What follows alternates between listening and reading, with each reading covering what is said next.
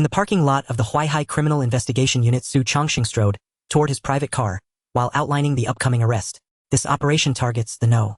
For drug trade, commonly known as heroin, he explained. The intelligence was provided by an informant, highly reliable and indicating a large volume of trade. According to the informant's details, the buyer intends to purchase 5 units of the no. For drug, each weighing 5 grams, totaling 25 grams, he continued. As for the seller, he is a seasoned repeat offender. This drug trafficking act will inevitably land him behind bars, even without the minor penalties, Su Chongqing added. The buyer and seller are engaging in their first transaction and are not familiar with each other. They have arranged to meet on Zhongshan Road pedestrian street, a crowded area where the abundant flow of people perfectly conceals their movement, he explained further. These are the tactics of experienced operators, Su Chongqing observed. Some veteran drug traffickers, when choosing a transaction spot, in fact, do not choose a secluded corner.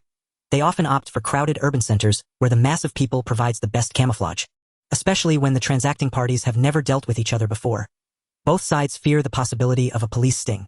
To prevent them from becoming alert and jeopardizing the transaction, we will operate in plainclothes, he stated. Besides the 3 of us, over a dozen others will participate in the arrest, each concealed in various corners, he noted. You 2 stay with me, so as to avoid any sudden moves that might alert them. By the way, Director Lin just spoke, he added. From now on, you 2 follow me. No need to call me master, that makes me seem too old. Just call me bro, it fits our age difference perfectly, he said with a wry smile. After hearing the overall plan for the arrest and the subsequent arrangements, Su Ming and Wang Hu nodded in unison. Understood. The 3 walked side by side to their private car. Su Chongqing patted his pocket, suddenly halted and rifled through it, unable to find his car keys. Immediately, Su Chongqing leaned against the car window, spotted the set of keys on the seat, and thumped his thigh in exasperation. Damn it! The keys were left inside. This is a mess, we'll have to call a locksmith. We must hurry or the arrest will go awry, he exclaimed. Then glancing at Su Ming and Wang Hu with a sigh of frustration, he added his concern. I'm good at many things, but these trivial matters always escape me. I keep losing stuff. This is already the 3rd time I've left the keys in the car, he admitted ruefully. Alright, I'll call the locksmith. I'm somewhat accustomed to this. To ease the embarrassment, the quick-witted Wang, who spotted a nearby self-service vending machine and lightened the mood. Bro Shang, Su Ming, would you like something to drink? Since we're waiting for the locksmith, we might as well grab some water. It looks like we'll be here a while, he offered. Distracted, Su Chongqing waved his hand, dismissively saying anything works. Just choose. Then he abruptly pounded on the car roof. Damn it, where is that locksmith? Why isn't he answering his phone? Standing nearby, Su Ming scanned his surroundings in mild irritation. Quickly he strode to a nearby iron railing, tore off a piece of thin wire intended for binding, and approached the car door saying, Bro Shang, make way. Let me see if I can unlock it directly, Su Chongqing said, as he prepared to dial another locksmith, only to notice the thin wire in Su Ming's hand. Instinctively, he stepped aside, not expecting much, and said, all right. Su Ming, give it a try, while I look for another locksmith's number. After saying this, he cast his attention elsewhere and began searching for the nearest locksmith. But 3 seconds later, a crisp clicking sound signaled the lock's opening. Without further ado, Su Ming pulled open the car door casually and said, all right, Bro Shang. Let's huddle up at our designated position to prepare for the arrest. Gazing at the open car door, Su Chongqing was momentarily stunned, his phone still held to his ear, as the locksmith's voice came through. Hello. Hello. Who is this? Speak up. Idiot, it's a harassment call. As the call was abruptly terminated, Su Chongqing instantly reacted, giving a long questioning look at the fine wire in Su Ming's hand. Quickly grabbing the keys, he started the car and shouted, come on, get in. Meanwhile, Su Ming stowed the fine wire into his pocket, opened the front passenger door, and called out to Wang Hu, who was still at the vending machine. Huzi, let's go. Observing the running car, Wang Hu hesitated for a moment, then clutching several bottles of water and beverages jogged over promptly. Damn, they're coming. Wait for me to get out. The car roared to life and sped toward Zhongshan Road pedestrian street. Su Chongqing glanced sideways at the determined Su Ming and remarked nonchalantly, who taught you that? Your speed in unlocking is even faster than that of veteran locksmiths. Su Ming did not answer immediately. His mind was flooded with memories of the 100,000 simulated criminal cases, many of which required lockpicking skills for theft or home invasion. It is no exaggeration to say that Su Ming's lockpicking skills now rival those of veteran locksmiths who have practiced this craft his entire life.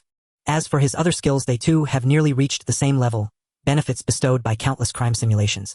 He pushed those thoughts aside. Shrugging casually, Su Ming replied, I learned it online. Overall, it isn't difficult. As long as you practice, anyone can master it. Faced with this evidently perfunctory answer, Su Chongqing was not surprised and did not press further. He maintained a smile as he looked ahead. Truly worthy of being the first to score full marks in the police exams all these years. Learning such lockpicking skills from the internet is remarkable, he teased. By the way, if you Xiao Ming weren't a detective, I would have been forced to report you just now, Su Chongqing remarked as Su Ming turned his gaze out the window. His eyes flashed as he silently muttered, "Had you not been a detective, the world would be rife with countless unsolved cases. After simulating the perfect crime 100,000 times, you can now conjure it up effortlessly, can't you?" As Su Changsheng and Su Ming conversed, their words mingled with memories of relentless practice. Meanwhile, Wang, who seated in the back with several bottles of water in his arms, looked utterly bewildered, occasionally glancing at Su Ming and Su Changsheng as if questioning the absurdity. Is it really necessary to be so exaggerated? He only bought a few bottles of water. Why is he now completely out of tune with the conversation? Zhongshan Road Pedestrian Street. Although it is currently 1 o'clock in the afternoon, the number of tourists remains high, with numerous tour groups significantly increasing the difficulty of apprehension. Su Changxing parked the car but did not get out immediately. He handed 2 miniature earpieces to Su Ming and Wang, who sang, "Hide these earpieces well and wear them.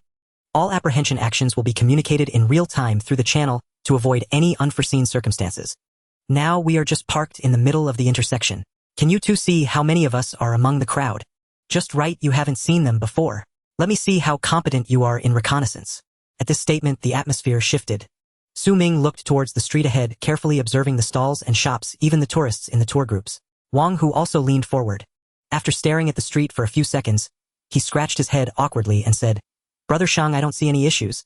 In this street, are there really any of us?" This answer made Su Changxing smile slightly, then he shook his head and explained, "Of course there are. However, they are well hidden. It's normal that you as new interns can't spot them yet.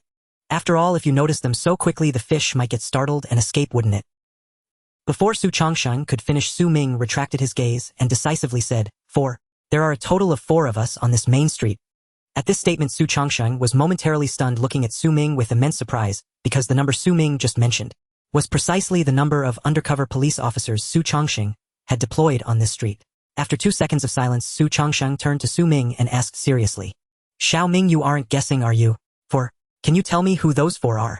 As an experienced police officer, Su Changxing still found it hard to believe that a rookie who hadn't even started the mission could easily identify hidden operatives. It must be a guess. Absolutely a guess. But Su Ming's unwavering answer completely shattered that notion. The first is the fruit stall in the center of the street. The vendor under the sunshade doesn't promote when customers arrive, which is too obvious as he scans the surroundings. The second is a customer in the convenience store. Although he bought Odin and beer to cover up only eating Odin and not drinking beer is also very apparent. The third is the tour guide at the far end. Even though he is waving a guide flag and leading tourists into the shop, it's abnormal for him to step out for fresh air when he should be encouraging tourists to spend. The fourth is the best hidden but still not perfect. He is the security guard closest to us, intercepting vehicles from entering the pedestrian street. Although he looks fine in form and action, his expression gives him away. As he spoke, Su Ming suddenly turned to Su Changxing, continuing with a pointed remark. "Brother Shang, do you know what a real intersection security guard is like? They should be impatient and irritable, not wanting to say even half a sentence, rather than patiently directing vehicles to parking lots like now." Of course, it could be explained by it being their first day on the job, still unaccustomed to such monotonous work and curious about everything, yet their faces show no signs of awkwardness or nervousness. These various details combined are enough to prove their identities. Am I right, Brother Shang? Whether in reconnaissance or counter-reconnaissance, Su Ming could be considered a master far beyond the average police officer or criminal. After hearing this analysis, Su Changxing looked at Su Ming as if he were a monster, then quickly pressed the miniature earpiece and shouted angrily, "Old Chen, sell fruits properly and don't ignore customers. Xiao Su, throw away the beer on your table and replace it with cola and drink a few sips from time to time. And Achi, when you're a tour guide, you need to explain things to the tourists and not just stand outside the shop blatantly. Finally, there's old Lin. As a security guard, you need to be a bit more aggressive. Don't be so patient. What kind of security guard patiently answers questions from drivers? You guys are so disguised that even the fish will get scared away."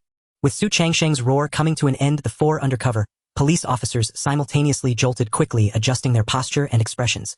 They never imagined that their seemingly well-hidden behaviors had so many flaws. What's going on? Is Su Changxing's observation really that strong? Can he even spot their shortcomings? 3 seconds later, the 4 visibly harmonized better with the environment. At the very least, if they hadn't observed carefully, it would have been absolutely impossible to notice any problems. After hearing Su Changxing's roar, Wang, who sitting in the back seat, had already opened his mouth wide, his eyes filled with shock and confusion. "Brother Ming, how did you see that?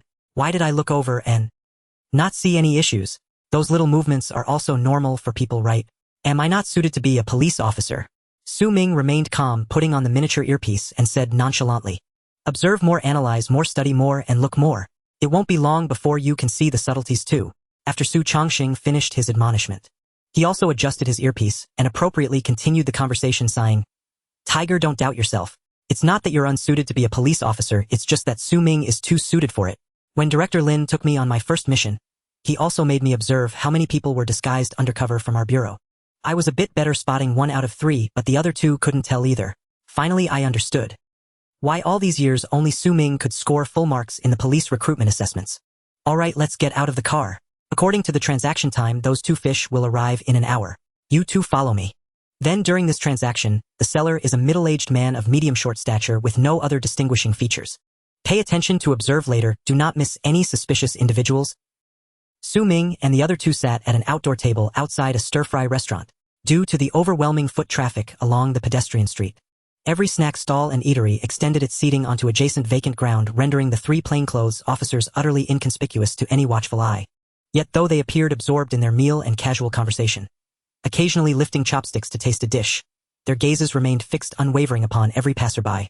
As minutes ticked steadily by, Wang Hu glanced at his phone and noted that the scheduled transaction time had already passed by 10 minutes. He picked up a garlic-baked oyster from the table, popped it into his mouth, and muttered in coded slang, "Why does this oyster taste oddly fishy? Is it spoiled? Has the suspect awakened?" Su Chongqing's expression remained utterly blank. He too selected a garlic-baked oyster, tasted it deliberately, and replied with veiled meaning, "It's not spoiled. The vendor simply undercooked it. Perhaps we shouldn't have urged him to serve them so hastily. Don't rush, or wait a little longer. By the way, do you know where the finest oysters are found?" Just as he began making idle chatter with Su Ming, Su Chongqing, who had been cultivating the guise of an ordinary tourist, abruptly halted mid-sentence when a sharp, acrid stench of burning acid pricked his nostrils. Su Ming detected the same odor simultaneously, and with a subtle sidelong glance observed the man who had just passed behind Su Chongqing. A lean, middle-aged man clad in construction site workwear. Instantly Su Ming turned toward Su Chongqing and gave an imperceptible nod, then seamlessly resumed his earlier remark. "Brother Su, I certainly know. When it comes to oysters, none surpass those from Russian. I hear the Russian oysters have recently reached peak maturity. They'll soon grace dining tables here in Shanghai. Only question is, when will the harvest crews be dispatched?" Though seated farthest to the side, Wang, who had not caught the acrid stench, but from Su Ming's seemingly innocuous talk about oysters, he instantly grasped the coded message. The suspect had appeared, yet the net must not yet close. He understood at once that among those who had just passed one was the suspect. Without hesitation or delay, Wang, who flicked his chopsticks aside, feigning completion of his meal, rose and pulled out his phone. "Boss, we're ready to pay." "How much for everything?" Though his ability to detect suspects might lag, Wang, whose skill at seizing the bill-paying moment was unmatched. His motto, never short on funds. As the construction-clad man receded into the distance, Su Ming stretched languidly, yet his hand subtly pressed against his miniature earpiece, whispering with quiet certainty. Seller sighted. Wearing yellow construction attire, approximately 165 centimeters tall. Distinctive acrid burnt odor of heroin type 4 residue unmistakably clinging to him. Recommendation: hold position, for now. Await the buyer's appearance. Su Ming's words echoed simultaneously in Su Chongqing's and Wang Hu's ears. To prevent mishap, Su Chongqing pressed his own earpiece and issued a precise directive. "Old Chan Xiao Su. The target is moving your way. Maintain discreet tailing. Keep comms open at all times." Hardly had the words left his lips when Old Chen's gravelly voice, hushed but urgent, crackled through the channel. Situation confirmed. The target dropped a cigarette pack into the grass beside the parking lot exit on the pedestrian street, then vanished back into the crowd preparing to depart. "Xiao Su and I are maintaining distant surveillance. He won't escape. Once the buyer appears, we'll move in together for the takedown." Clearly every officer involved was a seasoned veteran, fully aware that arresting the seller prematurely would likely frighten the buyer away entirely. After all, discarding the package via cigarette box signaled real-time coordination between buyer and seller. Simultaneous apprehension, once both were present, was the optimal strategy. Su Chongqing rose, keys in hand. "Let's go. Back to the car. We'll wait there. That secluded alley Old Chen mentioned lies right beside the parking lot exit. We'll set our trap and wait." 2 minutes later, all 3 were back in the vehicle, eyes locked on the grassy patch near the exit, while several other plainclothes officers concealed themselves nearby. At the first command, they'd strike without delay. Yet in this suspended stillness, time itself seemed thick, heavy, interminable. Su Chongqing turned towards Su Ming, curiosity glinting in his gaze. "Xiao Ming, may I ask, what precisely enabled you to identify the suspect so swiftly?" "From my vantage facing away from the flow of pedestrians, I only caught that unmistakable acrid stench. Yet you'd already pinpointed him before even seeing him." "How?" At that, Wang Hu, who'd been staring intently ahead, snapped alert and chimed in, "Exactly. Brother Ming, how did you know? I didn't even smell that acrid note. And yet you'd already singled him out." Honestly, I'm beginning to wonder whether we attended the same criminal investigation course. Su Ming gazed ahead, eyes half-lidded, and shrugged lightly. The acrid burnt odor needs no elaboration. It's a hallmark trait of heroin type 4 use. As for identifying the construction-clad man, it was straightforward. First, Zhongshan Road Pedestrian Street is a mature commercial and tourist hub. No construction sites exist nearby, and it's peak working hours for such sites. One might claim urgency brought him here, but his eyes betrayed no panic, no haste. Only tension, unease, glancing furtively around as if terrified of being seen. And most critically, his work uniform bore not a single stain or speck of dust. It's afternoon. So if he truly came straight from a job site and lacked time to change, how could his clothes remain pristine amid such dense crowds? Only one possibility remains. He never worked at any site. This outfit was donned solely to conceal his identity. All these clues converged to confirm. This seller knew full well his body reeked of that acrid odor. So he wore the uniform not for labor but to mask the stench and fade into anonymity. After all, people see laborers daily. A few give them a second glance. As he spoke, Su Ming recalled a simulated case study, his lips curving faintly upward. In truth, this seller was riddled with flaws. The ideal disguise would have been sanitation worker's garb, carrying a refuse sack to cloak his odor beneath layers of garbage. While pretending to collect bottles from bins, he could discard the cigarette pack containing the heroin beside the bin, leaving it for the buyer to retrieve. Such a method would render him nearly undetectable even with our full resources deployed. These words caused Su Chongqing's pupils to flicker, astonishment rippling across his features. What extraordinary talent was this? In mere seconds, Su Ming had dissected countless details and identified the suspect with unerring precision.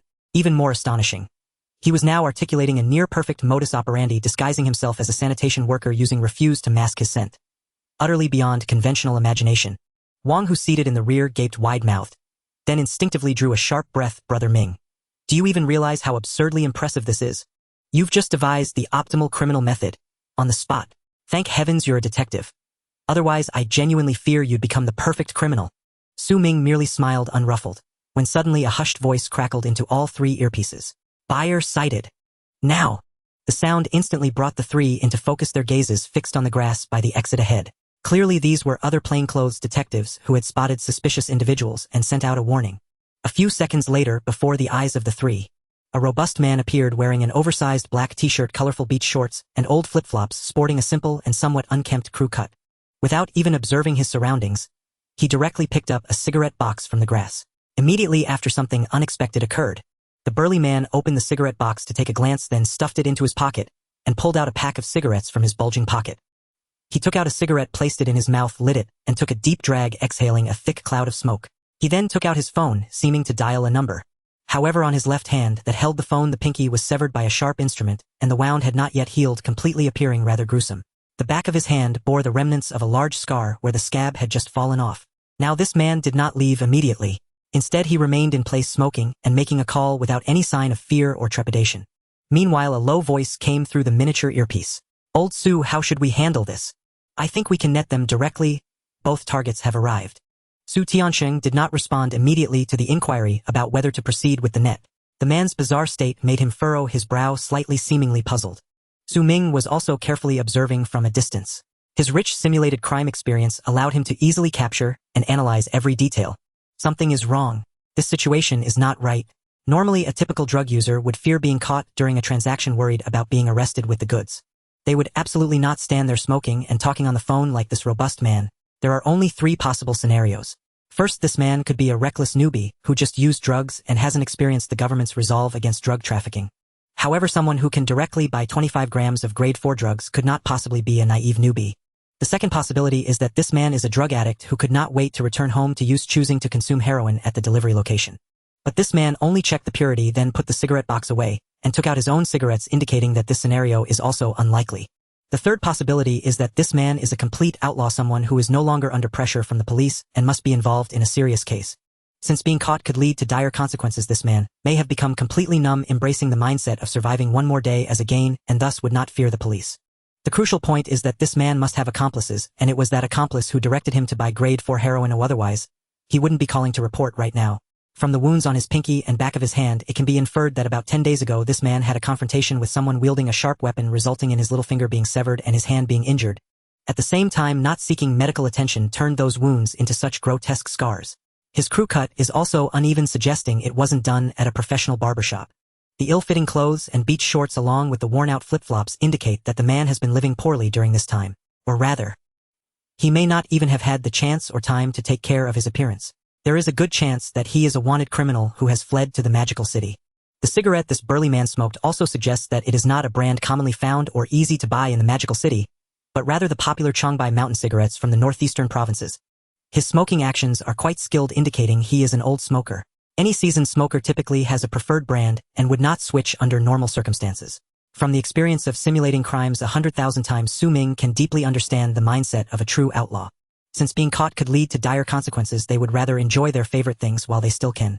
Smoking may seem trivial, yet for an outlaw it is the most important psychological solace. In crime simulations, Su Ming lost count of how many times he exposed these habitual little details due to overwhelming psychological pressure, ultimately leading to his capture and failure. Therefore, he can roughly deduce that this robust man before him is likely a major fugitive who has fled from the northeastern provinces to the magical city, and the crimes were committed within this month. At this moment, just as Su Ming finally sorted out his thoughts, although Su Changsheng's intuition felt something was off, he could not pinpoint the issue and ultimately abandoned the idea of further investigation. Pressing on the miniature earpiece at his ear, he frowned and spoke. "No more waiting. Let's start the net now." Before he could finish, Su Ming directly interrupted him, quickly speaking to stop him. "Wait. I suspect this man is a fugitive who has fled from the northeastern provinces to the magical city, and he has at least one accomplice. Do not proceed with the net yet." This statement stunned Su Chongsheng for a moment, but he quickly reacted and said, "Aki Lao Lin, wait. Do not move in to capture yet. Do not let this man leave your sight. I need to further verify his identity. Wait for my command." After saying this, he stared at Su Ming with confusion and disbelief, seemingly wanting to hear how Su Ming deduced that this man was a fugitive and an important one from the northeastern provinces. However, Su Ming had no intention of explaining. He turned to Wang Hu behind him and commanded, "Huzi, check the list of fugitives published in the northeastern provinces for the past month, and see if there's anyone who looks similar to this man. Just pay attention to the appearance. The hairstyle may have changed." Although Wang Hu was also somewhat puzzled, he had always strictly followed Su Ming's commands over the years. He immediately took out his phone, logged into the police's internal tracking system, and filtered the fugitives from the northeastern provinces for the past month. In less than 30 seconds, Wang Hu glanced at his phone, then compared it with the man in front, suddenly exclaiming loudly, "Holy shit, a level fugitive. And he has 3 lives on his hands. What? Let me see it right now." Su Changsheng's eyes trembled with disbelief as he snatched Wang Hu's phone with lightning speed. The next instant, the fugitive's detailed wanted profile appeared before his eyes. Class A fugitive. Name Luotian. Age 32. Gender male. Distinguishing features: long hair, stocky build, missing left little finger. Case summary: 15 days ago in Chun City, Jilin Province, he led a violent armed robbery at a suburban drug dealing site alongside 2 accomplices. 3 people were killed, 1 severely injured, and over 100,000 yuan in cash and valuables was stolen. All 3 fled southward immediately after the crime. Compared to the public version of the warrant, this internal police bulletin was markedly more detailed. After reading it through, Su Chongsheng fixed his gaze upon the burly man still smoking nearby. His earlier affable smile vanished, replaced by cold, razor-sharp intensity. Well, we set out to catch a mere drug addict, and instead reeled in a whale. It appears this Class A fugitive Luotian isn't here to buy heroin. He's using this deal as a setup to pull off another double cross. At that moment, he pressed his miniature earpiece and issued orders without hesitation. Situation has changed. Aki and Lao Lin. This man is a Class A fugitive from Jilin Province, and an accomplice remains hidden nearby. Do not spook them yet. Follow him discreetly.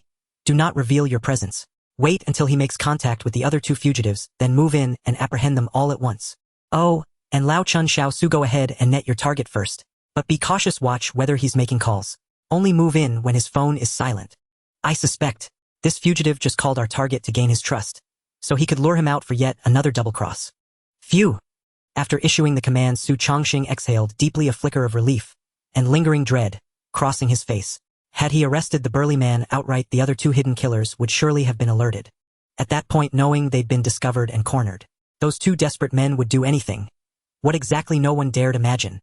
For such hardened criminals, realizing escape is impossible. Launching indiscriminate mass violence on city streets is tragically plausible. Shaking off the tangled thoughts, Su Chongsheng turned toward Su Ming beside him, his expression complex. Equal parts awe and admiration. "Su Ming, you've truly astonished me.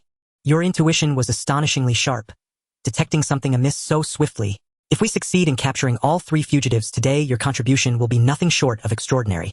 Still, I'm curious. What precisely led you to identify this burly man as a major fugitive from northeast China? Wang, who seated in the rear, leaned forward eagerly. Exactly, Brother Ming. Spill it. How did you spot him? Share the insight. We want in on the glory too.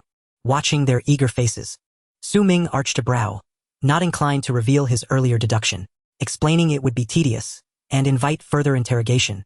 So he simply shrugged, calm and effortless. No special technique. Just make it a habit to review the Internal Bureau's updated fugitive bulletins every so often. You'll spot them too. Truthfully, I only mentioned it because he looked vaguely familiar, though I wasn't certain. Come to think of it, his long hair's been shaved into a crew cut. That's why the face didn't immediately click. Undeniably, this explanation held perfect plausibility. Many seasoned detectives routinely scanned fugitive profiles. Su Changsheng clicked his tongue twice, still marveling aloud. Whether deduced on the spot or honed through routine vigilance, Xiao Ming, this is undeniably a major achievement. Early official confirmation is all but guaranteed. Now let's wait patiently and see when this fugitive finally meets up with his accomplices. As everyone settled into quiet anticipation, Detectives Lao Chun and Xiao Su moved to a secluded spot and apprehended the seller on the spot, knowing full well this would be his 3rd conviction, and that the quantity of narcotics involved was substantial. Even without the death penalty, he faced over a decade behind bars. The dealer, nicknamed Skinny Dog, trembled violently, unable to utter a single coherent sentence. With Skinny Dog now in custody, all attention shifted to the fugitive. Yet puzzlement rippled through the team. 10 full minutes passed. Luo Zhen, the Class A fugitive, continued aimlessly strolling along the pedestrian street, taking no further action whatsoever. He even paused to purchase new trousers, swapping out his original beach shorts. Yet repeatedly he pulled out his phone to check it. His demeanor suggested he was awaiting instructions. Su Changsheng stroked his chin, eyes sharpening with calculation, and pressed his earpiece again. Aki Lao Lin, are you compromised? Did you alert this whale? Is that why he's deliberately lingering here? Refusing to rendezvous with the others? Wait, no. I retract that. He shook his head, continuing, that doesn't add up. A desperate criminal sensing exposure wouldn't waste time shopping for pants. He'd lash out unpredictably. Could it be that the problem lies with Skinny Dog? These 3 planned a double-cross, but since the 2 hidden fugitives couldn't reach Skinny Dog, they assumed both he and Luo Zhen had been exposed. Only this explains why Luo Zhen refuses to leave and keeps checking his phone. Clearly, Su Changsheng's deductive prowess, honed by years of field experience, was formidable. He'd instantly pinpointed the crux, and now urgently coordinated. Lao Chun, Xiao Su, immediately retrieve Skinny Dog's seized phone. Check for unread messages or missed calls. I suspect the trio is trying to contact him. Within seconds, a reply crackled over their earpieces. Chief Su, there are indeed 2 missed calls. The most recent came 2 minutes ago. Since Xiao Su and I weren't briefed on the current status, we deliberately let it ring. But they'll almost certainly call again soon. The critical issue now is Skinny Dog, a seasoned con, can't even speak coherently from fear. Answering that call would blow our cover instantly. 2 unanswered calls and those 2 fugitives will grow suspicious. They won't wait for Skinny Dog to regain his composure. This situation had grown perilously tight. If the next call went unanswered, the 2 fugitives, whose hiding place remained unknown, would realize they'd been compromised and flee immediately. By then, even if Luo Zhen revealed their whereabouts, tracking them down would likely prove futile. Time was slipping away. Fast. Su Ming tapped his earpiece, voice steady, supremely confident. Brother Chen, can you bring Skinny Dog and his phone to Chief Su as fast as humanly possible? I can perfectly mimic Skinny Dog's voice on the call. The 2 fugitives won't detect the difference. Since they're scheming a double-cross, why not use their own trap to reel them in? Indeed. Imitating the voice of a skinny dog, Su Ming's words left Su Changsheng and Wang Hu momentarily stunned. Xiao Ming, are you sure? To imitate a skinny dog's voice in such a short time and not let the other 2 fugitives notice? You must understand this is the best opportunity to capture the other 2 fugitives. If something goes wrong, we'll be in trouble. Although Su Ming's earlier performance was impressive, this was a precious opportunity to apprehend 2 major fugitives, and Su Changsheng remained extremely cautious. If they manage to escape again, the situation will become even more difficult to handle. A retaliatory, indiscriminate killing could also occur. Su Ming did not respond immediately. Instead, he cleared his throat and tested his voice, then spoke in a tone almost identical to Su Changsheng's. Brother Shang, I think we can give it a try. I wanted to become a voice actor in high school, so I practiced changing my voice for a while and can imitate most voices. Moreover, phone calls will inherently have some distortion, so most people definitely won't notice any issues. Wang, who sitting in the back, remarked. Hearing Su Ming's altered voice, his eyes filled with shock and astonishment as he silently complained. This is unbelievable. What kind of genius is Ming Gu? Just from self-studying voice modulation in high school, how can he so easily imitate others' voices? Clearly they attended the same classes. Why does he feel like a complete failure? However, Wang, who would never guess that Su Ming's voice modulation wasn't from high school self-study, but from simulating crimes. It was a skill Su Ming learned and mastered to perfect various forms of fraudulent crimes. Su Changsheng then collected his astonishment. The urgent task was to capture the 3 Class A fugitives, and he immediately pressed the earpiece without hesitation. Old Chen, hurry and bring the skinny dog over. Before anyone could remind him, Su Ming immediately acted, looking at the trembling skinny dog, and said coldly, "Skinny dog." Old Chen, on his way back to the police station with the skinny dog, quickly turned the car around and rushed towards the location of Su Ming and the others. 3 minutes later, an SUV drifted into the garage, stopping next to Su Changsheng's vehicle. Old Chen quickly pushed the skinny dog into Su Changsheng's car and frowned, pulling out a phone in a plastic bag. "Old Su." The other 2 fugitives called again. "If we don't handle this quickly, I feel like they're going to escape." The situation was urgent. Before anyone could remind him, Su Ming immediately acted, looking at the trembling skinny dog, and said coldly, "Skinny dog. Say something right now." The skinny dog trembled incessantly, wondering whether he would end up eating peanuts or sitting in prison. He couldn't even utter a complete sentence, merely parting his lips. I. But aside from the word I, nothing else came out. The skinny dog could not produce any other sounds. However, time and circumstances were not on their side. Smack! A crisp slap echoed.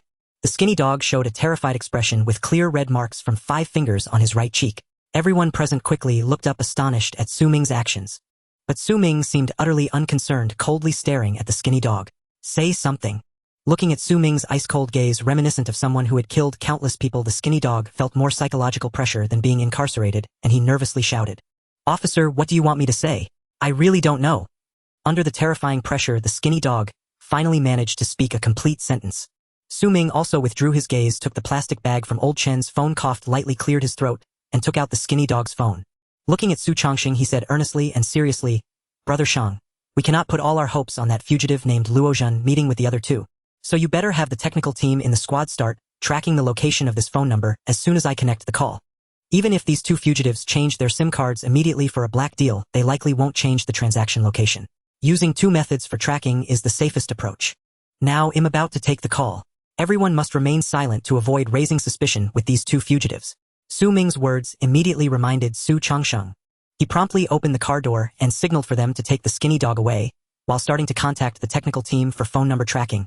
At this moment, Su Ming also answered the call, turned on the speakerphone, and impatiently shouted in a voice nearly identical to the skinny dog, "Hello, who is it? Why are you calling? Are you eager to die?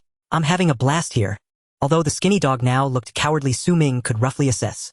As a seasoned criminal with prior arrests and having access to drug supplies, he must usually act arrogantly. Otherwise, this deal wouldn't have him smelling of burnt acid, simply putting on a worker's outfit to come to Zhongshan Road. Thus, using this tone and attitude to answer the call was naturally the most suitable. 3 seconds later, just as Su Ming had expected, the 2 Class A fugitives hiding did not express dissatisfaction with his attitude. Instead, they chuckled and dismissed it. "Dog brother, I have received that 5th grade product. It's really pure, much better than those other shady dealers with impurities." As soon as these words were spoken, everyone in the car was completely convinced. Just as Su Ming had said, these 2 hidden fugitives hadn't detected any issues at all. They all treated Su Ming as the skinny dog. Su Ming exhibited no emotional fluctuations, continuing to speak in an impatient tone. "The product is good, isn't that expected? You could ask anyone in Magic City which supplier's goods are better than mine, skinny dog. Do you know who runs this place? Stop talking nonsense. Enjoy your smoke properly. You want die from the 5th grade. Hang up." After finishing this, Su Ming didn't hesitate to hang up the call. The youngest and most inexperienced Wang, who seeing that they had already hooked a big fish, was instantly stunned when Su Ming directly hung up the call, hurriedly exclaiming, "Ming Gu, what are you doing? Wasn't there no problem just now?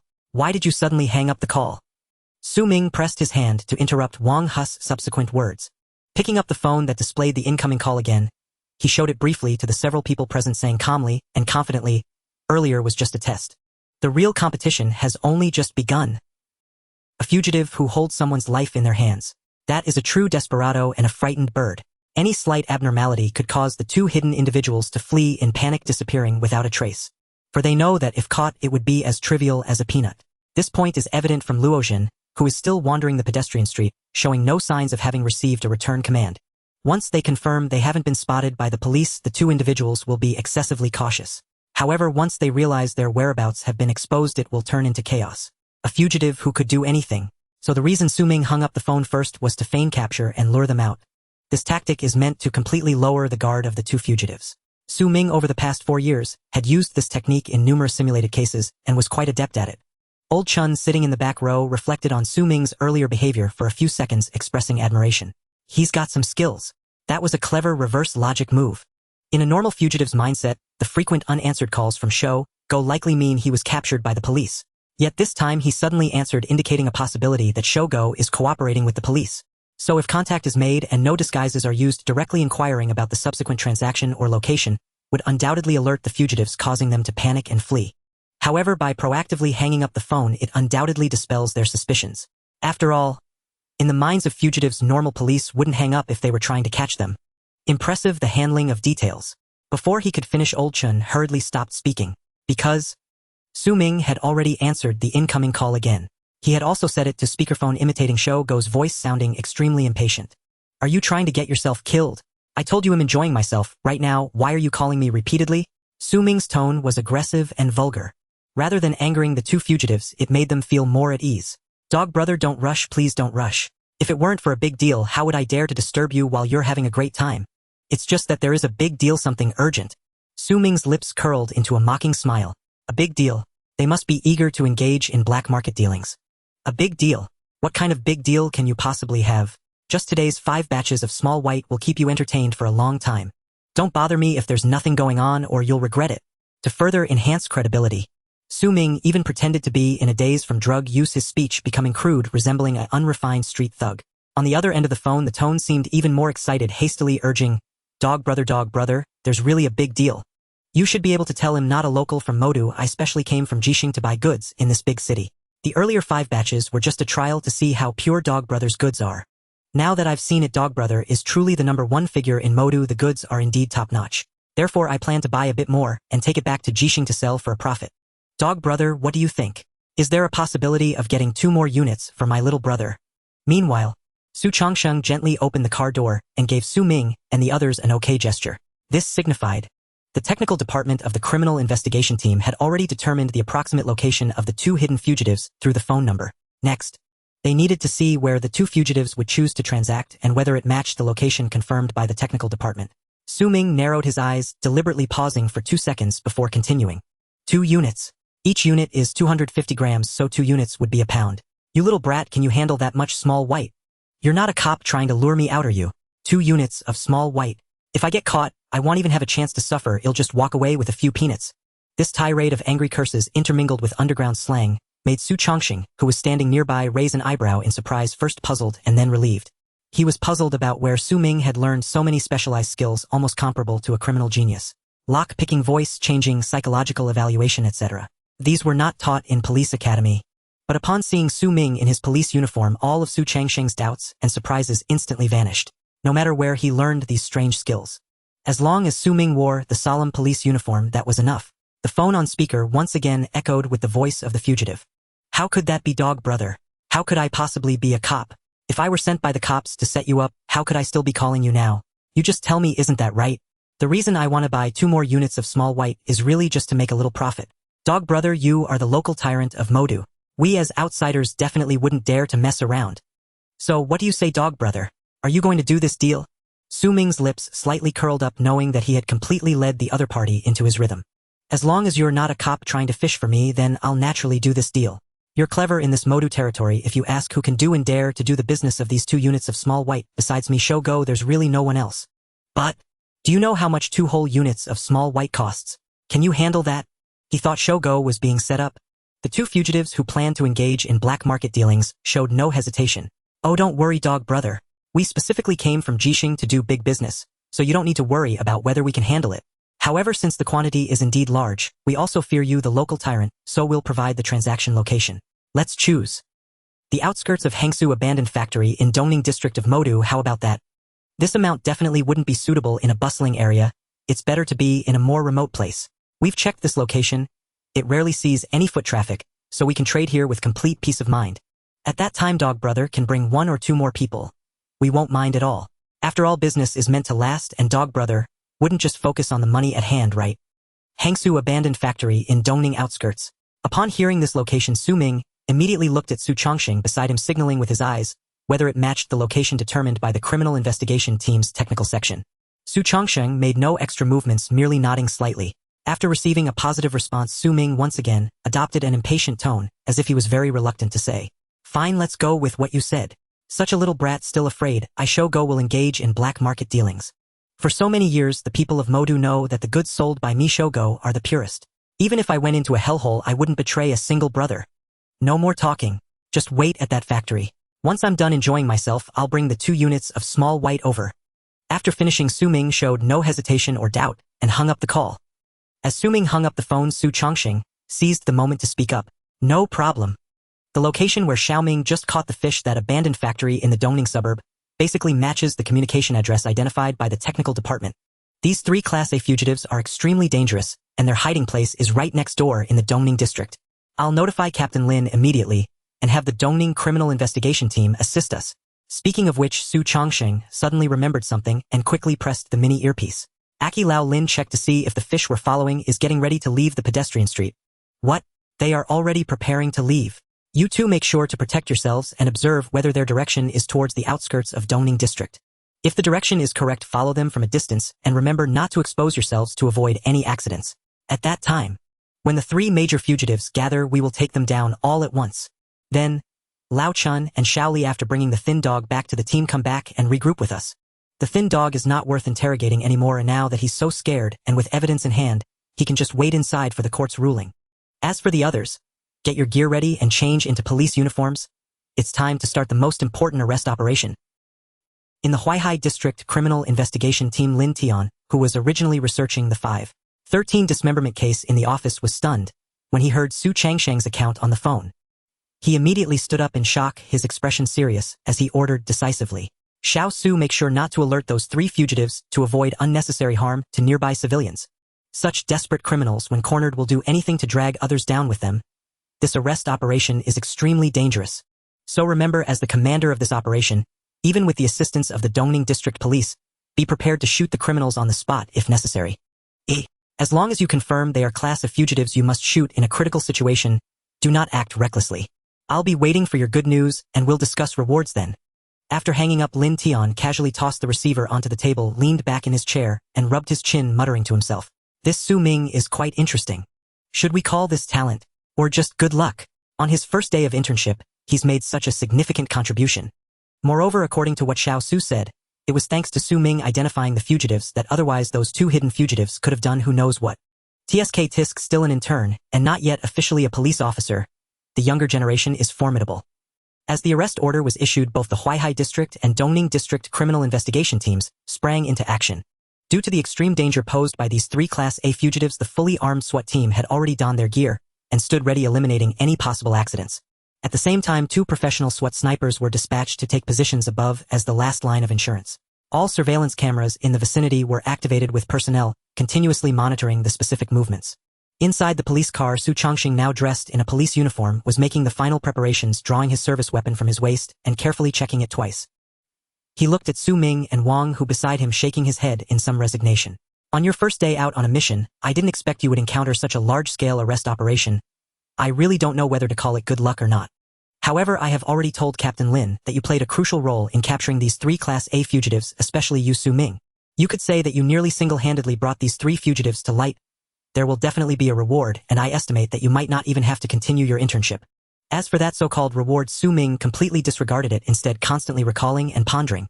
If he were to be in the shoes of those 3 fugitives, how could he perform better and achieve a truly perfect crime? But no matter how he thought about it, even with 100,000 simulations of criminal experience, Su Ming could not find a suitable solution. Because, from the moment he was wanted by the Jilin Provincial Police, this crime could no longer be called perfect. No matter how he fled, there was a possibility of being caught. A truly perfect crime should start from the moment the action is prepared, leaving no trace of flaws. As Su Ming contemplated endlessly, Wang, who was staring at Su Chongqing's service weapon, his eyes full of hope and anticipation. Clearly, as an intern policeman who wasn't short on money, what Wang who looked forward to the most was to have his own service weapon. Su Chongqing naturally noticed Wang Hu's expression and smiled without saying anything further. A service weapon is not only a symbol of honor and power, but also a tremendous pressure, something more important than life itself. At this moment in the abandoned factory in the Dongning suburb, the robust fugitive Luozhen, who had just returned from the pedestrian street, was sharpening a short bone knife against a stone. Next to him, a bald fugitive with a dragon tattoo exposed on his bare upper body was wrapping his palm with bandages to prevent accidentally losing control of the knife while swinging it. After finishing wrapping the bandages, the bald fugitive glanced at the last scrawny fugitive, who was consuming drugs, and frowned as he coldly huffed. "Stop smoking, will you? The other party is almost here, and you're still smoking here non-stop. Will you even be able to wield the knife later? Don't cause me any trouble. We have 2 blocks of heroin here. After completing this deal, it will be enough for the 3 of us to run away for several years. When the wind dies down, returning to our Jilin province shouldn't be impossible." Upon hearing this reprimand, the scrawny fugitive showed an expression of dissatisfaction, but dared not refute the bald fugitive. He tossed aside the 5 blocks of heroin that the robust fugitive had brought back and picked up an axe, saying impatiently, "Do you think this will work out? Is the thin dog really going to bring 2 small blocks of white to trade just because of our call? I just feel something is off. Logically speaking, a person like the thin dog should be quite timid and afraid of death." Before the scrawny fugitive could finish speaking, bang, bang, bang, the sound of urgent, forceful knocking echoed from outside the abandoned factory's iron door. The bald fugitive glanced over and motioned towards the iron door, saying, "See, isn't someone coming? Even if the thin dog is timid, he can't resist making money, right?" He tossed aside the 5 blocks of heroin that the robust fugitive had brought back and picked up an axe, saying impatiently, Do you think this will work out?" Seeing someone knocking at the door, the scrawny fugitive, just after using drugs, clearly became excited and jumped towards the iron door. However, just as he was about to unlock the door, bang, a violent kick to the door resounded. The old iron door was kicked down, crashing onto the scrawny fugitive and rendering him unconscious. Immediately after, 2 tear gas canisters emitting irritating white smoke were thrown straight into the factory from outside. This sudden situation left the bald fugitive momentarily stunned, and then he panically shouted, "Damn, Ajan, the green shirts are here. Cough, cough, hurry and run, grab the knife and kill them. Even if we exchange for a green shirt, it's still a profit." Inhaling the irritating gas, the bald fugitive, who was choking and streaming tears, was just about to pick up the machete on the ground when bang, the dull sound of a sniper rifle firing rang out. The bald fugitive's arm exploded instantly, and the intense pain caused him to fall to the ground howling in agony. The strongest, robust fugitive had already been pinned to the ground by several SWAT members in gas masks, holding explosive shields with a rifle pressing against his head. Su Chongqing followed closely behind the SWAT officers, seeing that the 3 had been completely subdued, and immediately pressed the mini earpiece. "The arrest operation has been successfully completed.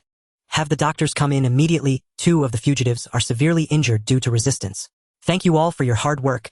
Let's regroup."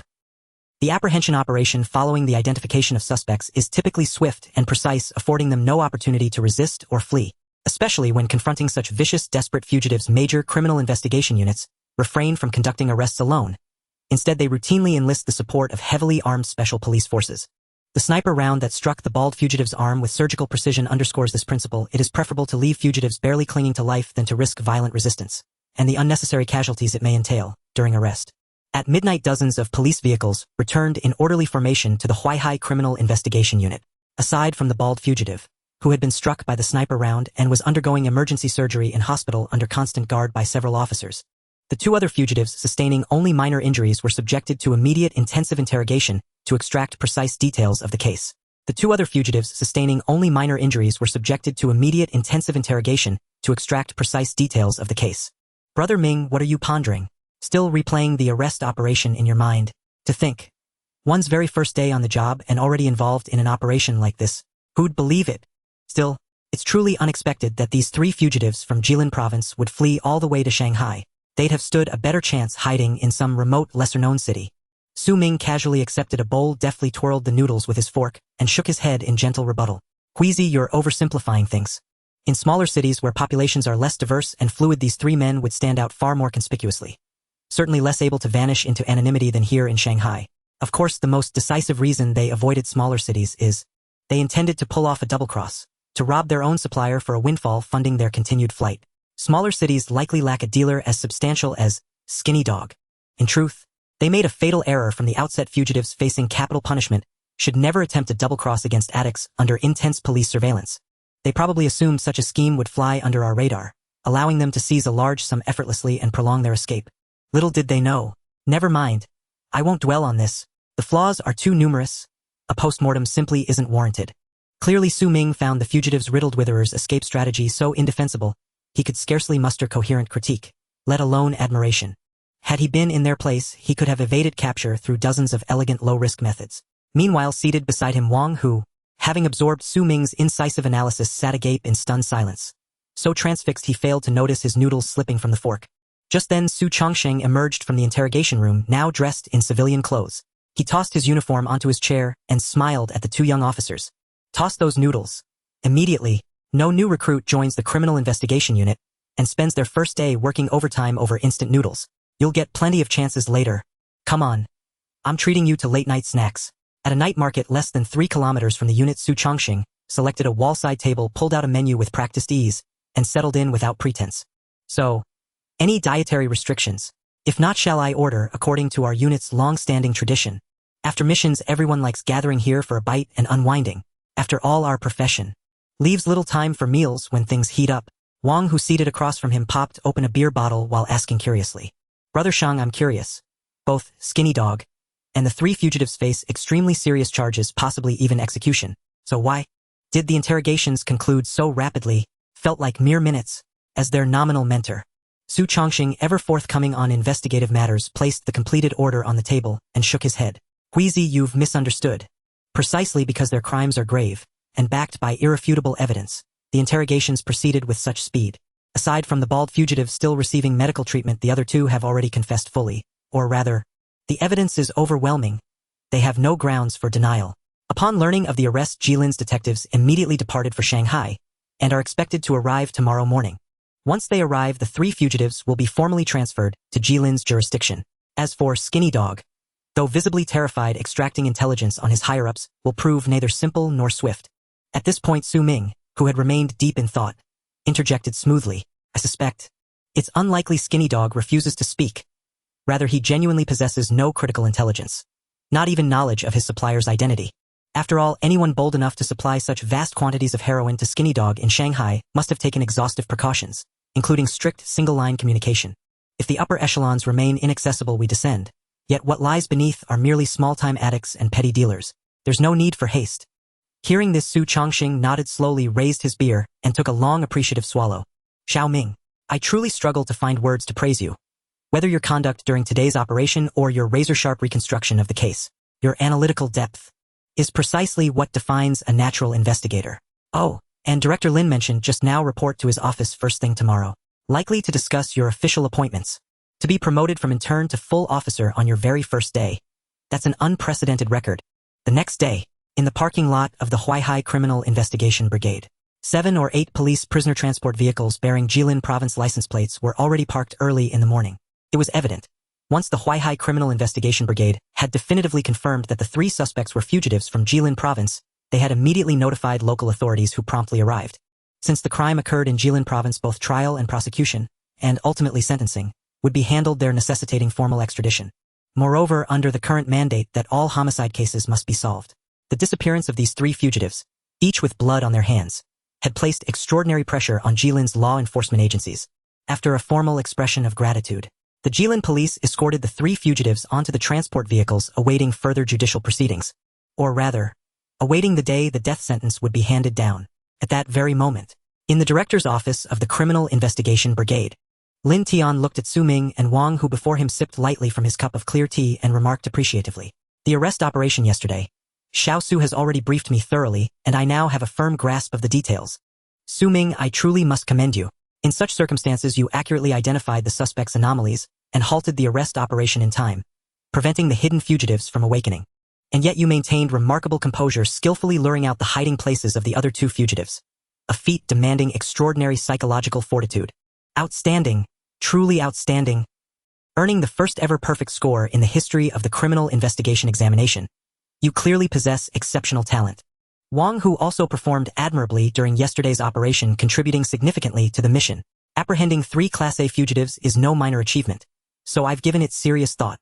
At this point, Lin Tian paused for 2 seconds, then tapped lightly on the desk and continued. Both of you will sign your official employment contracts shortly, transitioning from intern status to probationary officers. Ordinarily, new officers undergo a full year of probation, but given the exceptional merit of this arrest operation, assuming your probation period will be reduced to just 3 months before you're fully commissioned and issued a service firearm, a Wang, whose will be halved to 6 months. Additionally, the Jilin police have offered a reward, so each of you will receive a bonus of 5,000 yuan. Don't consider it meager. After all, apprehending criminals is our fundamental duty. The reward is merely symbolic, not substantial. From any perspective, the Huaihai Criminal Investigation Brigade's rewards were exceptionally generous: accelerated commissioning and shortened probation. Tangible benefits, not hollow promises or empty encouragement. The 5,000 yuan bonus served as a meaningful supplement. Su Ming and Wang, who exchanged glances, then simultaneously rendered a crisp salute. Thank you, Director Lin. Lin Tian waved dismissively, urging them not to stand on ceremony. This is simply merit-based recognition. Your due reward. No thanks are necessary. By the way, you're still residing in your university dormitory, correct?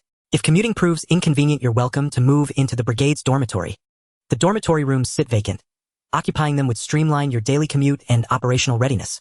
Of course, during this probationary period, both of you should carefully consider whether to specialize in frontline investigative work or in forensic technical analysis. In every case, forensic technical expertise holds equal weight to frontline investigation. Neither yields an inch in importance. That's all. I have no further matters for you today. You may proceed with your duties. Having spoken, Lin Tian turned his attention away from Su Ming and Wang Hu, focusing instead on the thick stack of case files piled upon his desk. Just as Su Ming reached the office door, Lin Tian suddenly lifted his head, as if recalling something, and added, "Ah, Su Ming. Xiao Su mentioned your exceptional acuity for case details, so I'm assigning you an ad hoc task. When you have spare time over the next few days, review the case files of the May 13th, 2003 dismemberment murder at Modu University. Scrutinize them closely for any overlooked clues or latent intelligence.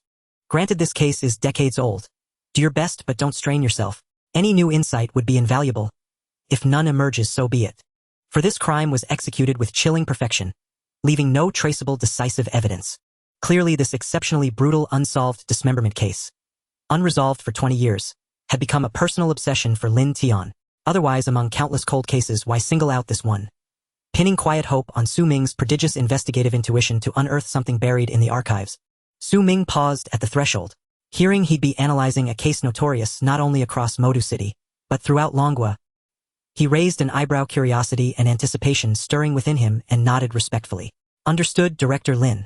I'll retrieve and examine the full case dossier immediately, to see whether fresh leads await discovery. After leaving Lin Tian's office, Wang Hu, who had remained solemn and reserved inside, burst into unrestrained excitement the moment they entered the corridor, punching the air triumphantly. Damn! It's all thanks to you, Brother Ming. I'm skipping internship entirely, joining probation straight out of university, and only serving 6 months. This is absolutely incredible. If classmates hear about it, they'll be green with envy. This isn't theoretical favoritism, but real measurable time saved. While others are still interning, we'll already be armed. Oh, and Brother Ming, do you think I should focus on frontline criminal investigation or lean toward forensic technical work? Ever since university, Wang, who had followed Su Ming's lead without question, their years-long friendship made sharing credit effortless and natural. Indeed, the fact that Wang Hu deferred to Su Ming on such a pivotal career decision spoke volumes about their bond. Su Ming studied Wang Hu up and down, then sighed wistfully. Brother Hu, I think it's best you abandon aspirations of frontline detective work. Based on my observations over these past years, you simply aren't cut out for it, but you show genuine aptitude in reviewing surveillance footage and mastering forensic technical disciplines. That path offers rich potential for growth. Most importantly, forensic technicians are also issued service firearms, fulfilling your deepest wish. Wang Hu froze, about to protest. What do you mean I lack investigative talent? When he recalled Su Ming's solo breakthrough yesterday, unearthing all 3 hidden fugitives, he fell silent for 2 seconds, then exhaled deeply, gazing upward at the ceiling-mounted surveillance camera, murmuring to himself. Ah, fine, I'll monitor surveillance feeds. As long as I get my firearm, it's settled. As Wang Hu muttered to himself, Su Ming had already returned to his desk, logged into the internal system, and retrieved the electronic dossier of the 20-year-old Modu University dismemberment case. Once the file loaded, he gazed at the thousands of pages displayed on-screen, narrowed his eyes slightly, and murmured softly, "Here it is. Let me see. Just how flawless can a 20-year-old cold case truly be?" The vast majority of criminal cases feature case files no longer than 200 pages. This unsolved dismemberment case, however, spans several thousand pages, nearing 5 digits, a testament to the authorities' extraordinary attention. Yet despite such scrutiny, even the likely suspect in this 20-year-old case remains unidentified, earning it the grim epithet, the perfect crime. While studying at the police academy, Su Ming had heard numerous instructors reference this case. Now, reviewing the actual file firsthand stirred an unmistakable thrill within him. More than anything, he wanted to see whether a case unresolved for nearly 2 decades truly deserved that title. He opened the digital file. Su Ming did not begin reading the file page by page. Scrolling through thousands of digital pages meticulously would take at least 10 to 15 days. Instead, he jumped directly to the section documenting the victim's remains, scrutinizing photographs taken at the crime scene with methodical precision, drawing upon 10,000 simulated criminal reconstructions. He knew with absolute certainty that the victim's corpse held indispensable clues. In most homicides, solving the case begins, and often ends, with the body itself. In the next instant, several chilling photographs appeared on screen. The first image showed a black plastic bag filled with boiled meat slices, uniform in size and shape, indistinguishable from braised beef sold at any local deli. But beside that pile of meat lay half a boiled finger, jarringly out of place. Its cracked, upturned nail grotesquely macabre. At first glance, the meat might even stir hunger in the uninitiated. Yet, the moment one's gaze falls upon that severed finger, nausea surges violently. The scalp prickles, bile rises, and every trace of appetite vanishes, replaced only by the desperate urge to empty one's stomach. Beside the photograph appeared a descriptive caption. On May 13, 2003, at 5:00 m, sanitation worker Huang Lijuan discovered this bag containing human remains inside a trash bin along the eastern stretch of Renmin Street in Huaihai District. Initially mistaking the contents for discarded beef, Huang collected the bag intending to cook it at home. At 6:00 p.m., while preparing to reprocess the package, she noticed what appeared to be a human finger, and immediately panicked, calling the police. DNA analysis confirmed all tissue fragments within the black plastic bag originated from a single individual, boiled, dismembered limbs. The Huaihai Criminal Investigation Unit promptly launched an investigation identifying the victim as a current student at Modu University and later locating additional human remains at 4 other locations. Following this description were 4 more crime scene photographs, each depicting another discovery site of the victim's remains. Among them, 3 showed identical black plastic bags filled with uniformly sized and shaped boiled meat slices.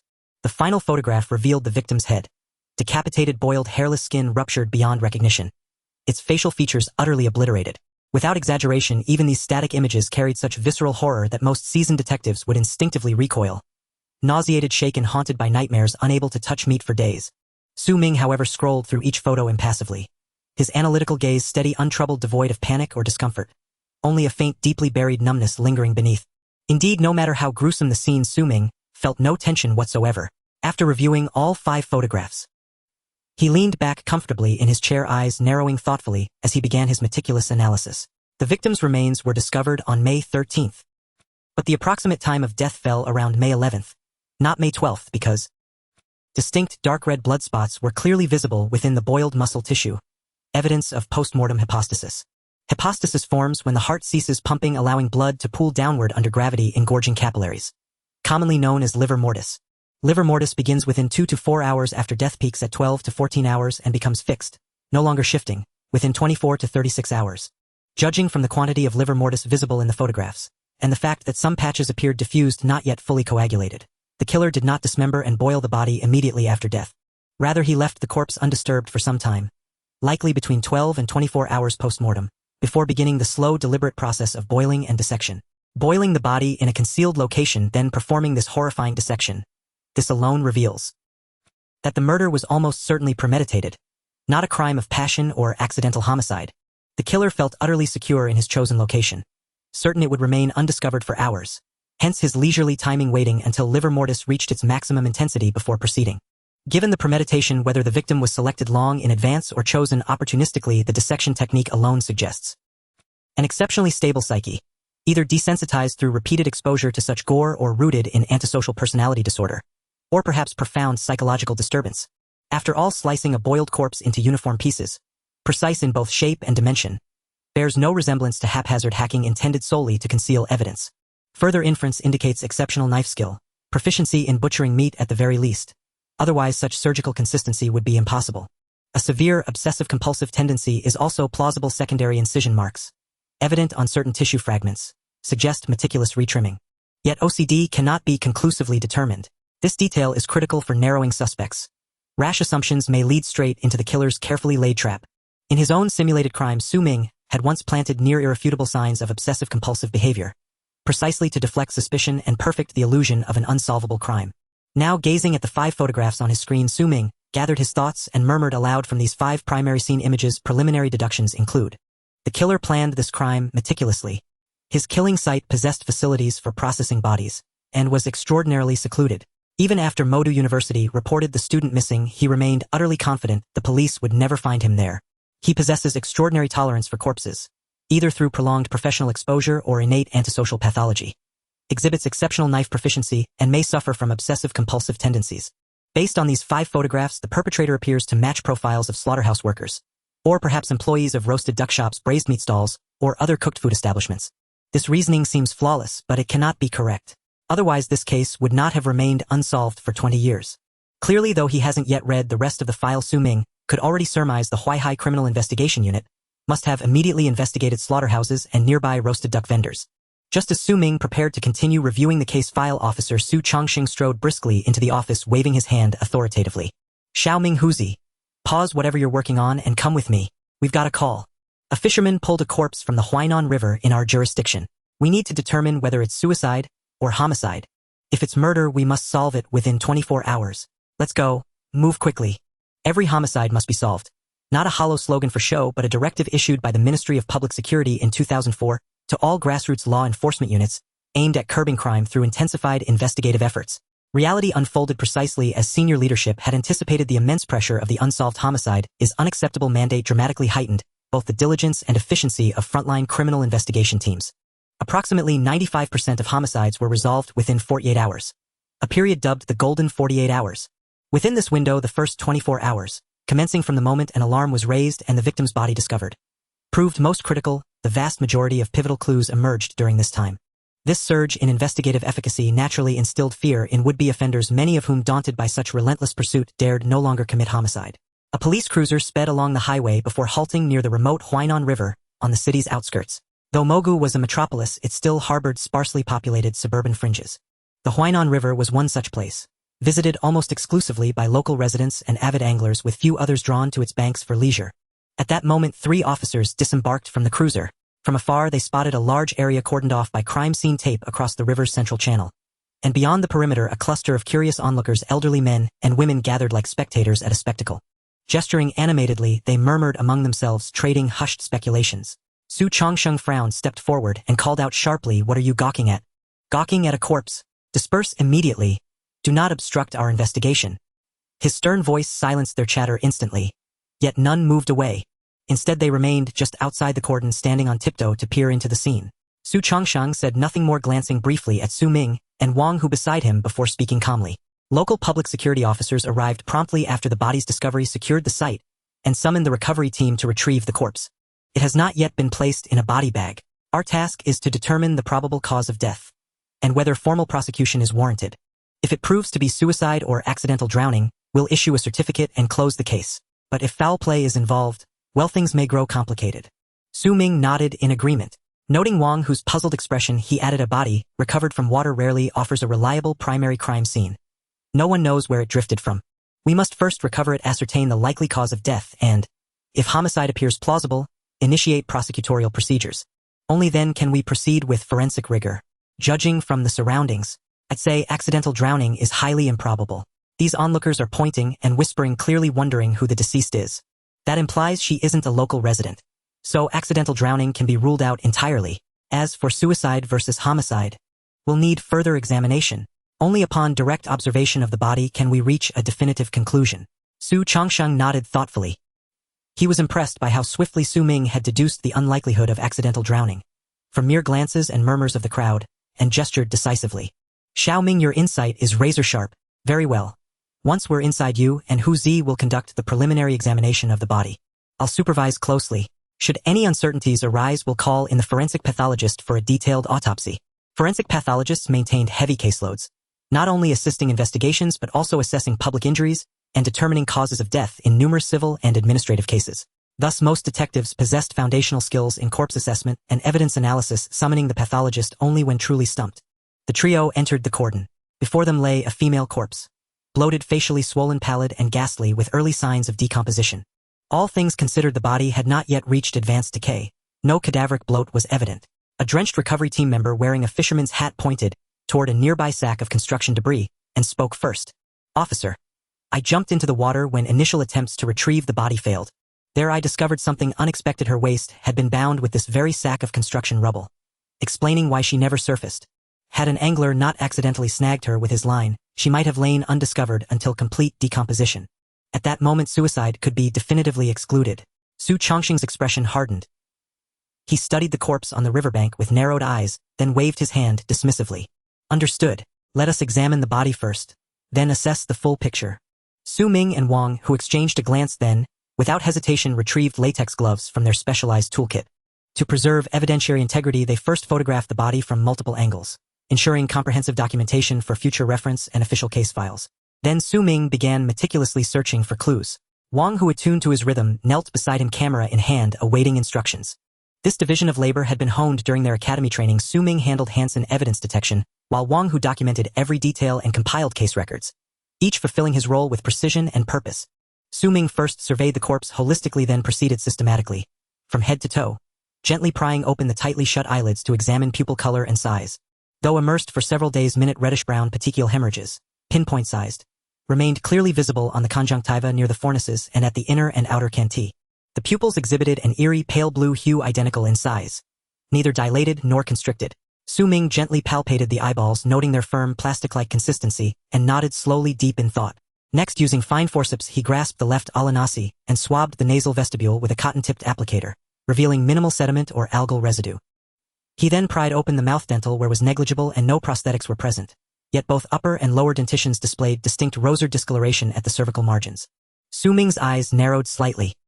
He tilted the head backward, scrutinizing the neck, where a striking half-finger-wide band of purplish-black contusion came sharply into view. Maintaining his position, he signaled Wang, who photograph this area now. Absence of significant mud, algae, or mucus in the nasal cavity indicates no antemortem aspiration. She was unconscious or already deceased upon submersion. Moreover, the conjunctival petechiae, the rosered cervical tooth discoloration, and the distinct ligature mark on the neck collectively point to a single grim conclusion. She did not drown. She was strangled, and then dumped into the river. She did not drown. Rather, she was strangled to death, then deliberately dumped. This conclusion inevitably elevated the brutality of the case to an even more heinous level. Su Chongqing's expression grew markedly more grave. He pulled out his phone and dialed the technical division of the Huaihai Criminal Investigation Unit. Old Chun, please check the city surveillance footage near the Huainan River for the past 5 days. A particularly vicious homicide has occurred here. We must solve it without delay. What? There's no surveillance along the Huainan riverbank. Then pull footage from surrounding areas within several kilometers. Look for any suspicious individuals. Also, check whether any missing person reports have been filed recently for women aged roughly 20 to 30. In this era, the extraordinary efficiency of police investigations owes much to the omnipresent Sky Eye surveillance network. Its role is nothing short of pivotal. Yet now the absence of surveillance along the Huainan River significantly complicates the investigation. All hope rests upon uncovering vital clues on the corpse itself, enough to identify the deceased. While Su Chongqing arranged for surveillance review and victim identification, Su Ming continued his examination without pause. After confirming the ligature marks on the neck, he proceeded methodically downward, analyzing and observing further. The upper body wore a sleeveless top, a colorful tattoo, roughly palm-sized, adorned the clavicle. The abdomen showed no significant distension. This indicated minimal internal decomposition. No gas accumulation had yet occurred. Moreover, it confirmed definitively that the victim died of asphyxiation, not drowning. Her lower body wore form-fitting jeans. Distinct indentations marked the pelvic region, imprints left by coarse construction debris used to bind her. Both garments bore internationally renowned brand logos, but material quality and fine details revealed them to be high-fidelity counterfeits, not authentic articles. Gently rolling the body onto its side, Su Ming clearly observed a broad uniform patch of yellow mud on the right buttock, and traces of the same mud on the front right pocket. At this, Su Ming looked up toward the nearby recovery crew and asked, "Excuse me, I'd like to ask, when retrieving the body, did you drag it across the ground?" "No," replied the recovery worker, momentarily curious, then hastily waving his hands. "Officer, we're professionals. We'd never drag a body on the ground. Besides, in our line of work, dragging a corpse is profoundly taboo, a matter of deep-seated superstition and reverence." Su Ming gave a slight thoughtful nod, saying nothing more, then returned his gaze to the female corpse.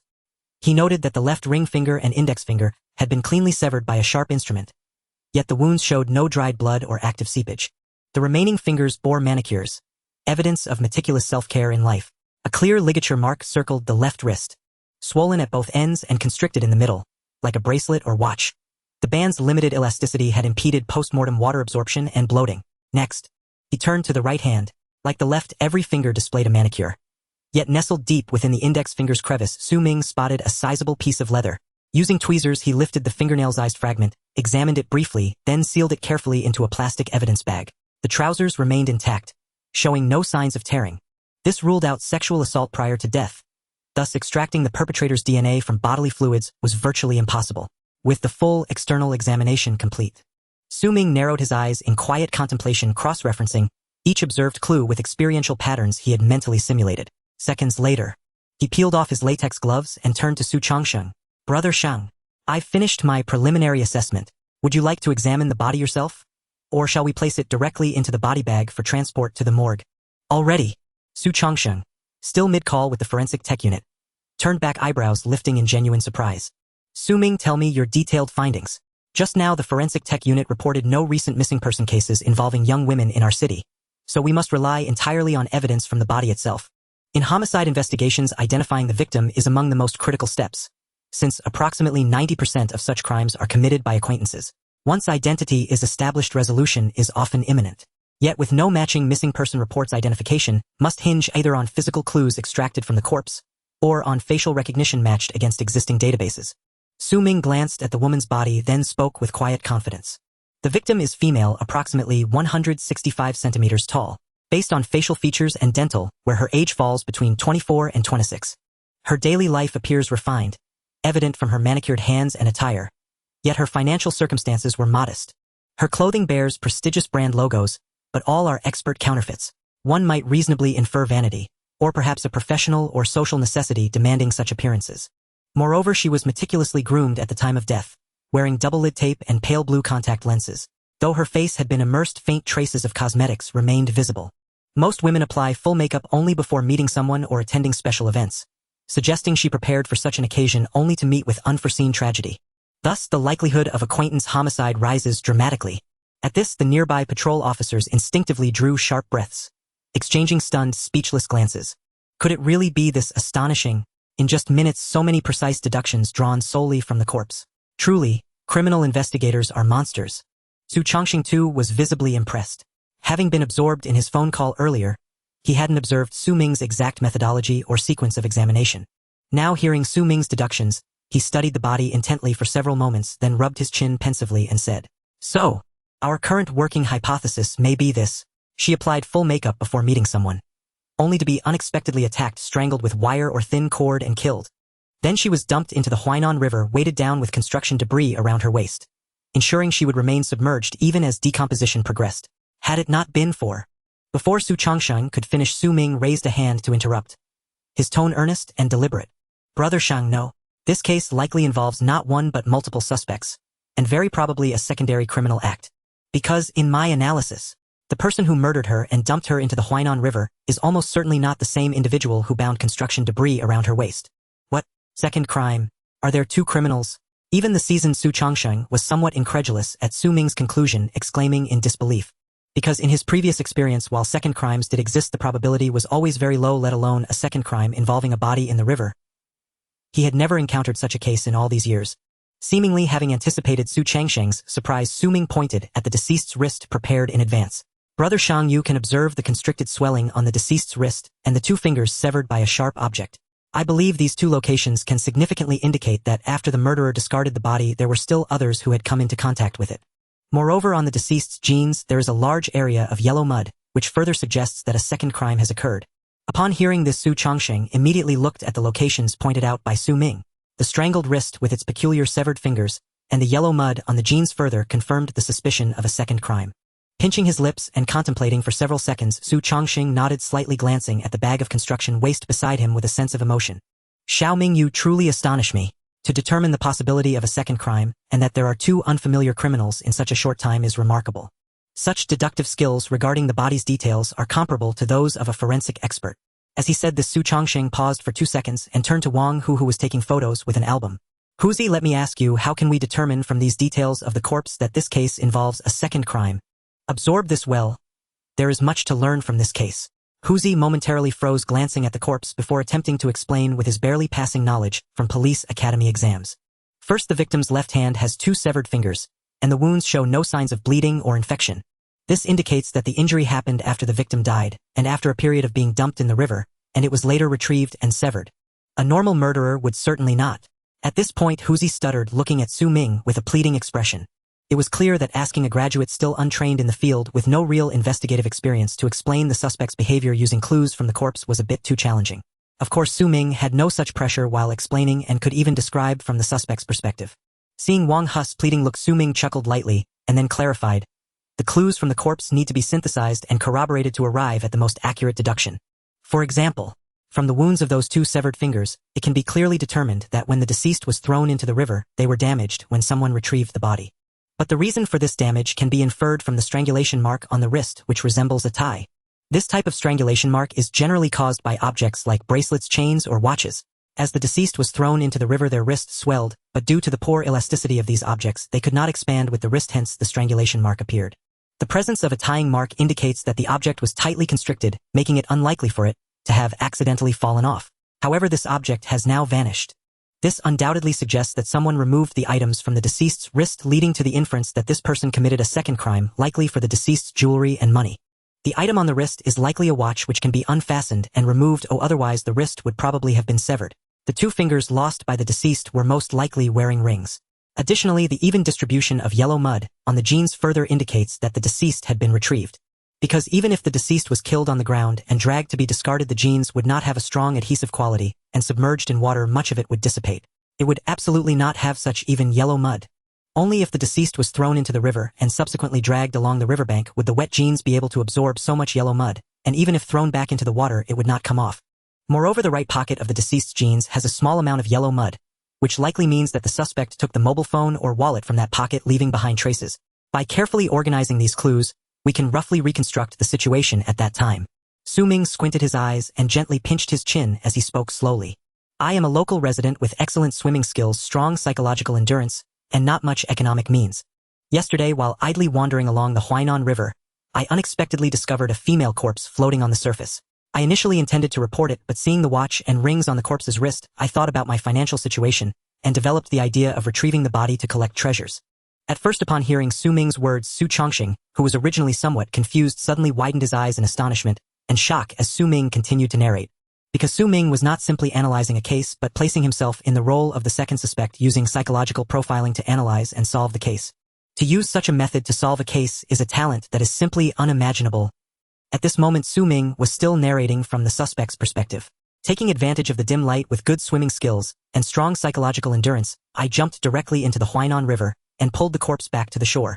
However, due to the body being waterlogged and swollen, I couldn't remove the ring, so I had to go back to fetch a knife and later chop off her fingers. On my way to get the knife, fearing that the body would be discovered by someone, and the police might find me through clues, I simply put a bag of construction waste and tied it to the body to ensure it wouldn't float.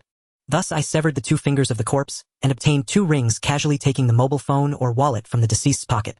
This haul was considerable. The watch and the 2 rings looked valuable, and I could see if the phone could be repaired. I initially planned to sell these items once the fuss died down, but a damn fisherman ended up catching this corpse. A large number of police arrived and the corpse was retrieved. All the neighbors around came to watch, and I am now filled with an indescribable worry about whether I should run away. However, since I didn't kill anyone and left no evidence last night, there's no need to hurry to flee. I'll blend into the crowd and see what clues those police can find. At this moment, Su Ming stopped narrating from the suspect's perspective. Looking at the many elderly men and women outside the police cordon, he confidently smiled at Su Chongqing. "Brother Shang, I believe that the person responsible for the second crime is likely one of the nearby residents, and they might be watching the scene from outside the police line right now. Based on the time of death and the time the body floated, the second crime likely occurred last night. It would be difficult for someone from elsewhere or a passerby to have the tools needed for the crime. I think we should first ask the elderly people gathered here, focusing on those who can swim and have poor conditions, to see who might be taking advantage of the situation." Name: Chun Kachuan. Age: 60. What is your current occupation? Occupation: I've been retired for years. I'm simply too old and frail to work anymore. That's all, sir. Next person, please come forward. This was clearly Su Ming's earlier suggestion, now fully adopted by Su Chongqing. After a few seconds of careful reflection, the seasoned detective Su Chongqing concurred with Su Ming's deduction. The suspect must be someone capable of committing a secondary crime upon the victim's corpse. Residents living along the Huainan River were from every analytical angle indeed the most probable suspects. Though numerous elderly onlookers gathered beyond the cordon, only about 10 remained viable after excluding those 2 advanced in age or physically infirm. Thus Su Chongqing improvised a small platform on the spot. Wang, who conducted brief interviews one by one, while Su and Su Ming observed each interviewee's facial expressions and demeanor from behind. Given the perpetrator's crude handling of the body, he was unlikely to be a sophisticated criminal. Subtle facial microexpressions and involuntary bodily cues would likely betray him. As the interviews progressed, only one middle-aged man remained under suspicion among the local residents, and he had already attempted to evade attention when Su Chongqing first announced the impromptu interrogations. He had slipped behind the crowd, seemingly seeking an opportunity to slip away. Moreover, his turn had been deliberately scheduled last, as if intending to overhear the questions in advance and prepare his answers accordingly. Both details immediately drew Su Ming's sharp attention. At that moment, the man stepped forward, wearing a faded sweatshirt, loose trousers, and worn-out sandals.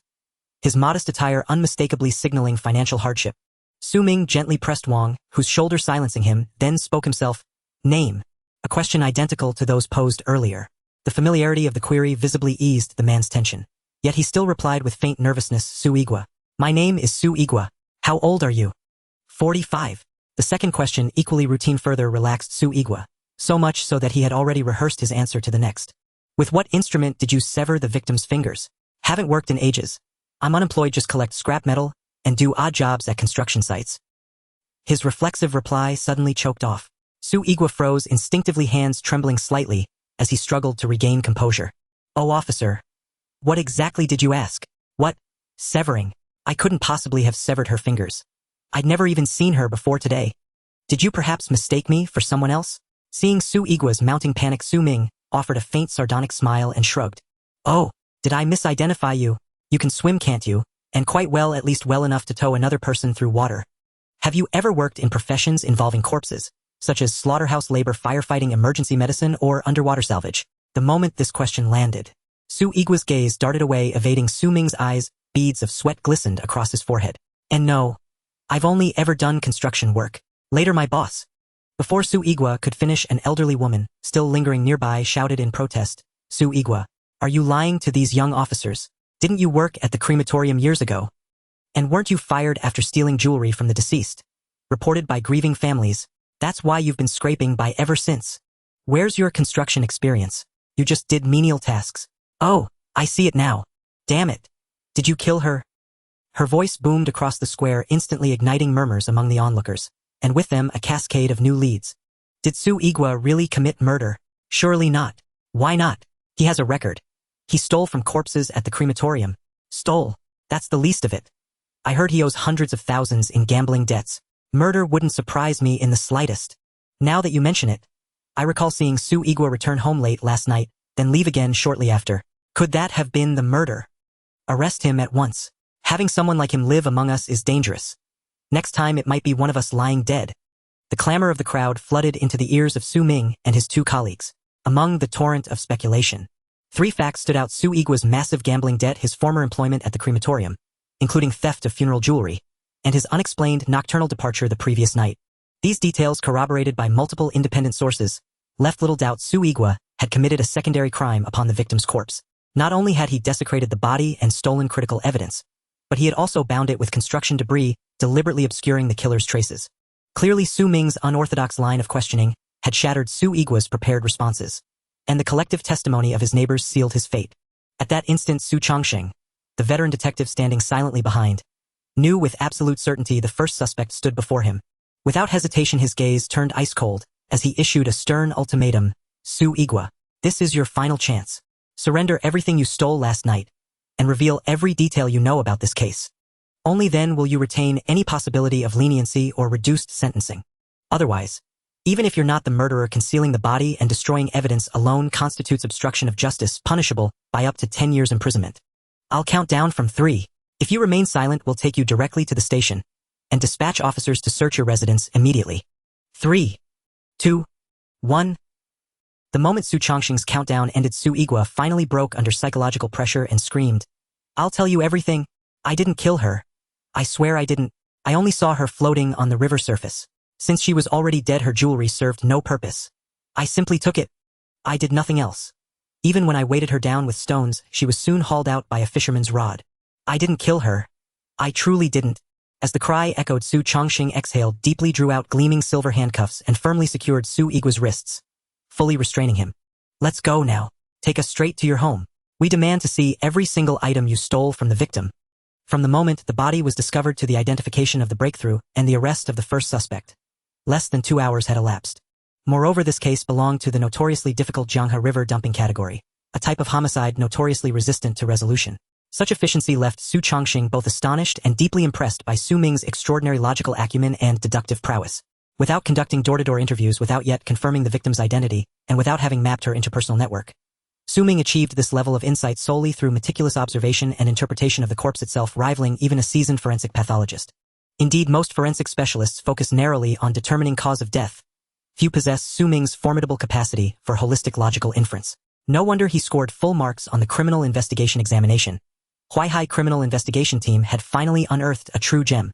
Arriving at Su Igua's residence, investigators swiftly recovered 2 luxury rings, a Cartier women's wristwatch, and a brand new Apple smartphone. Uncovered amid Su Igua's tearful, unreserved confession, these items matched Su Ming's earlier deductions almost precisely, further testament to his uncanny investigative intuition. Though the 2 rings and the wristwatch commanded high market value, they offered no immediate means of identifying the victim. The priority now lay in restoring the water-damaged Apple smartphone. Su Ming sealed the recovered items in evidence bags and turned to Su Chongsheng beside him. "Brother Shang," he began. "The deceased's belongings are all relatively expensive. Yet she wore counterfeit clothing. I suspect these rings and watch were gifts from someone else. This case is likely a crime of passion or retaliatory homicide. Establishing the victim's identity remains our utmost priority. As for Su Igua, he appears unaware of the killer's identity. He is merely a greedy opportunist callous enough to pilfer even the victim's personal effects. If we wish to resolve this case swiftly, we must avoid wasting further time on him. Our efforts should focus instead on restoring that phone." Su Chongqing nodded in firm agreement. Even from Su Igua's trembling cowed demeanor alone, one could readily infer that had he possessed any meaningful information about the murder, he would have divulged it instantly, eager to earn leniency and reduce his sentence.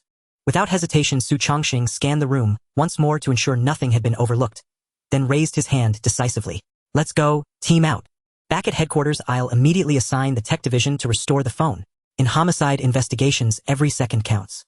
With Su Igua in custody, the police vehicle sped away from the scene. Subsequent procedural matters were delegated to public security officers with the aim of minimizing the case's societal impact.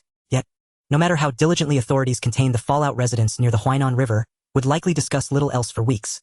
This case and Su Igua would dominate local conversation. At the Huaihai Criminal Investigation Team, Su Igua, deemed irrelevant to further investigative leads, was escorted directly to the interrogation room where other detectives conducted formal confession and detail-gathering interviews. Meanwhile, the tech division worked urgently to restore the victim's smartphone. Thanks to its latest generation waterproofing, prolonged submersion posed no insurmountable obstacle to recovery. While awaiting the phone's restoration, Su Chongqing and Su Ming retreated to the dedicated case conference room to explore alternative investigative avenues. Wang, who had departed to learn smartphone water damage repair, embarking on his transition into the forensic tech division. Inside the conference room, Su Ming took a measured sip of mineral water, then pointed to a sealed evidence bag containing tiny fragments on the table. "Brother Shang, this fragment of leather embedded beneath the victim's manicured nails likely indicates the location where she was strangled. When subjected to strangulation, a person retains brief moments of conscious resistance, even if ultimately overpowered. Within mere seconds, cerebral hypoxia induces unconsciousness. Yet those fleeting seconds are often sufficient to yield telling physical evidence. Take this leather fragment. Where might a victim's nails catch such material? Logically, possibilities include a vehicle interior, a sofa, or a bed, environments imbued with intimacy. That she accompanied the killer to such private spaces strongly suggests a close pre-existing relationship between them. Under normal circumstances, once the phone is restored and recent contacts identified, the suspect will likely emerge clearly. However, this leather's composition has prompted an alternative hypothesis. As a veteran detective, Su Chongsheng possessed acute sensitivity to evidentiary nuance. Yet when Su Ming presented the evidence bag and highlighted the significance of the leather fragment beneath the victim's nails, Su Chongsheng instantly grasped the deeper implications regarding the killer's relationship to the victim. Such staggering deductive power and razor-sharp perception left Su Chongsheng inwardly breathless. Based on experience, we can now reasonably conclude the victim knew her killer. This was not a random act. Su Ming, please continue. What else does this leather reveal? It was evident, following his exceptional performance in apprehending a class fugitive and now this homicide investigation, Su Chongsheng no longer regarded Su Ming as a green recruit, but as an equal, a seasoned, insightful investigator worthy of genuine collegial exchange. Su Ming offered no pretense of mystery, delivering his reasoning plainly, as previously deduced. The victim's financial circumstances were modest, yet she wore counterfeit apparel to project affluence, while her jewelry and watch were authentic luxury items. This suggests she cultivated a carefully curated persona to secure such expensive gifts from a wealthy benefactor. The leather fragment in this evidence bag, assessed visually and by texture, is cheap synthetic leather, a material virtually never chosen by affluent individuals. Therefore, the killer and the benefactor are highly unlikely to be one and the same. At least two men appear connected to the victim, pointing strongly toward a retaliatory crime of passion. At that moment, Su Chongqing fell silent. Not in disagreement but in visceral awe, his scalp prickling with disbelief. He could scarcely fathom how Su Ming had deduced the involvement of at least two men, solely from a minuscule sliver of leather. Such inferential brilliance was nothing short of terrifying. Just then Wang Hu strode into the conference room, clutching the restored smartphone, his face alight with triumph. The phone is restored. The victim's identity has been confirmed. Big Tiger, so excited that he forgot to knock, entered the conference room, holding the deceased's phone. The so-called water damage and lock screen password were not difficult to crack for the Criminal Investigation Technology Department. In order to solve various bizarre cases, the current Criminal Investigation Technology Department is not limited to merely monitoring surveillance. It now encompasses skills, such as computer repairs, mobile phone repairs, and video restoration. As Big Tiger entered, Su Chongqing pointed to the external screen on the table, squinting his eyes in curiosity, saying, "Come, Tiger. Project the phone onto the screen and briefly describe the deceased's situation." Wang Hu stepped forward, attempting to project the phone onto the screen, while narrating the latest clues. The deceased's name is Han Mingyao, 25 years old, and she was a migrant worker who came to the Magic City from the Sichuan Chongqing region. However, her job in the Magic City was not a traditional 9-to-5. She was engaged in the new form of labor known as online streaming. Relying on her looks and figure, although she had no special talents and merely chatted, Han Mingyao managed to amass quite a number of fans, with her streaming platform boasting over 100,000 followers. After reviewing the recent chat records on the deceased's WeChat, I have filtered out two prime suspects. At this point, Wang Hu paused his speech, completed the phone projection setup, and then opened the WeChat interface, clicking on the chat window pinned for Han Mingyao, where the nickname was recorded as Sugar Daddy. Immediately, an ID photo and details appeared on the other half of the screen. The person was round-faced and bloated, and one could tell from the ID photo that he was no longer young. First is this male noted as Sugar Daddy. We just obtained relevant real name information through communication with the Penguin Network Company. This person is named He Lianshan, 45 years old, the chairman of a cross-border trading company. He met Han Mingyao 3 months ago, and they had a monetary transaction relationship. Or rather, Han Mingyao was his mistress. According to the statistics, He Lianshan was also the one who sent the most gifts in her streaming room. A few hours before the incident, He Lianshan had dined out with Han Mingyao at the Golden Zune Mingpin Hotel in the Magic City, and their specific whereabouts after the meal remain unknown. This is the first suspect. Next is the second. Another ID photo appeared on the screen. Compared to He Lianshan, this person was obviously much younger, but his prominent cheekbones and shadowy eyes made one feel somewhat uneasy. This suspect is named He Yong, 27 years old, currently an employee at a logistics company's warehouse. He has a prior conviction for fighting and was imprisoned 5 years ago. His relationship with Han Mingyao is confirmed to be that of a broken-up couple, with their breakup occurring approximately 2.5 months ago, right after Han Mingyao met He Lianshan. Although Han Mingyao had blocked He Yong, we can clearly see through the recovered chat records.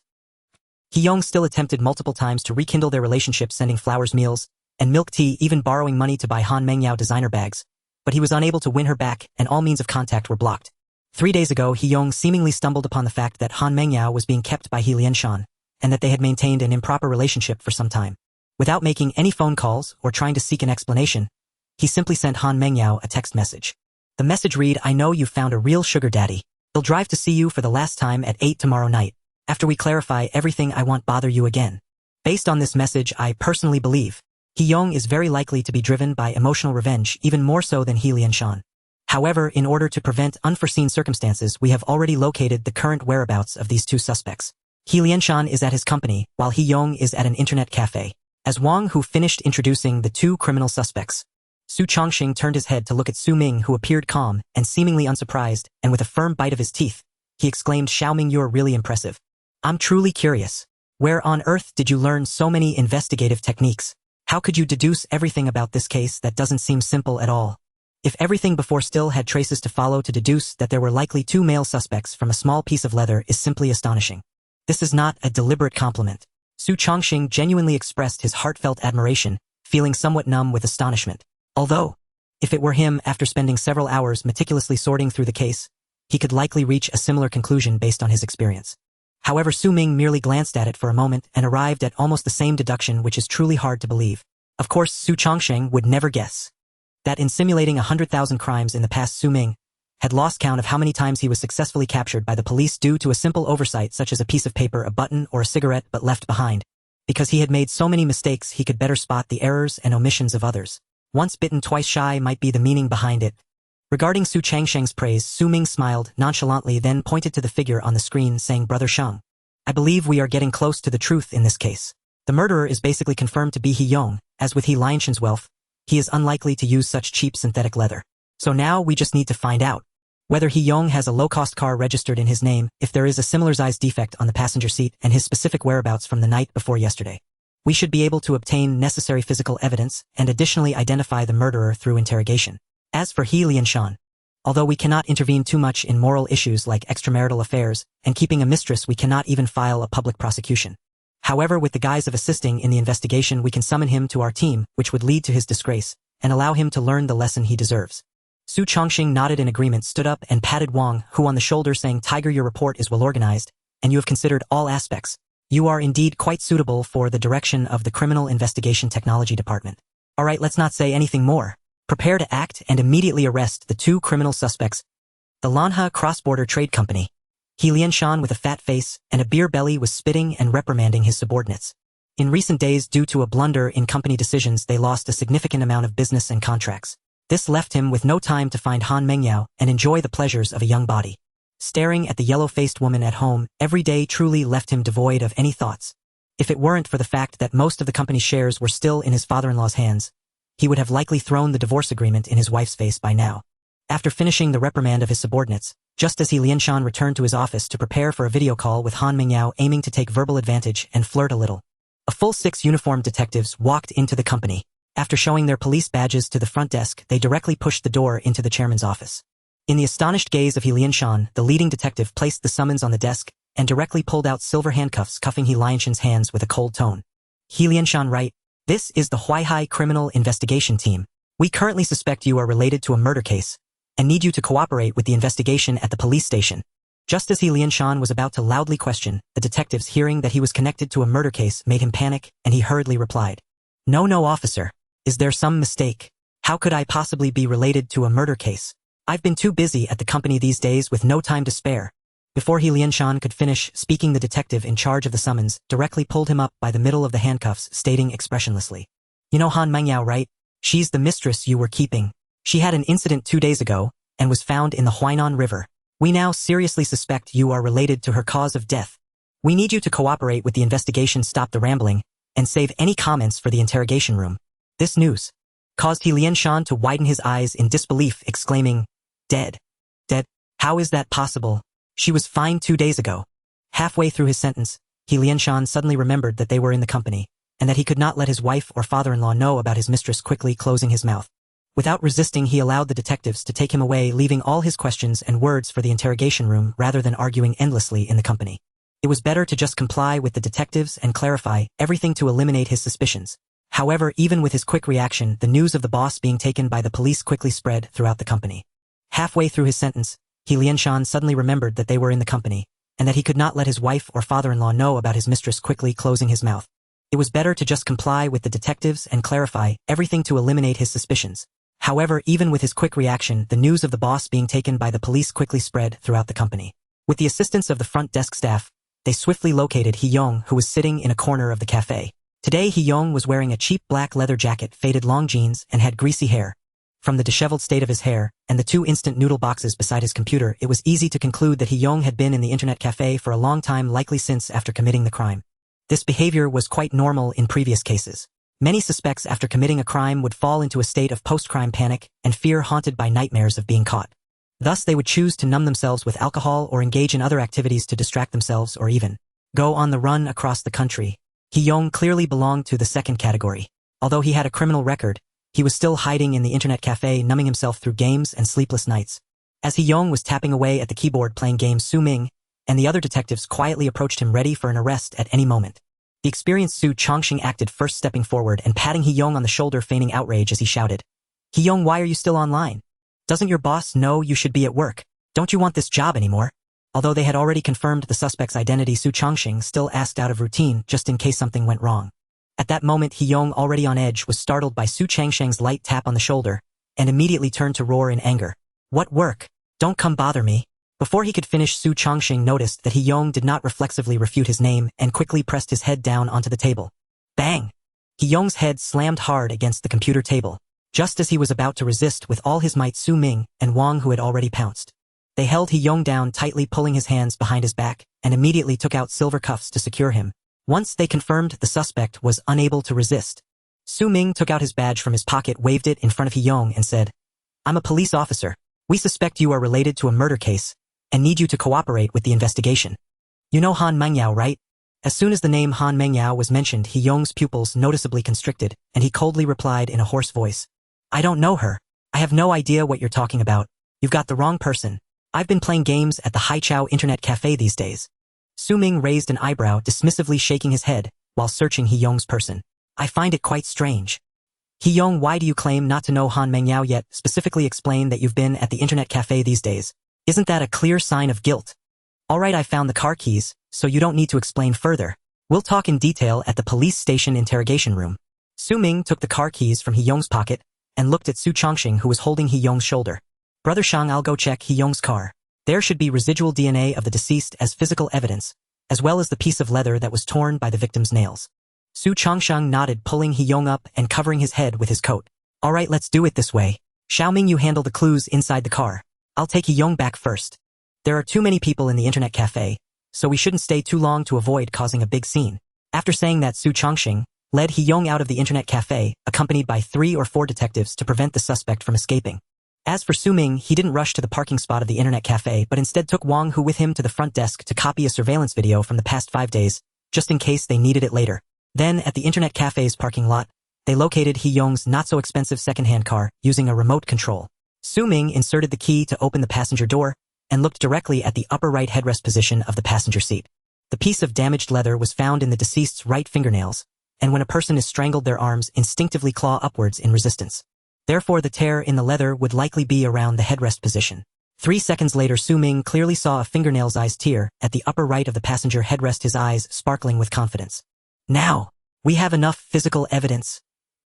Collection of criminal evidence is not merely about comparing leather damage. It is because by comparing the damage on the leather of the seat, the criminal facts regarding He-yong can be determined most swiftly. After committing the crime, He-yong lived in constant fear, terrified that the case would be exposed. Thus, he did not make any deliberate efforts to clean or dispose of the car. Su Ming quickly found numerous clues related to the case inside this second-hand car. First and foremost, it was the seatbelt on the passenger side. On this somewhat worn black seatbelt, Su Ming could clearly see a faint dried bloodstain shaped like a 5-centimeter long strip about half a finger wide.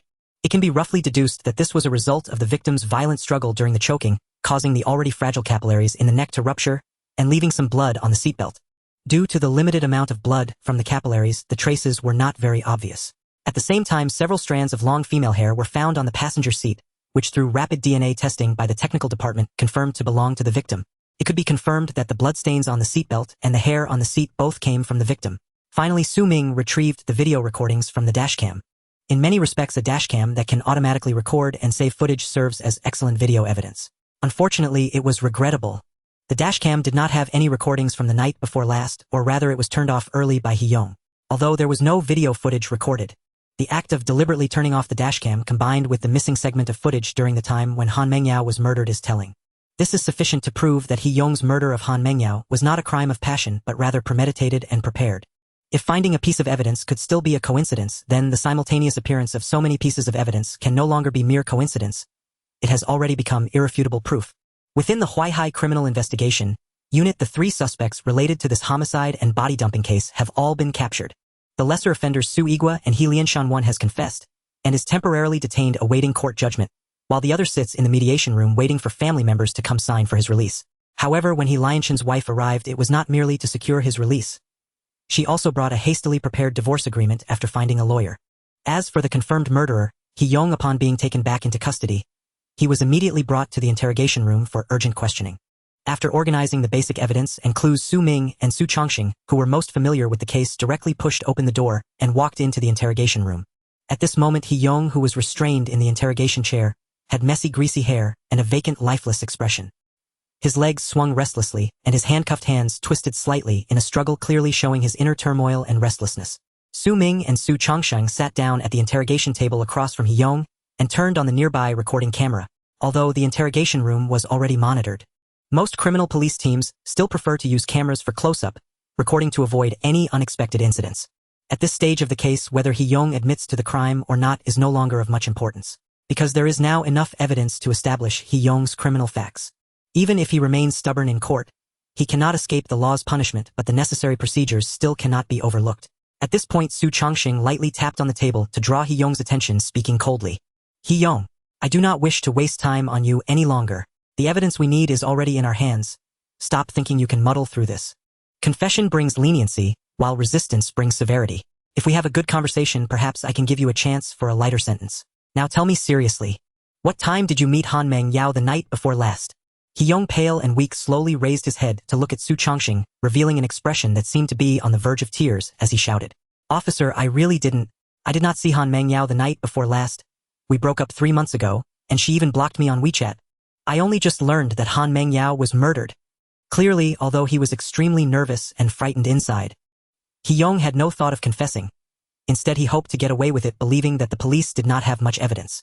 Su Chongqing frowned slightly, and with a heavy slap on the table impatiently scolded. Hee-young, you have a criminal record. Don't you understand how the police investigate cases? Are you still here quibbling and not cooperating? I will give you one last chance. Immediately narrate how you lured Han Mengyao out and killed her, and I will do my best to help you. This opportunity did not gain Hee-young's acknowledgement. Instead, he clenched his teeth and continued to refute. Officer, I truly don't know. Han Mengyao was indeed my ex-girlfriend, but we broke up 3 months ago and have had no contact. I really don't know what happened. Is it wrong for me to tell the truth? Or do you want me to lie and admit to murder so you can close the case easier? Su Chongqing completely lost his patience. With his fingers lightly tapping the table, he looked at Hee-young, who stubbornly refused to acknowledge the truth, and said seriously, now you have lost the chance for a confession and leniency. No means will allow you to reduce your sentence in this case. Ming, show him the evidence we have collected. Ming, sitting beside, did not immediately present the evidence, but looked at Hee-young for a moment and shook his head. If I were you, after creating such an obvious case with so many flaws, I would never stubbornly refuse to admit it. That would be too foolish. Do you know what your biggest mistakes in this case are? At this point, Ming paused for 2 seconds, looking at the dazed Hee-young, using his rich criminal experience to mock. First, since you were already determined to commit murder, how could you send a text message to the victim as a warning? Were you afraid the victim wouldn't know or afraid the police wouldn't find out? Second, to avoid exposing the dashcam, you turned it off, yet you only turned it off for a few hours, which was during the time you committed the crime. Why didn't you just remove the dashcam or flood it to short-circuit it? Third, you chose to strangle for murder. You couldn't spare the expense to buy a few wires or a fine string, and instead used the seatbelt from the car. The victim's blood remained on it, and you were too panicked to clean it. You didn't even notice the seat had been torn, did you? Fourth, forget it, no need to say more. With such crude criminal methods, you still stubbornly refuse to acknowledge it. Let's directly show you the evidence and not waste any more time. As he finished speaking, Ming picked up several sealed bags he had brought, pointing at them. This is the seatbelt from your car. It has the dried blood of the victim Han Mengyao. This is the leather found under the victim's fingernails, corresponding to the damage on your car's passenger seat. This is... As Ming picked up bag after bag, Hee-young's eyes were filled with terror, his face turning suddenly pale, his jaw clenched tightly as he bit down hard. Especially when he thought of the details of the crime that Ming mentioned earlier, Hee-young's taut mental string finally snapped. Emotionally collapsing and panic rising, Ming's slowly narrated words were interrupted by loud banging sounds. Bang! Bang! Bang! At this moment, Hee-young slammed his head against the interrogation chair, tears falling like worthless drops as he cried hoarsely. It's all her fault, it's all her fault. Who told her to betray me? Who told her to sleep with someone else? Who told her to leave me? What's wrong with having money? Am I not just broke? Am I not just broke? Hee-young, realizing that stubbornly holding on was meaningless, had already collapsed, emotionally repeatedly banging his head against the interrogation chair, and then burst into tears. However, these tears were clearly shed out of fear of legal retribution, as worthless as crocodile tears.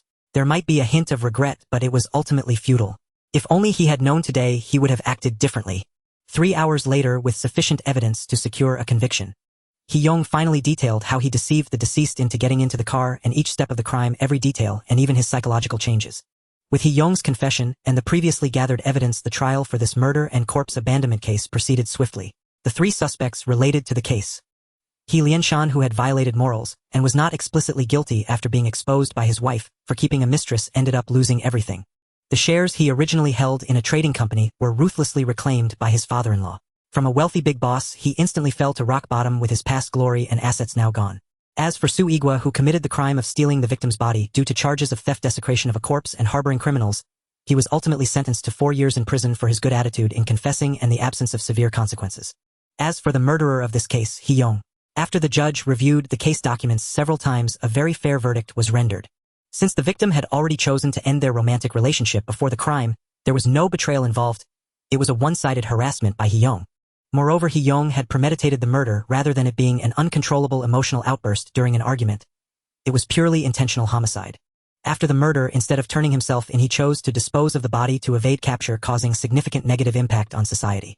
At the same time, when questioned by the police, he attempted to deceive them, failing to directly confess to the crime with no mitigating factors for leniency. He was ultimately sentenced to death and deprived of political rights for life. Of course, details regarding the court and Hee-young's appeal against the judgment are a separate matter. 3 days after the incident, with the criminal facts established, Hee-young had already been sent to the detention center awaiting the court's specific judgment. In less than a day, this murder case was solved, largely led by the still ungraduated Su Ming, which was undoubtedly a remarkable feat. However, the duty of a criminal detective is to solve cases, and after a recent shortening of the internship period, the police team did not give any special rewards, only a nominal bonus of 500 yuan at the end of the month. Inside the Huaihai criminal investigation team, Su Ming was again idle, carefully analyzing various clues and case files related to the Magic City University dismemberment case. Murder cases certainly do not occur every day. During downtime, analyzing these unsolved cases can yield considerable insights. As for Wang, who he had completely shifted his focus to criminal investigation technology, now specifically learning from his seniors how to repair phones, restore clues, and observe and analyze the surveillance footage from various streets. Criminal detectives are different from public security officers. The number of cases they handle each year may not be large, but they are basically all serious and major cases. Therefore, if a case is solved quickly, there will inevitably be ample rest time. Just like now, Su Chongsheng was likewise awaiting tasks without anything to do. Holding a steaming cup of goji berry water, he leisurely approached. Su Ming glanced at the computer screen, blew away the steam from his cup, and casually asked, "The file on the 513 dismemberment case. Lin Bureau asked you to look at it, right? Have you found any new discoveries?" Su Ming did not look up at Su Chongsheng, instead gently shaking his head and sighing helplessly. "There are indeed some discoveries, but whether they are useful for this 20-year-old case, I am not so sure. Because 20 years is really too long. If I had been at the crime scene back then, perhaps I could have captured traces left by the murderer. However, it is indeed very difficult now, but I can say with absolute certainty, as long as this murderer strikes again based on that unique modus operandi, we will definitely be able to unearth further clues." It was clear. This was Su Ming's unique confidence. Through the analysis of these case files over the past few days, Su Ming had already been able to roughly judge. This 513 Magic City University dismemberment case is not as perfect and unsolvable as it appears. It's just that, due to the backward criminal investigation techniques 20 years ago, coupled with an incorrect initial investigative direction, the murderer has remained at large until now. For example, after the dismemberment case occurred, almost all criminal investigation efforts were focused on finding other body parts and the victim's social connections. No timely analysis of the body parts was conducted, leading to possible clues slipping away unnoticed. Standing beside Su Chongsheng raised his eyebrows upon hearing Su Ming had made some discoveries and found new clues. "Xiao Ming, really? This case's files have been nearly worn out by us? You can still find new clues?"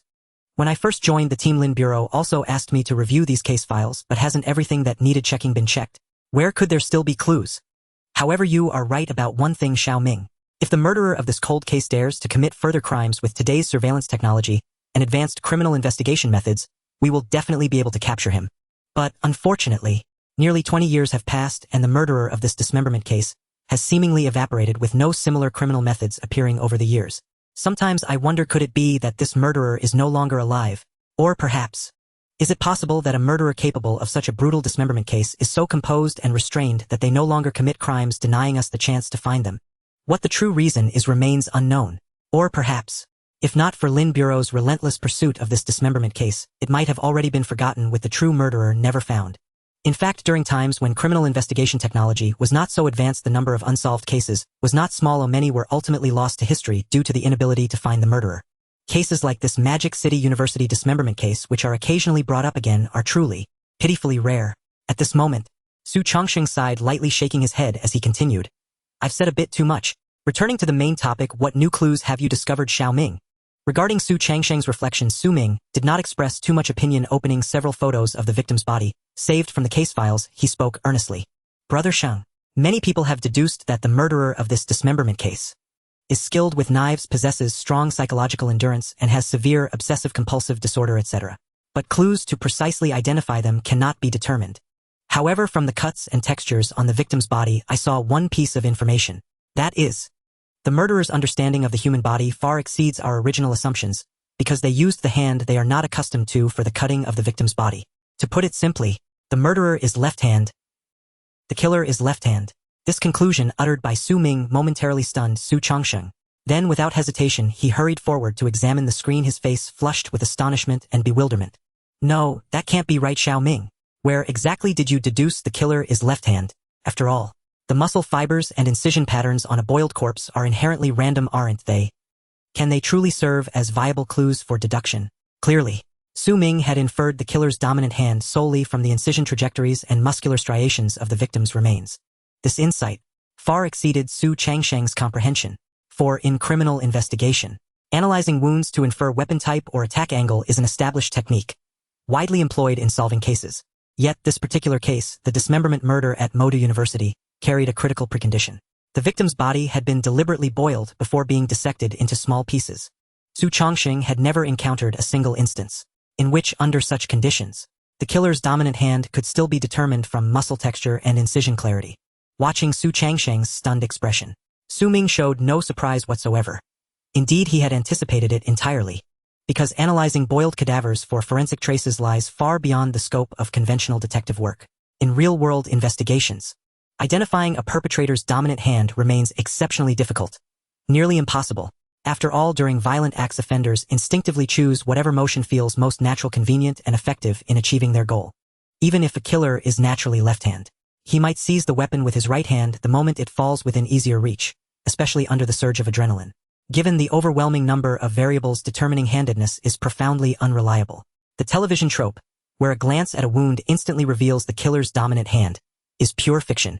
Only someone like Su Ming, who had meticulously studied and simulated countless methods of homicide in pursuit of flawless execution, could possibly notice such subtle details. And only he could assert with unwavering confidence that the killer was left-hand. At that moment, Su Ming affixed two distinct autopsy photographs of the victim onto the screen. Brother Shang.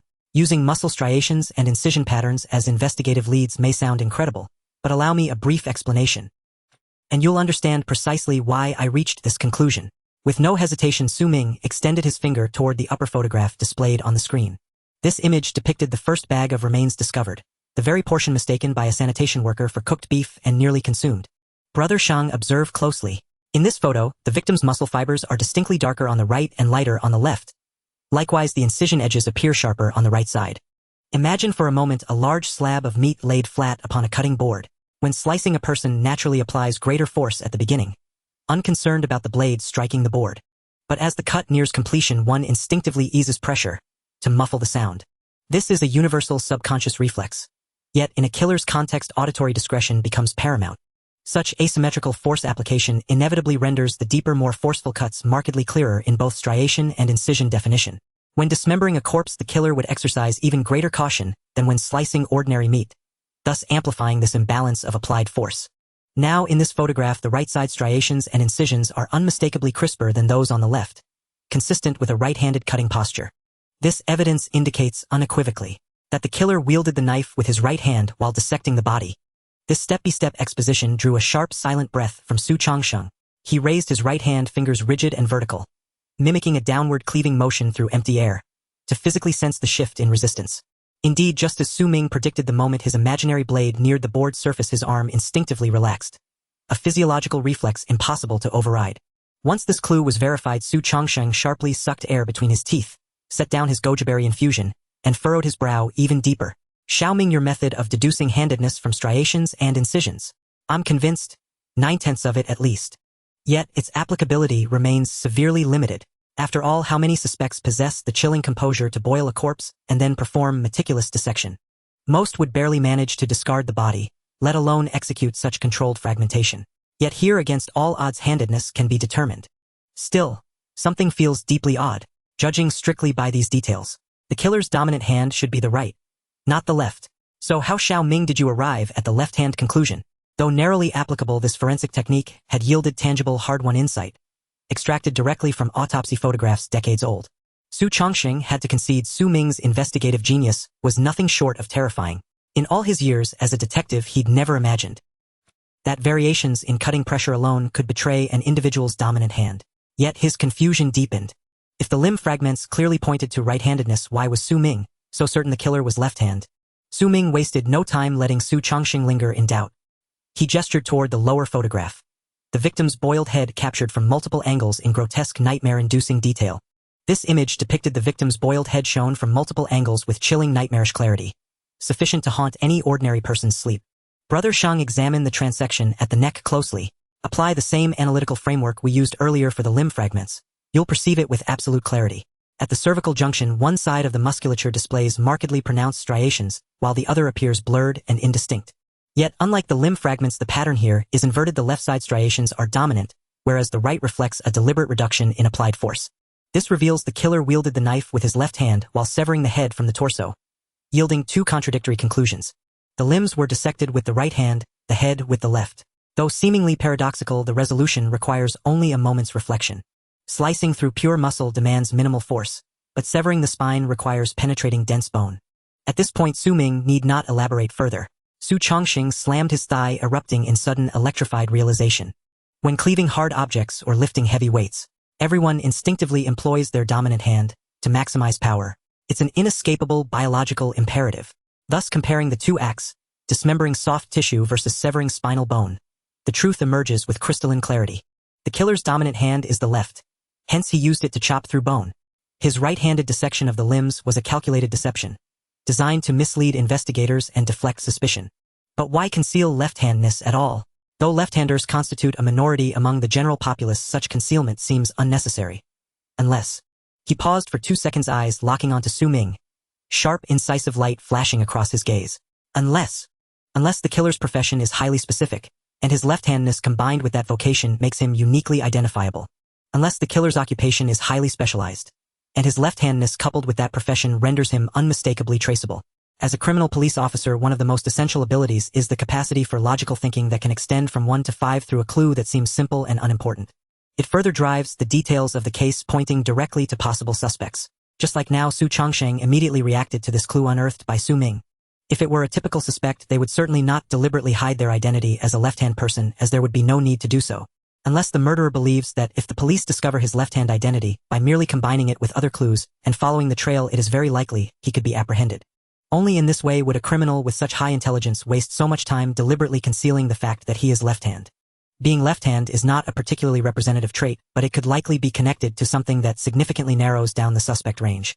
Just a little thought and the thing that can narrow the scope immediately springs to mind.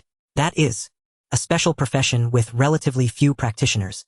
In his mind, Su Chongqing finally understood how meaningful Su Ming's discovery was, marking a true breakthrough, yet he could only sigh helplessly.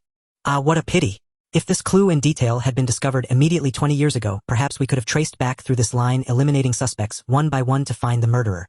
But now, 20 years have passed and too much has changed, and many things have already become unrecognizable, and even numerous professions have faded into history, making it impossible to investigate. Su Chongqing had also carefully reviewed the case files of this dismemberment case several times. Therefore, he clearly understood that 20 years ago, after the incident, the investigative direction focused on filtering duck shops, meat shops, slaughterhouses, and the deceased's social circle, etc. They had never considered those special professions with fewer practitioners where left-handedness could help identify suspects. This is worth mentioning. The traces of the dominant hand that the murderer deliberately concealed actually did not play a significant role. From the very beginning, the direction of the police investigation was wrong, overly fixated on finding all the remains, which led to missing the critical 48 hours for solving the case. Moreover, due to failing to discover important clues like the dominant hand, the case was left without any leads. Su Ming nodded in agreement and closed the 2 photos of the victims, remains pulled up on the computer screen, expressing his regret. There really is no way out. Unless the murderer of this dismemberment case commits another crime, leaving us with new opportunities and clues, or we can discover other new evidence from these case files. Otherwise, it is probably very difficult to solve the dismemberment case from Magic City University. Perhaps at that time the murderer's crime was not very perfect and even had many flaws and loopholes. But after 20 years, all imperfections have turned perfect. It was evident through the analysis of the case files during this time. Su Ming was already able to roughly determine that the 513 dismemberment case from Magic City University was not as exaggerated and perfect as described online. At the very least, had he been able to take charge of this case back then, he would undoubtedly have been able to untangle the various details and clues to capture the hidden murderer and bring him to justice. This is not blind confidence, but rather the assurance stemming from his first-hand experience with numerous criminal methods during simulated crime processes and a deep understanding of various investigative techniques. Su Changsheng reigned in his inner astonishment. Just as he was about to say something while picking up the goji berry water beside him, the door to the innermost office of the bureau chief suddenly opened.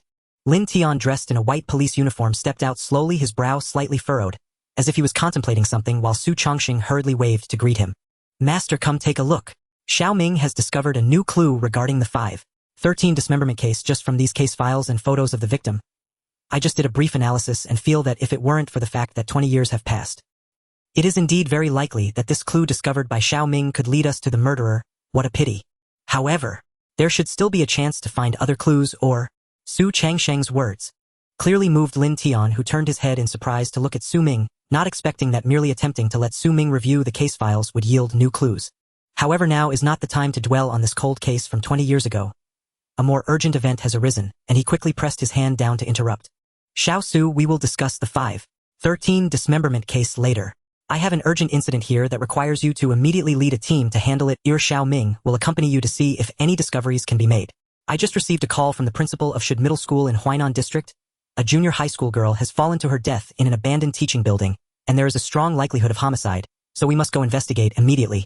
In this case, since the deceased is a minor and the body was discovered by a student, it has already caused a certain level of panic and unrest. Perhaps the media has also gotten wind of it. So you must remember, without concrete conclusions, you absolutely cannot draw any conclusions in front of the school authorities or parents, especially the media, as it could affect our police's credibility." With that said, Lin Tian pursed his lips, paused to think for 2 seconds, and then declared without room for doubt, due to the special nature of the case. "Xiao, so you need to have forensic Dr. Shen Lin set aside her current work and accompany you on this task. We must determine the cause of death in the shortest time possible. Then, if anything unsolvable arises, call me immediately. Now head to Shud Middle School. I will send you more details on the way. Stop wasting time." Seeing the urgency of the case, particularly with a minor involved, Su Changsheng immediately retracted his playful expression, standing solemnly and saluting. "Understood. I will ensure the mission is completed." After saying this, he promptly set down the goji berry thermos in his hand, pulled out the police car keys from the drawer, and tossed them to Su Ming without delay. "Let's go, Xiao Ming. You head to the parking lot and wait for me. I will go find forensic Dr. Shen and bring her with us to the scene. This case, the pressure is quite immense." A wailing police car sped down the highway. Su Changsheng sat at the wheel, while Su Ming remained in the front passenger seat. This time Wang, who did not accompany them. Instead, he remained at the Forensic Technology Division of the detachment, ready to provide real-time technical support via advanced equipment. In the rear seat sat a young, elegant woman, clad in a white lab coat, wearing gold-rimmed half-frame glasses and bearing a faint tear mole at the corner of her eye. Beside her rested a forensic toolkit, clear evidence of her identity: Shen Lin, the sole forensic pathologist of the Huaihai Criminal Investigation Detachment. Though only 30 years old, she already possessed 12 years of professional experience. Her grandfather Shen Su was among Shanghai's earliest generation of forensic pathologists. Unlike most young women her age, who pursued romance, makeup, and nightlife, Shen Lin chose instead to apprentice under her grandfather, mastering every facet of autopsy technique. Whether through osmosis or innate brilliance, within just 5 years she had mastered all her grandfather's methods, and in certain areas even surpassed his expertise. Thus, the veteran pathologist Shen Su retired with peace of mind, passing the torch to his prodigy granddaughter, who assumed the role of chief forensic pathologist in the Huaihai Detachment's technical division. Shen Lin's position carried unique weight, not only as a genius pathologist but also as the granddaughter of the highly respected Shen Su. Within the detachment, only Lin Tian dared issue her direct orders. As for matters of the heart, they proved more disheartening. Her profession, daily communion with the dead, deterred most men outright. 10 minutes from Shud Middle School, Su Changsheng glanced sideways at Su Ming, then briefly met Shen Lin's gaze in the rearview mirror, his fingers tapping lightly on the steering wheel as he spoke calmly. This case at Shud Middle School wasn't reported through standard emergency channels. Instead, the school's principal, Chu Wanbiao, called Director Lin directly to report it. Preliminary details indicate the deceased is a 15-year-old junior high third-year student named Zhang Wan. As Shud enforces military-style discipline, all students reside in dormitories. Last night at lights out, her roommates confirmed she was still in bed. But this morning they discovered her missing from the dormitory. Assuming she had already gone to class, they thought nothing of it. During morning calisthenics, several boys, resembling petty delinquents, sneaked into the abandoned teaching building to smoke, and there unexpectedly found Zhang Wan's body beneath the building. Terrified, they immediately alerted school authorities. At once, the school summoned an ambulance per protocol, but she had long since lost vital signs. The vehicle merely served to record an ECG formally confirming death. Per Director Lin's instructions, campus security has cordoned off the scene. The body remains sealed in a body bag on site, untransferred to the morgue, to preserve potential evidence for our investigation. Because the discoverers were students, news spread rapidly across campus, and multiple media outlets have already caught wind of it. Given the victim's status as a minor, and the press's early involvement, failure to swiftly uncover the truth will complicate matters significantly. Then it will become extremely problematic. Su Chongqing's final words resonated deeply with both Su Ming and Xin Lin. Any case involving minors inevitably triggers intense public scrutiny. Such cases are invariably magnified by the media, and soon engulfed by public sentiment. Even if the truth is uncovered later, any divergence from popular expectation risks igniting unrest and eroding institutional credibility. Therefore, the truth must not only be found, but revealed publicly before public opinion solidifies and narratives begin to take hold. Xin Lin adjusted the latch on her forensic kit, frowning slightly, as she asked, has the body already been moved? That would certainly compromise the autopsy. To expedite the discovery of truth, the body should have remained undisturbed until our arrival. Su Chongqing sighed helplessly and shrugged meaningfully. No choice. Keeping the body on campus at all was Director Lin's greatest concession. While leaving the body untouched best preserves evidentiary integrity and clarifies cause of death, how could the school dare do nothing? Even if death was instantly apparent upon fall, they had to summon an ambulance, to silence parents and journalists alike. Summoning an ambulance wasn't enough. They also needed to handle the body with solemnity, preparing it for burial without delay. Had they simply left it unattended, awaiting our arrival, the media, parents, even online netizens, would have made the school acutely aware of the crushing power of public opinion and cyberbullying. In short, no matter the process, circumstances, or underlying cause, if a student meets misfortune on school grounds, the institution bears unavoidable responsibility. Middle school is not kindergarten. Teachers cannot shadow each student constantly. What truly matters is parental vigilance over their child's mental well-being. Based on past experience, 80% of campus-related incidents trace back to familial environments. Greater parental attention means fewer tragedies. Nothing outweighs that. Enough digression. Let us hope this case proves straightforward. Otherwise, the media and parents alike will give our detachment quite the ordeal. Xin Lin nodded subtly in quiet agreement. Indeed, curbing campus crime relies far less on teachers or administrators, and far more on engaged, attentive parents. Meanwhile, seated in the front passenger seat, Su Ming, attuned to Su Chongqing's earlier remarks, detected a critical detail and voiced his doubt. Brother Chongqing, were the other dormitory residents in the same class as the deceased? Because, as you described, they awoke to find her missing from bed, yet assumed she'd already gone to class. Yet during lessons, none questioned her absence, or informed the teacher. Consider the timeline. By then, she would already have succumbed to fatal injuries. She could not possibly have attended class. So why was her body only discovered by those delinquent youths during morning calisthenics, 2 full classes later? This sequence of events suggests only one plausible explanation: the deceased and her dormitory peers were not classmates. Might her dormitory separation have led to social ostracism within her class, ultimately driving her toward this irreversible tragedy? As Su Ming finished his deduction, Su Chongqing, still gripping the wheel, turned sharply, staring at him in stunned disbelief. He could scarcely comprehend what extraordinary powers of inference and investigative intuition would allow someone, without ever having seen the crime scene, to formulate such a precise conclusion solely from fragmented case details. And yet the logic was flawless, leaving no room for rebuttal. It wasn't only Su Chongqing who was astonished.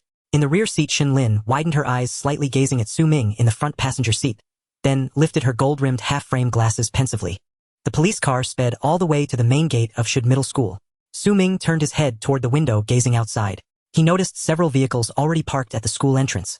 Among them were several official cars bearing permits from the Huaihai District Education Bureau, as well as a few news vans, unidentified media outlets, and the rest were mostly parents who had rushed here upon hearing the news, fearing their own children might also be involved. Clearly, this incident was quietly escalating. The police car halted at the gate as well. Vice Principal Zhang Hong of Shud Middle School had been waiting there and immediately ushered Su Ming and the 2 others inside, deliberately shielding them from the watchful, probing eyes of the press. As he led them toward the crime scene, an abandoned teaching building, he sighed deeply, his expression heavy with conflicting emotions. I truly have no idea how such a thing could have happened.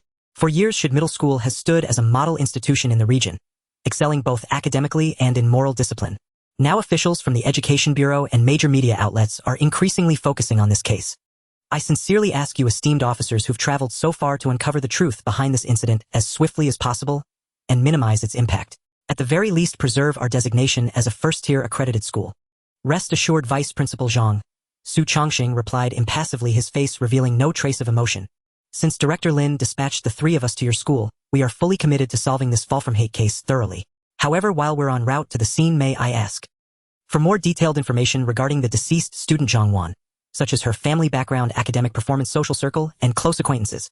Do you happen to know any of these details, Vice Principal Zhang? At Su Chongqing's question, Zhang Heng awkwardly wiped the sweat from his brow and sighed again. How could I possibly know? Had I detected any anomaly in this student earlier, I would have done everything in my power to prevent this tragedy, and it wouldn't have escalated to this point. But if you require further assistance, I'll immediately summon Zhang Wan's homeroom teacher for cooperation in the investigation. Regardless of the outcome, we all hope to determine, swiftly and definitively, why Zhang Wan chose to end her life by jumping. Before the words had fully settled, Shin Lin, wearing gold-rimmed half-frame glasses, arched a brow and gave a cold, skeptical smile. Oh, so confident already, Vice Principal Zhang. We haven't even reached the scene yet, and you've already concluded it was suicide. Could homicide not be a possibility? Zhang Heng froze, momentarily speechless. Su Chongqing, sensing the tension, covered his mouth with a soft cough, easing the awkward silence. Don't take it personally, Vice Principal Zhang. Forensic Specialist Chun is the elite investigator of the Huaihai Criminal Investigation Unit, and she firmly believes that only the corpse tells the unvarnished truth. Thus, until she examines the body, she remains skeptical of all preliminary conclusions.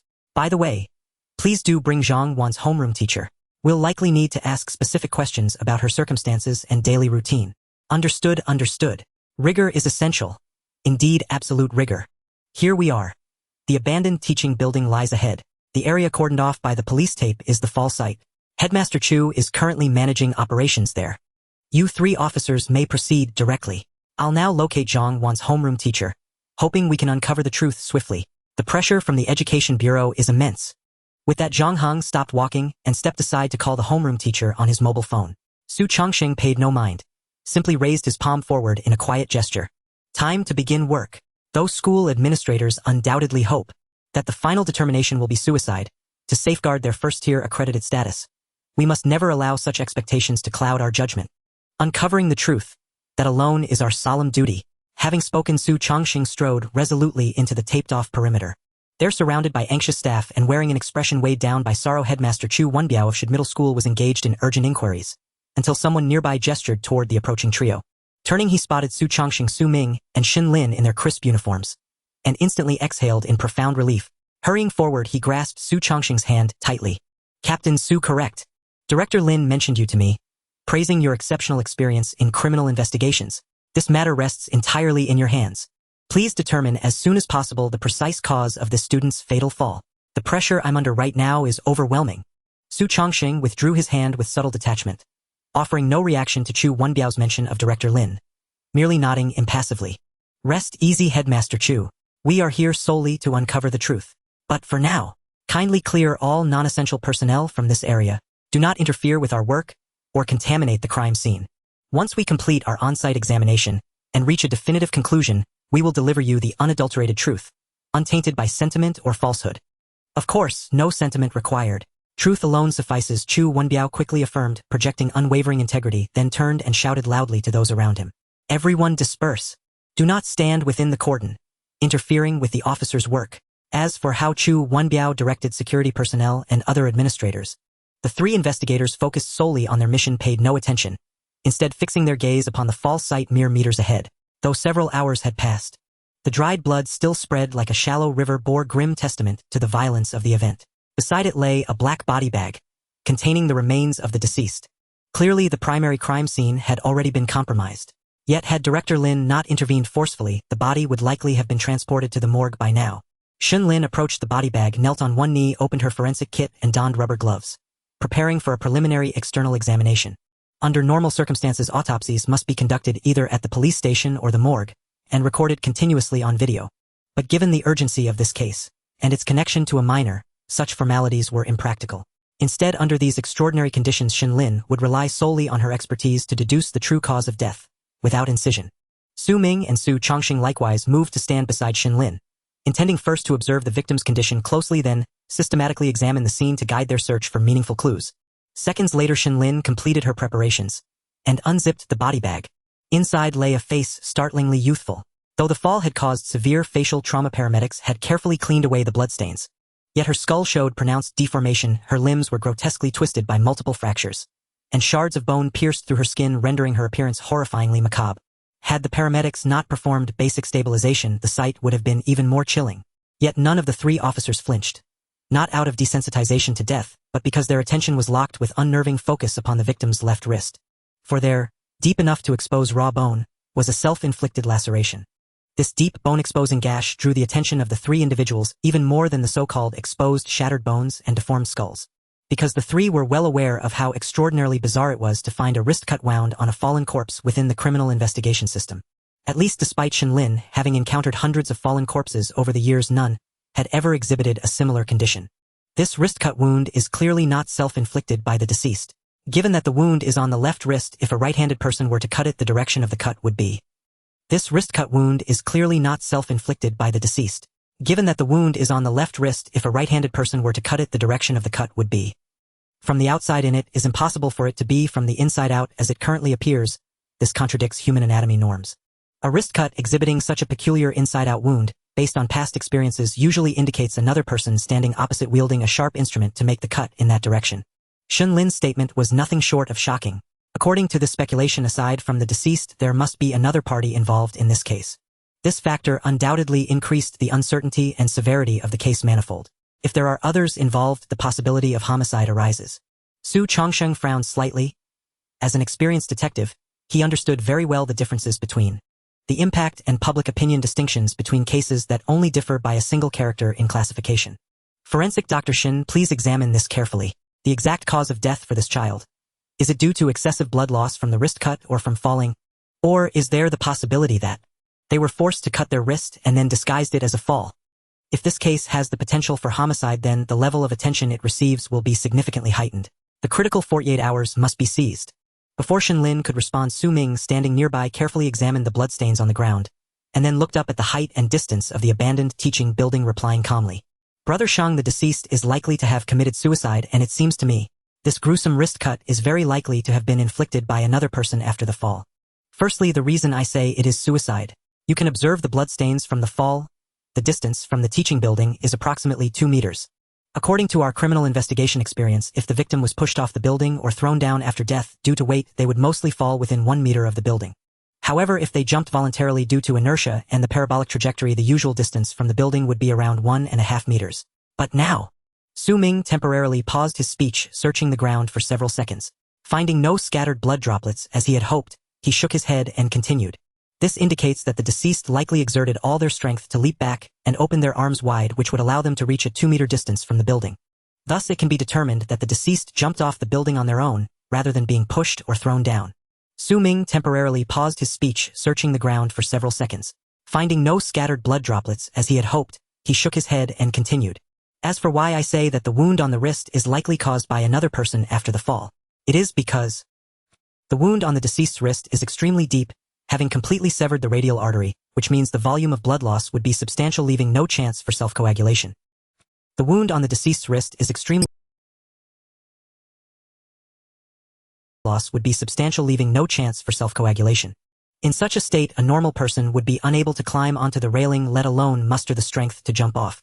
Of course, there is also the possibility that the deceased, just after having their radial artery severed, immediately climbed onto the railing and jumped without needing any mental preparation. If that were the case, it could indeed lead to the act of jumping before blood loss shock set in.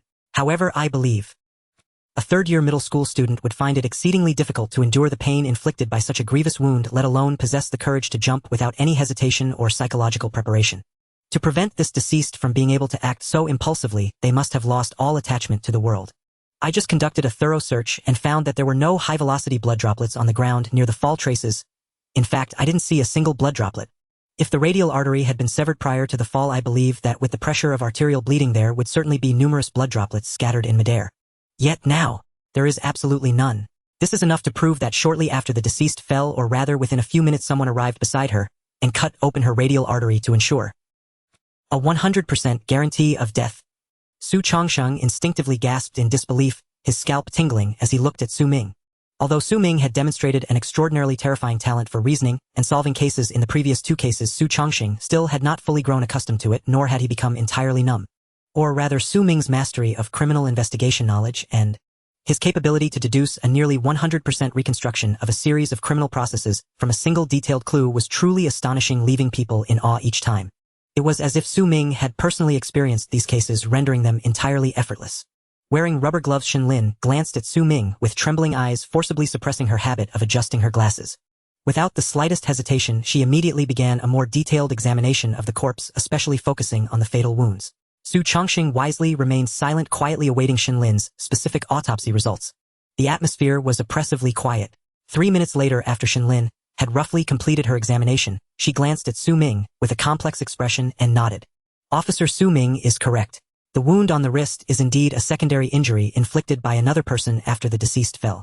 The reason for this conclusion is that during my preliminary autopsy I was able to ascertain. The deceased fell in a supine position, with the occipital bone shattered, limbs fractured from the impact, the spine broken into 5 segments, and 3 ribs fractured, one of which penetrated the lung. Judging from these injuries, overall they appear severe, but since the heart was unharmed there may have still been a breath left during the fall, though it was certainly not enough to survive. Simultaneously analyzing the coagulation extent and range of each wound, the coagulation range of the radial artery on the wrist is noticeably lower than that of the other injured areas. Given the limited total blood volume in the human body, in situations where bleeding cannot be stopped, the sooner a part bleeds the greater the coagulation range formed by platelets will naturally be. However, currently, compared to several major wounds, the coagulation range and extent of the radial artery is evidently lower. Adding to this, when the deceased just fell, she may not have been entirely dead yet. This undoubtedly proves that someone wanted to ensure her 100% death. Someone must ensure she dies, without a single doubt. Shenlin's final words cast a heavy pall over the scene. Su Chongqing narrowed his eyes slightly. Who could possibly be behind this? Who would seek the absolute irreversible death of a 15-year-old junior high student, even after falling from a great height, clearly beyond medical salvage? Someone deliberately severed her radial artery. Taking a deep breath, Su Chongqing fixed his gaze upon the victim's ashen face and declared solemnly, regardless of whether the ultimate cause of death was the fall itself or exsanguination from the radial artery, we can now confirm with near certainty that at least one other person was involved in this case. Indeed, we cannot even rule out the involvement of multiple individuals. Most critically, we can no longer classify this incident as a suicidal fall, because we still cannot determine whether the victim was coerced or subjected to threats prior to her fall. For instance, perhaps she witnessed something she ought not have seen, prompting someone to force her off the building, then deliberately sever her radial artery to ensure silence on a matter too dangerous to expose. Yet regardless of the precise circumstances, this crime occurred within a school campus, and the victim was a minor. It is therefore an exceptionally grave criminal case. We must uncover the truth immediately. The moment he finished speaking, Su Ming stepped forward, pointing upward toward the long-abandoned teaching building before them, his expression resolute. Brother Chong, Su Ming said, I intend to examine the exact point where she fell. There may yet be additional clues there, especially concerning whether traces left by a second person exist. Something about this case feels deeply unnatural, not nearly as straightforward as it first appears. Clearly Su Ming, a seasoned investigator, remained deeply unsettled by the case. One question in particular gnawed at him.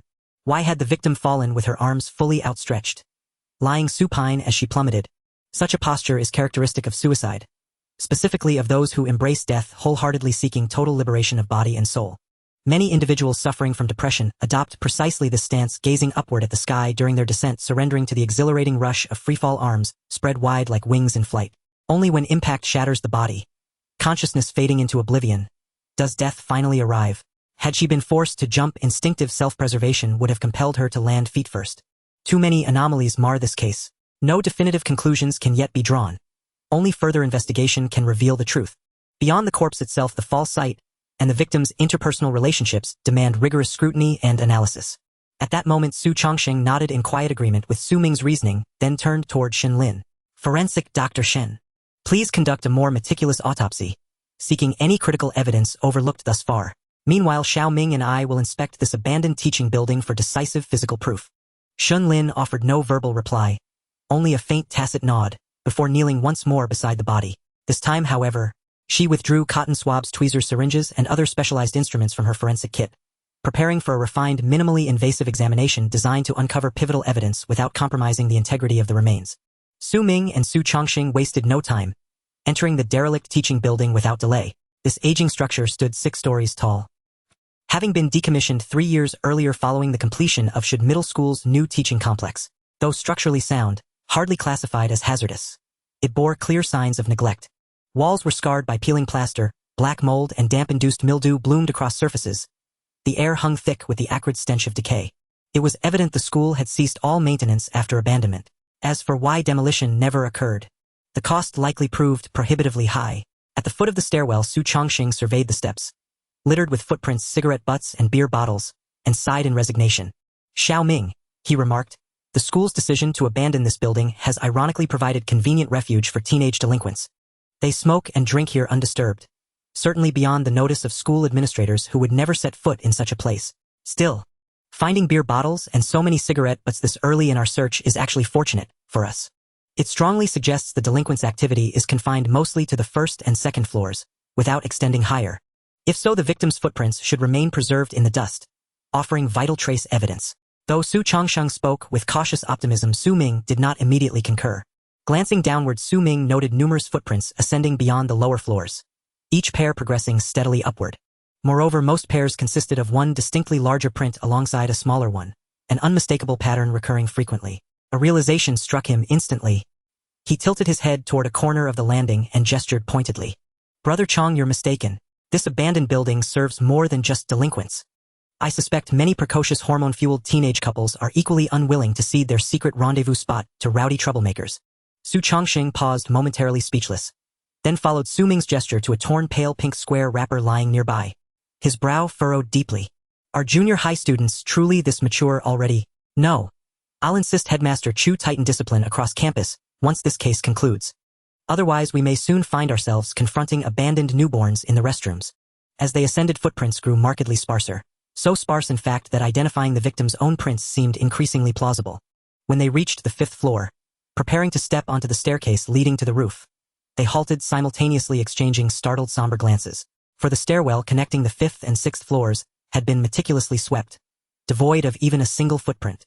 Not even a trace of dust remained. In comparison to the previous 5 floors, the 6th floor appeared exceedingly bizarre, completely defying reason. It was evident that the place had been meticulously cleaned, with all footprints wiped away, seemingly to conceal some traces and clues. Su Ming gazed at the staircase leading to the 6th floor balcony, for a moment, bent down to gently wipe it with his hand, and noticed a layer of dust on his fingertip.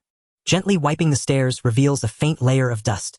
Since this abandoned teaching building hasn't been maintained for 3 years, dust can easily accumulate from various places, and it won't be long before it settles again after cleaning. Given the level of dust on this staircase, someone must have cleaned up the footprints that belonged to them last night around the time the deceased fell. This confirms that aside from the deceased, there were others who accompanied her to the rooftop. Su Ming utilized the technique of inferring time from dust. Su Chongqing nodded appreciatively. Well done, Xiao Ming. I didn't expect that the dust on this staircase could provide you with useful clues.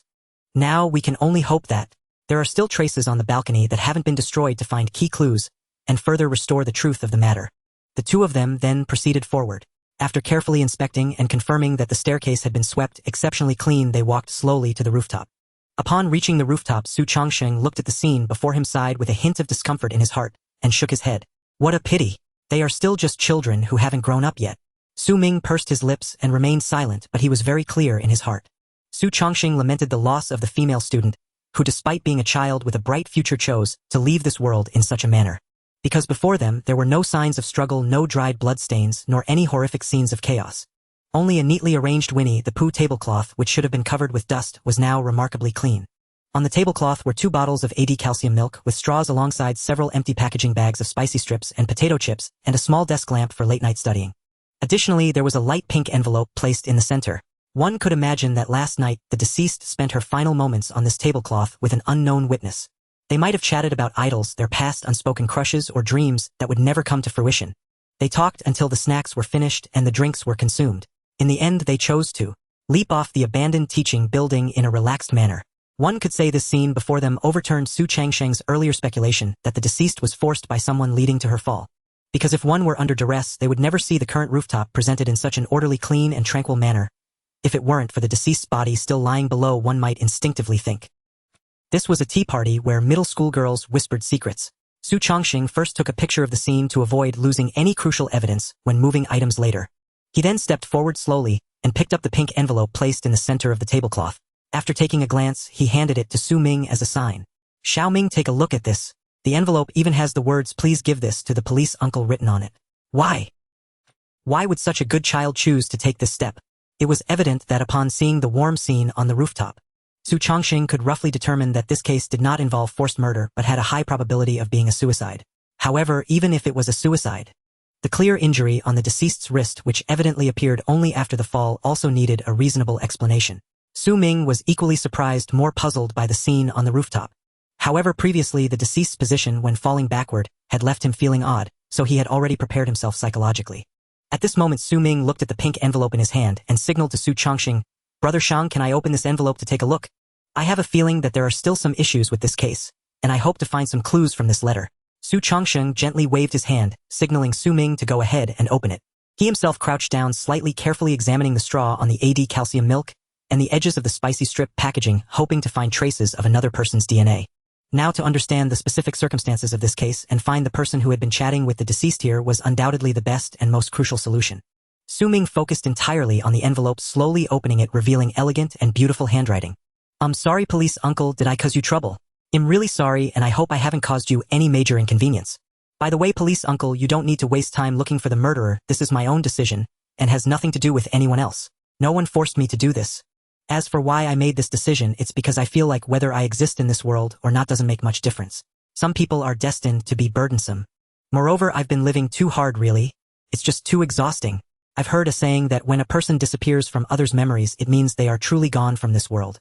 Some people will always be remembered, while others might take 100 years to completely fade away, and some may vanish in just a short decade. If it were me, I'd probably only make others sad for a few months, and then within a few years I'd be forgotten by others, thus disappearing from this world. If there is a next life, I hope to become a blue whale in the ocean because they are large enough, strong enough, free enough, and precious enough to be seen with just a glance. I've said too much. In short, this is my own decision, and the police uncle doesn't need to continue investigating.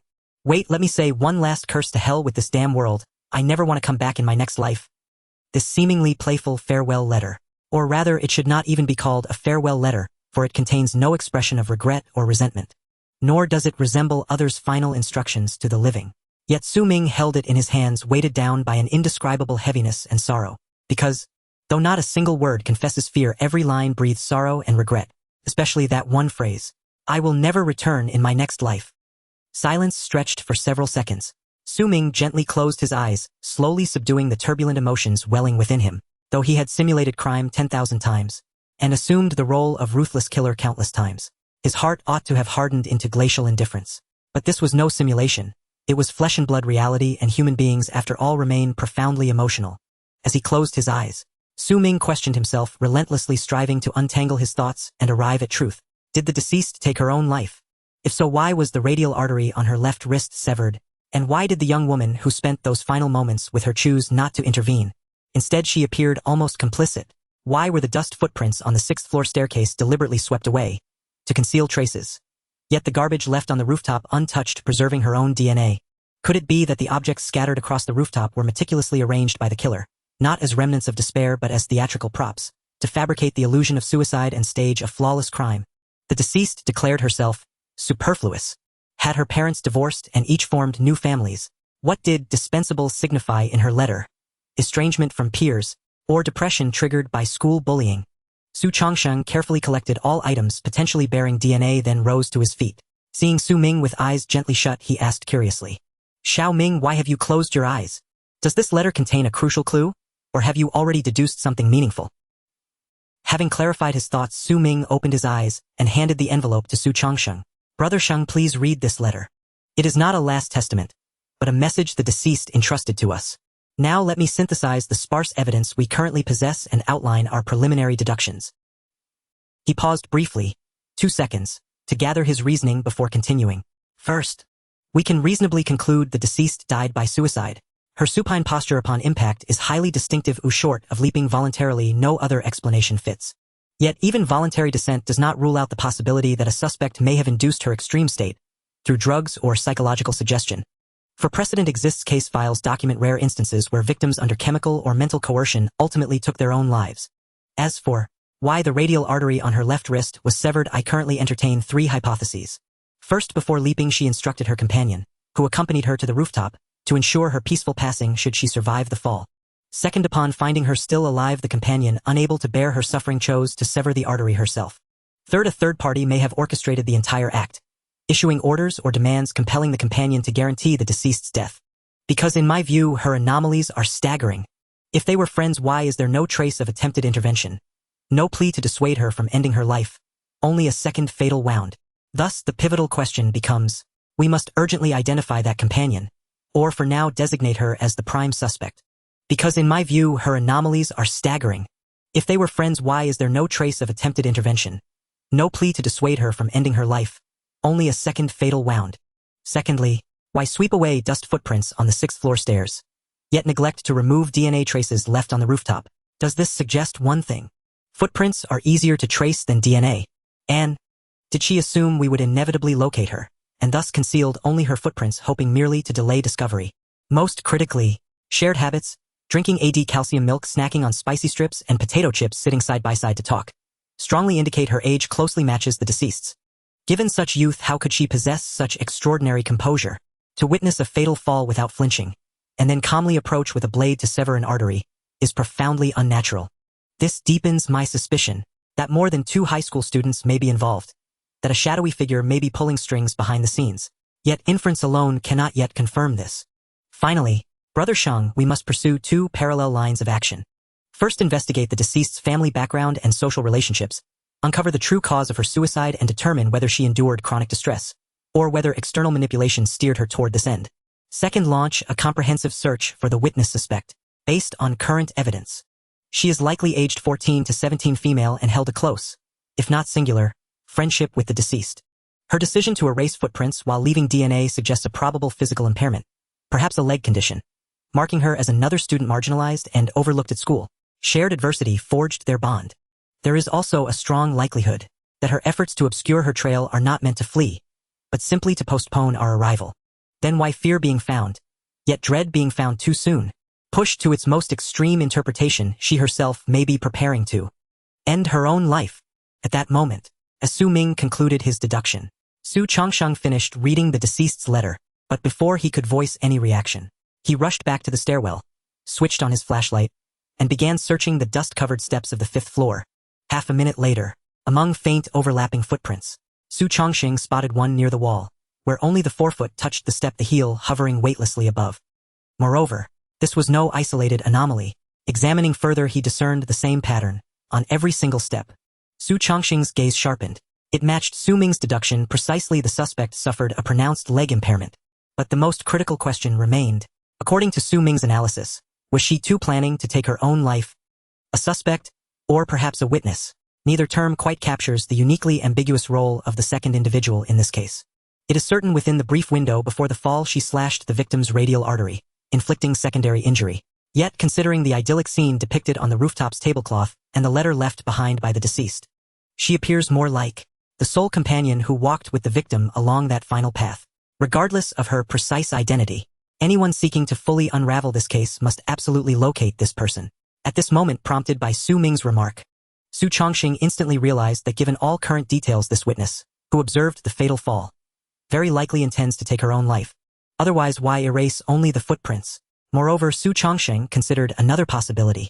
Even if both teenagers endured neglect and bullying from those around them, deciding to end one's life is never simple, let alone for 2 individuals to arrive at that decision simultaneously. Does this suggest, as Su Ming suspected, that an unseen hand lies behind this fall, orchestrating and manipulating events from the shadows? Without prolonged deliberation, Su Changsheng ascended a few steps and called out from the rooftop doorway, "Xiao Ming. Proceed with the follow-up investigation exactly as you proposed, broadly divided into 2 parallel tracks, but prioritize locating and identifying the suspect. This remains our most critical lead. Under no circumstances must it go cold. Let's go, we'll descend now. Technical unit personnel will later collect and process the evidence here. Perhaps they'll uncover further clues." Having clarified the investigative priority, Su Ming and Su Changsheng descended the abandoned school building at a measured pace, carefully observing dust patterns along the way. Yet no additional anomalies were found. Upon exiting the derelict structure, they saw Xin Lin sealing the body bag and peeling off her rubber gloves. Her brow furrowed, her expression grave. Clearly, her meticulous autopsy had revealed something unexpected. Su Changsheng hurried forward and asked urgently, "Forensic Dr. Xin, have you uncovered anything new?" As Xin Lin cleaned her instruments, she replied with solemn composure, "While you 2 were upstairs, I lifted the sleeve from the victim's arm and discovered numerous small, incised wounds. Their orientation confirms self-inflicted injury. Most have already healed and crusted over, only a few are recent, but even those predate the fall by a significant margin. However, What struck me as deeply unusual is this: despite the abundance of cuts on the arms, not a single scar remains. This strongly suggests that the self-harm began only recently, within this narrow time frame. Yet, if depression triggered the suicide, earlier symptoms, including recurrent self-harm, should have manifested months prior. Why then did the emotional deterioration accelerate so abruptly, from self-harm to suicide? As Shenlin concluded, Su Ming suddenly recalled something and interjected. Dr. Shen, have you collected the victim's blood? Can you test it immediately for drug residues, especially for traces of narcotics? Indeed, Su Chongqing exclaimed, snapping his fingers in sudden realization. If the autopsy confirms the victim progressed from self-harm to suicide within an extremely short span, then such rapid progression contradicts the natural course of depressive illness. It is highly plausible that certain drugs or narcotics precipitated this abrupt emotional collapse. But how could a 15-year-old student obtain such substances? If toxicology detects residues in the blood, it would confirm one chilling truth: someone deliberately steered the victim towards suicide. Beside him, Su Ming nodded in quiet agreement. Clearly, Su Chongqing's acumen as chief of Huaihai Criminal Investigation was beyond dispute. He had instantly deduced, from those self-inflicted arm wounds, that this case was being orchestrated from the shadows. Shenlin grasped the implication instantly. She swiftly read on her gloves and declared without hesitation, originally, I assumed testing for narcotics and pharmaceuticals wasn't urgent for a 15-year-old student. Detailed analysis could wait until back at the lab. But now it's clear this case is far more complex than it first appeared. Give me a moment. I'll begin blood toxicology screening immediately. She opened her forensic kit, withdrew the vial containing the victim's blood, gently swirled it to homogenize, then dispensed drops onto both narcotics and pharmaceutical residue test strips. Meanwhile, Su Ming and Su Chongqing spotted Deputy Principal Zhang Heng approaching with a middle-aged woman, around 40, face etched with sorrow. No further speculation was needed. She was almost certainly the victim's homeroom teacher. Su Chongqing tapped Su Ming's shoulder and held up his phone in silent signal. Xiao Ming, you handle the initial interview. I'll contact technical unit and request last night's traffic camera footage from around Shid Middle School to see if we can spot the second person. This case is growing increasingly grave. From what began as a seemingly straightforward suicide byfall to the discovery of wrist lacerations and now evidence of malicious manipulation, the case has undeniably escalated in severity. The pursuit of truth has thus become ever more urgent. Su Ming approached Deputy Principal Zhang, and the woman halted them at the cordon and gestured toward chairs nearby. This area isn't suitable.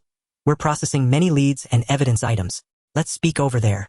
Zhang Heng nodded quickly, guiding the woman to the chairs. With a light tap of his finger, he introduced. Officer Su.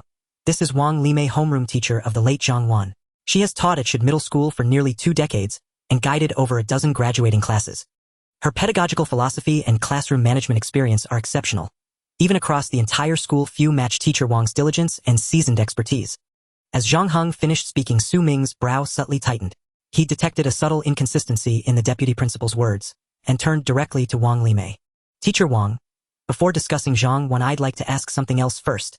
Ordinarily, with the high school entrance examination only months away, homeroom teachers, even when unassigned classes, routinely conduct morning inspections during the early reading period to assess classroom conditions. Given your extensive experience guiding graduating classes, you surely maintain this habit. Therefore, during morning reading through the conclusion of the first 2 morning classes, did you notice Zhang Wan absent from her seat? In fact, Su Ming has already deduced that.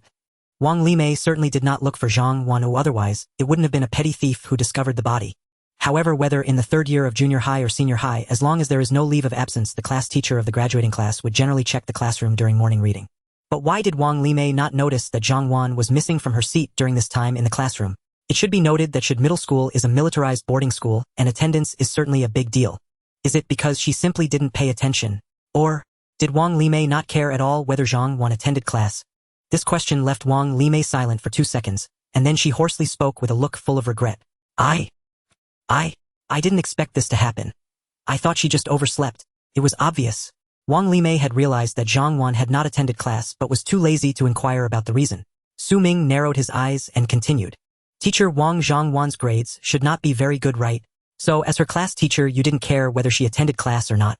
After all, with over 10 years of experience as a class teacher, grades must come first. Moreover, this is still a privately funded school where profits and losses are self-accounted. I don't want to dwell on this for too long. Could you please provide some information about Zhang Wan? Although I have only been her teacher for less than a year, you should know something about Zhang Wan's family background, general personality, and interpersonal relationships, right? Wang Limei nodded silently and began to slowly recount what she knew about the deceased. Zhang Wan's parents divorced 5 years ago, and each started a new family providing only a certain amount of alimony each month. For the past 5 years Zhang Wan has been living with her grandmother. Due to her grandmother's advanced age, she came to our militarized boarding school. Since I took over this class, her personality has been somewhat quiet and silent, not fond of communicating with others, or perhaps a bit reclusive. It seems she has no friends in the class, and since she reported too late, she shares a dormitory with the adjacent class, so she has no classmates in her dormitory. Also, because of her poor grades after the first monthly exam in the 3rd year, I moved her seat from the first row to the last row. Upon hearing this, Su Ming raised his eyebrows, slightly, having caught another piece of information. Moved from the first row to the last row. But Su Ming did not interrupt Wang Limei, and continued to listen carefully to the various circumstances of the deceased.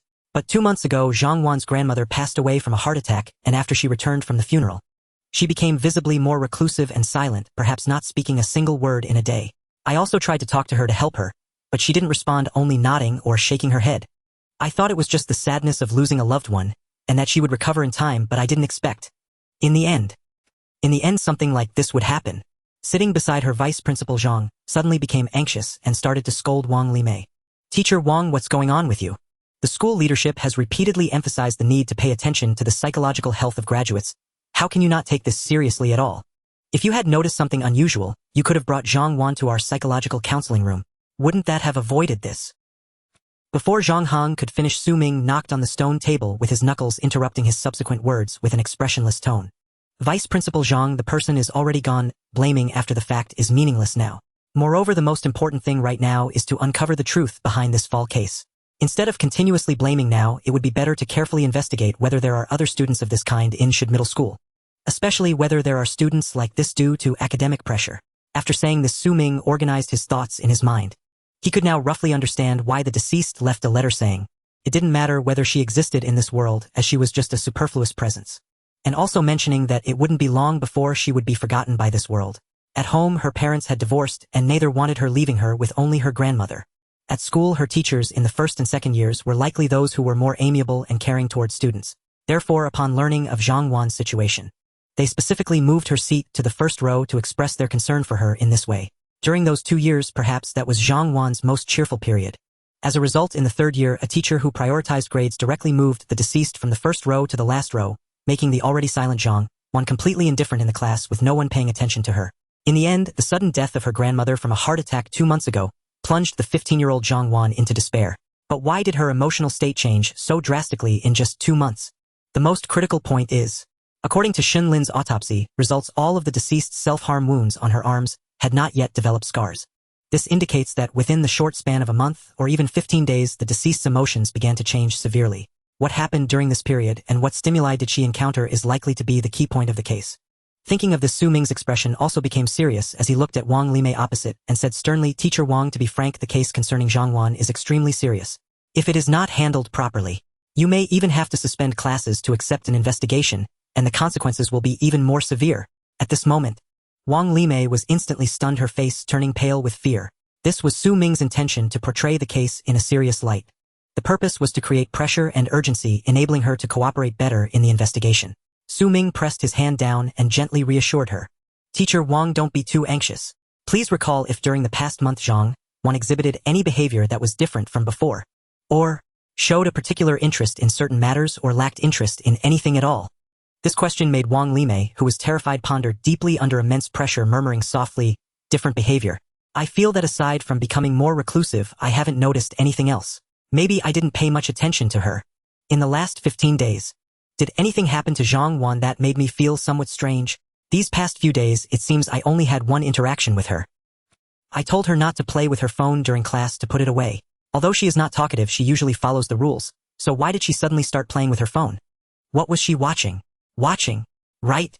She was watching a live stream of the aerial footage of blue whales, which is why she played with her phone during class."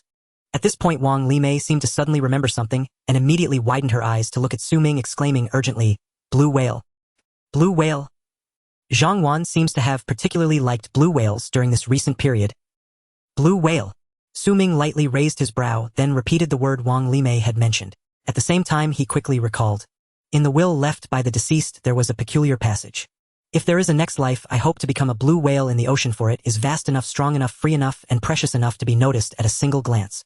This passage seemed quite ordinary, like a deeply depressed middle school girl who had given up hope yet still cherished a beautiful vision of the next life. But now that the word blue whale was brought up again by Wang Limei, Su Ming keenly sensed something amiss. Without clear clues or evidence, the problem was hard to pinpoint. Just an intuition born from having witnessed many crimes and being a fellow offender in spirit.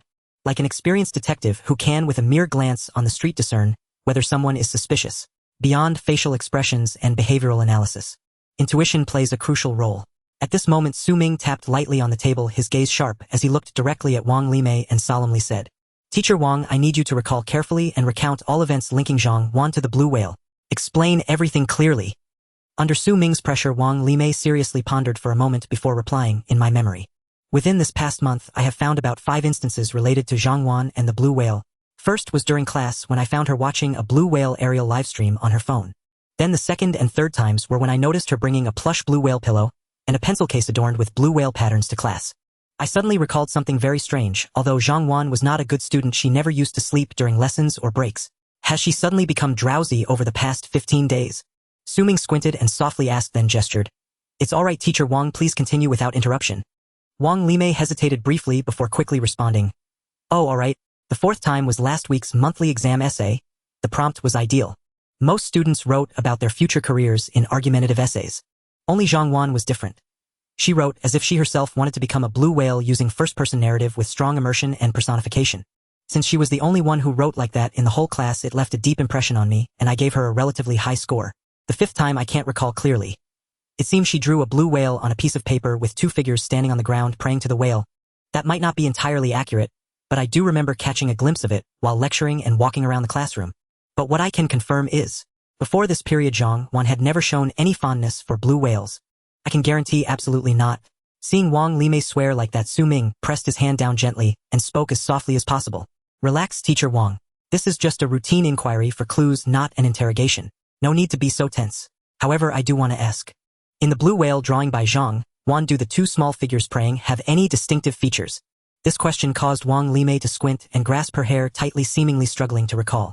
After a few seconds, seeing Wang Limei's painful struggle, Su Ming shook his head and said, "All right, Teacher Wang, no need to think further. I have a general understanding of Zhang Wan's situation now." Then he continued, "I want to ask Vice Principal Zhang. Has anyone else taken leave today and missed morning classes at school?"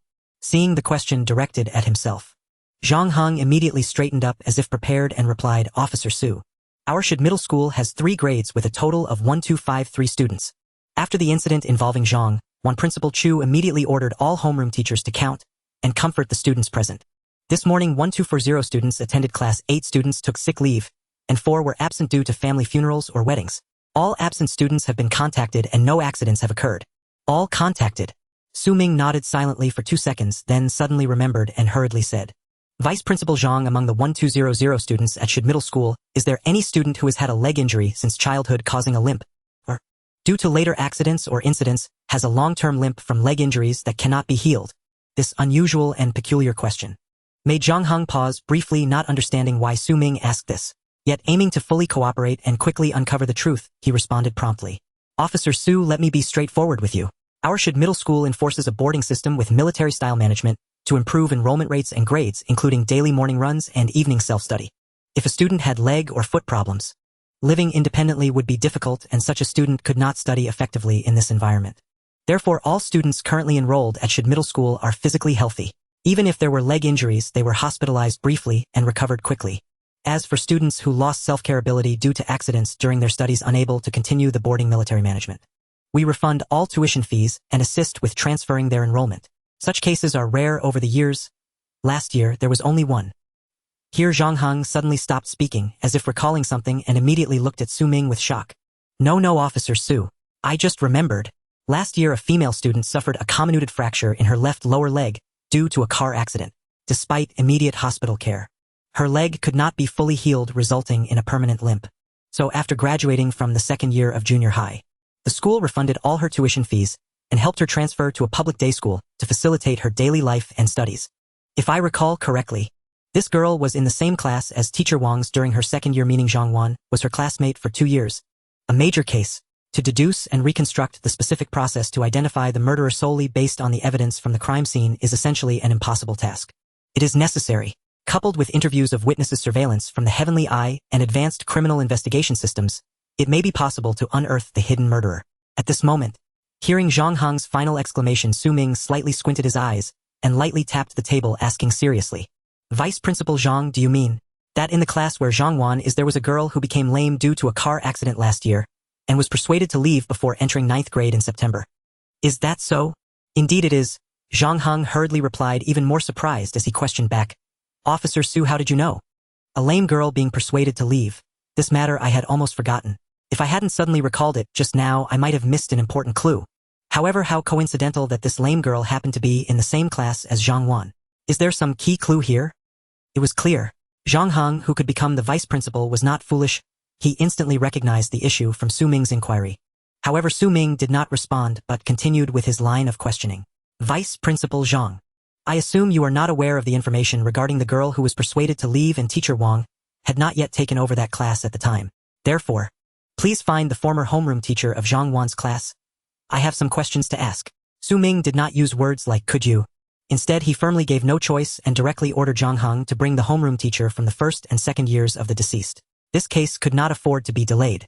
The witness who saw everything might also be on the verge of suicide, thus, it was even more crucial to uncover the truth swiftly. Zhang Heng was not at all angry. Instead, he fully cooperated in searching for the truth, quickly rising to say, "All right, Officer Su.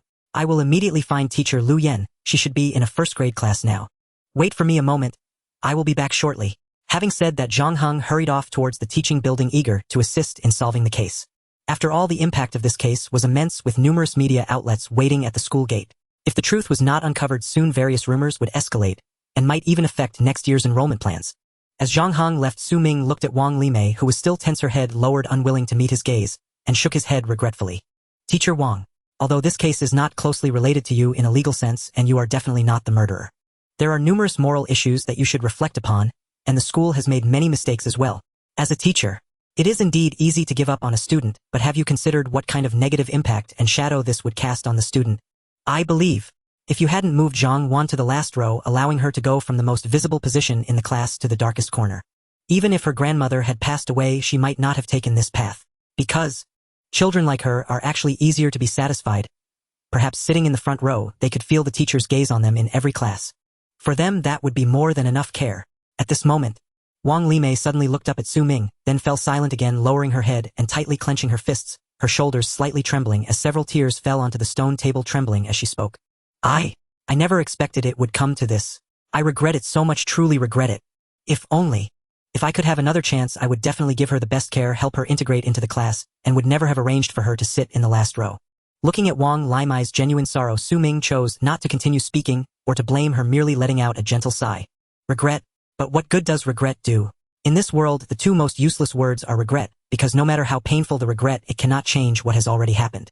In fact, one cannot blame Wang Limei too much. Private schools prioritize grades, and how many others have been abandoned besides the deceased?" After a 2-second silence, his gaze turned to the abandoned teaching building not far away. It seemed one could easily imagine the scene of the deceased jumping from the rooftop on the 6th floor. Perhaps at that moment she felt unprecedented relief. This time Su Ming did not have to wait long. In less than 5 minutes, Zhang Heng returned with a young female teacher, both walking briskly towards the stone table. Looking up, Su Ming could see the young teacher named Lu Yan, her eyes and nose slightly reddened, clearly showing signs of having cried. As the two approached the stone table, Su Ming pointed to the chairs and gestured, "Please sit. You are teacher Lu Yan, right? You were Zhang Wan's homeroom teacher in the 1st and 2nd grades, so I have some questions regarding this falling case. Firstly, did Zhang Wan have any close friends during the 1st and 2nd grades?" Lu Yan sniffed, lightly nodding gently. She had one friend. Although Zhang Wan was quite quiet and reserved due to family reasons, there was a girl with whom she was very close. The two of them usually attended classes together and basically went to the cafeteria to eat together. This answer made Su Ming's eyes narrow slightly as he continued to inquire. Did this girl have an accident in the 2nd year resulting in her being lame and persuaded to leave? In other words, Zhang Wan's only friend attended middle school for only 2 years and transferred to another school in the 3rd year. Lu Yan gently shook her head and then addressed the small issue that Su Ming had guessed. She was indeed persuaded to leave due to a car accident. The compound fracture was simply too severe. However, Huang Yan did not attend any other school after that, if I remember correctly. She must have been unable to accept the fact that she was lame for a short period and did not want to be laughed at in school, so she directly withdrew and stayed home. A month ago I even advised her on QQ not to overthink and not to worry about being laughed at. Studying is what matters most. Unable to accept her lameness, not wanting to be laughed at, Lu Yan mentioning these two details instantly solidified Su Ming's deductions. Immediately after, Su Ming chose not to inquire about the suspect's specific information, but narrowed his eyes, intending to confirm an extremely important matter, asking aloud. Teacher Lu, you mentioned that you had been in contact with the student who is Zhang Wan's friend Huang Yan a month ago. I would like to ask about, did she mention anything about a blue whale during your conversations? As the case progressed to this point, Su Ming grew increasingly suspicious that this campus fall was not merely a case of depression-induced suicide, but likely involved a perpetrator who was orchestrating the entire affair. This suspicion arose from the autopsy results of the deceased. The self-inflicted wounds on the arms were inflicted far too recently, with no scars even formed. Even considering the impact of a relative's death, a typical progression of depression would not manifest this rapidly. From the onset of self-harm to the act of jumping off the building, it likely did not even take 15 days. Meanwhile, Su Ming keenly noticed a detail in Wang Limai's earlier words. During this period, the deceased often appeared to be sleeping during classes and breaks, even bringing a blue whale pillow, something she had never done before. This inexplicable fatigue raises the question of whether drug use or substance abuse was involved. How could a middle school student, especially one with such a taciturn nature, obtain such special drugs or substances? This undoubtedly points to the possibility that someone was manipulating the situation behind the scenes. The deceased's recent fascination with the blue whale clearly had some inexplicable oddities. At this moment, hearing this question, Lu Yan displayed a hint of confusion, not understanding why Su Ming would ask such an irrelevant question, yet she diligently began to recall. Moments later, Lu Yan suddenly raised her head as if realizing something and hurriedly said, "Yes." Just before the call ended, Huang Yan suddenly asked me a question. She asked me, after death, can one transform into something they long for? If so, she wished to become a blue whale in the sea to gain unprecedented freedom and no longer endure the scorn of others due to her limp. Here it is again. The desire to become a blue whale and gain freedom within this case. Whether in the imagination of the one who fell or from the mouth of another suspect, the blue whale was clearly mythologized, symbolizing freedom and beauty. A 15-year-old middle school student, though not naive, is also not easily deceived. Logically, one would not become so obsessed with a particular creature in such a short time, especially to the extent of wishing to transform into such a being after death. Moreover, a blue whale, a creature so distant from the lives of ordinary people, is an even more unnatural fixation. Thus, it is highly likely that the so-called freedom and beauty associated with the blue whale were forcefully instilled in the deceased and her friends by someone. At this point, Su Ming was already about 80% certain that this case involved at least 3 individuals: a deceased, a friend of the deceased, and a hidden mastermind. This method of committing crimes through the manipulation of consciousness is exceedingly covert and difficult to trace, thus often employed in countless simulated crimes to achieve perfect crimes. However, the criminal techniques and methods far exceed those in this case of falling from a building. Su Ming's gaze gradually became clearer and sharper. Looking across at Lu Yan, he lightly tapped the table and continued, "Teacher Lu, aside from that phone call, have the two of them contacted you again in the past month? Or rather, have they exhibited any behavior that struck you as unusual?" Lu Yan fell silent, pondering for a few seconds.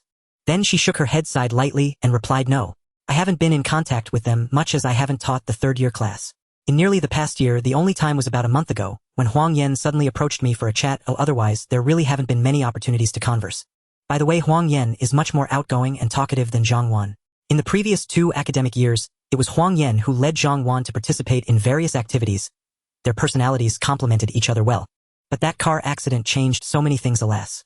And now such an incident has happened." As she spoke, Lu Yan's voice had noticeably become somewhat hoarse, imbued with an indescribable sadness. To accommodate the special circumstances of Zhang Wan, Lu Yan had deliberately arranged for her to sit in the most conspicuous front row, allowing all subject teachers to notice her at first glance, thereby enhancing her presence. Yet, in the end, it still concluded with such an outcome. Who would not feel heartbroken and disappointed? At this moment, through inquiries with Zhang Hang and the other, Su Ming had uncovered numerous clues and information, the most critical being the identity of the person who was with the deceased on the rooftop, Huang Yan, a former classmate and best friend of the deceased. As long as he could locate Huang Yan as quickly as possible before her suicide, he would be able to completely clarify the entire case and unearth the hidden mastermind. With this thought in mind, Su Ming no longer hesitated and turned to Zhang Hang, commanding Vice Principal Zhang. "The situation is urgent. Please gather Huang Yan's residence information, ID number, interpersonal relationships, and other relevant details as quickly as possible. Consult with Teacher Lu or other teachers and students, and compile this information for us at the earliest opportunity. This matter relates to the public opinion and reputation of your school. I need not emphasize its importance. Remember, it must be delivered to our criminal investigation team immediately. The inquiries will pause here for now, but you all should not leave the school just yet, as further cooperation may be needed for additional investigations." After speaking, Ming stood up from the stone bench, nodded at the three of them, and walked slowly into the cordoned-off area. Seeing Su Chongqing still on the phone directing the Criminal Investigation Technology Department, he walked straight to the busy Shinlin, glancing at the body bag that had yet to be removed, and spoke solemnly. Forensic Dr. Shin, have the blood test results of the deceased come out? Are there any traces of special drugs or substances? I have discovered some important clues that provide a new inference regarding the case. However, I still require this clue for comparative verification. Hearing this, Shinlin paused her actions with the blood specimens, but did not raise her head, responding gravely. Preliminary tests indicate that I have already detected traces of both drugs and substances in the deceased's blood. Among them, I am currently unable to determine the type of the substance. But as for the drugs, I can confirm that the deceased had ingested a significant amount of opioid medications in life, which means abuse of which can lead to addiction to painkillers. Opioids are commonly used potent sedatives and analgesics in clinical settings, possessing a certain level of addictive potential. Among them, the most famous include morphine, Demerol, and fentanyl. However, regardless of the type, they are strictly controlled substances by the state, and pharmacies are not allowed to sell them. Only patients with late-stage cancer can obtain them through a doctor's prescription at public hospitals. Now, since traces of drugs and opioids have been detected in the deceased's blood, this undoubtedly further confirms Su Ming's deduction. Opioids have sedative and analgesic effects after consumption, while their side effects include extreme drowsiness, confusion, and addiction.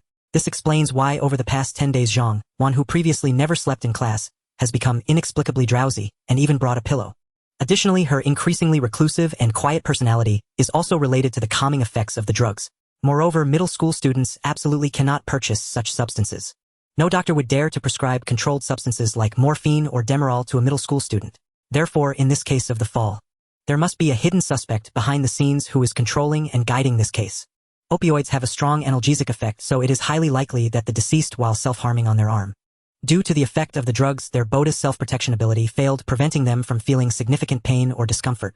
The criminal suspect may have taken advantage of this weakness to further control the deceased's consciousness, gradually instilling the idea that suicide would not hurt, and that after death they would transform into a blue whale and gain freedom. These statements carry obvious implications of death. As for what drugs the suspect used, it needs to be investigated as soon as possible. However, the most important task right now is to quickly find the second key figure in this case, Huang Yan. From Huang Yan's action of wiping away footprints, it appears she did not intend to commit suicide immediately, and there may still be a chance to save her. After sorting out his thoughts, Su Ming walked decisively towards Su Chongqing from the technical department. Coincidentally, Su Chongqing had just hung up the phone and frowned in complaint upon seeing Su Ming approach. Damn it! This limping suspect is quite hard to find. I just had the technical department remotely access the surveillance cameras at Should Middle School. We checked the surveillance inside Should Middle School and at several entrances, but there were no suspicious limping figures detected. Then I also asked the security guard to confirm that no one entered or exited the campus last night. Logically, that shouldn't be the case. In the case of a limping person, where else could they go if not through the school's entrances? It wouldn't be possible to climb over the wall. Before Su Chongqing could finish, Su Ming interrupted him, explaining with some sentiment, "Brother Shang, it's normal that nothing was found. I just spoke with the deceased's 2 homeroom teachers and the vice principal, and I can roughly confirm the identity of the suspect. The suspect who spent the last moments with the deceased on the rooftop and cut the deceased's radial artery should be the deceased's only peer named Huang Yan. During the first 2 years of middle school, Huang Yan and the deceased were in the same class and developed a deep friendship. However, towards the end of the second year, Huang Yan unexpectedly suffered a car accident resulting in a comminuted fracture of her left leg. Despite intensive treatment, she was left with a disability and has been limping ever since. At the same time, due to Should Middle School's military-style management system, Huang Yan as a limping student was not suitable to continue studying there, and was persuaded to leave during the summer break of her second year. With her body changing from healthy to disabled, there indeed exists a fertile ground for suicidal thoughts in Huang Yan's mind. Since she studied here for 2 years, she must be very familiar with the school's situation. Therefore, it is quite normal that those surveillance cameras did not detect Huang Yan. If I am not mistaken, although Should Middle School implements military training management, there must be places where the railings or walls have been damaged, allowing students to sneak in and out of the campus. Huang Yan likely used this small gap to enter and exit Should Middle School. Thus, as long as we find this little-known path that only students are aware of and check the nearby road surveillance, we should be able to discover Huang Yan's whereabouts. Upon hearing this, Su Chongqing immediately slapped his thigh, visibly excited, and praised, "Good job, Xiao Ming. The clue you uncovered is very important. Once we identify this witness suspect, the difficulty of finding and capturing them will significantly decrease. They'll have Principal Chu bring in a school troublemaker right away to ask about this. Those troublemakers are likely the most knowledgeable about paths used to sneak out." Su Ming nodded in agreement, but then his expression turned serious again as he continued earnestly, "Brother Shang. Apart from this information, I also have an extremely important deduction.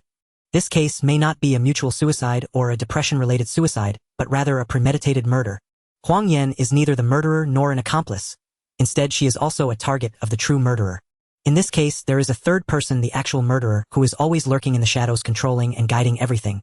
This conclusion left Su Chongsheng stunned, and his expression grew serious as he raised his head to signal continue. Xiao Ming, explain where you deduced the presence of a lurking murderer from. Su Ming didn't need to organize his thoughts and immediately began to explain. First point, when I inquired about the deceased's homeroom teacher, I unexpectedly learned that in the past 15 days, the deceased had been particularly fond of and focused on blue whales. In the deceased's letter, it also mentioned wanting to become a blue whale after death. Additionally, the first suspect, Huang Yan, mentioned to her former homeroom teacher a month ago whether a person can become a blue whale after death. I seriously suspect that this idea of blue whale representing freedom was forcibly instilled in a short time. Second point, the self-harm wound on the deceased's arm had not yet turned into a complete scar. This indicates that the deceased's extreme behavior from self-harm to jumping off a building likely occurred in a rough estimate of less than 15 days. This time frame is too short. Depression cannot progress so quickly. Third point, it is also the most important point. Forensic Dr. Shenlin has already detected residual drugs and substances in the deceased's blood. Although the type of drug has yet to be confirmed, it has been established that the substance is a sedative opioid. These two substances are controlled items that middle school students cannot access. All this evidence gives me reason to believe that there is definitely a lurking mastermind behind this. As Su Ming finished his deduction, Su Changsheng's face was filled with shock and confusion. How talented must one be to extract such a shocking conclusion from these details? He was quite sure that if he had been the one to inquire with the deceased's homeroom teacher, he would likely not have been able to uncover such hidden clues like Su Ming did. But Su Chongsheng had to admit that Su Ming was not merely speculating. He had grasped every detail and piece of evidence to arrive at this key result. Taking a deep breath, Su Chongsheng suppressed his inner shock, nodded vigorously, and replied, Xiao Ming, your deduction is very important. We must take this fall case seriously. The subsequent reasoning must also consider this unknown lurking suspect. However, the most crucial immediate goal is still to find Huang Yan. Searching for Huang Yan. This is the most crucial task at this stage of the case, not only because Huang Yan is the witness to the entire falling incident, but also due to the lack of clues on the deceased's body. If we want to unearth the true criminal, we must start with Huang Yan, striving to find more significant clues. As the case grows increasingly complex, Su Chongsheng conducted an urgent report to Lin Tian, and after receiving permission, they quickly began the autopsy, analyzing the type of drugs and the specific cause of death. Due to the parents of the deceased have established their own families, they quickly began the autopsy, analyzing the type of drugs and the specific cause of death. Due to the parents of the deceased being divorced, both sides have established their own families. But this also saved them a lot of trouble. At least they didn't have to worry too much about the family's resistance and anger towards the autopsy. After Shenlin returned to the precinct, first Su Ming and Su Chongsheng were also quite busy now, arriving at the side of the cafeteria at Shid Middle School. Beside them, Vice Principal Zhang Heng was accompanying them with a bag of materials in hand. Additionally, a yellow-haired delinquent who had been temporarily apprehended was pointing towards a nearby railing. Look, those two police officers are right there. The iron railing on the side of the cafeteria has been cut on both ends by previous seniors, just enough for us to squeeze through without climbing over the wall. Once you exit here, there's an internal alley that leads directly to Linjiang Road. If you walk a few more steps down Linjiang Road, you'll reach the Coffee Bar Street, where there are two internet cafes. Many students from Shid Middle School often sneak out at night to surf the internet and drink here. The yellow-haired delinquent, usually arrogant, appeared particularly obedient and honest in front of the police officers. He straightforwardly explained the hidden path that the seniors had left behind without any hesitation. Su Ming, without any hesitation, directly dialed Wang, whose number. Who's are you at the technical department now? Immediately pull up the surveillance footage from Linjiang Road after midnight last night, looking for a limping middle school girl. Focus on the exit of the shortcut closest to Shid Middle School should help us identify the target. After speaking, Su Ming hung up the phone and looked towards Su Chongsheng, who was verbally warning the yellow-haired delinquent. They waited until the warning was over. After the yellow-haired delinquent left nervously, Su Chongsheng shook his head, feeling somewhat helpless. I never expected that there would still be such shortcuts in the militarized management of Shid Middle School. No wonder the several main gates didn't catch the limping suspect. By the way, Xiao Ming, the technical department has already started searching, right? Su Ming nodded just as he was about to reply. His phone in his pocket rang with an urgent tone, and he picked it up immediately. Dahu, how's it going? Did you see something so soon? By the way, Xiao Ming, the technical department has already started searching, right? Su Ming nodded just as he was about to reply. Sure, I'll send it right away. After hanging up the phone again, Su Ming let out a slight breath and then nodded gently towards Su Chongsheng. We found her. At 1:30 a.m. last night, a limping girl appeared walking out from this shortcut. Based on her clothing and appearance, she seems to be around 14 to 16 years old, aligning with our deductions.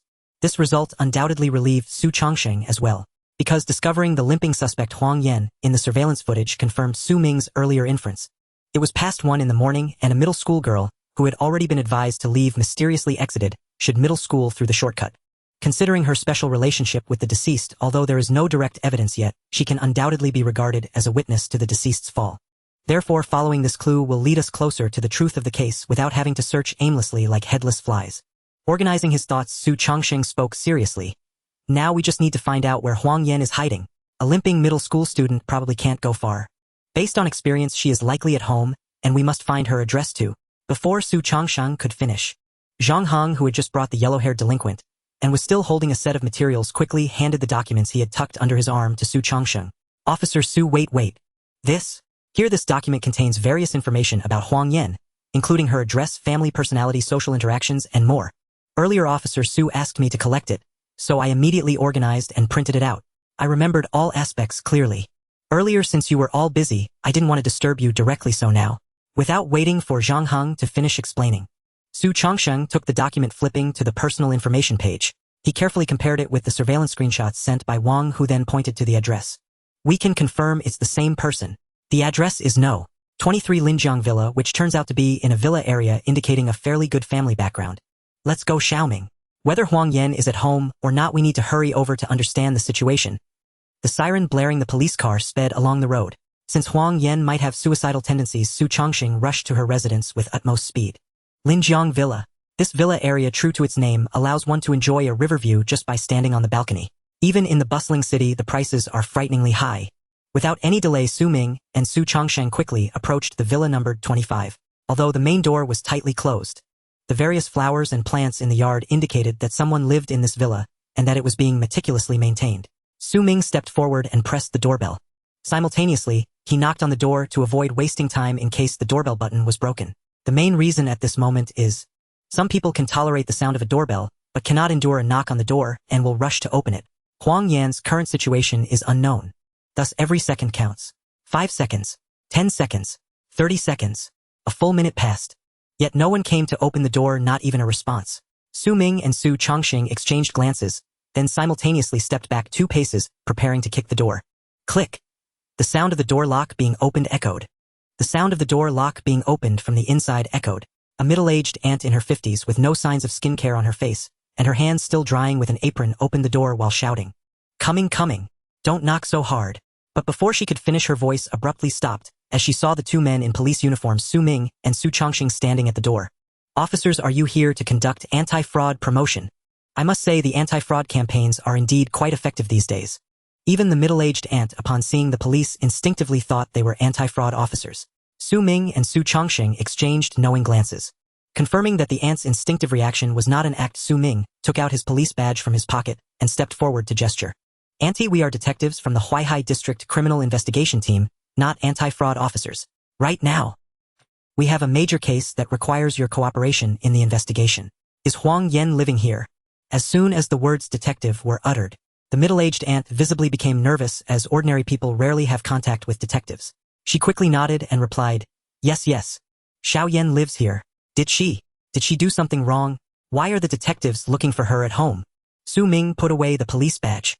Then he stepped into the doorway, positioning himself to ensure that even if the aunt had any unusual intentions, he could subdue her at the first moment. He didn't choose to intimidate or threaten, but instead displayed a gentle smile. "She hasn't done anything wrong. We just need her cooperation for a small matter in the investigation. By the way, Auntie, you are Huang Yan's. I am her nanny. I was hired by this family to take care of her," the middle-aged aunt quickly explained, still very tense. "Xiao Yan's parents are very busy with work. They often don't come back for months, so they hired me to take care of her. However, officer, did you make a mistake? Xiao Yan is usually very well behaved. She surely wouldn't do anything wrong. And..." At this point, the aunt lowered her voice, intentionally continuing with noticeable caution. "Xiao Yan has a problem with her foot. She has never been able to heal it, and feels very self-conscious about her limp. She usually stays locked in her bedroom and doesn't go out. These past few days, aside from going downstairs for lunch and dinner, she has been in her room, not even coming down for breakfast, so how could she possibly go out to get into trouble?" Su Ming ignored the aunt's biased words, keenly catching a detail. Since Huang Yan did not have the habit of eating breakfast, the aunt hadn't seen her during that time in the morning and couldn't confirm her safety a few hours ago. This indicated that, from last night until now, Huang Yan had enough time to commit suicide. But analyzing the erased footprints, Huang Yan should not have chosen to commit suicide immediately. She must still have things to do. So with every passing minute, the chances of saving her increased. Time was of the essence. Su Ming no longer hesitated, striding into the villa, while stating seriously, "Don't worry, Auntie. The police will not wrong any good person. If Huang Yan hasn't done anything wrong, we just need to ask a few questions. Now, I need you to immediately point out which bedroom Huang Yan is in." The nanny, who had intended to say more, seeing Su Ming's sharp gaze, she instinctively shrank her neck and pointed that room. "The one in the corner on the second floor, that's Xiao Yan's bedroom." Following the direction of the nanny's finger, Su Ming saw the bedroom with a panda toy hanging on the door and immediately rushed upstairs with Su Changsheng closely following. Arriving in front of the bedroom, Su Ming reached for the doorknob and found it wouldn't open, then turned to look at Su Changsheng. Without needing to say anything, the two of them tacitly stepped back to the side of the hallway. After silently counting to 3, they both kicked the bedroom door with all their might. Bang! The lock shattered and the bedroom door crashed heavily against the wall. The nanny, still on the stairs, opened her mouth at this scene but dared not say anything. Because from the anxious attitude of Su Ming and Su Changsheng, the nanny had already realized that this matter was likely not so simple and wisely chose to remain silent. After kicking the door open, Su Ming and Su Changsheng immediately entered the bedroom, first looking toward the bed. In many cases of suicide in bedrooms, victims often choose to end their lives on the most familiar bed. But in the next second, both of them frowned in unison, their expressions growing increasingly serious.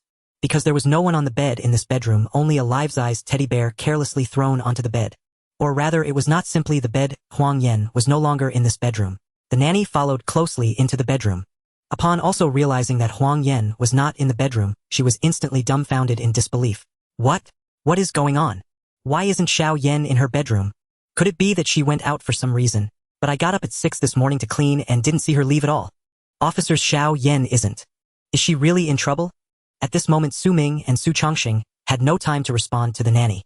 The moment they realized Huang Yan was missing, Su Changsheng immediately took out his phone and dialed the Huaihai Criminal Investigation Technology Department, requesting all available officers to immediately retrieve the surveillance footage from the various intersections around the villa to determine whether Huang Yan had returned last night and to find out her current location as much as possible. Meanwhile, the experienced Su Changsheng also ordered others to begin screening the list of individuals who checked into hotels yesterday and those who were seen in internet cafes. Although minors are not allowed to check into hotels or enter internet cafes without a guardian, there are always businesses that do not strictly adhere to the rules. When Su Changsheng issued the comprehensive search order, Su Ming noticed the pink desk by the window, which had several crumpled balls of waste paper thrown on it. Walking to the desk, Su Ming found a piece of white paper pressed under the pen holder. When he picked it up, he noticed there were obvious dried tear stains on it. On the paper, there was only a very brief message. "I can't see you 3 times in a year, even if you have piles of money. What does it mean to me? I never want to be your child again in the next life." Upon reading the note, Su Ming narrowed his eyes slightly, immediately deducing its nature. This was Huang Yan's farewell letter to her parents. Or rather, perhaps farewell letter was too formal a term. This was instead the raw, shattered cry of a heart utterly disillusioned. The dried tear stains upon the page bore silent, aching witness to Huang Yan's profound suffering. Setting the note aside for now, Su Ming picked up the crumpled wads of discarded paper and realized, compared to the single sheet left neatly on the desk, these bore the unmistakable weight and tone of true farewell letters. Within them, she poured out her regrets and anguish, her yearning to become a blue whale, and repeated obsessively across multiple pages one singular event. Even during the weeks following her car accident, her parents had visited the hospital only once. All other care had been delegated to a nanny. Indeed, not even at the time of her discharge did they return to see her. Both were preoccupied with their so-called careers. On one particularly crumpled sheet, Su Ming's sharp gaze caught a haunting phrase: "How I wish I could return to 10 years ago. Back then, though our family had no wealth, you were beside me. Those were my happiest days. If only it were possible. Let me die within that time rather than linger now, crippled, limping through life while strangers point and whisper behind my back. Humph, it is time to leave. This world holds nothing worth lingering for." Upon reading these words, Su Ming narrowed his eyes, further beginning a meticulous analysis. At this juncture, Huang Yan had likely already undergone indoctrination by the blue whale consciousness. Yet remarkably, these discarded farewell letters contained almost no references to it. This strongly implied that, in contrast to Zhang Wan, Huang Yan's mental subjugation was comparatively shallow, a fact likely attributable to the relative moderation of her tragedy. Unlike Zhang Wan, who had just lost her grandmother and been abandoned by her parents, Huang Yan's misfortunes were neither as recent nor as existentially devastating. Even the accident that left her lame had occurred nearly a year prior. Any bitterness or pain, however acute, would by now have largely subsided. Moreover, her naturally cheerful disposition further insulated her from deep psychological control, so her decision to end her life stemmed crucially from a desire for retribution against her parents, to use her own death as irrefutable proof which mattered more to them, her or their money. Given this, Su Ming deduced with absolute certainty the farewell letters on the desk had been written before the fall, not after she returned home post-incident. Because viewed through the lens of ordinary human psychology, if Huang Yan had truly witnessed her best friend Zhang Wan plummet from the building, and if she herself had severed Zhang Wan's radial artery, then, in the immediate aftermath, her farewell letters would never have taken this form. Zhang Wan's death would inevitably dominate those pages, occupying an overwhelming central place. Therefore, Huang Yan most likely never returned home after the fall, instead vanishing elsewhere preparing for suicide. Yet whether she returned home was now irrelevant. The critical question was this: where right now was Huang Yan most likely to be? With that thought, Su Ming unfolded the crumpled farewell letters once more, and read them through again carefully. Then, narrowing his eyes, he slipped into her perspective, murmuring softly to himself, "I am Huang Yan. Tonight I have made a pact with my dearest friend Zhang Wan, to end our lives together and be reborn as blue whales gliding freely through the boundless ocean." At midnight, I slip quietly back along the familiar path to Shid Middle School, where Zhang Wan is already waiting for me. Just as we did in school days, we walk side by side chatting about recent gossip and trivialities. But I can distinctly sense Zhang Wan's spirits are low. What has happened to her lately weighs heavily upon her soul. Still, soon she will find release. We ascend to the rooftop of the abandoned teaching building, spread out a cloth and arrange drinks and snacks. It is quiet here, undisturbed by anyone. In these final moments, Zhang Wan is uncharacteristically radiant, every shadow lifted from her heart. We speak of the present, of idols, of youthful crushes, and of futures we'll never reach. I had believed we could go on like this, talking until dawn, talking endlessly, but the sickening thud of Zhang Wan's body hitting the ground jolts me violently back to reality. At that moment, Su Chongqing, having just ended a phone call, noticed Su Ming speaking to himself. At first puzzled, he listened intently, and his expression swiftly shifted to stunned disbelief, instinctively drawing in a sharp breath. For Su Chongqing, a veteran detective, instantly recognized what was unfolding. Su Ming was performing criminal psychological profiling, immersing himself in the suspect's psyche to reconstruct last night's events, and he was doing so to pinpoint Huang Yan's current whereabouts. Psychological profiling is far more demanding than it appears. Merely adopting the suspect's mindset is a feat beyond most detectives' reach, because years spent pursuing criminals often rigidify an investigator's thinking, making it nearly impossible to view the world through the suspect's eyes. Yet for Su Ming, who possessed the accumulated experience of 100,000 criminal cases, assuming a perpetrator's perspective was effortless. While Su Chongqing stood transfixed in awe, Su Ming's quiet voice resumed, steady and deliberate. "She left first. I will never have such a dear friend again.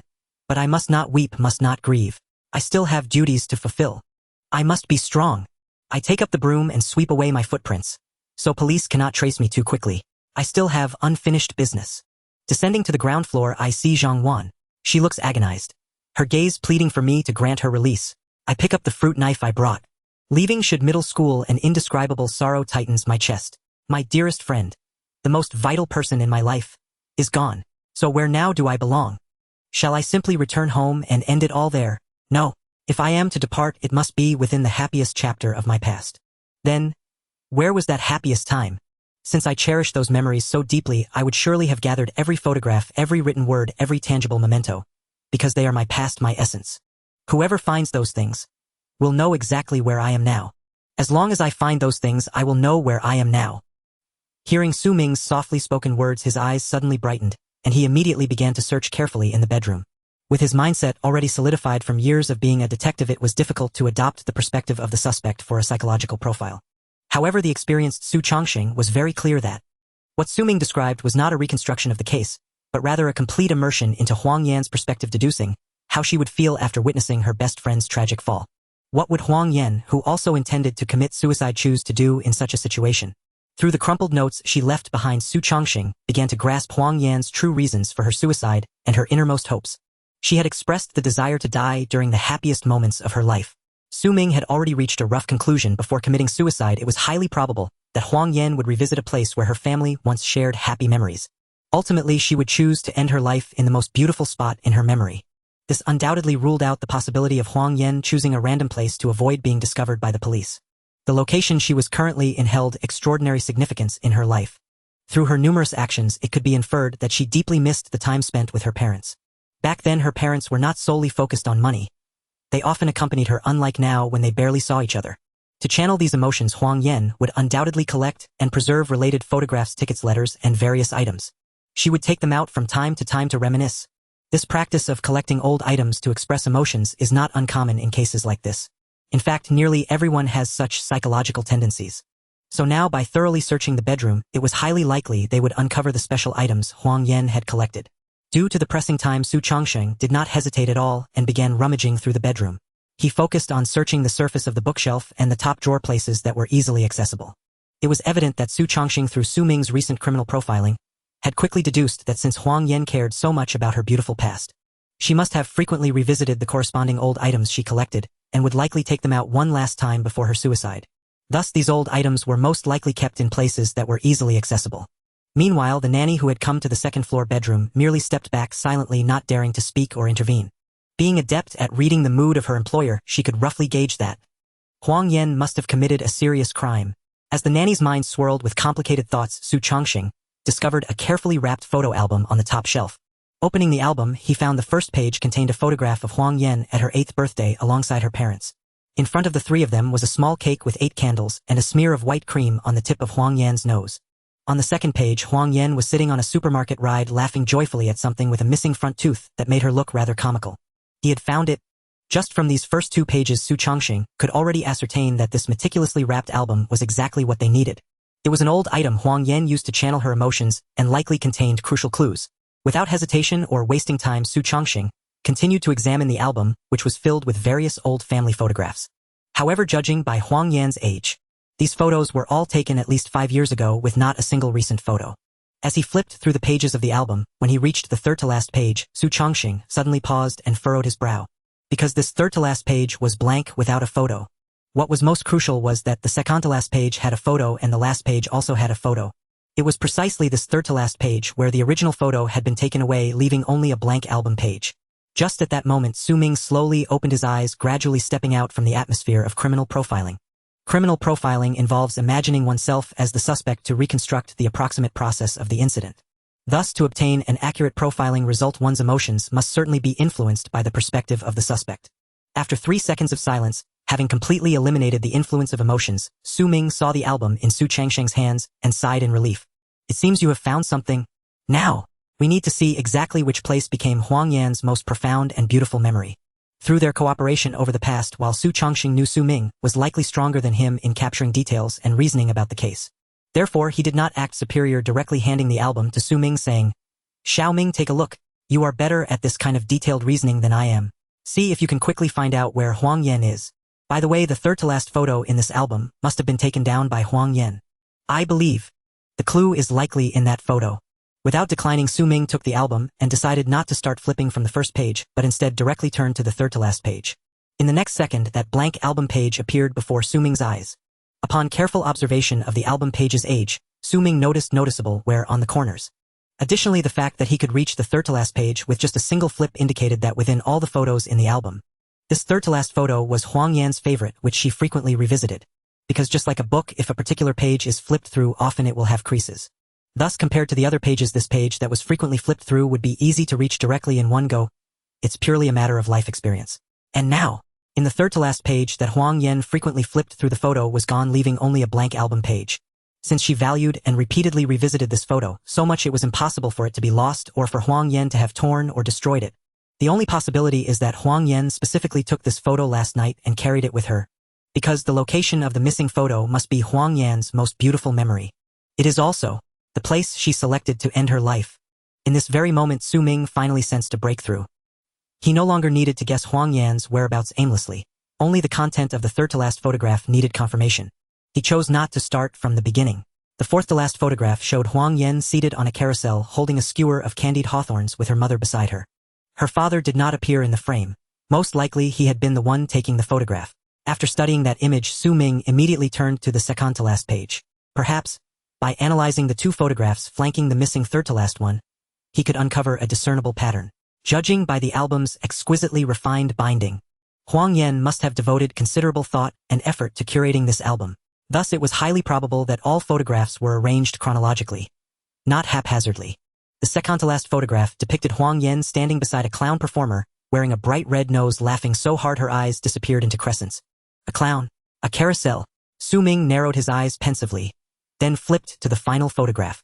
At dusk the sun sank beyond the horizon as Huang Yan clutched an enormous teddy bear, larger than herself, and squeezed determinedly into bus number 19 on Huaihai Road.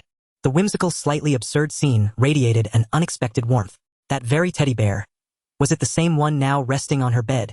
Yet the teddy bear itself held no significance, nor did it contain any vital clue. Rather, after carefully comparing the surrounding photographs, Su Ming had already deduced one essential truth. The final pages of this album all documented Huang Yan's family outing to an amusement park.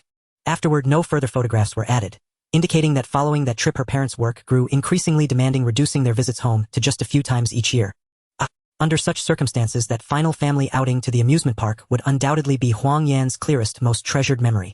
Therefore, the missing third-to-last photograph must also depict that amusement park, and identifying which one required little speculation. Nonetheless, maintaining rigorous precision, Su Ming turned to Su Changsheng beside him and asked, "Brother Sheng, is one of the two terminal stations for bus number 19 on Huaihai Road the Fantawild Adventure Park?" This question momentarily startled Su Changsheng. Yet he nodded firmly and replied, "Correct. One terminus is Modu University. The other is Fantawild Adventure Park. A round trip takes 2 hours. I studied the entire bus route in meticulous detail during my investigation into the Modu University dismemberment case. I'm certain I haven't misremembered. Indeed, the route was deliberately designed to serve Modu University students conveniently." Hearing this definitive confirmation, Su Ming exhaled deeply, then hurriedly continued, "Brother Sheng, I am 80% certain Huang Yan went to Fantawild Adventure Park. Explaining the reasoning would take too long. I'll walk you through it in the car. What matters most now is that we must reach Fantawild Adventure Park." Immediately, these words stunned Su Changsheng. He hadn't imagined Su Ming could pinpoint Huang Yan's location so swiftly. Such razor-sharp deduction rooted in minute details bordered on the extraordinary. Though profoundly astonished and deeply curious as to how Su Ming had reached this conclusion, Su Changsheng fully grasped the urgency of time. Without hesitation, he gestured decisively. "Let's go, Xiao Ming. Straight to Fantawild Adventure Park. We'll drive there in roughly 15 minutes. I'll dispatch plainclothes officers stationed nearest to the site immediately. We must avoid triggering Huang Yan with uniforms, preventing any unnecessary escalation." With that, Su Changsheng sprinted downstairs and remotely activated the siren of the police vehicle parked at the villa's entrance. Now, every second truly counted. Su Ming, equally tense, rushed downstairs clutching the photo album. Then, catching sight of the flustered middle-aged housekeeper from the corner of his eye, spoke with unwavering authority. "Auntie, we're handling an urgent matter and have no time to gather further details from you. Shortly, please proceed directly to the Huaihai Criminal Investigation Detachment. They'll expect you. Say Su Changsheng sent you to assist with an ongoing investigation. Remember, cooperating with investigations is every citizen's solemn duty." "All right, officer." The housekeeper instantly nodded, replying without hesitation. "I'll lock the door and head straight to the CID." Before she could finish speaking, Su Ming had already vanished from her sight, settling into the front passenger seat of the police car. Before he'd even fastened his seatbelt, the engine roared to life, and the vehicle surged forward toward Fantawild Adventure Park. Piercing sirens wailed across the highway as vehicles ahead swiftly scattered. In the driver's seat, Su Changsheng removed a miniature earpiece, with one hand, his gaze sharp and unblinking on the road ahead, swiftly overtaking car after car, while speaking gravely. Xiao Ming confirmed. "Just now I instructed Hu Zi to review the entrance surveillance footage at Fantawild Adventure Park. And yes, Huang Yan entered the park at 9 o'clock this morning, 3 hours ago. Additionally, 3 plainclothes officers assigned to the Fantawild area are already inside the park. But with crowds so dense, locating Huang Yan remains impossible for now. One officer has gone directly to the park's surveillance control room, hoping to trace Huang Yan's movements via CCTV. Yet success remains unlikely. The park is vast and camera blind spots are numerous. Finding one person here is like searching for a needle in the ocean. We must narrow the search radius further." "Xiao Ming, did you uncover any additional clues within the album?" Su Changsheng's words intensified Su Ming's own urgency. Huang Yan had entered Fantawild 3 hours ago, while Zhang Wan's body had been discovered only 2 hours ago. That meant from receiving the alarm, arriving at the scene, analyzing evidence, and tracing Huang Yan's trail, less than 2 hours had elapsed. Such investigative speed was already astonishing. Yet now it was still far from sufficient, because those unimpeded 3 hours were more than enough for Huang Yan to attempt suicide hundreds of times over. Not to mention the unknown time still required to locate her once inside Fantawild Adventure Park. Urgency. Time was critically urgent. We must narrow the search radius. Immediately. In this instant, Su Ming closed his eyes, leaned back against the seat, wrapped his arms around the headrest, and tapped his right index finger gently against his left forearm, forcing himself to relax to steady his mind. Meanwhile, his thoughts raced, reconstructing, cross-referencing, deducing.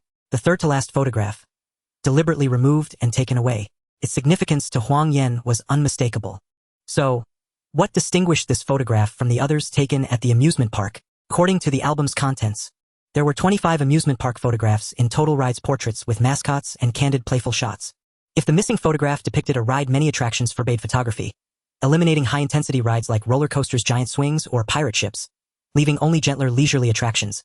Yet with so many options, precise identification remained daunting. If it were a mascot portrait or a playful shot, neither category possessed distinctive traits, most appeared nearly identical. Why single one out?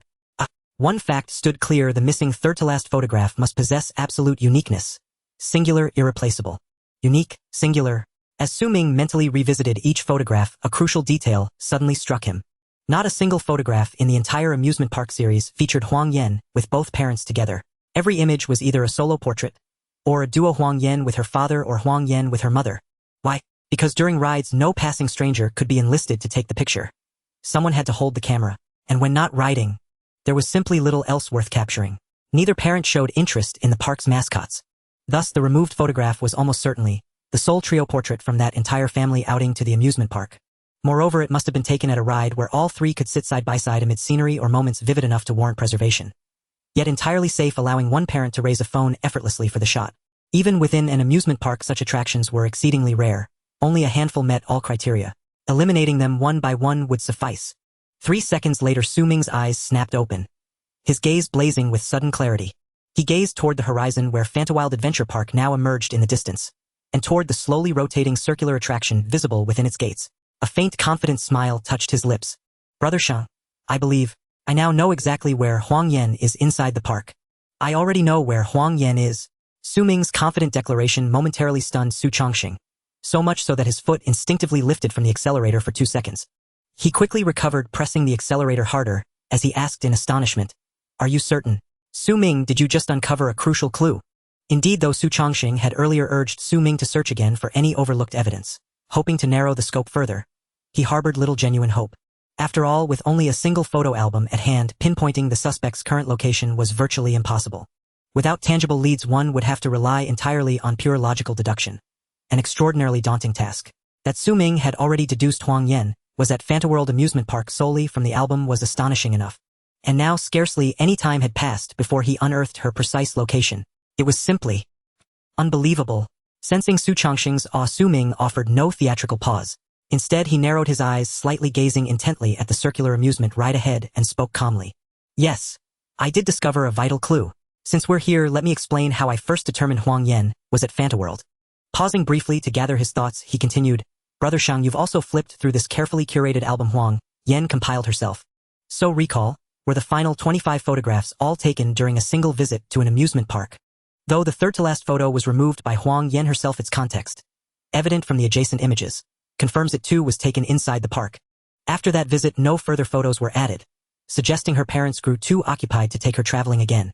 Thus, that final outing would have imprinted most vividly upon Huang Yan's memory.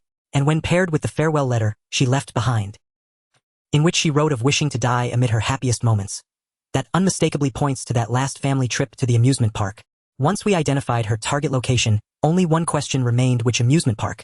The final photograph happened to feature a bus, so I asked you earlier about the origin point of bus route 19, and thereby concluded the park must be Fantaworld Amusement Park. That's the essence of my initial deduction." At this, Su Chongqing's face was etched with profound shock. He unconsciously clenched his teeth, never imagining such meticulous layered reasoning could emerge so swiftly. Su Ming had arrived at the answer in mere moments. Were Su Chongqing himself to attempt it, drawing on decades of criminal investigation experience, he might eventually reach the same conclusion: Fantaworld. Yet the time required would likely be tenfold, or even 100-fold, longer. In cases like this, time is life itself, the very fulcrum upon which resolution balances. Had Su Ming joined the Huaihai Special Unit 2 decades earlier, perhaps even the so-called perfect crime, the dismemberment case at Moda University, would have been solved long ago. As Su Chongqing lingered in silent awe, Su Ming's voice resumed clear and steady. "The broad location is confirmed. Now we must narrow our search. Fantaworld is vast. Finding Huang Yan without further refinement would be akin to seeking a needle in the ocean." Re-examining those 25 photographs reveals a simple yet telling inference: why among all the rides and attractions did Huang Yan specifically choose the third-to-last photo? Could it not signify that this image held exceptional personal significance? Unique, irreplaceable. So precious she carried it away with her. Therefore, identifying the content of that third-to-last photo will lead us directly to her current whereabouts. First, we eliminate rides like roller coasters or giant swings. Locations where photography is physically impossible while riding. If photos couldn't be taken there, then none exist for her to revisit, let alone cherish. Next lies the crux discerning what makes that third-to-last photo uniquely distinctive. So I mentally reviewed and analyzed every one of the final 24 photographs, searching for any conspicuously missing element. Then, after careful reflection, a pivotal realization struck me. There are no family portraits. Yes, among those 24 preserved photographs, not a single one shows all three, Huang Yan and both her parents, together. That led me to conclude the photograph she treasured above all others, the one she removed and kept, was almost certainly her final portrait with her parents. Thus locating where that family portrait was taken would reveal Huang Yan's exact position. This may sound daunting, but with thoughtful analysis it proves remarkably tractable. From the other 24 photographs, I observed several critical details. First, the photos fall into only 3 categories: rides, mascot-themed portraits, and candid, playful shots. Yet both the mascot portraits and candid shots feature Huang Yan alone, her parents nowhere in sight. So the family portrait must have been taken on a ride accommodating all 3. Analyzing the ride photographs revealed even carousel or bumper car scenes typically include only one parent alongside Huang Yan, the other acting as photographer. Because during active rides, asking someone else to photograph is impractical. So a true trio portrait requires a ride where all 3 can sit together without needing to steer grip handles or otherwise occupy their hands. Most critically, it must offer a scenic, atmospheric backdrop worthy of framing and printing. Given these stringent criteria, even within a sprawling amusement park, the possible options shrink dramatically. And thus, Su Ming paused for 2 seconds, then extended his finger toward the circular structure visible beyond the car window, within Fantaworld Amusement Park. Fantaworld's iconic landmark, the Modu Eye, a 160-meter-tall Ferris, will offering panoramic views across half of Modu City, ranked 3rd nationwide in the People's Republic of China. The Modu Eye Ferris wheel. Looking in the direction pointed by Su Ming's finger, Su Changsheng's gaze fell upon the Ferris wheel known as the Eye of Magic City. Immediately after, an overwhelming sense of shock and awe flooded Su Changsheng's mind. What kind of talent could this be? To deduce the final correct answer from those 24 photos, relying solely on various logical inferences and eliminating options, you must understand, even after being a detective for over 10 years, he has solved countless cases. Yet after hearing Su Ming's explanation, Su Changsheng couldn't help but feel a shiver run down his spine. Because if he could deduce that Huang Yan was at the Fantawild Happy World using the album, he could do so too, though it might take him a bit longer. But to infer that Huang Yan was on the Ferris wheel, Su Changsheng pondered for a few seconds, and couldn't help but sigh, realizing that he probably wouldn't have been able to derive this crucial information. Not to mention to do so in such a short time. How much talent, how much attention to detail, and how strong must one's logical reasoning be to arrive at such information? If he hadn't seen Su Ming's file with his own eyes, Su Changsheng would have doubted whether this was yet a graduate police academy student or a seasoned ace detective from the Dragon Country's police system. Of course, Su Changsheng would never know. The reason Su Ming's deductive abilities were so strong was simply due to prolonged experience. After all, in order to carry out a perfect simulated crime of 100,000 cases, Su Ming had to consider things more carefully than a detective. Although internally he was immensely shocked, but Su Changsheng quickly reacted, putting on the recently removed miniature earpiece, and contacted the public security officer through the dedicated intercom channel. Xiao He, this is the Huaihai Criminal Investigation Team. You are in the monitoring room of the Fantawild Happy World, right? Yes, I just discovered a crucial clue here. You need to quickly pull up the surveillance of the Ferris wheel facility and check the footage from the last 3 hours. Pay attention to see if there is a limping girl, that's Huang Yan, whom I mentioned to you earlier. Look right away, and if you see her, let me know immediately. I'm almost at Fantawild. If anything.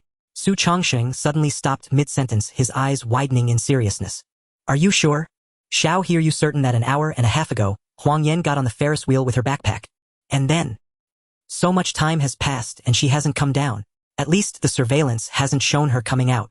Okay, I understand. Xiao He, keep a close eye on the surveillance. The others should head towards the Ferris wheel and communicate with the park to evacuate unrelated crowds. I will arrive in no more than 5 minutes. Remember, if you don't see Huang Yan, do not act rashly. After saying this, Su Changsheng took off the earpiece again. Just as he was about to say something, Su Ming spoke up again. The Eye of Magic City is 160 meters high, so it takes 30 minutes to complete a full rotation. Therefore, Huang Yan has at least ridden it 3 times without coming out of the cabin. But this is actually good news for us. Because the Eye of Magic City is a landmark allowing viewers to see most of the city, plus the Fantawild Happy World consists of suites. Visitors can enjoy unlimited access to various attractions on the day of purchase, so it's common for tourists to ride the Eye of Magic City multiple times. Of course, this is assuming there aren't other visitors in line, and most importantly, after each rotation, when returning to the cabin, starting point staff will ask if riders want to continue. Huang Yan repeating 3 rides indicates that at least half an hour ago, she was still conscious and hadn't committed suicide. Although we cannot rule out the possibility of excessive medication or drug overdose, after all traces of drugs and opioids were found in Zhang Wan's blood. But at the very least, there is still a considerable chance, which is better than the outcome we initially anticipated. Right, Shanggu? Su Ming's calm words quickly soothed Su Chongqing, who had been a bit anxious, as he nodded in agreement. That's right, there is still a chance. Xiao Ming, once this case is resolved, I must go to Lin Bureau to discuss this. No matter what, I have to at least bring back a third-class merit for you. The police car sped down the road, but there was less than 5 minutes left to the Fantawild Happy World. At this moment, inside the cabin of the Ferris wheel known as the Eye of Magic City, dressed in a pure black hoodie and black pants, even wearing black shoes, Huang Yan rested her right elbow on her thigh, supporting her chin, staring blankly ahead. She did not choose to wear her most beautiful clothes like Zhang Wan, but instead wore dark clothes that wouldn't show bloodstains even if they got splattered. As the cabin was about to reach its peak, Huang Yan suddenly came to her senses and hurriedly took out a photo from beside her seat. In the photo, a noticeably younger Huang Yan sat in the middle, hands together in a heart shape with her parents on either side, their hands raised to form a heart around her. It was taken by Huang Yan's father, holding the phone with one hand, appearing somewhat awkward and unphotogenic. Yet this was the only family photo taken at the highest point of the Ferris wheel in the past 6 years. Huang Yan glanced at the photo again, then immediately sat in the same position, trying hard to pose in the same way, while holding her phone with the other hand to take a selfie. When the Ferris wheel finally reached the top, click, the sound of the phone's camera echoed. Huang Yan quickly opened the album to look at the just-taken photo. Upon closer inspection, it became clear that there were actually far more photos from the same position, not just the one she had just taken, but many, many more. Some photos were shrouded in dark clouds, others under the blazing sun, and some with light rain. In truth, over the years, Huang Yan had lost count of how many times she had come to Fantawild Happy World alone. Perhaps she couldn't even count them anymore. 3 seconds later, a trace of resentment and deeply hidden disappointment appeared on her face, as she shook her head and self-mocked. Ha, how ridiculous. Only I am here, yet I still want to take a photo with 3 people. I almost forgot. It turns out I've been alone since 5 years ago. But I really wish you could accompany me. Huang Yan's voice shifted from an icy self-mockery to a noticeable choked tone. 2 tears slid down from the corners of her eyes. Huang Yan quickly wiped them away, suddenly noticing several drops of dried bloodstains on her sleeve. In her mind, she recalled that deeply muffled sound of falling and those eyes that yearned for death. Huang Yan's mood instantly plummeted.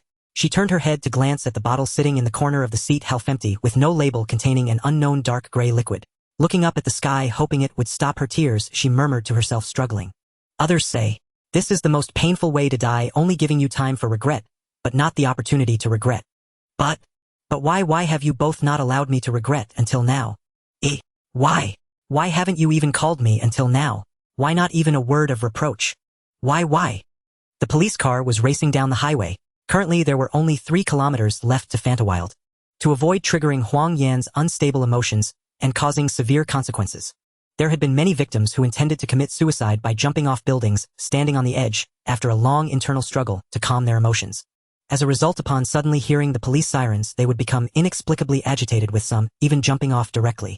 Huang Yan was the most crucial figure, the key to the subsequent clues in the case. Her safety must be ensured at all costs. The police car stopped at the entrance of Fantawild. Su Ming and Su Chongqing immediately opened the car doors and quickly got out, having already changed from their police uniforms to plain clothes. There was no hesitation whatsoever. The 2 jogged towards the giant Ferris wheel known as the Eye of the Demon City. With the communication of the 2 arriving security officers, dozens of staff members had come here specifically to disperse and advise the large number of tourists intending to ride the Ferris wheel. The given reason was that the Ferris wheel had safety hazards and needed half a day's maintenance check. Besides the staff who usually asked tourists if they wanted to exit the cabin, there were 2 other people. Su Chongqing looked at the 2 young security officers, one fat and one thin, whose demeanor clearly set them apart from ordinary people. Thank you both for your hard work. What is the current situation? Upon hearing this question, the 2 security officers exchanged glances, and the one who was slightly plumper began to explain. It's no trouble, Captain Su. Assisting your criminal investigation team is part of our duties. We arrived here 5 minutes ago, and as soon as we arrived, we immediately had the staff evacuate the crowd. No tourists have boarded the Ferris wheel since then. Then, based on the surveillance footage, the cabin Huang Yan entered should be at the highest point now, and it will take approximately 15 more minutes to descend. At that time, the staff will first ask Huang Yan if she wants to ride the Ferris wheel again. If she declines, Then they will wait for her to exit the cabin normally. But if she wants to continue riding, the staff will cut off the power and wait until we completely secure Huang Yan before restarting the Ferris wheel. The staff has already informed the tourists behind Huang Yan, who cannot exit in time, about the temporary power cut via the reserved phone. This response made Su Changxing nod in satisfaction, and he patted the shoulders of the two security officers, thanking them. The arrangements are very well done. I truly appreciate both of you. Once this case is resolved, I will definitely have a good talk with your captain. You both must be credited for your contributions.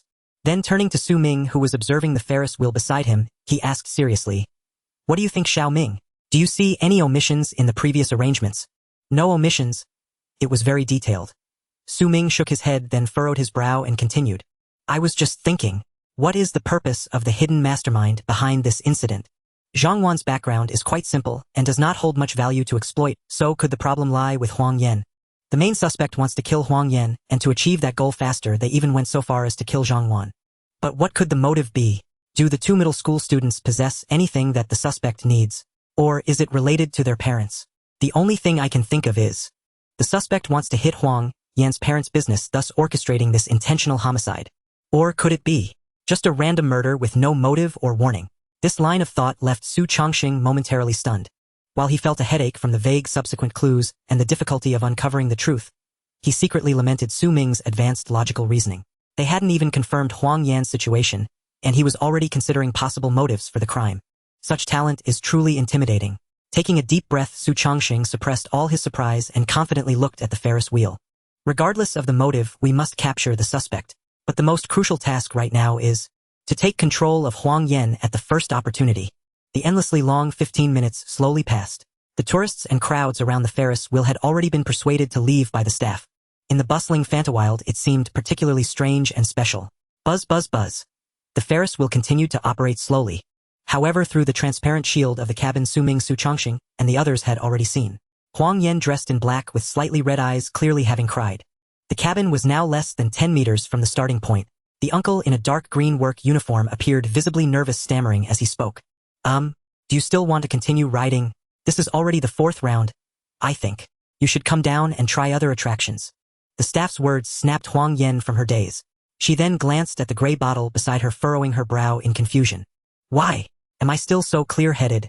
Didn't it say online that drinking this kind of medicine would lead to poisoning, vomiting, and fainting within an hour? Furthermore, even if sent to the hospital in time, one could only watch their organs fail and die. There are already people here, and many have been waiting in line for a long time without being able to ride. You should just come down." The staff's voice rang out again, pulling Huang Yan's thoughts back. She could only gather her things, her voice hoarse as she said, "Okay, then I'll come down." Before she could finish speaking, Huang Yan's voice abruptly stopped. As she was tidying up her things, she caught a glimpse out of the corner of her eye and saw that there was not even a single person waiting, let alone the fact that someone had been waiting for a long time. At the same time, Huang Yan slightly raised her head and saw several people waiting at the starting point, but their gazes were all remarkably focused on her. The already intelligent Huang Yan immediately realized something and hurriedly sat back down, her heart inexplicably filled with fear as she shouted, "Uncle, I want to see the scenery again. This truly is the last round." Just as she finished speaking, Su Changxing, standing beside her with his hands behind his back, immediately made a power cut gesture. The staff immediately turned off the power. The next second, duong, a muffled sound of mechanical friction echoed. The towering Ferris wheel came to a halt, and the massive eye of the Demon City stood still at that moment. The Ferris wheel had ground to a halt, power cut off, and advancing swiftly toward it were Su Ming and Su Changxing along with others. The sight instantly triggered Huang Yan's panic.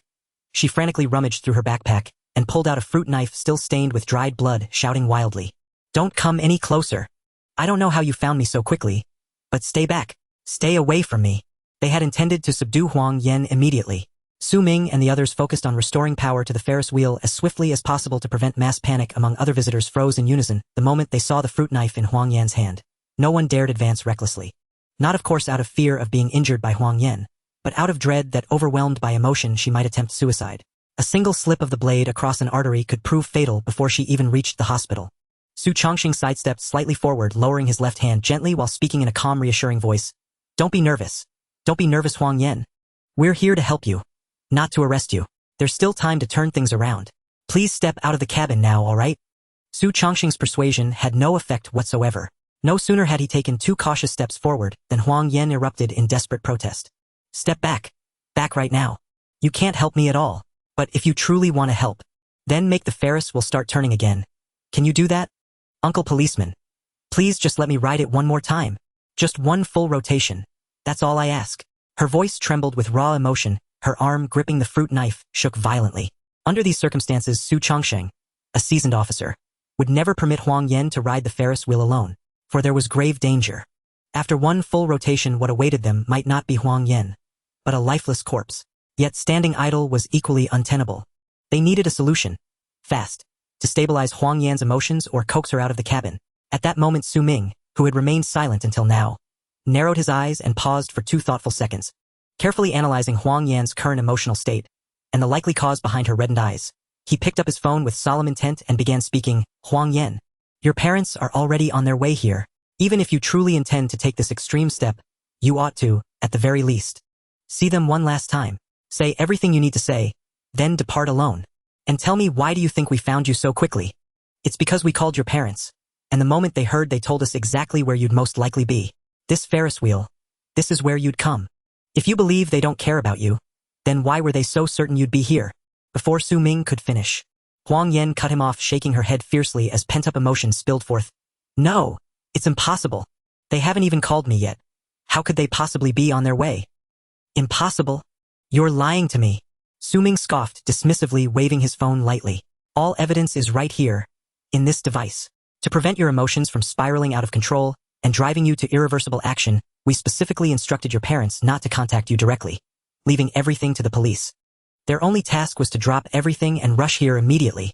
Huang Yan, if you refuse to believe me, I truly have no means to convince you. But consider this carefully.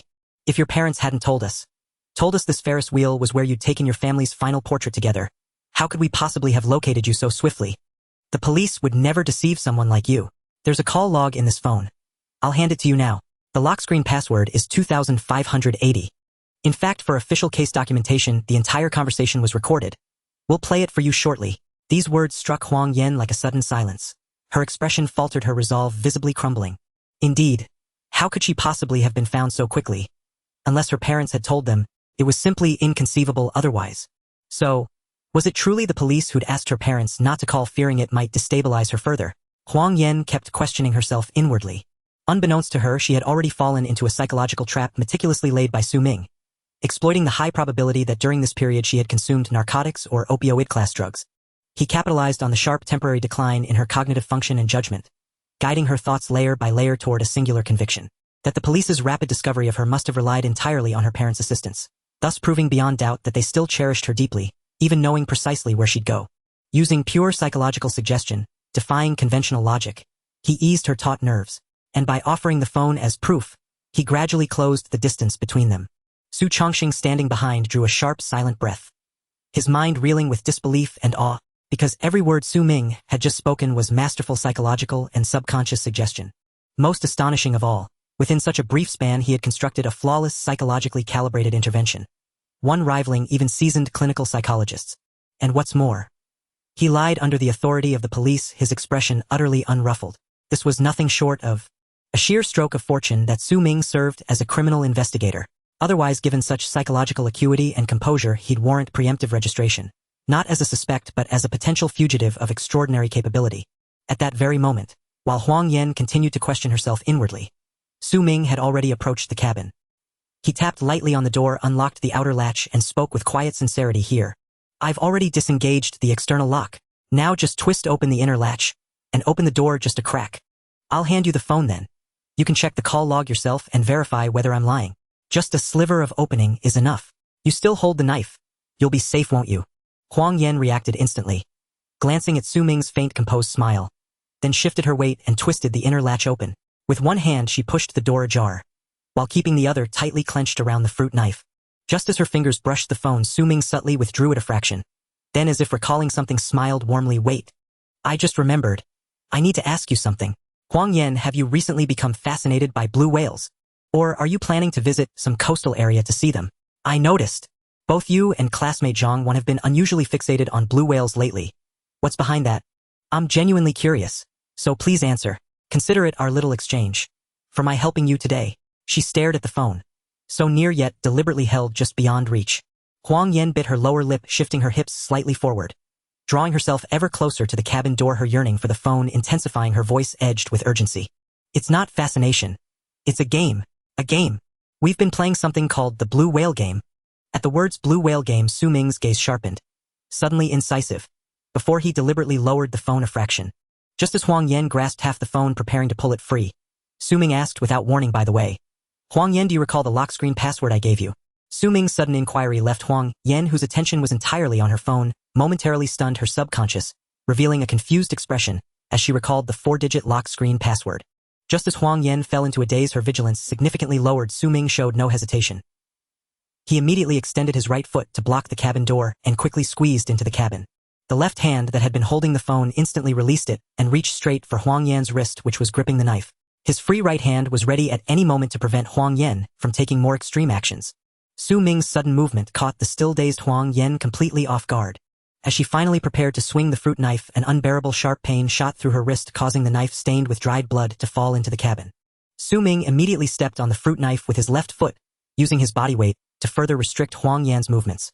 This abrupt control action made Huang Yan even more agitated as she struggled and shouted, "Ah, it hurts. Let go of me." But this struggle was utterly futile. In terms of strength, skill, or physique, the two were not even on the same level. Moreover, due to prolonged mental tension combined with the effects of medication and drugs, Huang Yan had no ability to resist. Su Chongqing, standing behind, hurriedly stepped forward and asked, "Xiaoming, how is it? Have you subdued her? Are you hurt?" In situations involving the control of criminal suspects or individuals attempting suicide, police are highly susceptible to accidental injuries. There have even been cases where officers were accidentally pushed off buildings and died despite rescue attempts.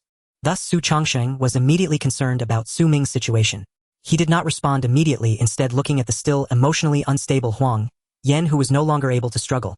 He pulled out a pair of handcuffs from his waist. Since they were in the Ferris wheel cabin, he simply handcuffed Huang Yan's right hand to his left. Then he exhaled a breath of stale air and gently advised, "All right, take it easy, Huang Yan. What I did just now was to ensure your safety, so I had to resort to this forced measure. I hope you can cooperate well from now on and refrain from doing anything extreme. That would be good for both of us." After saying this, Su Ming turned to Su Chongqing behind him, shook the left hand that was handcuffed to Huang Yan, and smiled casually. "I'm not hurt, Brother Sheng." Before Su Chongqing could finish, Huang Yan, holding the phone tightly in her left hand, stared at Su Ming with vacant eyes, her voice choking as she questioned, "Huang Yan, this morning at Shid Middle School, we discovered an accidental fall case. We found inside." Before Su Chongqing could finish, Huang Yan, holding the phone tightly in her left hand, stared at Su Ming with vacant eyes, her voice choking as she questioned, "So were you lying to me just now? My parents actually never. They are still busy with their so-called work, let alone informing you that I'm here. You are lying to me. You have been lying to me from the beginning."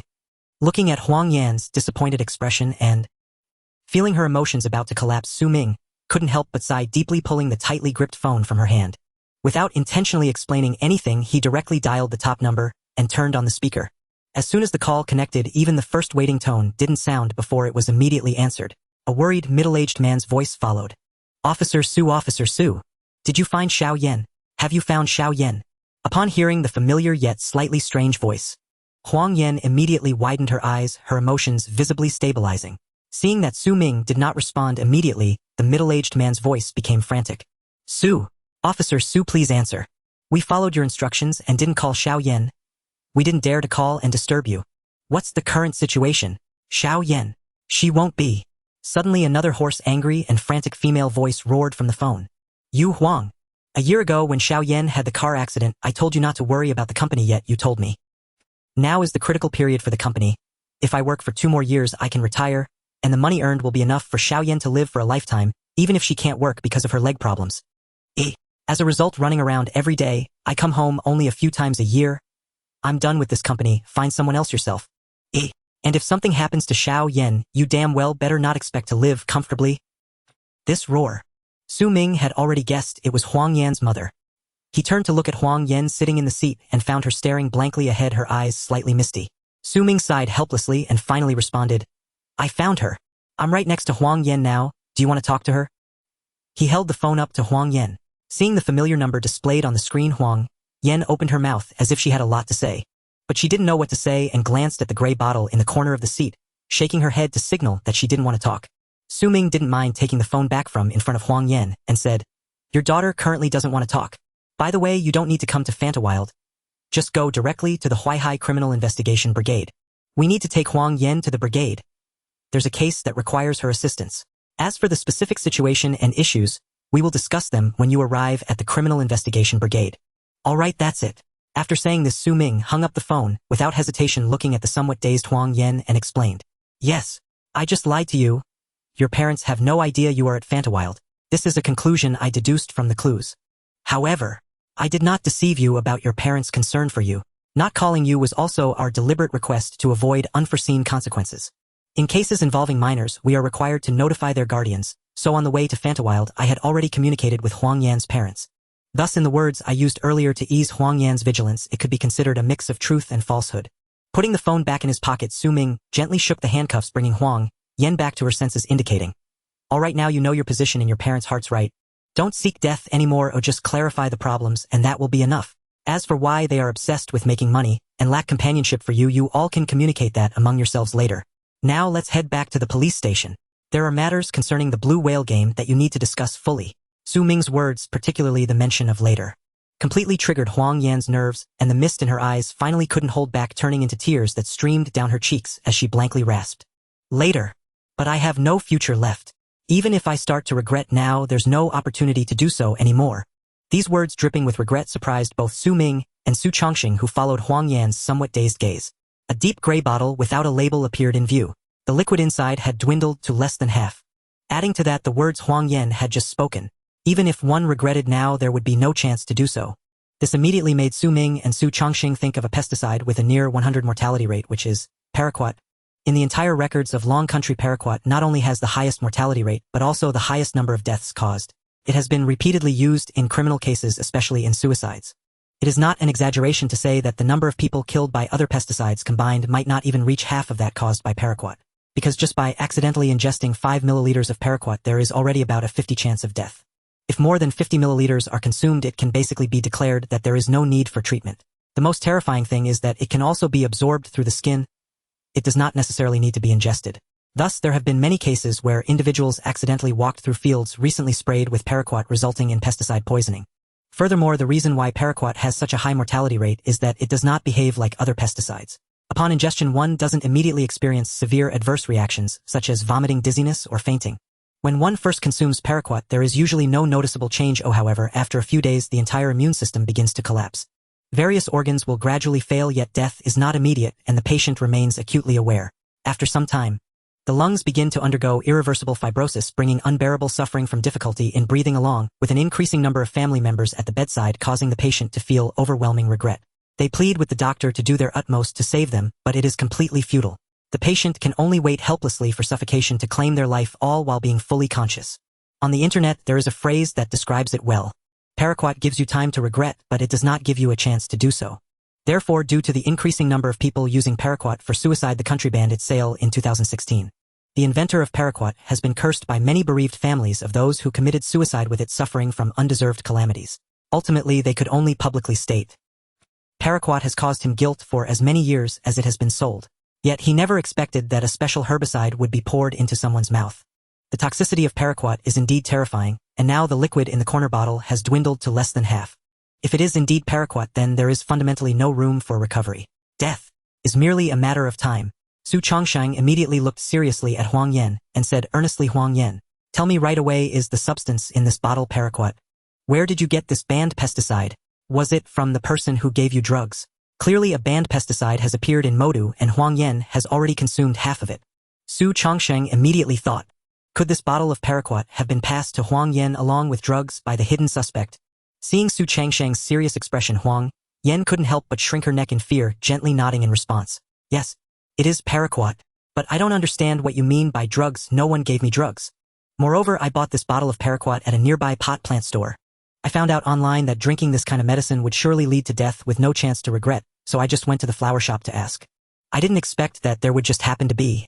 As she finished speaking, the tense Su Chongqing let out a sigh of relief, looking at Su Ming beside him, shaking his head in relief. No one in the urban area of Modu Farms and those flower shops would definitely not dare to sell paraquat. If discovered, it would be hefty fines plus license revocation. So I estimate this bottle should not be paraquat. It might be something else. Let's take it back to the police station. This item must also be taken back for the technical department to conduct an urgent analysis. Su Ming nodded in agreement, shaking the handcuffs again, and smiled lightly.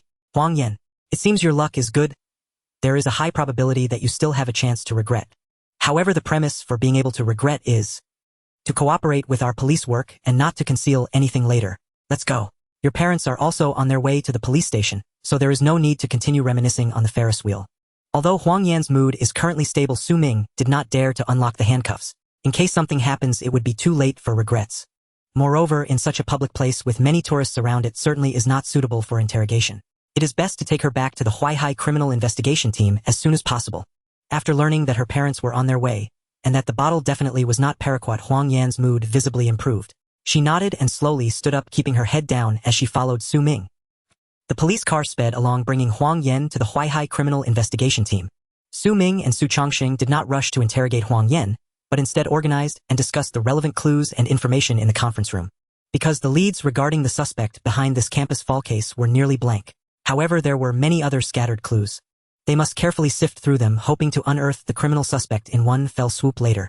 After exchanging opinions, Su Chongqing furrowed his brow and lightly tapped the table, looking at Su Ming with some confusion. Blue whale game. According to Huang Yan, she and Zhang Wan were playing some kind of special game that ultimately leads to suicide. Given the current situation, Huang Yan is our only entry point. I hope we can find useful clues. Otherwise, this so-called blue whale game is likely to become increasingly problematic. Before Su Chongqing could finish his sentence, Wang Hu directly strode into the conference room, pulling out a test report and handing it to Su Chongqing while giving Su Ming a knowing wink. Brother Sheng, the report is out.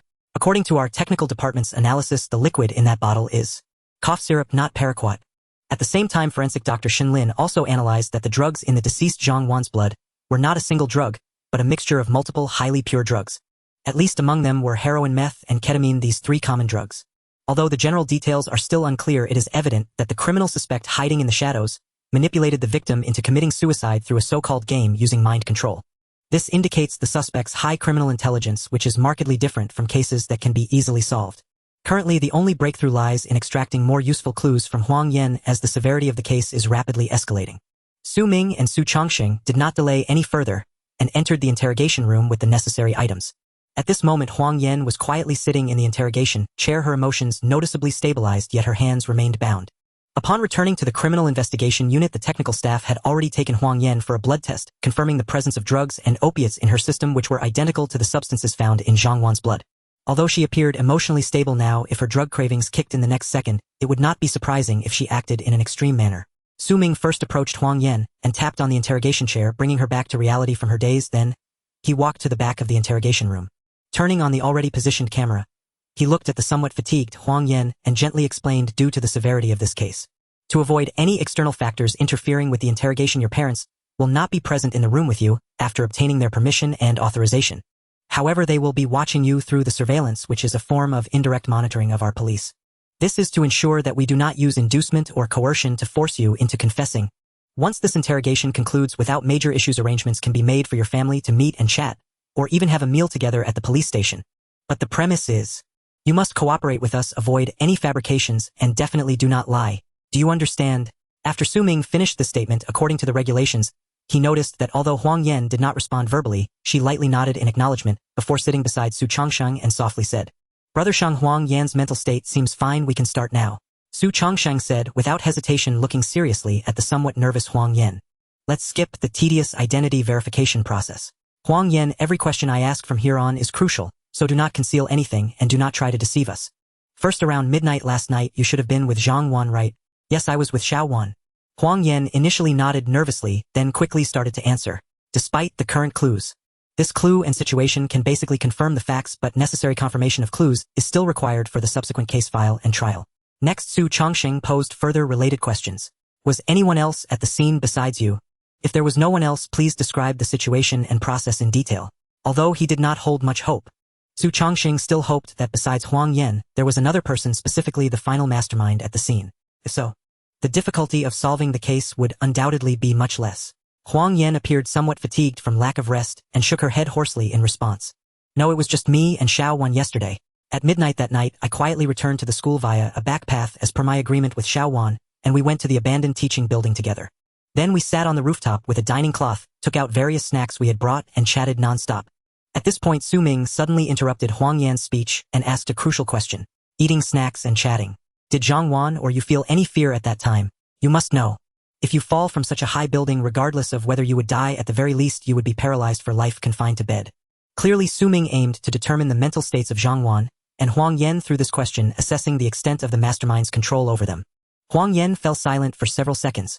She first shook her head, then nodded in response, saying Xiao Wan was not afraid. She was not afraid at all. Even considering the possibility of paralysis did not cross her mind because she specifically asked me. If anything went wrong, she wanted me to help her with her last favor. Hearing this, Su Ming was already able to ascertain. Zhang Wan was controlled to a greater extent than Huang Yan, which may closely relate to her tragic experiences. Ever since her grandmother passed away, it truly seemed, as she said, that hardly anyone cared for her anymore. Even if she died, she would soon be forgotten by others. Su Chongsheng clasped his hands together in a triangle shape, his right index finger lightly tapping on the back of his left hand, and continued with a serious tone. So that wound on your left wrist, did you cut it yourself? Huang Yan nodded again, tears welling in her eyes, as she seemed reluctant to recall, grasping her hair and speaking softly. Yes, it was me, but I really had no choice. I truly couldn't do anything. Before Huang Yan could finish her sentence, Su Ming unhesitatingly interrupted her, his expression cold and serious. No, this is not a release. It has turned you into a tool for someone else to commit murder. If Huang Yan is still lost in the subconscious belief that she can transform into a blue whale and gain freedom after death, it poses a dilemma for the case. There are no benefits at all. This is because Huang Yan is highly likely to defend the mastermind behind the blue whale game due to her so-called freedom derived from Zhang Wan. Even if such a situation does not arise, helping Huang Yan recognize the reality that Zhang Wan was murdered by someone rather than having chosen to commit suicide would be more advantageous for solving the case. This would definitely draw Huang Yan to the police's side. If she harbors thoughts of avenging her friend by finding the true culprit, her accuracy and initiative in providing leads would improve tremendously. It would be several times stronger than her current state.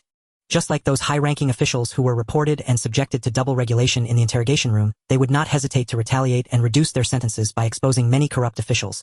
This exploits the revenge psychology of the suspect. Under such circumstances, the credibility of the clues provided by the criminal suspect would undoubtedly approach 100%. Therefore, Su Ming must seize this opportunity to steer the conversation directly, making Huang Yan see that Zhang Wan did not commit suicide, but was deliberately murdered. Sitting beside him, Su Chongsheng also realized this point and did not interrupt Su Ming. In his view, no matter how you approach it, the key is to uncover the truth. Moreover, judging from his recent performance, Su Ming indeed possesses a terrifying talent for solving cases. At this moment, Su Ming's serious words left Huang Yan in a state of shock and stupor. It took her several seconds to regain her senses and stare intently into Su Ming's eyes, seemingly searching for evidence of deceit.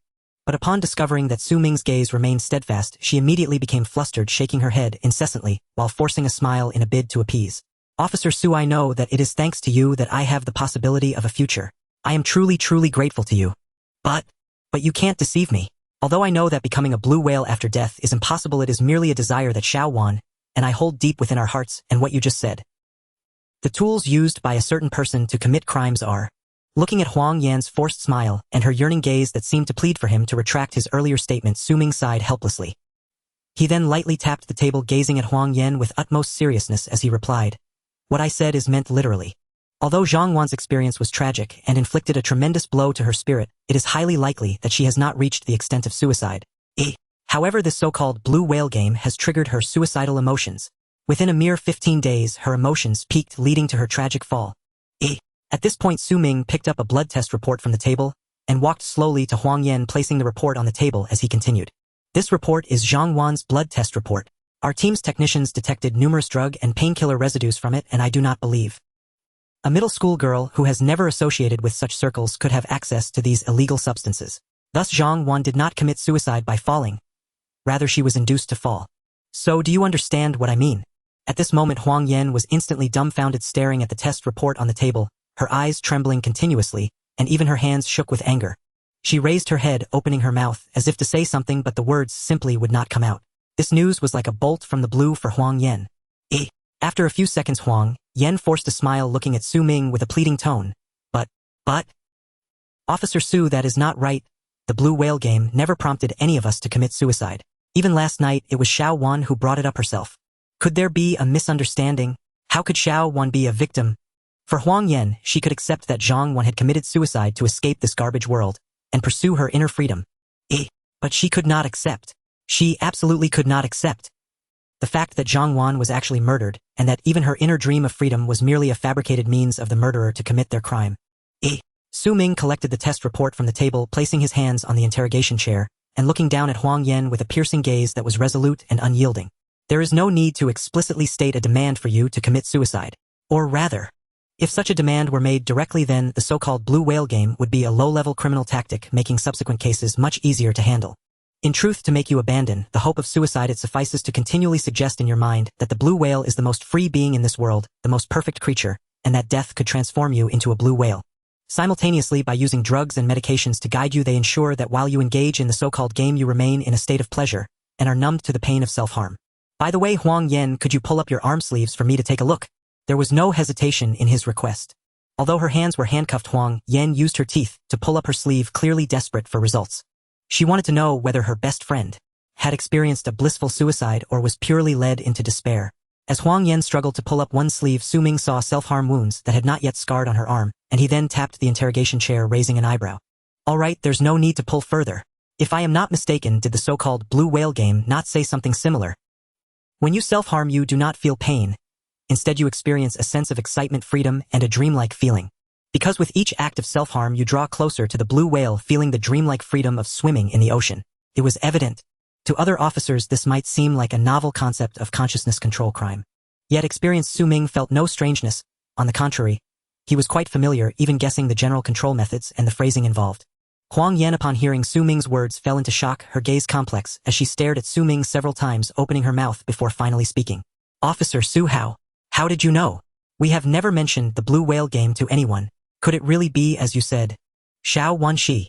Huang Yan did not finish her sentence, but Su Ming had already understood the implication, looking at Huang Yan with unwavering eyes and revealing a gentle smile for the first time. Now you should understand that we are on the same front.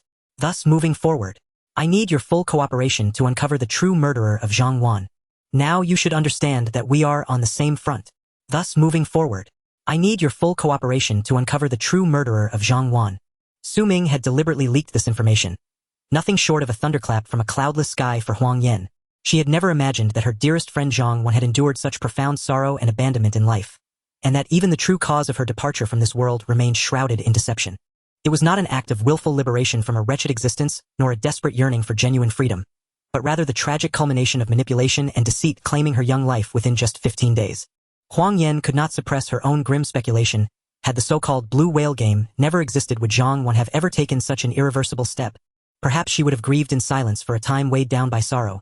But ultimately she would have wiped her tears and faced the world with quiet courage. Then the two of them might still be chatting freely, chasing after celebrities together, sharing snacks on the rooftop of an abandoned building. But now everything had changed. Zhang Wan would never become a blue whale, because the entire premise was a fabricated brainwashing illusion. In the hushed, chilling silence of the funeral parlor, her body still lay in repose. At that thought, the shock flooding Huang Yan's eyes flared into fierce, unyielding anger, and beneath it shimmered tears of heart-wrenching grief for her fallen friend. She turned resolutely toward Su Ming and Su Changsheng, and began unprompted to recount what she knew about the blue whale game. This so-called blue whale game was never something Zhang Wan and I conceived ourselves.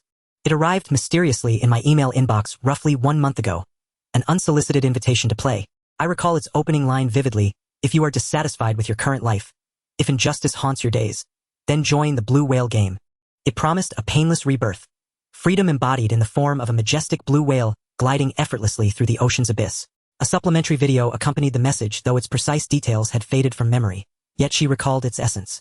A foreign middle school girl tormented by relentless campus bullying accepted the blue whale game and completed numerous preparatory tasks. Then she leapt headfirst from a towering building. Her arms bore deep self-inflicted wounds, and just before impact the screen dissolved into the vast serene depths where a lone blue whale swam in silent majesty.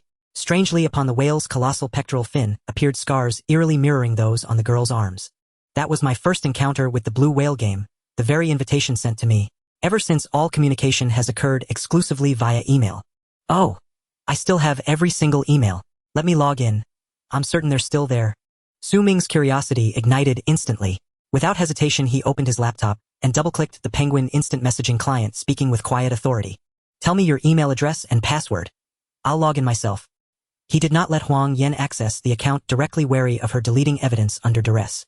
Though united in purpose, the vigilance of a seasoned detective could never waver, not even by a fraction. 30 seconds later, Su Ming had successfully logged into Huang Yan's inbox using the credentials she recited, then filtered messages to the past month. There it appeared, a pale blue email, its subject line adorned with a silhouette of a blue whale. He positioned the laptop between himself and Su Changxing and opened the so-called game invitation. Its content matched Huang Yan's recollection precisely.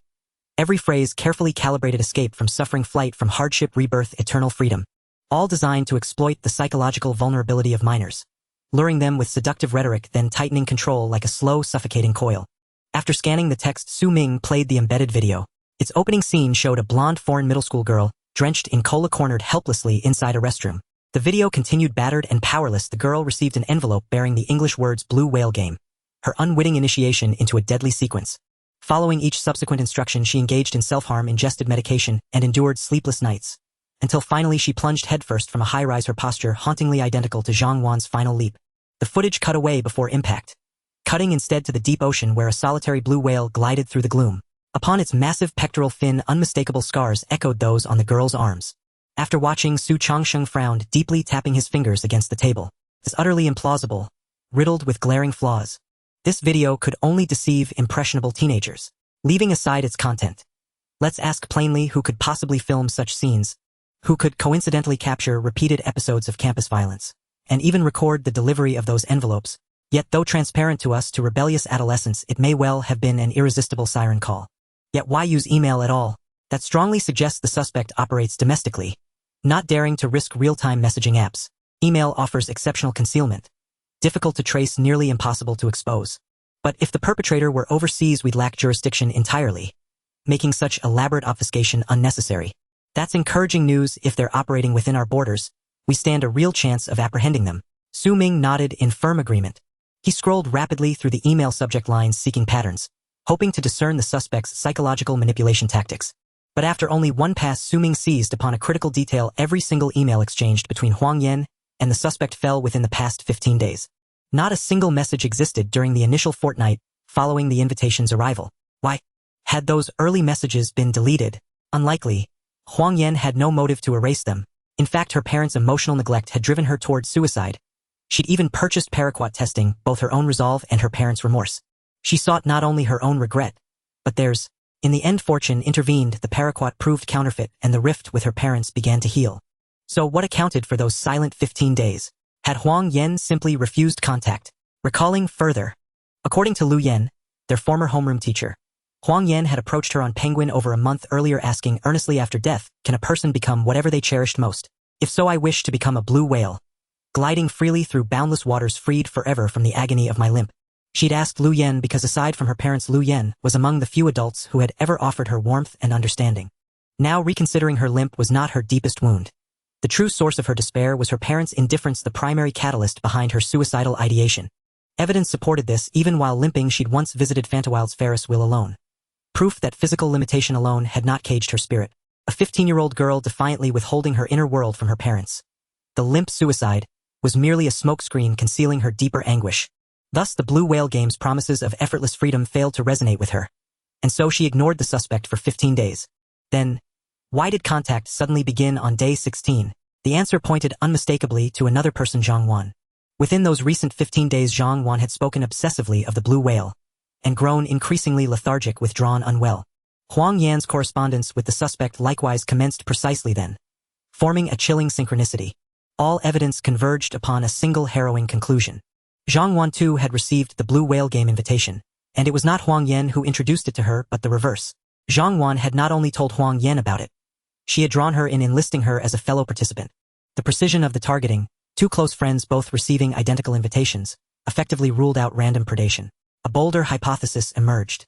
The mastermind was not lurking in shadows afar, but standing right beside them. Through the date of the email, along with numerous suspicious clues accumulated earlier, Su Ming immediately narrowed down the suspects to two individuals closely associated with the victims, those who at least knew about Zhang Wan and Huang Yan. Otherwise, if it were a random murder, the possibility of being able to accurately send game invitation emails to both individuals is simply almost impossible. Only acquaintances could have had the opportunity to orchestrate this crime. However, this is still merely speculation. It must be further verified. Thinking of this, Su Ming turned towards Huang Yan opposite him and asked with a serious demeanor, Huang Yan, I need to ask you something. Where did Zhang Wan get the Blue Whale Game invitation? Did you tell her about it, or was it through some other means?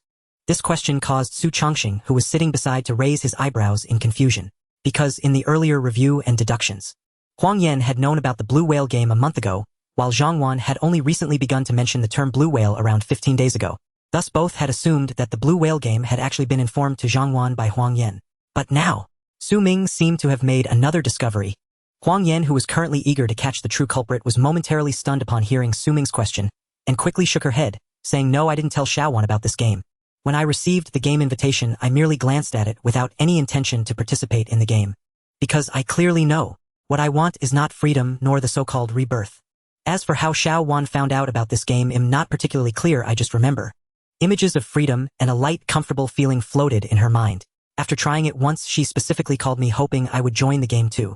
Images of freedom and a light, comfortable feeling floated in her mind. After trying it once, she specifically called me, hoping I would join the game too. Upon hearing this, Su Chongqing couldn't help but gasp, turning to look at Su Ming before quickly turning to Huang Yan and asking, "So this blue whale game was not initiated by you to Zhang Wan? Instead, Zhang Wan seems to have played one of the games early on according to instructions, thinking it indeed had a positive effect before bringing you along. Is that so?" Huang Yan did not answer but nodded vigorously, signaling affirmation. In that moment, Su Chongqing clicked his tongue in wonder and turned to Su Ming, expressing his admiration. "TSK. Xiaoming, how exactly do you think? How did you figure out the clues?" Initially, we all deduced that Huang Yan had received the invitation and brought Zhang Wan into the blue whale game, but it didn't take long. And you got the clues that directly overturned that assumption. Speaking of which, your discovery has indeed saved us a lot of detours. Previously, I asked Vice Principal Zhang of Shid Middle School, confirming that besides Huang Yan and Zhang Wan, no one else had received an invitation to the blue whale game. Such highly targeted email deliveries and the ability to determine the likelihood of Huang Yan and Zhang Wan being influenced by this game indicates that the most probable criminals are acquaintances around them, eliminating random crime possibilities. Moreover, the chances of capturing the criminals have likely increased significantly because of this. As for Zhang Wan's so-called feeling of lightness and escaping pain, it can be basically confirmed that it is due to the use of drugs and opioids. Su Ming nodded in agreement. According to the test results from Zhang Wan's blood, there were primarily 3 types of drugs present: high-purity heroin, methamphetamine, and ketamine, each with different effects. Heroin can cause a separation of consciousness and body, leading to a disintegration of personality and nerve damage, which is why Zhang Wan experienced a consciousness transformation into a blue whale. Methamphetamine can cause excitement and a state of mental pleasure, which is why Zhang Wan claimed to have forgotten the pain she endured. As for ketamine, it can impair memory and cognitive abilities, potentially leading to schizophrenia, allowing the mastermind to have better control over Zhang Wan. It can be said that to orchestrate this consciousness crime, the mastermind was thoroughly prepared. At least gathering these 3 types of high-purity drugs is an extremely challenging task. However, even though it can currently be confirmed that the culprit is nearby, the useful clues are still too few. Solely relying on these fragmented clues, it is impossible to determine the suspects, and further acquisition of more clues is necessary. Su Ming temporarily closed his laptop. He prepared to slowly browse through the specific email contents after the interrogation ends, then raised his head to Huang Yan, signaling her to continue. What happened next? Huang Yan obediently nodded and continued her narration. Although I was initially not interested in this blue whale game, but Xiao Wan said it was very useful, so I decided to participate in this game out of curiosity to see if it really had such magical effects. After I replied to the invitation email over 10 days ago, it wasn't long before the blue whale game sent out the first game content.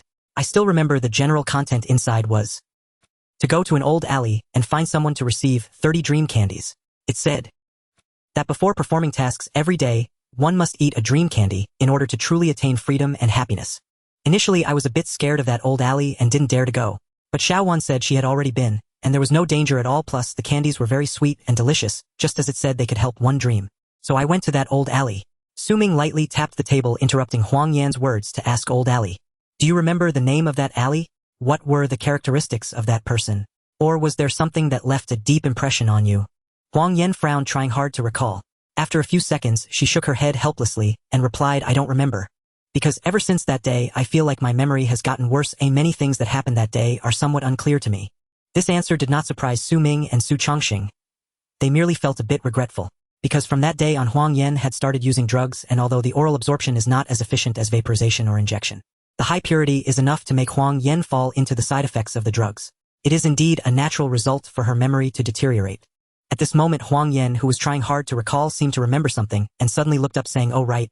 After I received the 30 candies from that person, a very thin and dark middle-aged man rolled over, hugging that person's calf, seemingly shouting repeatedly, 'Dog brother, just give me a bite first, I will definitely pay you back later.' At this moment both Su Ming and Su Chongqing were momentarily stunned, their eyes suddenly becoming sharp and keen. Dog brother, is it Shou Go?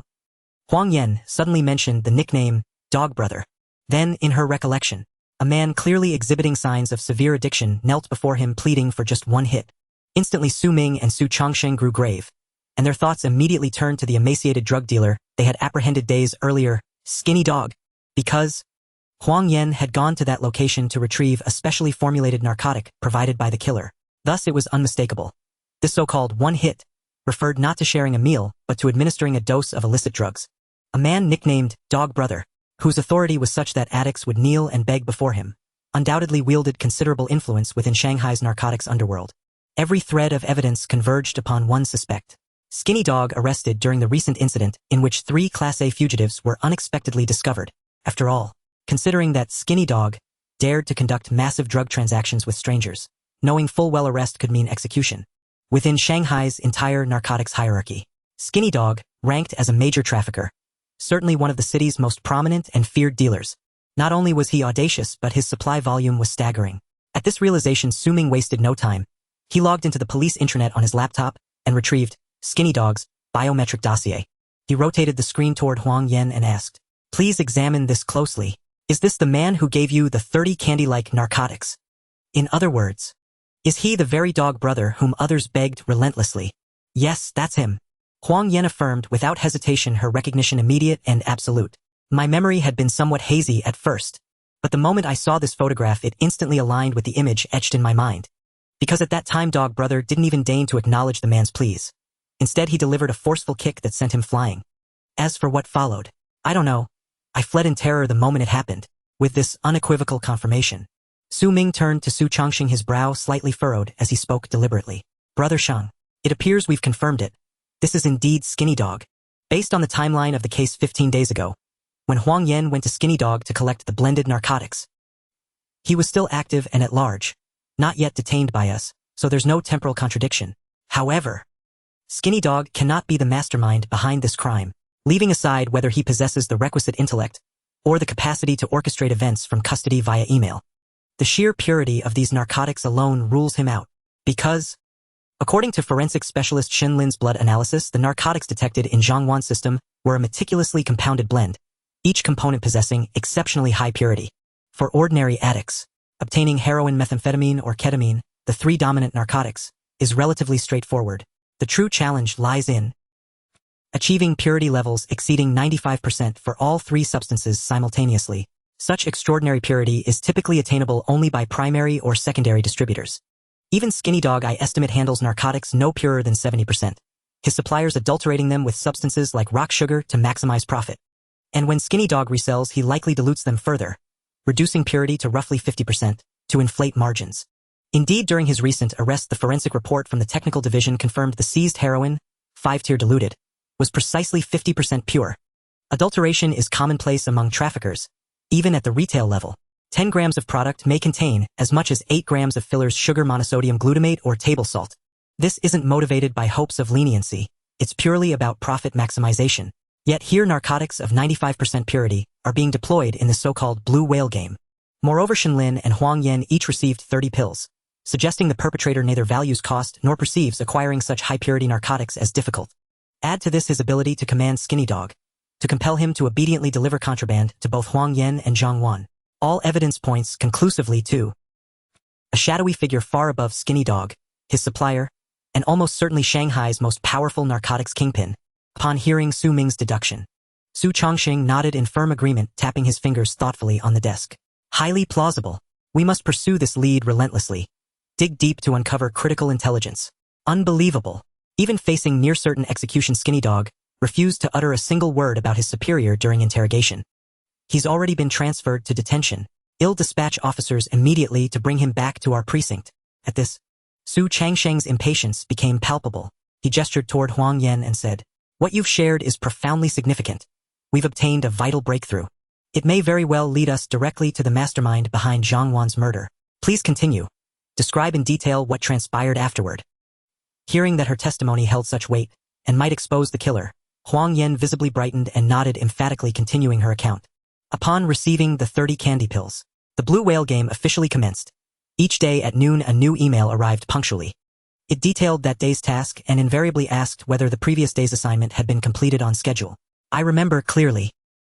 On the second day after receiving the pills, the task instructed me to ingest 1 pill at 8 p.m.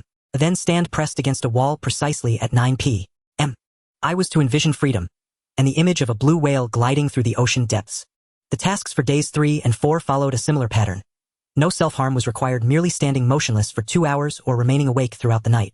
Hearing these unusual directives, Su Ming nodded approvingly and arched an eyebrow, confirming the perpetrator was no novice criminal, but rather a seasoned manipulator with multiple prior operations under his belt. For these initial tasks, consuming the drugged candies, standing for hours, enduring sleepless nights, were in fact exercises in obedience conditioning. They also acclimated the victims' bodies to the narcotics' physiological effects, aiming to subtly erode Huang Yan's and Zhang Wan's autonomy, making them compliant to his commands and gradually accepting the euphoria and dissociative fragmentation induced by the drugs. As Su Ming analyzed these implications, Huang Yan continued her narrative. But beginning on day 5, the tasks shifted, directing us to cut our own arms, offering this self-inflicted wound as the price of freedom. In return, we would supposedly attain the freedom and bliss of the blue whale, our consciousness adrift in the deep sea. Yet with each passing day, my mental exhaustion deepened, and strangely I began sensing a nascent alien consciousness stirring within my mind. But since becoming a blue whale held little appeal for me, I simply ingested the pills daily to experience that fleeting euphoria, yet rarely performed any of his prescribed tasks. Then yesterday he discovered my non-compliance. Though the daily task email arrived at noon, as usual it was appended with a vicious, threatening tirade. Upon hearing this, Su Ming raised an intrigued eyebrow and pressed further. A tirade? Was it delivered via email? Or some other method? And what specific words did he use? Huang Yan paused for 2 seconds, then bit her lip and answered without reservation. His email read, "You were granted the chance for freedom, but failed to grasp or honor it. You deserve lifelong lameness and contempt. Your defiance is blatant, yet even the swine confined in psychiatric wards understand the game's rules better than you do. Should you persist in disobedience, you will receive no further tasks, and forfeit forever the possibility of attaining freedom and bliss." From this statement, the seasoned Su Chongqing instantly detected an anomaly, a potential clue, and urgently interjected.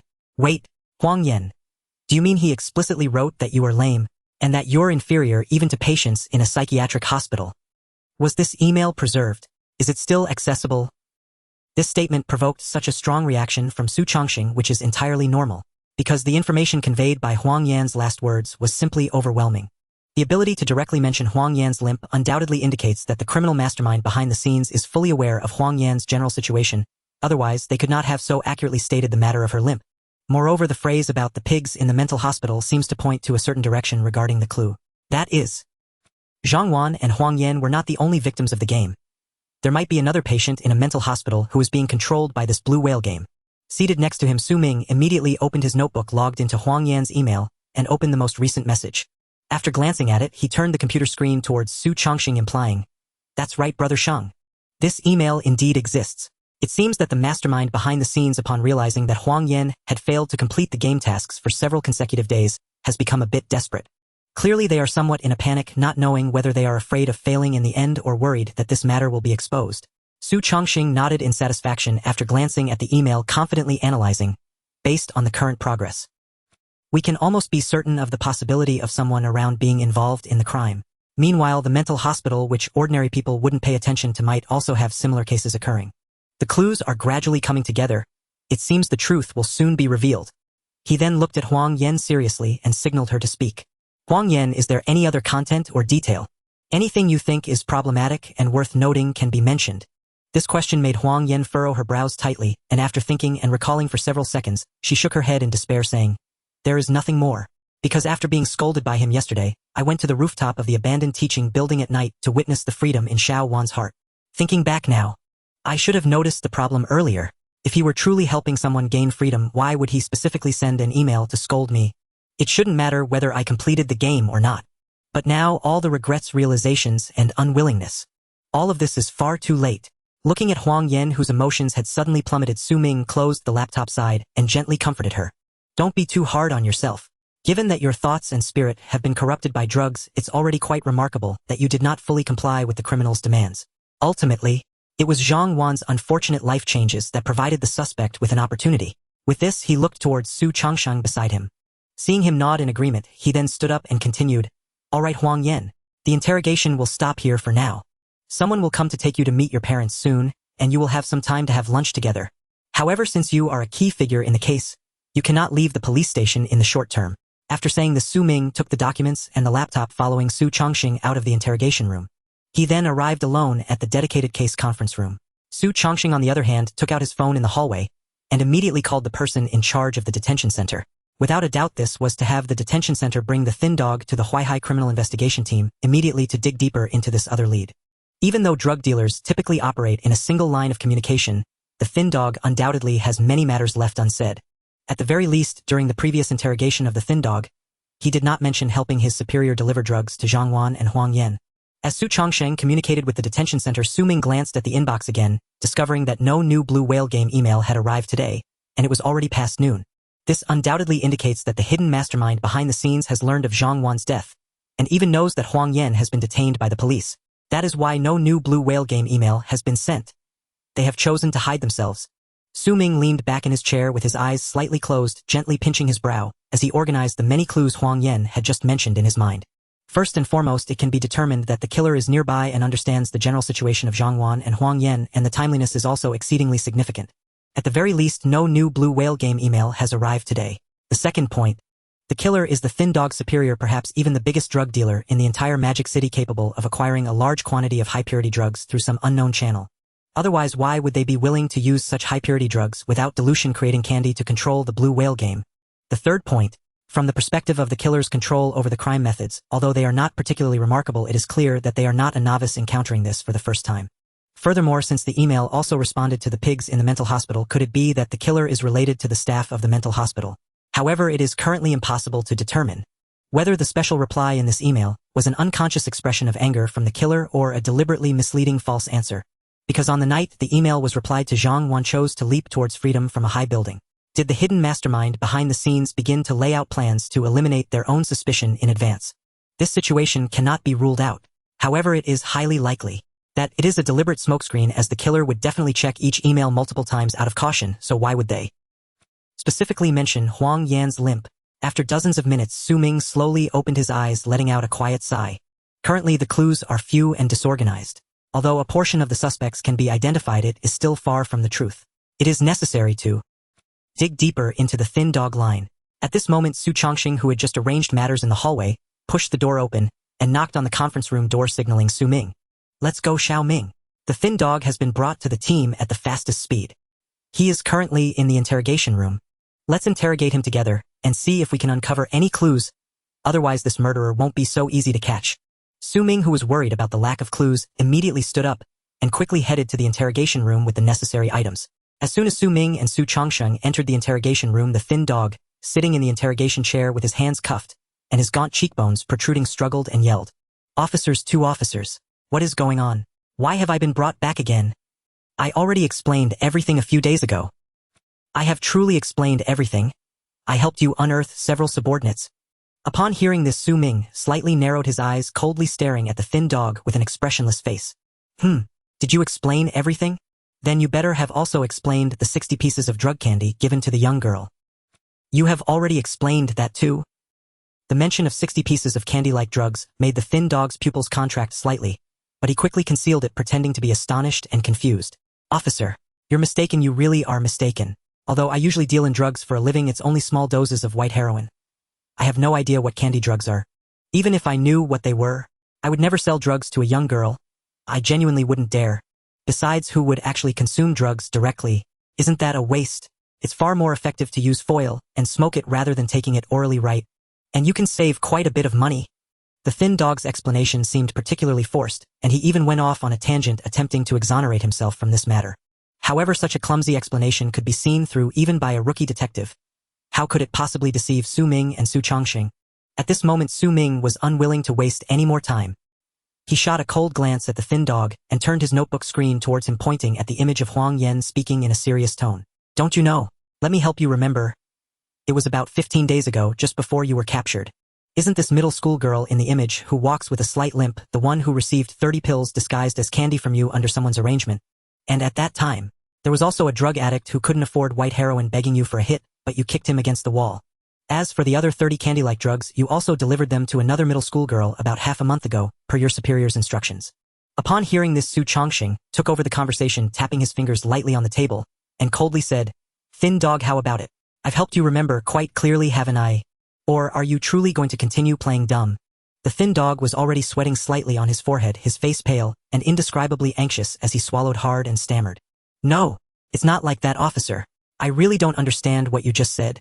What limping, what middle school girl, what order? Aside from frequent visits from drug addicts asking to buy on credit, I genuinely don't know anything else. Alright, I get it. Officer, do you think the pressure on drug prohibition has been a bit high recently? Have you not met the target set by your superiors? I still have a few names of drug addicts. Although they haven't been buying from me lately, I know they definitely haven't." Before the thin dog could finish, a loud bang echoed as Su Chongqing slammed his hand on the table, standing up angrily. "Thin dog, do you still think we're joking with you? Let me be blunt. The middle school girl who first approached you for candy-like drugs is now dead and lying in the mortuary in Huaihai City. Do you think that this is something you can resolve just by naming a few drug addicts? What surprised me was the amount of drugs you were dealing with was enough for a peanut.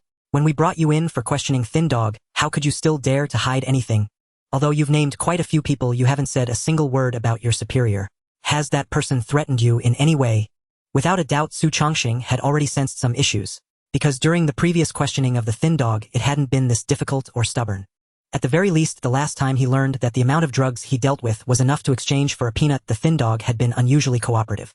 He had confessed everything without even needing the interrogators to use any methods or threats, even naming several seasoned drug addicts who bought from him, all just to slightly reduce his sentence, at least to avoid being given peanuts. But this time, he was unreasonably stubborn, which likely indicates that he was under some form of threat.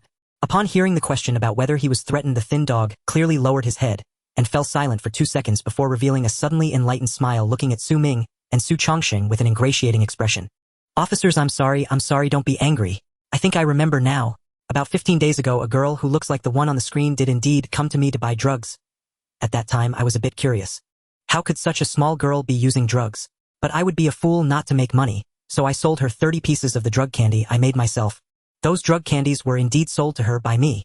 If you insist on dragging other people or orders into this, I genuinely don't know anything about it." Upon hearing this, Su Chongqing had already returned to his seat, staring at the thin dog across from him with an incredulous expression. "Ha, thin dog, you've truly opened my eyes. I never expected that a coward like you would actively take on such a case. But do you really think you can handle it? Do you really think we as police officers are so naive that we can't see that you're afraid to expose your superior and are trying to hide something?" At this point, Su Chongqing seemed completely fed up, waving his hand and looking at Su Ming beside him without needing any further eye signals. Su Ming immediately understood Su Chongqing's intention, walked over, turned off the camera, and pointedly said, "Brother Shang, let's not waste time with this kind of person. Let's use those methods that aren't allowed. Let's see if his stubbornness is stronger than the methods our criminal investigation team has passed down. Anyway, I've already turned off the camera. Later, we can just replace the surveillance footage and no one will ever find out about this. Besides, we're not forcing him to confess or plead guilty. We only want to obtain clues and information about this case. Even if he suddenly changes his mind in court, it won't matter. After all, the information he provided during the previous questioning is already enough for a conviction." At this point, Su Ming deliberately glanced at the thin dog, who was visibly terrified, and said with feigned madness, "By the way, thin dog, having not used heroin for so many days, hasn't your addiction already been kicked? I've heard that old drug addicts like you sometimes can't handle the urge and end up committing suicide by hitting the wall in the station.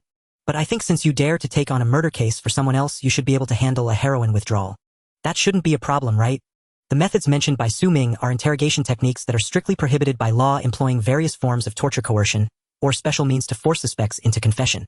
It is mockingly referred to by many netizens as the Great Memory Recovery Technique, claiming that even without the memory it can restore it. Of course, although it is severely prohibited, many police stations at the grassroots level still use these unconventional methods to expedite case resolution. However, this is mostly done when there is already solid evidence, but the suspect remains obstinate, just like the current situation. It is clear that the thin dog knows quite a bit about the higher-ups, but stubbornly refuses to say a word. Given that the evidence obtained earlier is sufficient for a court conviction, a great recovery technique is now in order. This is a method many police forces resort to in order to obtain crucial leads. After all, there is truly no time to waste with these individuals. However, Su Ming and Su Chongqing do not have such intentions. They believe that verbal cooperation is sufficient to break the thin dog's psychological defenses. For a drug addict, no physical pain can compare to a full-blown withdrawal. At this moment, Su Ming's deliberate mention of heroin and addiction instantly reminded the thin dog of the situation a few days ago when he suffered withdrawal in the detention center. It was a true living hell with skin feeling, as if it were being pricked by needles, tears, and mucus flowing uncontrollably and limbs painfully weak. His spirit and consciousness seemed to have separated from his body, with his mind filled with a constant cacophony of hundreds of tiny figures jumping around. Even just recalling it now made the thin dog tremble with an indescribable fear. He then looked at Su Ming with a face full of terror. Without waiting for him to say anything, Su Ming nodded to Su Changsheng and unhesitatingly stood up, seemingly intending to fetch high-purity heroin from the technical department. At that moment, the dread from days of resisting withdrawal instantly engulfed the thin dog, yet his throat felt constricted, preventing him from uttering a sound. As Su Ming walked a few steps past the thin dog's interrogation chair, the sound of his head striking the metal echoed continuously. The thin dog violently banged his head against the interrogation chair, seemingly trying to shake off his inner fear, while desperately crying out, "Officer! Officer! I can't say anything. Those people, they will kill me. No, they will kill my family. They will kill all of them. Please don't ask anymore. Don't ask anymore. Everything is my doing. I don't even know who the higher-ups are." This prompted Su Ming to halt his steps, but he paid no attention to the thin dog's frantic banging and pleas. In the interrogation room, about 80% of suspects tend to bang their heads against the table to express regret or seek sympathy. The thin dog is not an exception. In any criminal investigation team's interrogation room, the table surface of the interrogation chair is bound to be uneven, with numerous dents left by suspects banging their heads. Of course, the interrogation chairs are specially designed police equipment. Before the thin dog could injure himself, he might have already strained his neck. Thus, the thin dog's pleas appeared utterly worthless. Su Ming, meanwhile, had keenly sensed something was amiss and coldly questioned. Why are they? Don't you only have one higher-up?" Although appearing fierce while banging his head. In reality, the thin dog's inner defenses had been breached. The pain from heroin withdrawal outweighed his fear of the higher-ups. After a few bangs, his head weakly rested against the interrogation table, as if in utter despair. He hoarsely uttered, "They are not my higher-ups. Or rather, they are all the people from the organization my higher-up belongs to, controlling at least 50% of the drug sales network in Longwa. Only they dare to sell high-purity drugs in large quantities." As soon as this was said, Su Changsheng straightened up, his expression more serious than ever, though he chose not to ask anything for now. "This is truly unearthing something significant. 50% of the drug sales network in Longwa." Su Ming also felt an indescribable seriousness, beginning to doubt whether the thin dog was fabricating false information to cover up his higher-ups. He carefully observed the thin dog's demeanor. Once he confirmed there was no chance of deceit, Su Ming returned to his seat, his fingers tapping the table, as he said earnestly, "Thin dog, lift your head. I need you to tell me everything you know in detail. How did you come to know this organization's information?" With the usual means drug dealers use to contact each other, the lower levels shouldn't know the details about their higher-ups, let alone this important organization. "Do not hold back. This is essential for us to carry out our work better. This is not only for us but also to protect. Your family knows, right?" At this moment, under Su Ming's demand, the thin dog slowly raised his head, weakly leaning against the wall, turning his head to speak with hopeless eyes. "Yes. How could a small-time drug dealer like me selling minor goods in Modu know about such a large drug organization? All of this was told to me by Tai Sengu. He said that to expand the drug business, one must join this organization. Even if one cannot become a member of the organization, one must work alongside them." At this point, seemingly worried that Su Ming wouldn't know who Tai San was, Su Changsheng made a point to explain. Tai San is the largest drug dealer caught in recent years. In the neighboring city of Gusu, 20 kilograms of heroin and several kilograms of other drugs were found during the search of his residence. Such a huge amount went through the fast track. Within a few months, he received a peanut. At that time, it seemed Tyson didn't even choose to appeal, otherwise he could have dragged it out for a few more days. Following this, the thin dog displayed a sad smile, his eyes glazed over as he continued. Tai San-go deserved his fate. Who would dare to keep 20 kilograms of white powder at home? But on the third day after Tai San was executed, while he was just buried, his entire family died in a car accident on the highway. They all died, even his 5-year-old daughter didn't survive. Saying this, the thin dog suddenly became agitated, pulling at the interrogation chair as he cried out. "I'm scared. Officer, I'm really scared. I also have a daughter who is only 3 years old." The desperate wails of the skinny dog drew a frown from both Su Ming and Su Changsheng. The case in Gusu City, which was typically overlooked by the criminal investigation police in Modu. This was because the local cases were already overwhelming, and retrieving case files from another city required a rather cumbersome application process. Yet Iron 3, the most notorious drug dealer in Gusu City, had only recently been apprehended. Was it a tragic accident that led to the death of family and children? Moreover, Iron 3 seemed remarkably decisive, showing no desire to appeal for a few more days of life, appearing to accept his guilt without hesitation. It was as if he was anxious to prove to certain individuals that even if he was caught, he had said nothing and had not revealed any leads regarding his superiors.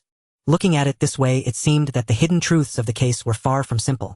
It was likely that the Gusu police had dug deep for a long time without obtaining any critical leads, ultimately having to close the case as an accident. Of course, it was also possible that it was a purely accidental event rather than the conspiracy and murder imagined. But regardless of the situation, the information and clues provided by the skinny dog were shocking and incomprehensible, because the Dragon Kingdom was actually hiding a vast criminal organization that controlled half of the drug trade. Seeing the skinny dog on the verge of collapse, Ming lightly tapped the table, furrowing his brows seriously. "Skinny dog," he said, "to be honest, even with your expression of such pain and despair, I feel no sympathy in my heart. After all, no one forced you to become addicted to drugs to sustain your habit through dealing, or to be confined in a detention center away from your daughter.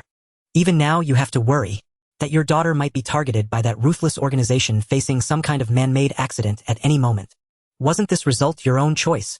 This statement halted the skinny dog's struggles as he looked at Ming with despair in his eyes, opening his mouth as if to say something.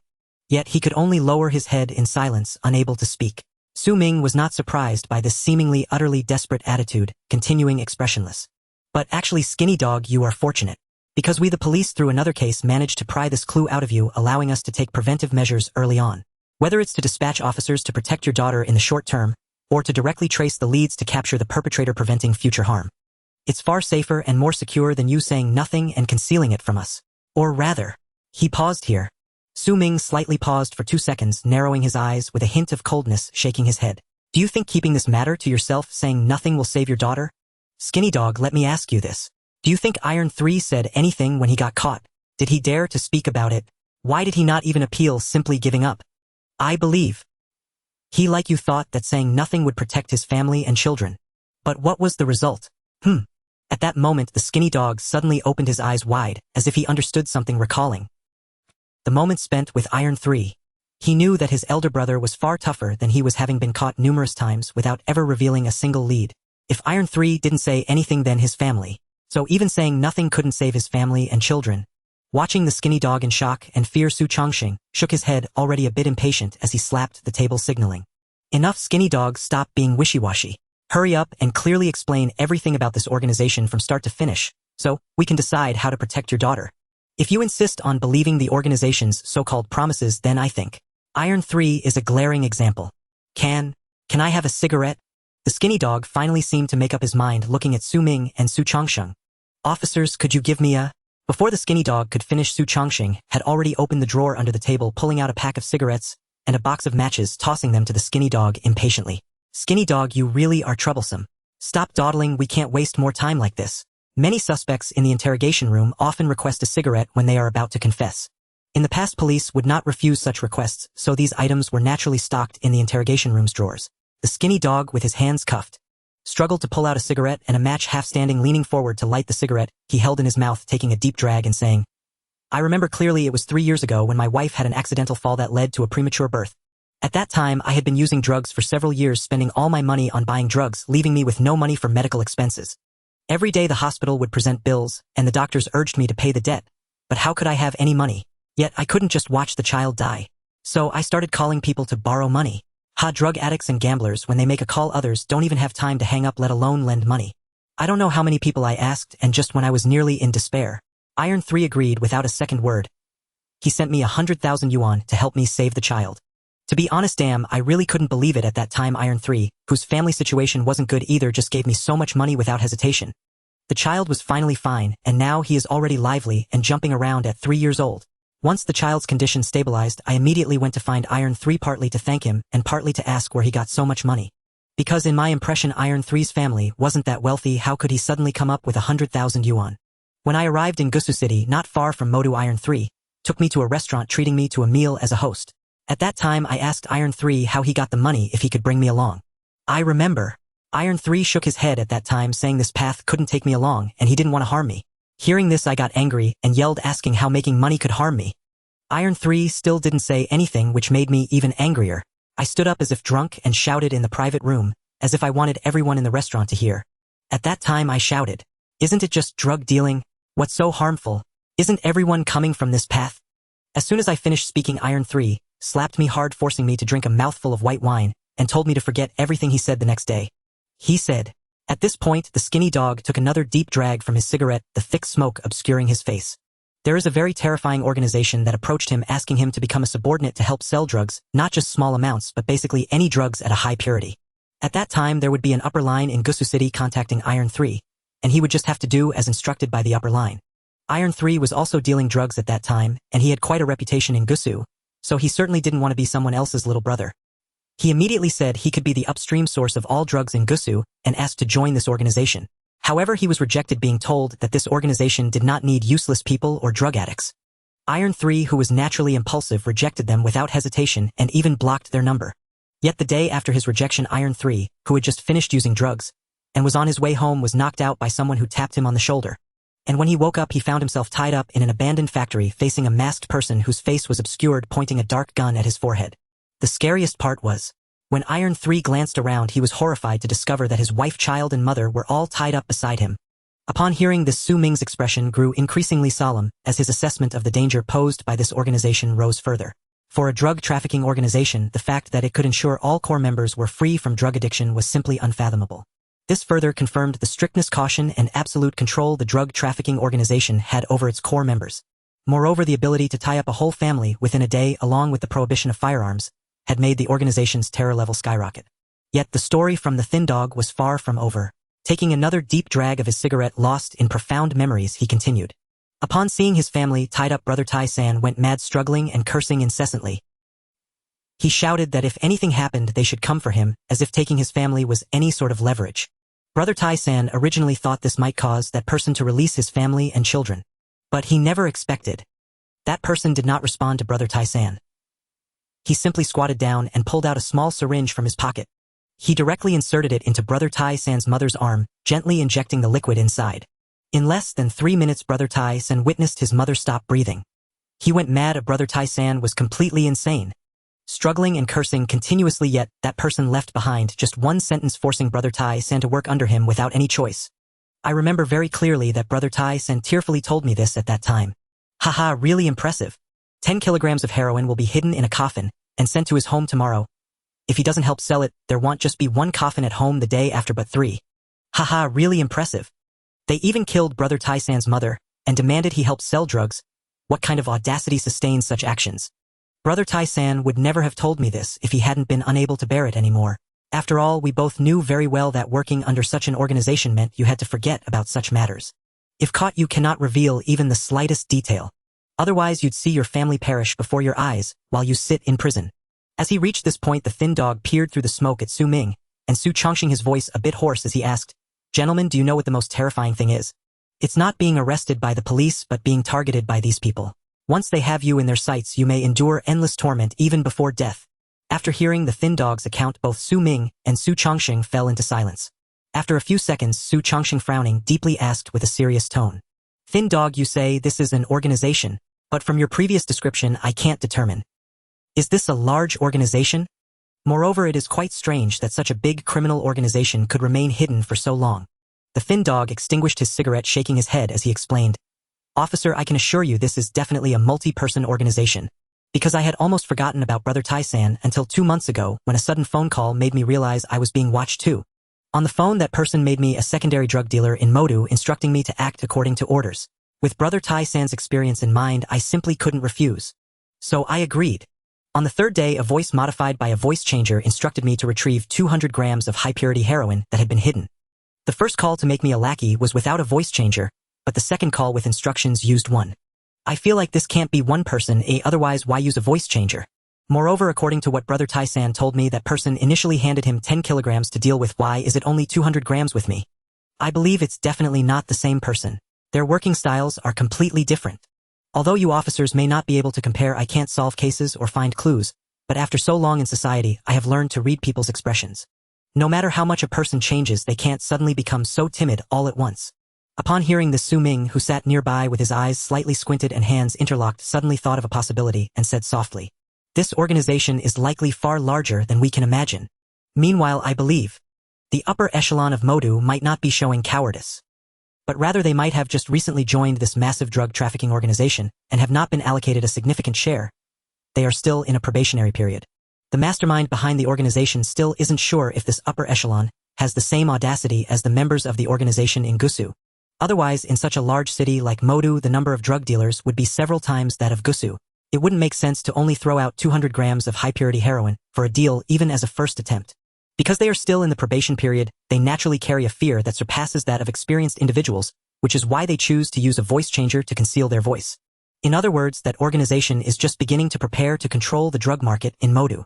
This deduction can be easily drawn from two aspects. First, the thin dog as a well-known addict in Modu being targeted and turned into a lackey just 2 months ago has roughly confirmed this possibility. As for the second point, at this point Su Ming turned to Su Chongqing beside him and asked seriously, "Brother Shang, in the past 10 years, have we ever discovered heroin with a purity significantly exceeding normal levels in all districts of Modu? The drugs sold by this organization must have a purity of at least 95% or higher. In 10 years, no matter how well they hid it, there had to be a possibility of their lower ranks being discovered." "No, absolutely not," Su Chongqing shook his head, directly responding to Su Ming's speculation without hesitation. "In the past 10 years, drugs with a purity of 95% have definitely not been found on those drug dealers. Such a high-purity drug can basically only be seen at customs and airports." Upon receiving this answer, Su Ming nodded thoughtfully, and then seriously suggested, "Brother Shang, I recommend we temporarily set aside the organization and focus on this case of the fall to find the murderer. It would be best to unearth all the rotten roots by following the clues. Because compared to others, this newly joined rookie might be the easiest to break through." Su Chongqing nodded in agreement. He immediately turned to the thin dog, who was in a daze at the interrogation table, and tapped the surface of the table to bring him back to reality. "Thin dog, I need you to think carefully now. During your interactions with the upper echelon, was there anything that struck you as particularly strange or memorable?" The thin dog, now back to his senses, did not dare to delay or hesitate. He regarded Su Ming and Su Chongqing as his only hope of saving his daughter, gritting his teeth and trying hard to remember. After a good several seconds, the thin dog seemed to suddenly recall something and opened his eyes wide. "Eye exercises." Yes, it was the sound of eye exercises I heard during one of his calls. Eye exercises. The sudden recollection of this special clue by Shogo made Su Ming and Su Chongqing exchange a knowing glance, their eyes sparkling with brilliance. This clue is indeed crucial. It may significantly narrow down the range of suspects. This is due to the broadcast sound of the eye exercises. Such a special broadcast cannot be heard just anywhere. It only appears during recess in elementary, middle, and high schools. Even universities do not have eye exercises anymore. After all, university students are mostly adults. Skipping classes to go online is quite common, and they certainly wouldn't obediently sit in class to do eye exercises. The background sound of eye exercises during the call undoubtedly confines the range of the murderer to within schools. The first suspect is undoubtedly should middle school. However, as an experienced detective, Su Chongqing did not immediately lock this clue in completely. He lightly tapped his fingers on the table and continued to inquire. "Shogo, think carefully, was the sound of the eye exercises heard right at the beginning of the call, or was it an unexpected sound that occurred midway? And then, was the sound of the eye exercises in your memory clear, or was it more like the noisy sound of a broadcast?" It was evident that Su Chongqing was trying to ascertain whether the sound of the eye exercises was intentionally made audible to Shogo by the murderer, or if it was simply an accidental recording of the eye exercises. The inquiry about the clarity of the sound was naturally to determine whether this unseen murderer had intended to provide false clues to confuse the police. Even if it wasn't in a school, the sound of the eye exercises could have been downloaded and played during the call. After pondering for 2 seconds, Shogo furrowed his brow and replied affirmatively. "Officers, the sound of the eye exercises was not present from the start of the call. It suddenly rang out midway. At that moment I was curious about why there was the sound of eye exercises, but I definitely didn't dare to ask too much. As one of those under that group, avoiding unnecessary trouble and not asking random questions is absolutely the primary condition for survival. As for whether it was a recording, it definitely wasn't. Even though I was expelled after reaching the 2nd year of high school, the chaotic sound of the school's broadcasts I will never forget. I can guarantee I absolutely won't mishear it." It was clear that Shogo's mood had visibly improved, no longer close to breaking down as before. Upon hearing this response, Su Chongqing nodded, thoughtfully, not shying away from the fact that Shogo would definitely not dare to hide or lie. Looking towards Su Ming beside him, he raised his head and signaled. "Xiao Ming, what do you think? This clue about the eye exercises currently points us in a very important direction. The murderer of this case is indeed very likely to be someone familiar from the school." After several previous cases, Su Chongqing had gained a clear understanding of Su Ming's reasoning ability, which is why he inquired at this moment. He hoped to quickly integrate the most likely situations to identify the mastermind behind this case. Su Ming did not respond immediately, slightly furrowing his brows in a somewhat helpless manner. "Brother Shang, relying solely on the eye exercises, it's really impossible to depict a clear image of the suspect. There's a very peculiar aspect to this. Of course this premise holds only if this murderer is indeed from Shid Middle School, otherwise all deductions would have to start over. The clues are still too few. For someone like that, remembering the fixed time when eye exercises are played daily at school wouldn't seem too difficult, right? So why not avoid that time to reduce their own exposure? Why let Shogo hear the sound of the eye exercises? Was it done intentionally, or did they simply forget? Based on the current clues and my knowledge of the suspect, I believe we cannot make an accurate judgment yet. Was it done intentionally, or did they simply forget? Based on the current clues and my knowledge of the suspect, I believe we cannot make an accurate judgment yet. Otherwise, I don't believe they would dare to make a call and contact Shogo in the office of a grade or on the playground. Of course, this premise holds only if this murderer is indeed from Shid Middle School, otherwise all deductions would have to start over. The clues are still too few. At this point, Ming looked at Shogo, whose face was filled with astonishment, seemingly shocked at how they could deduce so many details from just one eye exercise. He spoke earnestly. Shogo, keep recalling, was there anything special when you contacted that person? For instance, the transaction location, transaction details, or aspects of the transaction process that left you puzzled, completely unsure of their intent. Without a doubt, based on Ming's own experience, whether out of caution or to clear their own suspicions, a vigilant murderer like the mastermind might reveal more detail during a transaction. Seeing that Shogo still couldn't determine the suspect in order to ensure his daughter's safety, he began to scratch his head, with both hands carefully recalling every transaction process and detail. A full minute passed. Noticing that Shogo remained silent, still scratching his hair incessantly, Su Chongqing furrowed his brow and then spoke. Do you have no other questions? If you really can't think of anything, then just tell me how many times you've traded in total and where those were. Before he could finish, Shogo suddenly raised his head, looking at Ming and Su Chongqing, and spoke urgently. Also, I remembered. He seems very familiar with Magic City. We've traded a total of 3 times, but every time he chose a transaction location that I had truly never heard of. You have to know I've lived in Magic City for over 10 years. I'm practically a local, yet I'm completely unfamiliar with any of the transaction locations. Even the location of the first transaction, I only found it after asking an old person living nearby. Otherwise, I really wouldn't have been able to find the place. This statement once again piqued Ming's interest. He raised his eyebrows and asked Shogo for more details. Since finding the transaction locations was so difficult, then what do you think the locations of these 3 transactions were? Shogo, you should remember them quite clearly, right? Shogo immediately nodded and then spoke without hesitation. The first transaction was 2 months ago at the back door of Fullin convenience store, where 200 grams of high-purity xiaobai were hidden under a stone.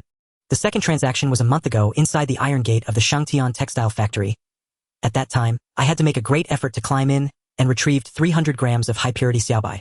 As for the third transaction, it was in the doghouse at the end of Hexing Alley, where there was a bag of candy, which is what you 2 officers just mentioned.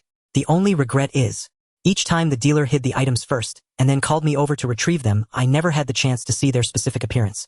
Of course, even if I had the chance back then, even with 10 times more courage, I definitely wouldn't dare to take a look. After all, the example of Taisan-gu is starkly before me. As soon as he finished speaking, Su Chongqing lightly tapped the table, narrowing his eyes as he spoke seriously. An old local of Magic City. A drug dealer who could choose these 3 transaction locations is definitely someone who grew up in Magic City, a native local, a local of Magic City. This was another clue obtained from the words of the skinny dog. At this moment, Su Chongqing did not intentionally keep them in suspense. Looking at the side of Ming, he explained. The 3 locations mentioned by the skinny dog are all under the jurisdiction of Shangtian Village. 30 years ago, around the 1990s, it was a prosperous place in the Huaihai district. The biggest reason for this was the massive Shangtian textile factory, which employed nearly 10,000 people at that time. These workers brought their families, turning the remote Shangtian village into one of the most vibrant places in Huaihai at the time. Fullin convenience store was the nearest store to the textile factory. As for Hexing Alley, it was naturally where the majority of the workers lived. But the good times did not last. In the mid-1990s, the slogan of breaking the iron rice bowl emerged, and an unprecedented wave of layoffs swept across the entire country. That year, due to the poor performance of the textile factory and the aging industrial structure, it was forcibly shut down with its sign directly burned, leading all workers to scatter in search of other jobs.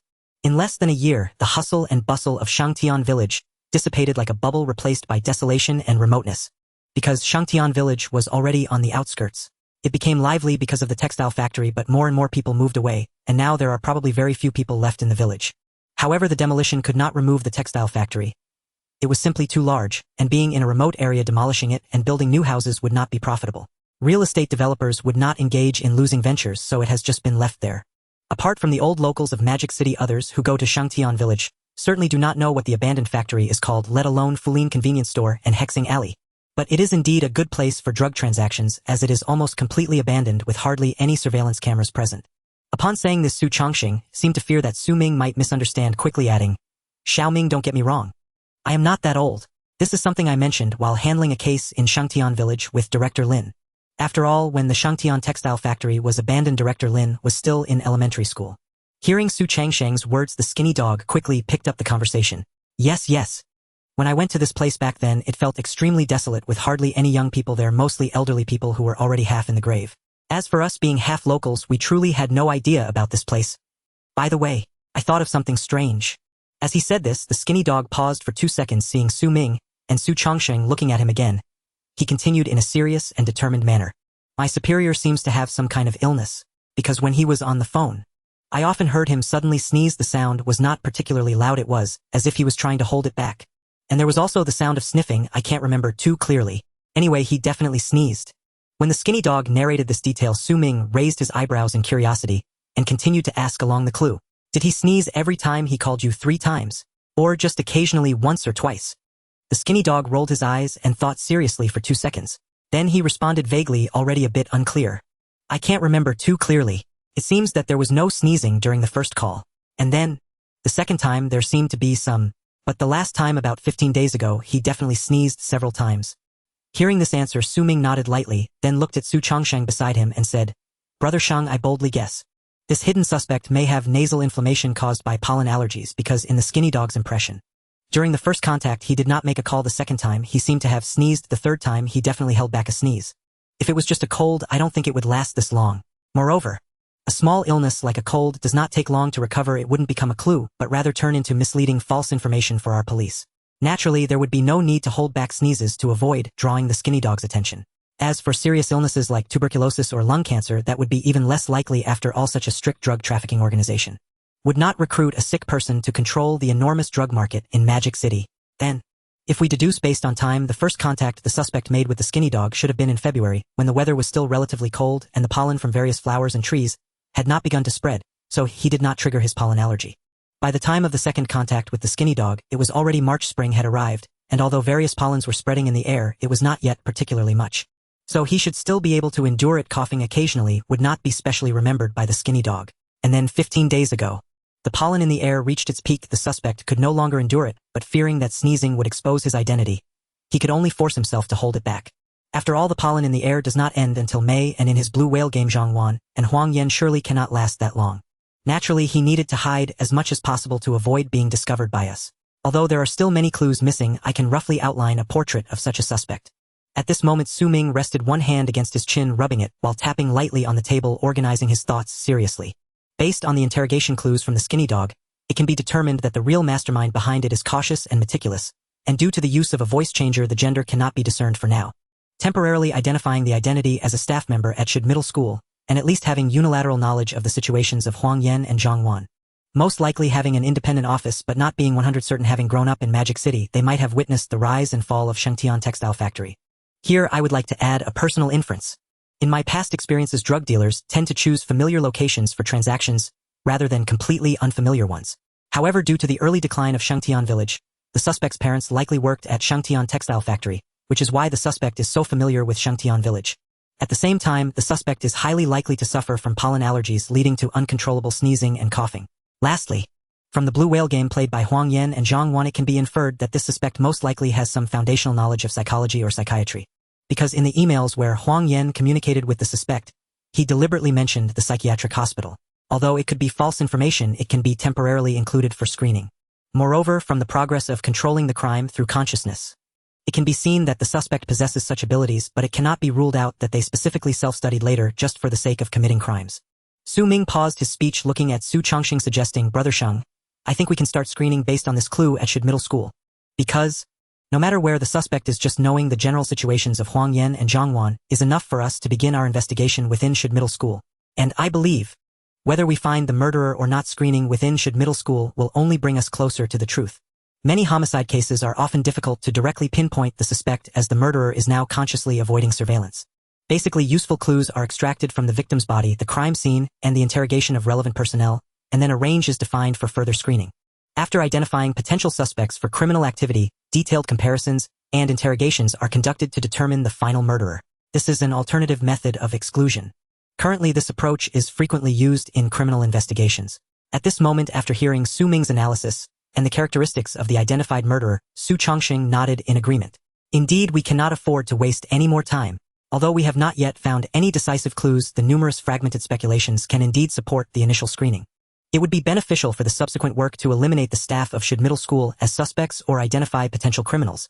Alright, I will have the technical department thoroughly investigate the staff of Shid Middle School. We must identify possible suspects. As he said this, Su Chongqing looked at the thin dog opposite him, lightly tapping the table as he inquired in a calm voice. Thin dog, although you have provided a lot of information, I suddenly thought of a question. Earlier you said that this criminal organization occupies at least 50% of the drug sales chain in Longua, but you haven't even met your superior. How did you come to this conclusion? Moreover, it is quite strange that such a large drug trafficking organization could remain hidden for so long, isn't it? The thin dog sitting in the interrogation chair displayed a somewhat terrified expression and affirmed this. Officer, the 50% is just my guess. But I believe, if you dig deeper, the specific shares and sales chain you uncover may be even more shocking than what I mentioned. Officer, the 50% is just my guess. But I believe, if you dig deeper, the specific shares and sales chain you uncover may be even more shocking than what I mentioned. When I was targeted, I also considered escaping from them, but the first step was to assess how large their organization truly was. So the next day, I immediately reached out to various connections, asking my drug dealer friends in neighboring cities if there were any channels to purchase pure drugs with a purity of over 95. As a result, half of my friends replied that there are. Besides that organization, I believe no one else would be willing to buy such high-purity drugs. So the next day, I immediately reached out to various connections, asking my drug dealer friends in neighboring cities if there were any channels to purchase pure drugs with a purity of over 95. Su Chongqing nodded thoughtfully, then began to tidy up the interrogation materials and slowly stood up. Alright, we'll end the interrogation here. During this time, thin dog, you'll stay at the police station and won't need to return to the detention center for now. If we have any other matters, we will come to you immediately. Following this, Su Chongqing stood up and Su Ming did the same, preparing to conclude the interrogation and proceed with the next action. Just as the two were about to open the door and leave the interrogation room, the thin dog suddenly remembered something and quickly turned to Su Chongqing, gripping the interrogation chair tightly. Officer, my daughter, they will definitely. Before the thin dog could finish, Su Chongqing turned his head and decisively interrupted him, speaking with a serious tone. Don't worry. Since we are aware of this situation, we will do our utmost to ensure your family's safety. I will arrange for a few undercover officers to hide nearby and monitor any potential suspects. You don't need to worry about this. The only thing you need to do now is to keep thinking about whether there are any other key clues or questions. After saying this, Su Chongqing closed the interrogation room door. Walking beside him, Su Ming pondered for a few seconds and then turned to Su Chongqing and asked, Brother Shang, I would like to investigate the case file regarding the Tai-san case across the city, hoping to find some useful clues. Since the murderer of this fall case is from the same organization as the person who coerced Tai-san, according to Thin Dog, perhaps there will be some commonalities between the two. Even if there aren't, at least we can try to unearth a bit of such a large criminal organization. Su Chongqing naturally would not oppose Su Ming's suggestion. After all, recently Su Ming had discovered extremely useful clues from a 20-year-old case file. He then waved his hand to indicate that it was okay. Alright, no problem. But we can't afford to waste any more time, so let's skip the cumbersome procedures for cross-city and inter-province case files. You should go directly to Director Lin's office and ask him to help expedite the process with special privileges and mention the discovery of this large drug trafficking organization. The revelations from this case have truly given me chills. After saying this, Su Chongqing headed towards the Criminal Investigation Technical Department, intending to utilize the citizen database established by the police over the years to screen and identify potential suspects within Shid Middle School. Su Ming then arrived at the door of the director's office. Knock, knock, knock. He gently tapped a few times. Come in, the door isn't locked. A somewhat hoarse voice sounded from inside. Su Ming immediately turned the handle and pushed the door open to enter the director's office. As soon as he stepped inside, he was met with a strong smell of smoke and the entire office was enveloped in a thin haze. Looking towards the desk, he noticed Lin Tian resting his right elbow on the table, his forearm raised with a nearly burnt-out cigarette pinched between his index and middle fingers. From the half-burnt ash still intact, it was apparent that Lin Tian had not taken a puff for several minutes. Next to him, the ashtray contained at least 2 packs worth of cigarette butts, most of which had not turned yellow from overuse. Clearly Lin Tian was simply igniting, and holding it. Su Ming stepped forward, discovering Lin Tian's left hand was pressing down on the case file of the 513 Mo Du University dismemberment case. It was likely due to Su Changsheng's earlier statement that he had deduced almost 20 years worth of undiscovered clues from this file, which made Lin Tian so attentive, hoping to continue delving deeper and catch the perpetrator of this major case. As Su Ming approached, Lin Tian extinguished the cigarette he was holding, pushed the case file of the 513 dismemberment case aside, and looked at Su Ming with a faint smile. "What's up, Xiao Ming? Did something go wrong with the fall case? Tell me what happened." Just as Su Ming was organizing his thoughts and preparing to speak, the phone on the desk rang loudly. Lin Tian glanced at the caller ID, then raised his palm to signal Su Ming to wait a moment, answering the call with a hint of impatience. "Hello, Principal Chu. The case is still under processing, and you are calling again to discuss." After a brief pause of several seconds, it seemed he waited for the other party's words to finish before responding. "Don't worry, Principal Chu. We will try to provide a result as soon as possible. Of course, we understand the difficulties faced by your school. The pressure from the media and the public regarding juvenile cases is certainly great. But there's nothing we can do. Our police cannot simply fabricate a reason to appease those people, can we? No matter how significant the case's impact is, we must clarify the matter. Alright, let's leave it at that. Please don't continue calling." Having curtly dealt with the principal of Should Middle School, Lin Tian unhesitatingly ended the call, tossed his phone onto the desk, and lifted his head to gesture to Su Ming. "Xiao Ming, is there anything else unusual about this case? If it were merely a simple suicide by falling, it would not have taken you and Xiao Su so long." Su Ming nodded slightly, his voice heavy. "Director Lin, this fall implicates far more than a middle school girl's depression and suicide. Rather, someone is employing a sort of suicide game to manipulate two victims, coaxing suicidal thoughts in a short span and driving them to act. But that is only the surface. The most astonishing part is, by interrogating one of the victims, we uncovered links to a drug dealer arrested a few days ago. After deeper questioning, we unearthed something startling. There exists a vast criminal organization controlling 50% of the drug distribution network in our Longua, and the true perpetrator of this fall is a member of that enormous trafficking organization." These words caused Lin Tian's pupils to contract sharply, but he quickly regained his composure, rapped the desk, and said in a grave tone, "Xiao Ming, tell me the ins and outs of this case in detail. Controlling half the drug market. This is colossal. We must hurry to uncover the truth." Su Ming felt no surprise at Lin Tian's astonishment. Any public servant within Longguo's security apparatus hearing that such a large trafficking ring had lain hidden for years would be stunned. They would feel their scalp prickle, instinctively thinking it impossible. Longguo's anti-drug efforts are renowned. No one expected such an organization could exist. Without hesitation, Su Ming immediately recounted the sequence of events of the fall and the subsidiary cases it had unearthed. 5 full minutes passed before Su Ming had explained the specifics and his inferred details and processes to Lin Tian. At that moment, after hearing Su Ming, Lin Tian drew a cigarette from the pack on the desk, held it between his fingers, and lit it, yet did not take a single drag, letting it smolder. He remained silent for many seconds. When the rising smoke veiled his face, Lin Tian, his shock carefully concealed, spoke in a hoarse voice. "So, Xiao Ming, this fall, which at first seemed a simple case of a middle school girl's plunge, is far more complex than we imagined. Not only is there this abnormal method of consciousness control at play, but the crucial point is that organization has lain hidden for who knows how long, or only now have we been fortunate to pry loose a sliver of evidence, a colossal trafficking syndicate armed with firearms, smuggling high-purity narcotics, and brazen enough to threaten murder." He exhaled a thick breath, blew the smoke aside to reveal a resolute gaze, clenched his left fist, and said coldly, "Although the difficulty of solving this fall has multiplied many times over, the fortunate thing is that we unexpectedly discovered Longua harbors such a vast trafficking organization. If they were allowed to remain hidden for years, who knows what horrific harm they might wreak. Merely exposing this organization would be a major merit for both you and Xiao Su." At this, Lin Tian paused for a couple of seconds, looked at Su Ming, and asked earnestly, "Xiao Ming, you have largely handled this case. The fact Xiao Su trusted you to bring it to me attests to his confidence in you. Now speak plainly. Regarding the present stalemate, what are your thoughts? What entry points do you propose, and what special assistance do you require?" It was obvious. Lin Tian likewise placed great confidence in Su Ming. After all, whether this case or previously wading through two decade-old files to unearth the clues to the 513 dismemberment case, these accomplishments sufficed to demonstrate Su Ming's competence, and that the perfect exam paper he produced was no mere stroke of blind luck. Given the urgency, Su Ming did not hesitate and laid out his thoughts. "Director Lin, first I think we should set that large trafficking organization aside for now and focus on resolving this fall. That is the correct course of action. Because over the years, at least since the Tai San matter, 3 years have passed, and police units nationwide have reported nothing on this organization. This demonstrates the organization's concealment and an unprecedented level of meticulousness. There are presently no leads at all. We do not even know where to begin. To start from that point would be extraordinarily difficult. The best approach clearly is to first unmask the perpetrator of the fall, and through that individual dig out this massive trafficking syndicate. Although the leads in the fall case are chaotic, at least there is somewhere to start. At the same time, because the perpetrator in the fall appears to belong to the same organization as the mastermind behind the Gusu Tai San case, I hope you can grant me authority to retrieve case files across provinces and cities. If we can extract linking clues from these two cases, It will greatly aid in uncovering the mastermind.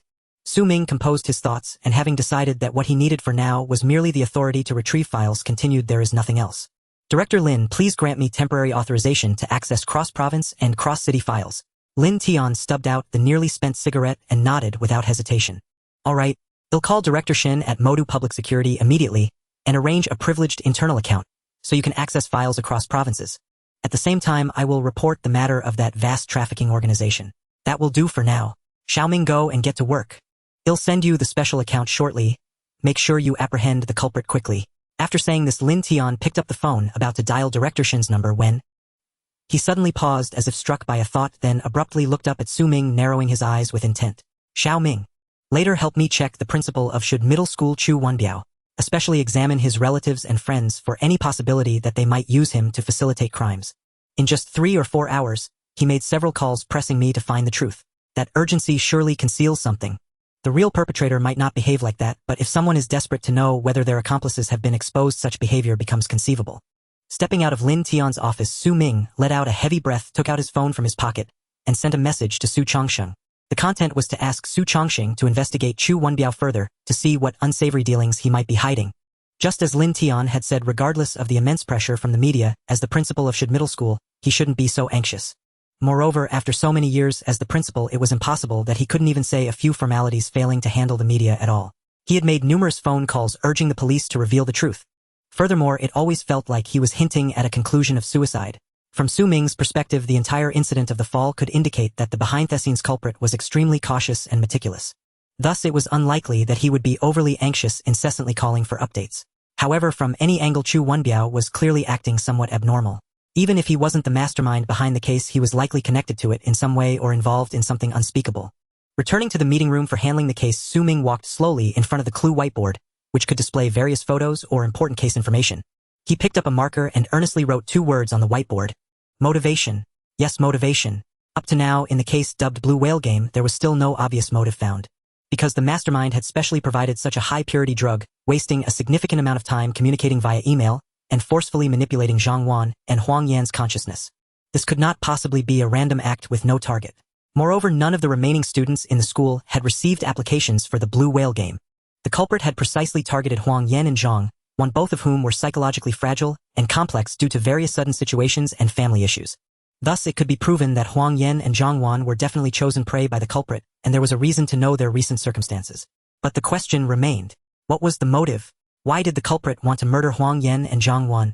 Moreover, according to the information from the Thin Dog, it was highly probable that this culprit was only recruited into the giant drug trafficking organization 2 months ago. From the amount of drugs previously provided to the Thin Dog, it was likely that he had not yet gained the full trust of that organization. Having not yet established himself, why attempt murder? What was the reason? Did he not worry about being caught by the police soon after joining that organization? Could it be that Huang Yan and Zhang Wan accidentally discovered or heard direct evidence of this culprit's involvement in drug trafficking, thus forcing the biggest drug lord in Magic City to take the risk of eliminating them?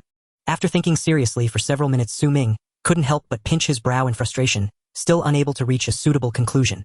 After all, the biggest drug lord in Magic City and 2 underage middle school students were indeed difficult to connect. Additionally, there was a lack of crucial clues. He could only hope to find some useful clues from the case of Taisan in Gusu City, based on the characteristic of the culprit being part of the same drug trafficking organization.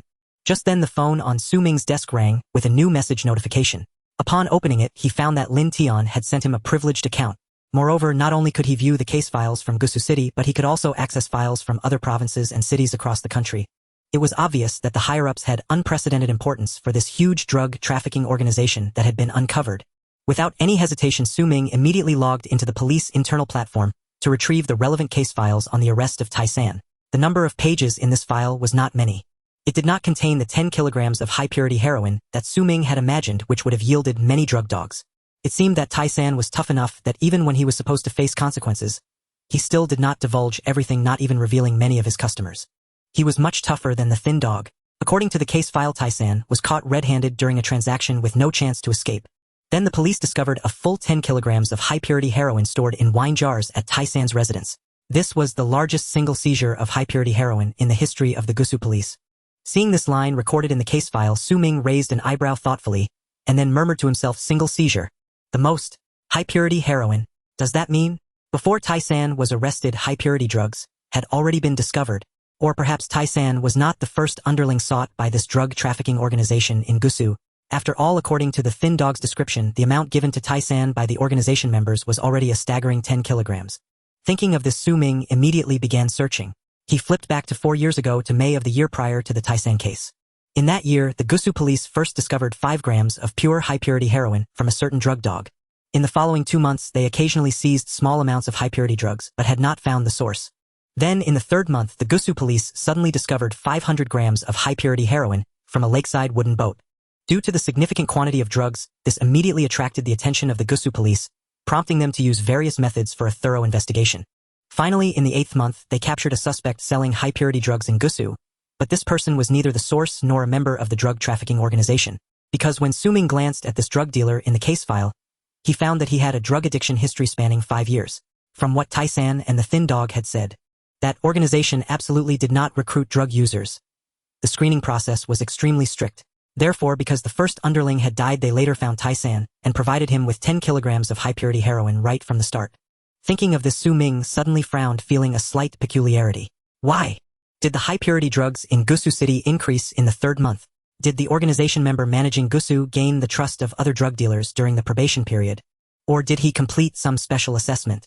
Could it be that the member of this organization in Magic City was still in the probation period? Having failed to complete some assessment, Su Ming was instantly filled with questions, beginning to tirelessly peruse through all the case files from Gusu City during that period.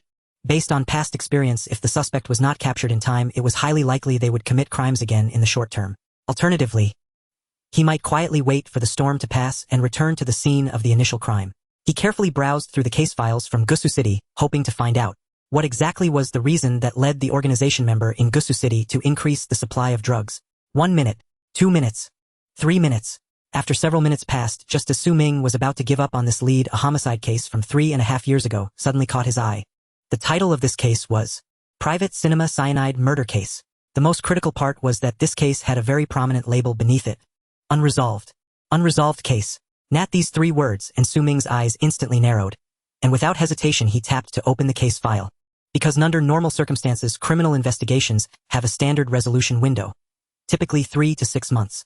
And remaining unresolved implies either inaction or incapacity to act, a situation strictly impermissible within any police department. Of course, there exists one exceptional category: murder cases. And if a homicide remains officially unsolved, it unequivocally signifies that the perpetrator has never been identified. Forced closure is fundamentally impossible. Yet, in recent years, advanced forensic methodologies and omnipresent surveillance systems have rendered unsolved homicides exceedingly rare. On average, a single municipality may go several years without a single unsolved homicide. And thus the unresolved Private Cinema Cyanide homicide in Gusu City immediately piqued Su Ming's curiosity and suspicion. And Private Cinema Cyanide homicide in this case undeniably stirred Su Ming's intrigue. And just as he prepared to review the dossier, Su Ming suddenly paused, his mind flashing back to a chilling passage once recounted by the informant known as Skinny Dog. And the man did not answer Iron 3's elder brother. Instead, he simply crouched down, withdrew a slender syringe from his sleeve pocket, and inserted it directly into Iron 3's mother's arm, injecting its contents with eerie gentleness. And within less than 3 minutes, Iron 3 watched his own mother take her final breath. Recalling Skinny Dog's testimony and then glancing again at this decades-old unsolved homicide in Gusu City, cyanide, Su Ming now surmised with high confidence that the drug syndicate member operating in Gusu City had injected cyanide into Iron 3's mother. Only such a swift-acting toxin could halt respiration within 3 minutes. And moreover, the victim recorded in this case file was certainly not Iron 3's mother. The crime scene also bore no geographical resemblance, but the modus operandi was virtually identical. Both murders employed cyanide, an acutely lethal agent, to terminate life within seconds. Yet a critical question remained: in why had the Gusu drug syndicate member killed Iron 3's mother? To coerce Iron 3, yes. But what motive drove the murder of this victim? And judging by the timeline, this homicide occurred before the discovery of large quantities of high-purity heroin, ruling out robbery homicide as a plausible explanation.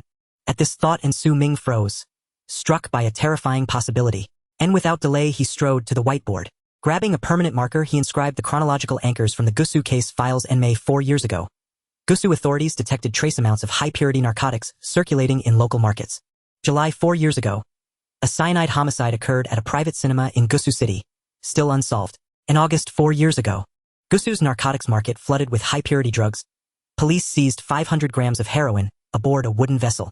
January 3 years ago, a low-level syndicate operative was apprehended after prolonged surveillance by Gusu police. And March 3 years ago, Iron 3 came under the syndicate scrutiny when his mother was murdered via cyanide injection, and their first transaction involved 10 kilograms of narcotics. Having plotted all these dates, Nand recognizing cyanide as the unifying signature Su Ming dared to posit. And the perpetrator behind the private cinema homicide was almost certainly that same drug syndicate member. And then came the pivotal question.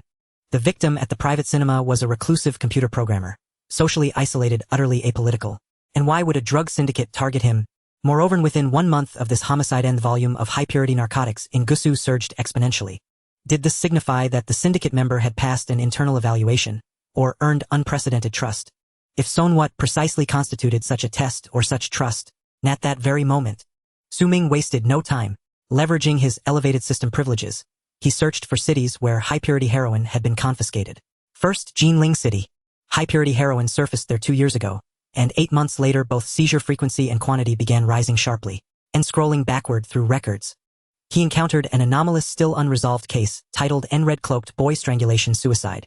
And the cause of death remained undetermined. Homicide or suicide, no conclusive evidence. Next, Mingzhou City, similarly proximate. And high-purity narcotics appeared 1 year ago, and within merely 2 months they saturated the local market. Coinciding almost precisely with their emergence was another unsolved case in Villa chainsaw dismemberment perpetrator unknown. Scrolling further, Linen City, renowned for its West Lake scenery, and 2 years ago high-purity narcotics surfaced there, but vanished entirely within 3 months under baffling circumstances. Scrutinizing the case files from that period, and Su Ming discovered one resolved incident in West Lake drowning and disposal case, and the suspect was identified, but leapt to his death an hour before arrest.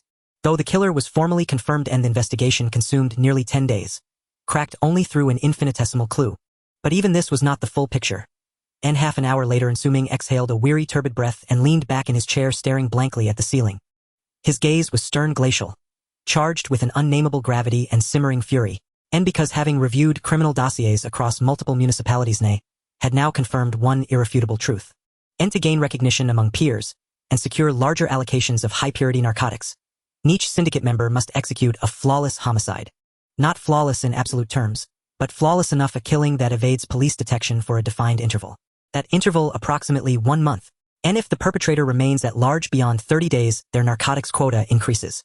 The longer law enforcement fails to apprehend them, and the greater their allocation grows, and thus transforming homicide into calculated, incentivized enterprise. Beyond this chilling mechanism, something far more horrifying emerged in every syndicate member whose identity was compromised and who was subsequently apprehended, without exception, committed suicide. No interrogations, no confessions, no leads, and not a single thread left for investigators to follow. Mean truth.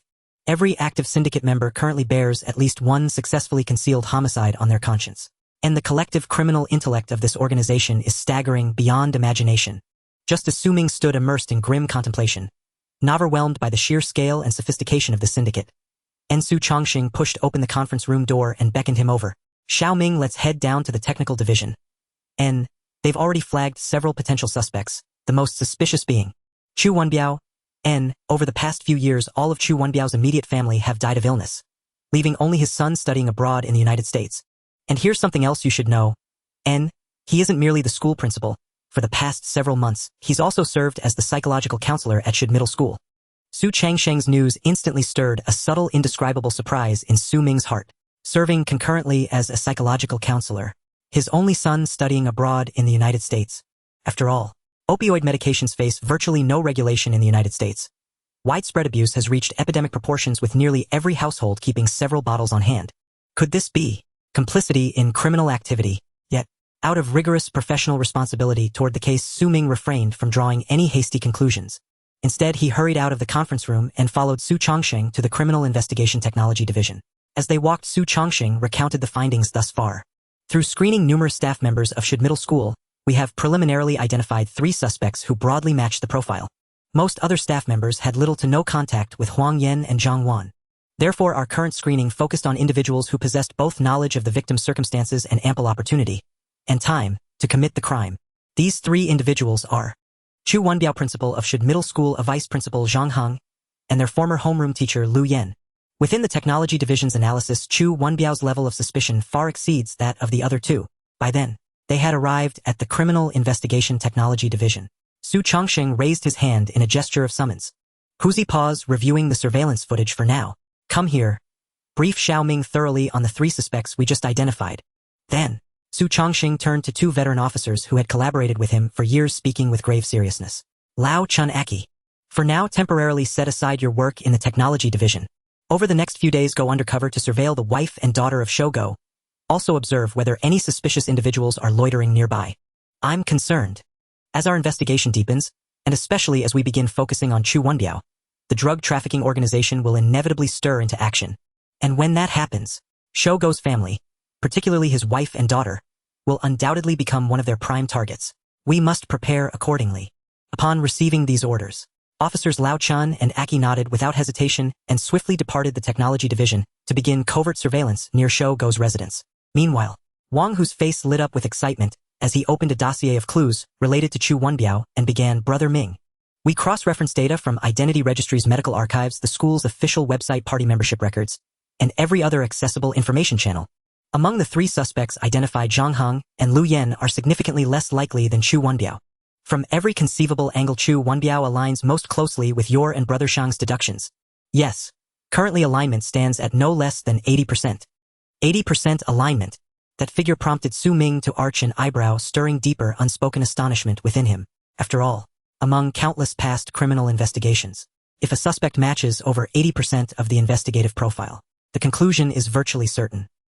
That individual is almost certainly the perpetrator, because, no matter how precise the police's deductions may be, how meticulously constructed the profile, they inevitably diverge, however slightly, from reality. Thus, minor discrepancies between the actual perpetrator and the reconstructed profile are not only expected, but entirely normal. An alignment of 70 to 80% is exceptionally high, well sufficient to justify immediate detention and intensive interrogation. Su Ming furrowed his brow slightly and nodded in acknowledgement. Huzi, detail precisely where Chu Wenbiao matches our deductions almost perfectly, without the slightest hesitation. Wang, who clicked to the next page, revealing a faded color photograph, a high school graduation portrait. With careful scrutiny, one could discern young Chu Wenbiao standing squarely in the center of the back row, flashing a victory sign. And in the background stood the main gate of his high school, boldly emblazoned with its name, Shangtian Senior High School. I extracted this graduation photo from Chu Wenbiao's party member dossier. Wang, who pointed to the image on screen and continued. Approximately 35 years ago, during Shangtian Village's zenith, Chu Wenbiao's parents worked at the local textile mill. Chu Wenbiao himself spent his formative years there, making him intimately familiar with the village, and having grown up there since childhood. Next, the second series of photographs. Wang, who continued clicking through his laptop, assembling a collage of event photos and interview snapshots. In this composite image, Chu Wenbiao appeared in every frame, yet always wearing a thin surgical mask concealing his nose and mouth. Moreover, every person in these photos wore long-sleeved shirts, indicating ambient temperatures were decidedly cool. Observing this, Su Ming frowned thoughtfully and spoke slowly. Allergic rhinitis. Chu Wenbiao almost certainly suffers from severe allergic rhinitis. Otherwise, he would not wear such pollen-filtering masks during public events and interviews. After all, wearing a mask remains far more dignified than sneezing uncontrollably mid-interview. Furthermore, judging by their attire, these events all occurred in spring, the peak season for airborne pollen. Brother Ming, you truly see what others miss. Wang, who offered a practiced compliment, then opened the next slide, a medical insurance expenditure record. This is Chu Wenbiao's insurance claim history. A few days ago, he visited Huaihai District People's Hospital, where physicians prescribed him chlorpheniramine and loratadine, antihistamines. Given their pharmacological function, these were clearly prescribed to alleviate pollen allergy symptoms. So perhaps precisely for this reason, he was not wearing a mask when you and Brother Shang visited the school, or perhaps simply forgot to put it on in his haste. Next, Wang, who flipped to the final image, pointing to an internal school bulletin. Disappointment and removal notice. 2 months ago, Chu Wenbiao dismissed the school's psychological counselor. The stated justification was dereliction of duty, rarely present in the counseling office, rendering students unable to locate him when needed. Then, 3 days after the dismissal, Chu Wenbiao abruptly announced he would temporarily assume the role of psychological counselor, pending the recruitment of a permanent replacement. Yet, in reality, I've combed through every available source. Chu Wenbiao holds no formal certification as a psychological counselor. Yet, why would someone capable of deploying the blue whale game, an extraordinarily covert method of psychological manipulation, panic, incessantly making repeated calls for reassurance? But after so many years, those fundamentals have surely faded from memory. Though this raises minor concerns, the weight of accumulated evidence strongly indicates Chu Wenbiao is the prime suspect. Having heard Wang Hu's account, Su Ming's brow furrowed deeply, and a profound, unnameable doubt settled within him. Could the perpetrator truly be Chu Wenbiao? Yet, why would someone capable of deploying the blue whale game, an extraordinarily covert method of psychological manipulation, panic incessantly making repeated calls for reassurance? And why call Lin Tian, a seasoned veteran detective whose investigative acumen is legendary, risking immediate exposure of his own identity, most critically, based on multiple prior cases involving members of this narcotic syndicate? The organization maintains exceptionally stringent personnel vetting. Surely it would never recruit someone with Chu Wenbiao's demonstrably fragile psychological resilience. Moreover, Su Ming found it implausible that Chu Wenbiao, lacking any foundational training in psychology, could orchestrate the blue whale game. No, this cannot possibly be so simple. Although every detail about Chu Wenbiao aligned closely with the suspect profile Su Ming had reconstructed, a glaring contradiction emerged in one critical aspect: personality. How could a cautious, sharp-minded killer repeatedly call Lin Tian? Wouldn't that only increase his risk of exposure? Unless Chu Wenbiao deliberately adopted an inverted logic to feign innocence by appearing suspicious. Such a maneuver would be utterly redundant. After all, criminal investigation hinges on concrete evidence, not abstract reasoning like a game of werewolf. Logic serves only to narrow down suspects. It cannot constitute proof. So could it be that the true mastermind possesses intimate knowledge of Chu Wenbiao's personal background, and thus meticulously crafted every trace to mirror him, a deliberate frame-up, designed precisely to divert police attention toward Chu Wenbiao and evade pursuit? This method of deception fits the perpetrator's profile perfectly, calculating, ruthless, and cunning. Cautious, ruthless, deceptive. Just as Su Ming's mind raced ceaselessly, heavy measured footsteps echoed down the corridor outside the forensics division. 3 seconds later, Lin Tian stood at the division's entrance. Spotting Su Ming and Su Chongqing, he stepped inside without hesitation. "So you're here. I checked the case briefing room first, but you weren't there. Figured I'd find you here. How's it going?" "I just reported to Director Shin. The Bureau is treating this with utmost urgency, and has already begun deliberating how best to dismantle this sprawling drug syndicate. Therefore, our unit's immediate priority is to solve this fall-from-hate case swiftly, unmask the real perpetrator, and trace him step by step straight to the heart of the narcotics ring." His words instantly tightened the air in the forensics division. Every officer grew visibly more tense and solemn, for Lin Tian's presence alone confirmed the gravity and far-reaching implications of this case. In that hushed stillness, Su Chongqing stroked his chin for 2 silent seconds, then seized Wang Hu's mouse and broke the silence. "Master, we now strongly suspect Chu Wenbiao, the principal of Shud Middle School, as the true architect behind this fall-from-hate homicide. Based on Su Ming's offender profile, Chu Wenbiao matches at least 80%. Even discrepancies fall well within acceptable margins of error. He embodies the ideal suspect in every sense." As he spoke, Su Chongqing turned to Su Ming beside him and asked with palpable respect, "By the way, Xiao Ming, after hearing Hu Zi's account, what's your take? Could Chu Wenbiao actually be the killer?" Clearly having witnessed Su Ming's uncanny deductive precision in prior cases, Su Chongqing now placed profound trust in his judgment. Otherwise, he wouldn't have sought his opinion so deliberately under such pressure. Gathering his thoughts, Su Ming scanned Lin Tian and Su Chongqing, then replied with quiet gravity and unwavering seriousness. "Director Lin, Senior Brother Chongqing, though Chu Wenbiao fits the ideal suspect profile almost perfectly, his personality raises serious doubts. I believe the real perpetrator is either not him, or someone has meticulously framed him. The killer's methodology reveals extraordinary caution, yet Chu Wenbiao called you repeatedly. That contradiction is irreconcilable. Moreover, by analyzing unsolved homicide records across neighboring provinces over recent years, I've uncovered a critical lead pointing directly to the drug syndicate. From that evidence, I conclude Chu Wenbiao almost certainly lacks the stature, or capability, to join this organization." "Lacks the stature?" Lin Tian raised an eyebrow, intrigued, then gestured calmly. "Go on, Xiao Ming. Tell us what you found in the case files." Su Ming lowered his gaze, slightly tapping his right index finger thoughtfully against his left knuckles as he began. "First, by cross-referencing the discovery dates and weight surges of high-purity heroin across provinces, I discovered something startling. In every instance, a local unsolved homicide occurred, precisely 1 to 2 months before each heroin weight surge. Similarly, in several provinces where high-purity heroin briefly surfaced, only to vanish completely after swift interdiction, there was also a prior homicide. Case file analysis revealed those homicides were exceptionally difficult to solve. Each required 4 to 5 days of intensive investigation before resolution. From this, I propose a bold hypothesis. Every candidate invited into this syndicate must first commit an unsolved homicide, a prerequisite for acceptance and for expanding their territory's drug quotas. Or perhaps, its leader enforces loyalty through this very mechanism, forcing recruits into irreversible crimes, eliminating any possibility of retreat. and screening out potential undercover officers. Consequently, every member is bound by absolute loyalty and possesses exceptional criminal intellect. To evade capture after committing murder demonstrates a level of vigilance and counter-investigative skill that borders on terrifying.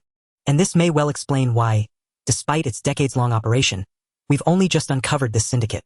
As his words settled, silence descended once more upon the forensics division. Officers exchanged stunned glances, eyes wide with disbelief. For Su Ming's deduction was profoundly chilling, an entire organization composed solely of fugitives who had successfully evaded justice after committing capital crimes. Lin Tian's expression flickered, then steadied. With a faint wry smile he eased the tension. So, if we imagine this syndicate as a formal banquet, the invitation merely grants entry to the venue. To sit at the table and partake, you must present your entrance fee, a murder cleanly executed and unsolved. He exhaled slowly, then placed a firm hand on Su Ming's shoulder. His calm gaze held a gathering storm as he declared, "Bring Chu Wanbiao in for questioning. Though he's likely innocent, he may hold the key, however indirect, to identifying the real killer." Meanwhile, in the old residential district of Huaihai, within the dilapidated Xingfu Jiayuan neighborhood, a disheveled, exhausted man, hair unkempt, leading a Shiba Inu on a leash, strolled aimlessly, nibbling a multigrain scallion pancake, his gaze darting furtively around. At the neighborhood gate he glanced toward a nearby ramen shop, where a middle-aged man sat slurping noodles loudly though barely consuming any. He also noted a JD delivery courier approaching Hedon, pushing a cart piled high with parcels. Yawning softly, the man edged subtly closer, then took a deliberate deep sniff. No acrid sweat, only the faint clean scent of newly unwrapped factory-fresh clothing plastic. His eyes narrowed slightly. Gently tugging the leash he murmured hoarsely, "Let's go, Xiao Chai. Time to head home." The Shiba Inu, uncannily perceptive, immediately pivoted and trotted toward the most secluded building in the complex. Once inside, the man locked the door firmly behind him. His weary expression vanished, replaced instantly by razor-sharp intensity. He tossed the leash aside, retrieved a phone from the shoe cabinet, and slotted in a pre-hacked disposable SIM card. He dialed a number etched indelibly into memory. 15 seconds passed in silence. Then, precisely on cue, the call connected. Without hesitation or doubt, he spoke first. "I just saw 2 police dogs tracking sent toward the apartment complex of Shou Go's wife and daughter. Shou Go's probably cracked entirely. Spilled everything about the doctor and the organization to the cops. Pathetic coward. Betrayed even his own family. K. What's the protocol now? Should I locate the doctor and ensure he chooses his testimony carefully? Pathetic coward. Betrayed even his own family. K. What's the protocol now? Should I locate the doctor and ensure he chooses his testimony carefully? No need poison. Return to your hometown of Suzhou. The doctor has failed his evaluation. I'll dispatch the sculptor. He handles matters in Shanghai after all. Though he's utterly deranged, disposing of a failed asset should pose no difficulty. After all, his last crime remains officially unsolved, still hanging over the city after 20 years. After determining that Chu Wanbiao would be the next breakthrough point, the Huaihai criminal investigation team acted swiftly, with police cars racing down the highway at full speed. What should have taken 20 minutes was forcibly shortened to almost half the time by Su Chongqing. They arrived at the gates of Shud Middle School. Su Ming pushed open the passenger door and stepped out, noticing that the number of media interview vehicles around had increased significantly compared to the morning. However, the vehicles from the Huaihai District Education Bureau had already left. It was likely that they had guessed. This case was not as simple as it seemed, so they did not waste time waiting for results. After all, it would be more valuable to prepare for the worst and return to the Education Bureau early to discuss a solution. Because of this case, under the exaggerated publicity of those unscrupulous media, it had already created a significant impact online. As Su Ming and Su Chongqing walked into the campus in their police uniforms, they unexpectedly discovered, not far from the school gate, Chu Wanbiao, wearing a thin mask, was surrounded by a large group of media reporters. Some held microphones, some held mobile phones, and others held recording pens, all deliberately guiding and questioning Chu Wanbiao. "Principal Chu, I heard this is a deliberate murder case. Does it prove the flaws and mistakes in the militarized management of Shud Middle School for many years? Principal Chu, we haven't seen the victim's family come forward. Is your school choosing to spend a large sum to settle with the victim's family? Principal Chu, does this incident of a student falling lead you to consider changing the school's philosophy from a focus on grades to quality education and comprehensive development? Principal Chu, could you please take off your mask? Principal Chu." From this leading interview, it was clear. Most of the people surrounding Chu Wanbiao and pressing him were not official media. They were mostly so-called second-rate newspapers and various internet celebrities trying to get first-hand information and processes to gain traffic. However, there was no choice. It had been several hours since Zhang Wan's fall. If they did not respond soon, those people might fabricate all sorts of nonsense. Once the narratives fabricated by these people were widely accepted by netizens and the public, even if the police later presented a complete case report, it would likely be of no use. In other words, the vast majority of netizens would only want to hear the results they wanted to hear, not the so-called truth. Su Chongqing glanced at Chu Wenbiao surrounded by the media, and couldn't help but let out a cold laugh of mockery. If I hadn't checked some information in advance, one might really think Chu Wenbiao was a good principal responding to this group of unscrupulous media with such grievances to protect the school's reputation. But with the relevant information, I feel that accepting interviews from unscrupulous media now seems like an attempt to cover up the earlier panic when multiple calls were made to Director Lin. At this moment, Su Ming and Su Chongqing had already approached the crowd encircling them. Chu Wenbiao's slightly hoarse voice could also be clearly heard. Dear journalists, I have told everyone countless times that the cause of the fall is still under investigation, and I cannot provide any answers or thoughts. As for whether to adjust school rules or the atmosphere or even the management model, please wait until the truth of this tragedy is uncovered. Dear journalists, I have told everyone countless times that the cause of the fall is still under investigation, and I cannot provide any answers or thoughts. Compared to me, Director Lin's answer should be. Before Chu Wenbiao could finish, standing at the back of the encirclement, Su Chongqing, who no one noticed, directly interrupted. Principal Chu, you don't need to call Director Lin. The case is currently at a critical stage and Director Lin is too busy to take your call, so we came specifically to take you to the criminal investigation team. Together we will clarify the subsequent case and find out the true cause of the fall. This sudden remark made the many media personnel surrounding Chu Wenbiao turn to look behind them. Seeing Su Chongqing in police uniform with a cold expression, they instinctively made way, creating a path. Chu Wenbiao, who was half holding his phone, as if about to call Lin Tian, paused. He quickly looked at Su Chongqing, and assuming his expression unusual and somewhat forced as he responded, Director Lin wants me to go to the criminal investigation team. All right, I'll resolve the matters here, and then go with you to see the latest developments in the case. As Su Chongqing stated their intentions, Su Ming's gaze remained fixed on Chu Wenbiao's face, carefully observing his micro-expressions. Although he wore a mask, Su Ming could already see some tension and panic in Chu Wenbiao's eyes, as well as in his response's tone and speed. Clearly, even if Chu Wenbiao was not the murderer in this fall case, he was definitely related to the incident. When he first came to Shud Middle School, Chu Wenbiao accompanied the leaders from the Education Bureau throughout, arranging for Vice Principal Zhang Heng to assist Su Ming and others in the investigation, which allowed Chu Wenbiao to evade suspicion until now. Otherwise, at the very beginning, just a simple questioning could have easily exposed him. Because from the current state, Chu Wenbiao's psychological quality was indeed lacking, Su Chongqing's simple 2 sentences had already made him somewhat restless. To avoid wasting too much time, Su Chongqing passed through the small path opened by the unscrupulous reporters standing beside Chu Wenbiao and coldly said without expression, "Everyone disperse. It won't be long before we announce the specific investigation results, and during this time please do not obstruct our investigation. I believe everyone present would not want to be here obstructing official duties and end up drinking tea at the Huaihai criminal investigation team with all privacy completely exposed, right?" Once these words were spoken, there was no need to say more. The unscrupulous fake reporters surrounding them, holding various recording devices, exchanged glances. They tacitly dispersed, not daring to say another word. After all, criminal police are generally considered an untouchable profession in the minds of most people in the Long Kingdom. After these unscrupulous fake reporters dispersed, Su Chongqing warmly put his arm around Chu Wenbiao's shoulder, wearing a gentle smile, as if Lin Tian had specifically sent him to invite him. In reality, he was trying to control Chu Wenbiao as much as possible to avoid any other unexpected incidents. Thus they appeared very close as they approached the police car, and after Chu Wenbiao sat in the back seat, Su Chongqing's smile immediately faded, and with a serious expression he opened the car door and walked to the driver's seat, casually tossing the handcuffs onto the empty space in the back seat. Looking up at the rearview mirror inside the car, he coldly fixed his gaze on Chu Wenbiao and said, "Come on, Principal Chu. You are a knowledgeable scholar and a party member, and I don't want to take coercive measures. So please put on the handcuffs yourself. I have already given you enough face in front of the media. I hope you won't make it difficult for me now." This statement made Chu Wenbiao momentarily stunned, and upon seeing the handcuffs beside him, he opened his mouth as if wanting to say something.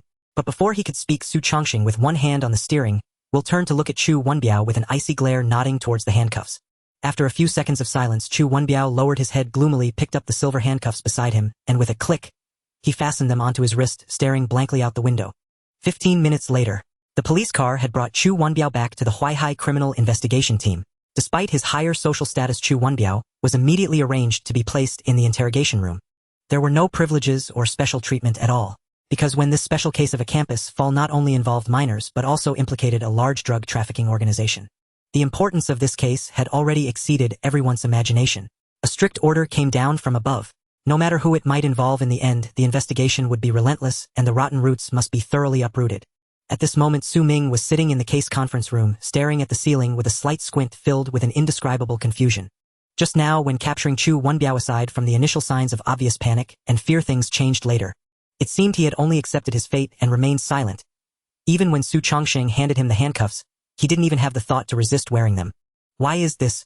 Judging by the consciousness-controlled crime methods, Chu Wenbiao, whose personality was somewhat timid and cowardly, should not be capable of committing such a case.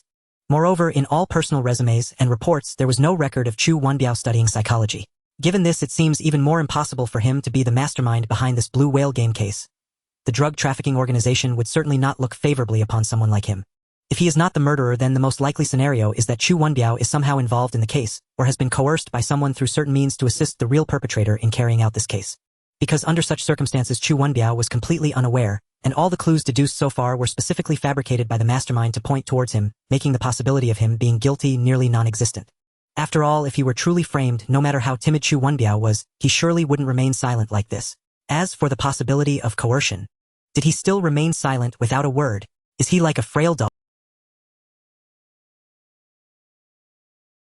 or organization? Did he still remain silent without a word?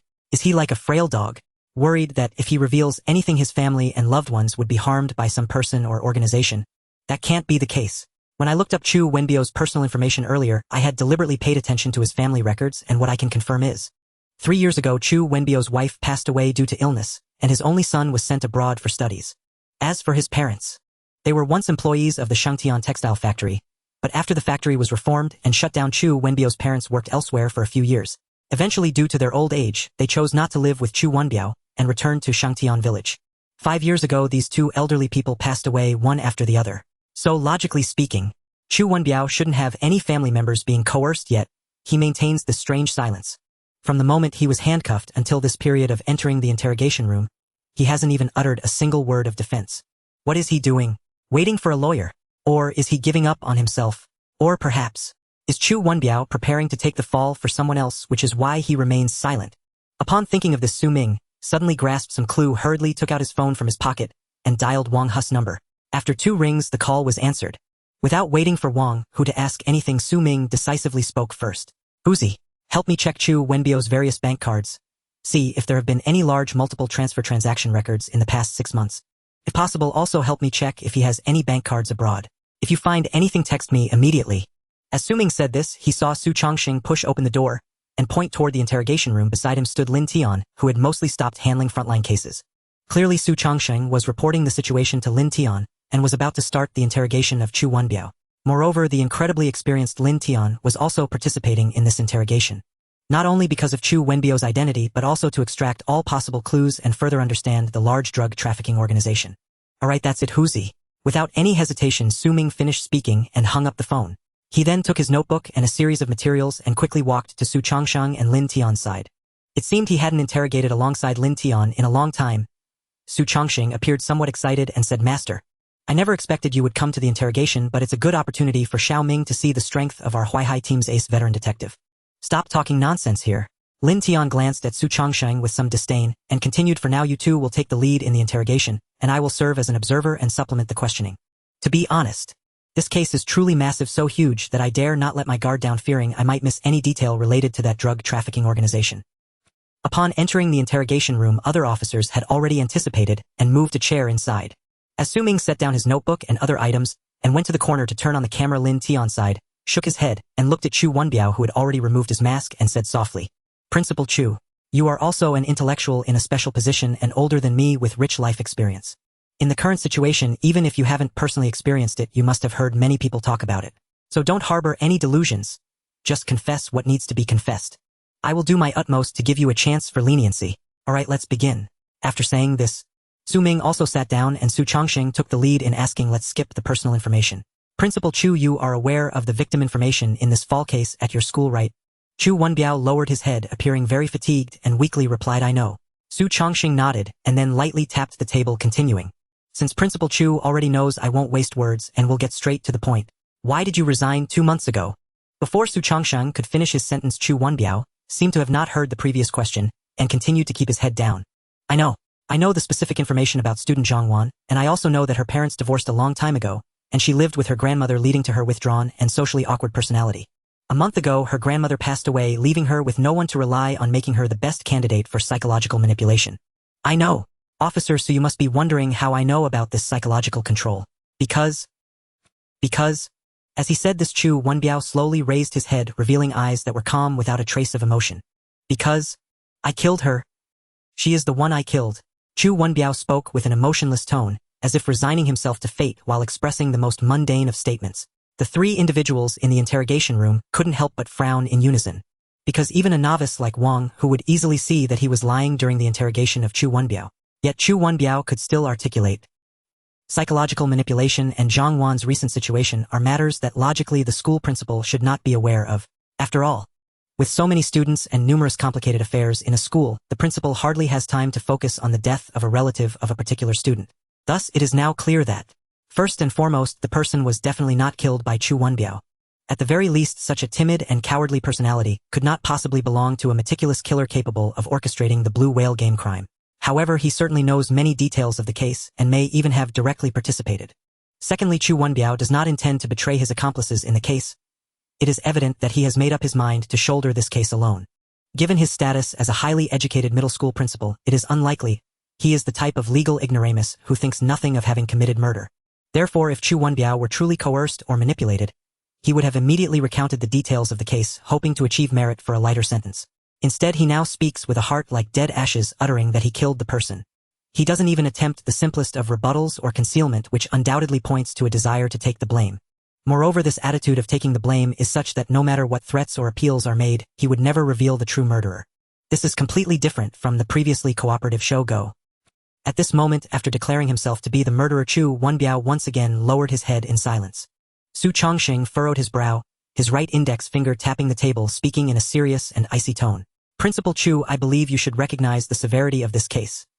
This is a homicide involving a minor. This is not merely a petty theft.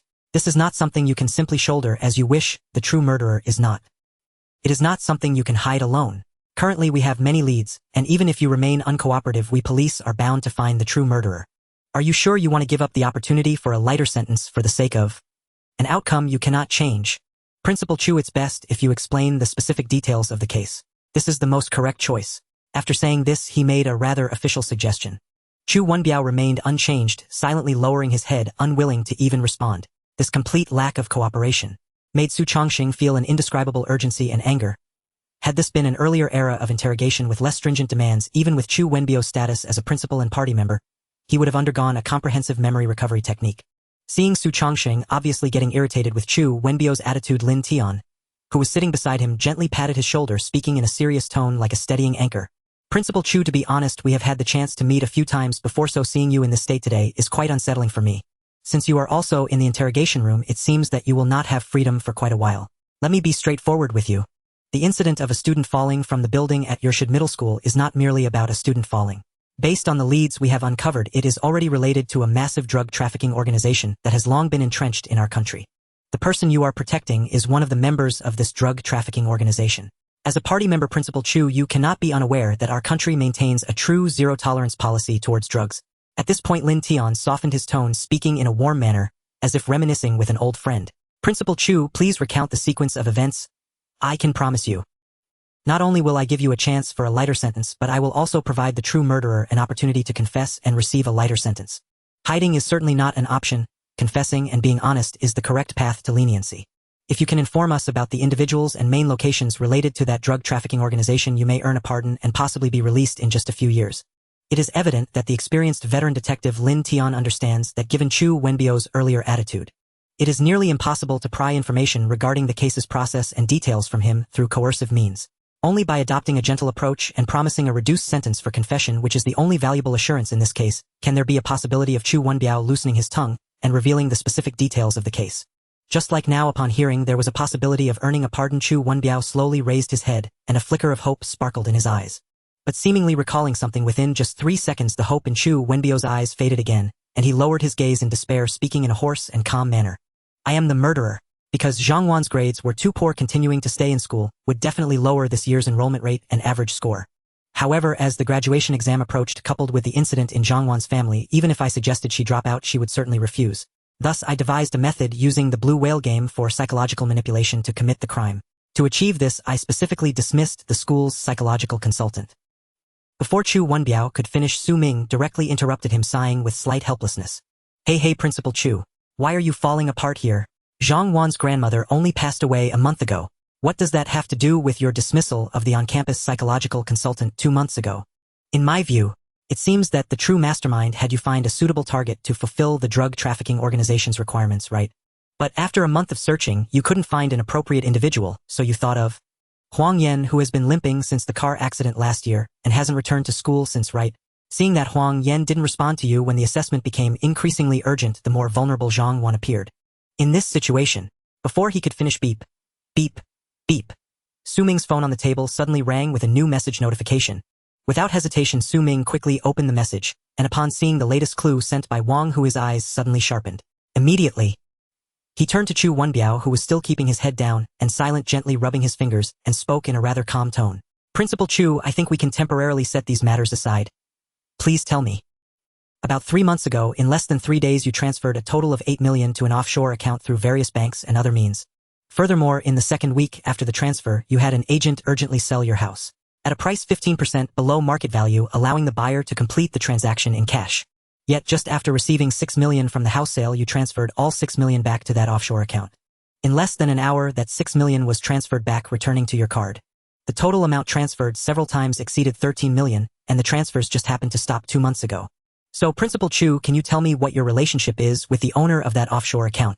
Su Ming's words caused Chu Wenbiao, who had been silent with his head down, to suddenly lift his head, his eyes trembling slightly, seemingly struggling to maintain his composure. After a long pause, he hoarsely forced out, I don't know what you're talking about. What transfer? I never made any transfers to anyone. Other than being the murderer of this case, I know nothing else. It was evident that even as a rare university student from the last century, Chu Wenbiao, who was weak in character and not particularly clever, was struggling when faced with this situation. Like other criminals, he could only stubbornly insist that he knew nothing, maintaining an already meaningless bravado. However, this case was extremely serious. It could not simply be brushed aside by Chu Wenbiao saying he knew nothing. Sitting beside him, Lin Tian, hearing Su Ming's earlier words, had no expectations that Chu Wenbiao would respond and turned to inquire. Xiao Ming, are your sources of information accurate? During this period, did Chu Wenbiao have any large transfers? Su Ming nodded, handing his phone on the table to Lin Tian, confirming, Yes, Director Lin. Before coming to the interrogation room, I had roughly deduced that Principal Chu might intend to take the blame himself. Therefore, I believe the mastermind behind this is likely already in contact with Principal Chu, and they should be quite familiar with each other, eliminating the possibility of coercion. Then, analyzing the reasons and purposes for most people participating in drug trafficking. Although pathological psychology such as thrill-seeking cannot be ruled out, I think money is still one of the most likely reasons. As the principal of a private school, even if Principal Chu is not a shareholder in the school, his financial strength cannot be poor. Since Principal Chu has an unusual relationship with the mastermind and may even help him cover up this homicide, I deduce that before joining a drug trafficking organization, he would definitely contact Principal Chu for help, and only when he had no other options would he resort to the drug trafficking path. Therefore, directly checking the money transfer records would be the best choice to verify my deduction. As for the final result, Director Lin, just as the text message on the phone indicates, there indeed are substantial transfer records. Lin Tian nodded in agreement and satisfaction, but was not overly shocked. As a seasoned veteran detective, he believed he could also make such deductions. Looking at the numerous transfer records on the phone, he said softly, Ashang, what is the status of Principal Chu's family relations? Does he have any children studying or working abroad? The veteran detective was sharp enough to quickly deduce, based on Su Ming's previous words, the phone's transfer records, and Chu Wenbiao's attitude and demeanor. He immediately concluded that Chu Wenbiao likely had a child studying or working in another country. Only in this case could it explain why Chu Wenbiao would stubbornly take the blame. Without the slightest hesitation, Su Changsheng quickly nodded and replied, Yes, Master, yes. Principal Chu has a son studying in the United States named Chu Pengfei, but we haven't investigated deeply yet. Because at the beginning of this case, we never expected it would involve such a wide scope. Lin Tian nodded slightly. Upon closely observing Chu Wenbiao's expression, he found that he was clearly restless, but could not appear too obvious, constantly clenching and relaxing his fists, his knees tightly pressed together. These actions were enough to prove that Chu Wenbiao's inner state was extremely tense. From his earlier calm and dark acceptance of fate to the current anxious and restless state, the significant psychological shift caused Lin Tian to narrow his eyes thoughtfully. He did not shy away from Chu Wenbiao any longer. Organizing his thoughts, he utilized his own experience to piece together clues, saying, Ashang, first check the internal database for Chu Pengfei's basic information. If nothing major goes wrong, the mastermind behind this case is likely Chu Pengfei, Principal Chu's only son. From the large overseas transfers and the fact that Principal Chu is willing to take the blame, only his own son could be the possible culprit. Of course, as a father myself, I can roughly deduce the reason behind the 6 million from selling the house being transferred out and then back. As he spoke, Lin Tian paused for 2 seconds, reaching into his pocket, as if to light a cigarette. Suddenly, he remembered they were in the interrogation room. He could only helplessly sniff the tobacco smell from his right index finger, which had turned dark yellow from being stained by cigarettes, and continued, "Principal Chu. If I'm not mistaken, your son should have gone to Las Vegas in the United States about 3 months ago, right? He probably lost a lot of money and is deeply in debt. Otherwise, I can't imagine what could cause such a huge expenditure transferring out 8 million and still needing to pressure you into selling your house. When you transferred the 6 million from selling the house, you must have scolded your son, telling him never to gamble again. Yet your son, with his foul temper, directly transferred the money back to you and chose to join that drug trafficking organization instead. Originally hoping to use the profits from drug trafficking to pay off his debts, he never expected that. Once he chose to join, he would be plunged directly into the abyss. At that moment, Chu Wenbio's complexion grew increasingly pale, his lips trembling and turning white while cold sweat broke out on his forehead. This was due to immense internal pressure and overwhelming panic, yet he still forced a smile and said, "Director Lin, you may be mistaken. I truly don't know what you're talking about. Moreover, Xiao Peng has been abroad the whole time and hasn't returned. How could he possibly commit such acts domestically?" Lin Tian completely ignored this forced explanation, comfortably leaning back in his chair and lightly tapping the table. "Xiao Ming, you should have other clues to further prove this matter, right? Please help supplement this so Principal Chu doesn't continue to struggle and can cooperate with us well." Hearing Lin Tian's words, Su Ming immediately recalled and organized all the previous clues, lightly tapping the table with his finger. First of all, through the blood test of the deceased, we found traces of opioid drugs and other substances. The source of the drugs has already been identified, but we still lack specific leads on the opioids. Because according to our Criminal Investigation Technology Department's careful screening, it was found that in the past 2 months, in Modu, the regulation of opioid drugs is very strict.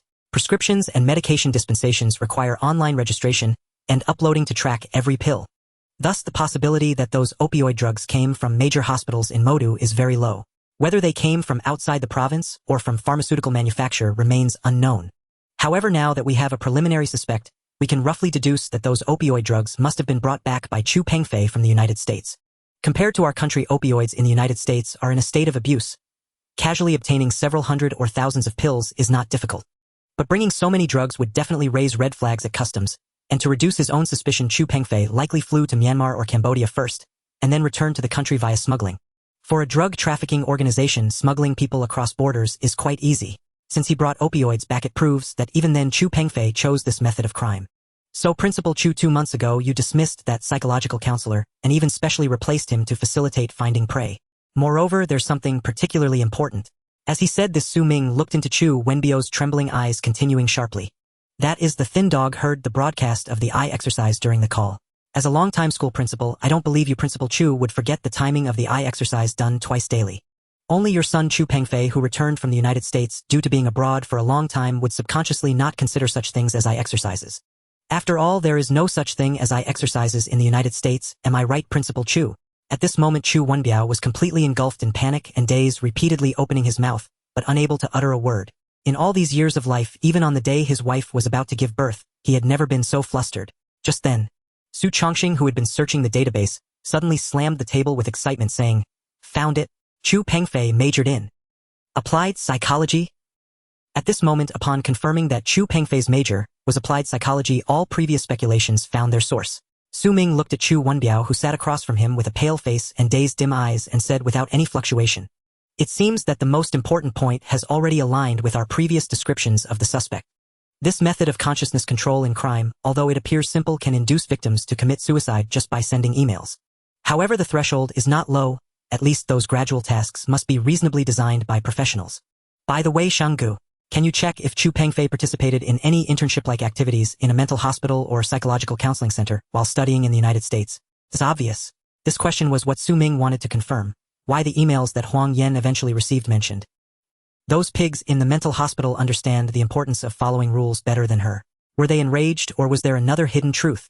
Su Chongqing also detected the underlying meaning of Su Ming's question and immediately continued searching, although he didn't primarily focus on criminal investigation techniques as an old detective. His ability to obtain useful clues through various social media and official news of the suspect was naturally outstanding.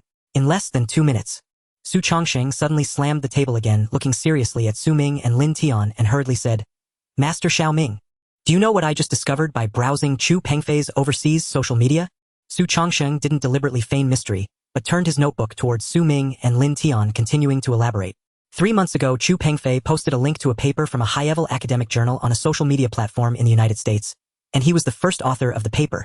The title of this paper is On the Techniques of Subconscious Psychological Control Using Drug Assistance. Prior to this, based on the content and information of his personal tweets, Chu Pengfei also had long-term volunteer experience in a public mental rehabilitation center in the United States. At the same time, I found the promotional account of that mental rehabilitation center among all the accounts followed by Chu Pengfei. Since Chu Pengfei became a volunteer, the monthly reported number of patients at that center has slightly decreased. Although being placed in a mental rehabilitation center indicates that those patients are mentally unwell and their unexpected deaths are quite normal. But if we boldly speculate, Chu Pengfei is likely testing that method of consciousness control at that rehabilitation center with the ultimate goal of inducing the victims to commit suicide. It is precisely because of this that the number of patients at that rehabilitation center has been declining for several consecutive months. As for why that rehabilitation center hasn't noticed, I believe this type of public mental rehabilitation center likely does not care about the lives of patients. As long as there is no blatant homicide, they turn a blind eye. Thus, after obtaining experimental results, they could publish this paper in an overseas academic journal. Of course, the process of this matter would certainly be concealed in the paper. The most crucial point is, the latest tweet is a photo of Chu Pengfei at a Las Vegas casino. In the photo, numerous chips are placed in front of him, and the stakes he played must have been considerable. After losing everything, he should have borrowed from loan sharks and ended up joining a drug trafficking organization. Speaking of which, Su Chongsheng squinted his eyes and looked pointedly at Chu Wenbiao. Due to past successful experiences after Chu Pengfei smuggled himself back to the Magic City, he planned to preliminarily screen targets with the cooperation of Principal Chu, utilizing his most skilled method of consciousness control in crime to fulfill the assessment goals of that large drug trafficking organization. In such a scenario, could improve the drug quota and thus earn more profits. Right, Principal Chu? It was apparent. Through the information presented by Chu Pengfei on social media, combined with existing clues, it has now fulfilled many prerequisites for this fall case. At the same time, Chu Wenbiao's current state and actions have provided the best explanation. To protect his son as much as possible, Chu Wenbiao chose to bear this case himself. It can be said that all the clues obtained so far have pointed to Chu Pengfei. Yet facing Su Changsheng's cold inquiry, Chu Wenbiao's attitude remained unchanged. Despite his pale complexion and dim eyes, he still stubbornly replied with a hoarse voice, No, it's not. I truly don't know what you are talking about. Xiao Peng has never returned home. This case is solely my doing.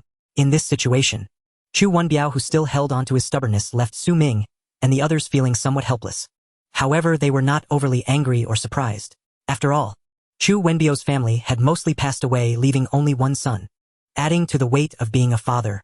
Although he was cowardly and timid in nature at this moment, he displayed an unprecedented determination. Looking at the trembling Chu Wenbiao, Lin Tian let out a helpless sigh, shaking his head in pity and saying, Principal Chu, it's really unnecessary to forcefully conceal anything now.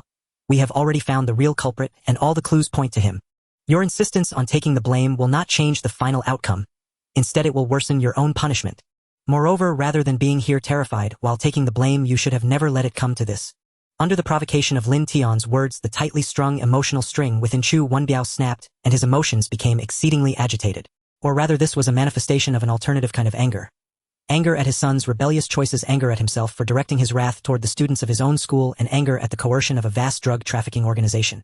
Even with all his efforts, he could not help Chu Pengfei bear the weight of this case. Yet compared to Chu Wenbiao's anger, his own feelings seemed trivial. Sitting opposite him, Su Ming and the others were momentarily taken aback. Among them, Lin Tian was the most shaken, his hands trembling uncontrollably, his eyes filled with shock and hope alongside a hidden sense of panic. Yes, panic. Fear. That what Chu Wenbiao had just said was merely the ramblings of a man whose emotions had collapsed, or perhaps a figment of his imagination. Because all these years Lin Tian had not held on to the hope of solving the infamous 5/13 case of dismemberment at Magic City University in his lifetime. He wasn't even certain if the murderer still walked among the living. Basically, he had been following and tracking this case out of stubbornness and unwillingness to give up. After all, this was the first case he had personally analyzed during his internship, and despite exhausting all means, he had ultimately failed to identify the murderer. It was precisely because of this that when he heard Su Chongxing mention it, Su Ming discovered new leads from nearly 20-year-old case files. Lin Tian had locked himself in his office, lighting a cigarette and silently revisiting the case files of the 5/13 dismemberment case. He wished to analyze for himself what clues he had overlooked, and whether with a bit more seriousness and attention to detail in the past, he could have captured the murderer. But now Chu Wenbiao had revealed that this vast drug trafficking organization's dark web contained records of experiences and techniques related to the 513 case. Did this not imply that the murderer of the dismemberment case was also lurking within this large drug trafficking organization? Moreover, there was a high probability that he was still alive. If they could unearth this drug trafficking organization, that long-hidden murderer would surely have nowhere to escape. At this moment, under the influence of various complex emotions, even Lin Tian, an experienced detective, found it difficult to maintain his composure. He looked at Chu Wenbiao, who was gradually calming down after venting, and said with a slightly trembling voice, "Principal Chu, did you just say that members of this drug trafficking organization have committed many murders and are truly desperate individuals? Among those members, at least, there are the murderers of the Magic City University dismemberment case, the red-clothed boys strangulation suicide case, and the Villa chainsaw dismemberment case." Clearly, despite the current complexity of emotions, making it hard to stay calm, Lin Tian still maintained the necessary decorum and vigilance. He did not directly emphasize the dismemberment case, but instead mixed in other cases to seek the truth. This approach helped avoid Chu Wenbiao noticing anything unusual or potential situations of coercion. Chu Wenbiao's collapsed emotions had eased somewhat. However, he did not detect the oddity in Lin Tian's words. Lifting his darkened gaze, he replied in a hoarse and sorrowful voice, "Yes, Director Lin. I truly have no way out. The people in this drug trafficking organization are all cold-blooded executioners. Moreover, once one joins, death is the only way to exit. As for reporting to the police, what good is reporting to the police? The cases these people have committed remain unsolved to this day. Does reporting help? Maybe reporting won't save us, but will instead hasten our deaths, making them even more tragic. So, Director Lin, do you understand? This is not about my unwillingness to report or to let Xiaopeng withdraw. It's about when I heard about this website from Xiaopeng and learned about the backgrounds of other organization members. Even without witnessing the details of those cases and the killing techniques, I knew there was fundamentally no room for choice left. Clearly, in Chu Wenbiao's heart, the deterrence and pressure brought by the police and law could not compare to the other members of this vast drug trafficking organization. After all, the police must abide by the law, while those desperate individuals do not recognize the existence of law at all. Not to mention, Chu Wenbiao felt that reporting would be of no use, because the cases committed by these drug trafficking organization members remain unsolved to this day, let alone capturing them. Helping his son pass the assessment had thus become the only solution in his eyes. Even without witnessing the details of those cases and the killing techniques, I knew there was fundamentally no room for choice left. Suppressing the incredibly complex emotions within him, he temporarily set aside the Magic City University dismemberment case, focusing instead on the current case that was about to be solved. "Principal Chu, I am seriously telling you, do not continue to forcibly conceal clues and information, nor should you think that you can handle this case alone. Because just now our team meticulously searched through the criminal files from surrounding provinces and cities and found something you might not want to accept. That is, any member of this drug trafficking organization who fails the assessment will be dealt with by various means beforehand. Or rather, once key information about the case is exposed, and there is a possibility of it being solved by the police, they are no longer comrades of the organization, but rather a hidden danger that must be eliminated. After all, only the dead cannot expose the internal information of the organization. Therefore, if you want to save your son, you must immediately tell us where he is. Now is the time to race against those desperate individuals." Hearing Lin Tian's words, Chu Wenbiao was momentarily stunned, then revealed a forced smile and shook his head. "Director Lin, don't try to deceive me with such simple interrogation tactics. During this time, I have also researched quite a bit about the law and related cases. I am very clear that Xiaopeng's actions are too heinous, and the victim is still a minor student, coupled with the fact that the amount of drugs involved has long reached the maximum penalty. Even with a confession or meritorious deeds, there is no possibility of probation. This is the law of our country."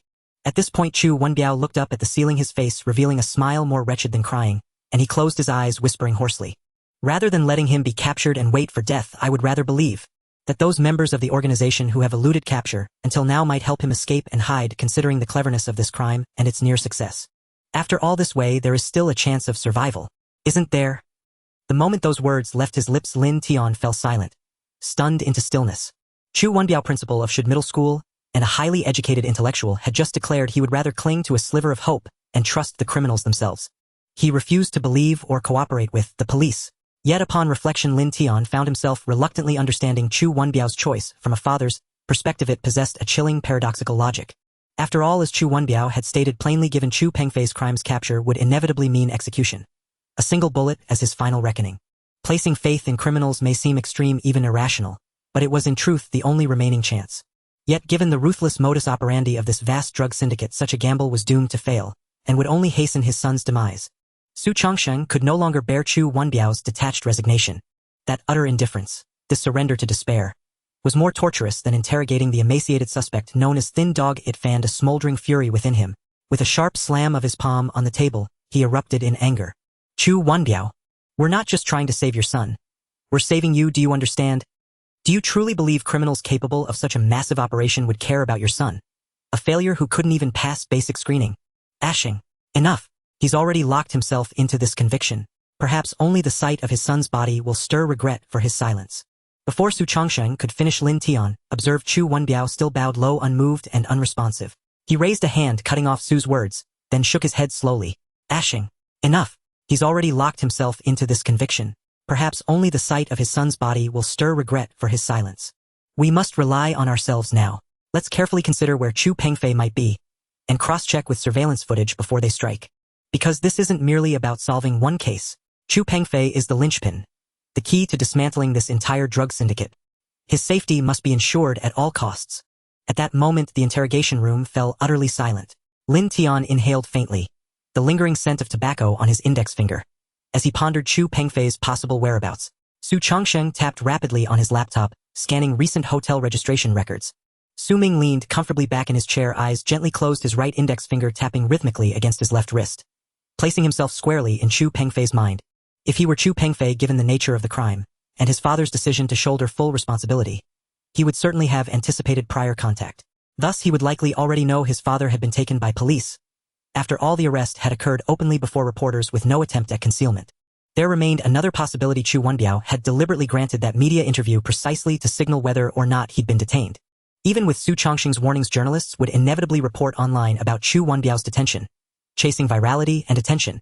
That meant Chu Pengfei was almost certainly not at school. If he were, news of his father's arrest would have reached him instantly. Moreover, if Chu Pengfei had spent recent days at school, he would surely recall the precise timing of the 2 daily eye exercises. Yet their chime had echoed unexpectedly during Thin Dog's call. This suggested Chu Pengfei visited school only sporadically, merely for essential communication with his father, hence the accidental overlap with the eye exercise broadcast. School could thus be ruled out, and since Chu Wenbiao had sold his house and now lived on campus, returning home was equally improbable. Hotels required real name registration, making them utterly implausible. Options therefore narrowed drastically. The location needed absolute seclusion, difficult to detect, and judging by Chu Pengfei's prior transactions with Thin Dog, all held in Shangtian Village, he clearly sought psychological security. Otherwise, he wouldn't have chosen a place so intimately familiar to him. But why was Shangtian Village so familiar? Because years ago, Chu Wenbiao and his wife, consumed by work, had entrusted young Chu Pengfei entirely to his grandparents' care. At that thought, Su Ming's eyes snapped open, suddenly recalling a critical detail: Chu Pengfei's grandparents had passed away years earlier, yet their ancestral home still stood untouched in Shangtian Village, spared from demolition. Most crucially, Chu Pengfei had recently been residing in that very house.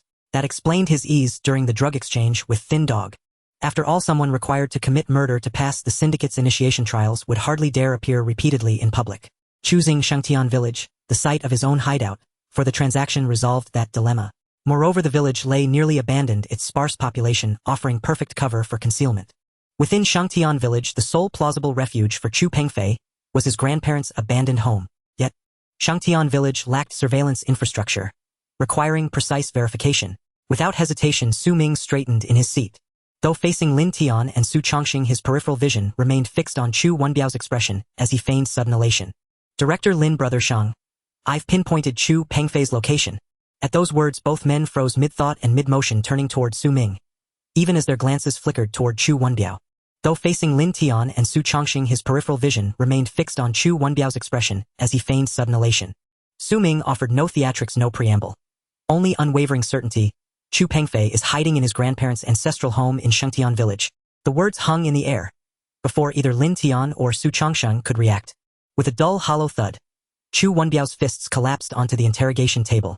His face paled to the hue of ash, raw terror contorted his features. In that instant, no surveillance footage was needed. The truth blazed from Chu Wenbiao's face and posture. Lin Tian rose without pause, his gaze steely and unyielding.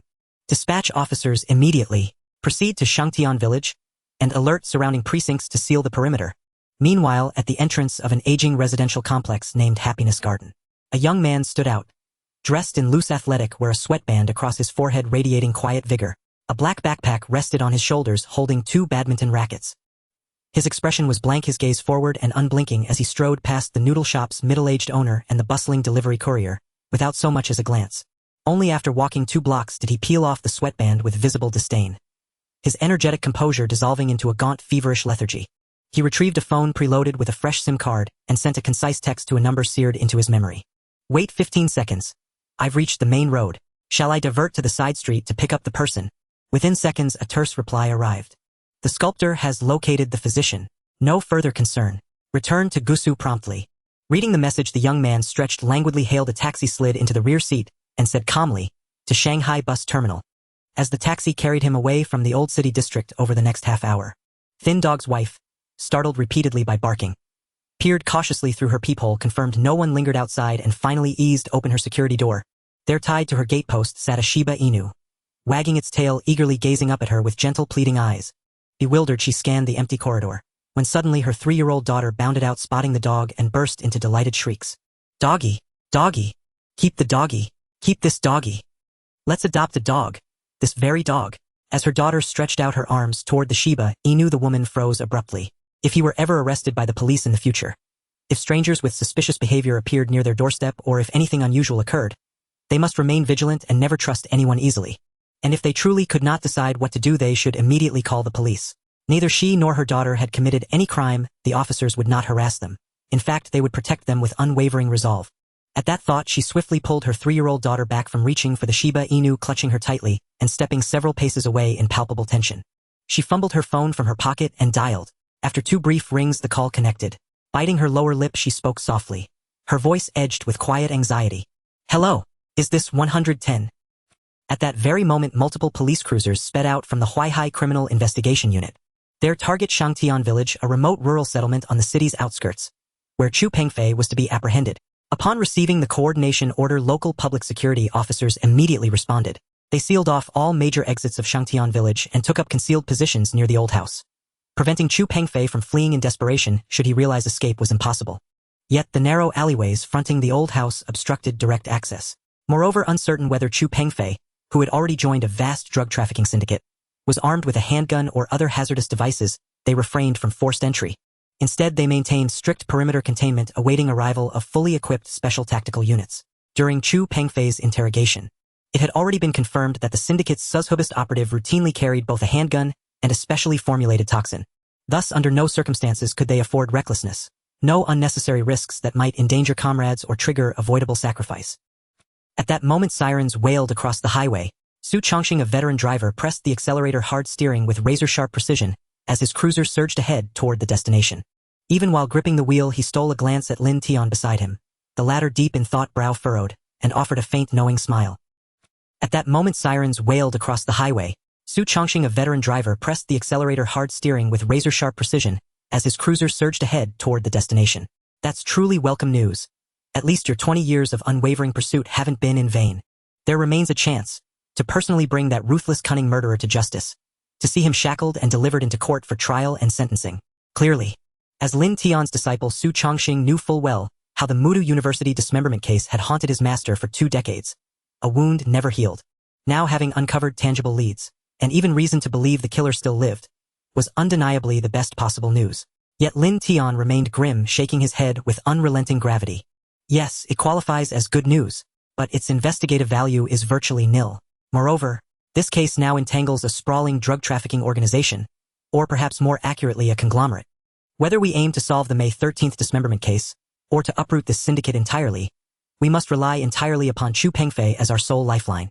Though he has yet to pass formal initiation, his knowledge of the organization undoubtedly surpasses anything we can presently imagine. So I am deeply concerned. What if we've already arrived too late, and this thread has already been severed by other syndicate members? After all, every exposed uninitiated member before now was quietly eliminated. Precisely why this colossal syndicate remained hidden until today. Enough. We must confirm, immediately, whether Chu Pengfei remains inside that old house. If he does, we must determine his condition, whether he faces imminent danger. Every second saved in verifying these facts increases the odds of solving both cases conclusively. Changsheng, contact the local police chief and officers currently stationed in Shangtian Village. Urgently. Instruct them to assess Chu Pengfei's status and safety by any feasible means, even forced entry. If they can do so without compromising their own lives. We cannot wait. I fear complications beyond our control. Over 20 years. From an ungraduated police academy intern to current director of the Huaihai Criminal Investigation Unit, Lin Tian had solved countless cases, his experience and instinct honed to their absolute peak. Thus he instantly recognized the paramount urgency, confirming Chu Pengfei's present condition was the single most critical priority. Hearing Lin Tian's command, Su Chongqing hesitated not a second. He donned his miniature earpiece and began coordinating without delay. Lin Tian turned toward Su Ming seated in the rear seat, his brow furrowed as he asked calmly, Xiao Ming. You reviewed the case files earlier. Do you recall? When did high-purity heroin first begin appearing across Longwa during anti-narcotics operations? 5 years ago. With exceptional recall, Su Ming answered instantly. The earliest documented cases emerged in Luzhou City 5 years ago, then spread progressively across other regions. In those files, high-purity narcotics first surfaced in Luzhou City 5 years ago, and subsequently proliferated across multiple cities in a cascading pattern.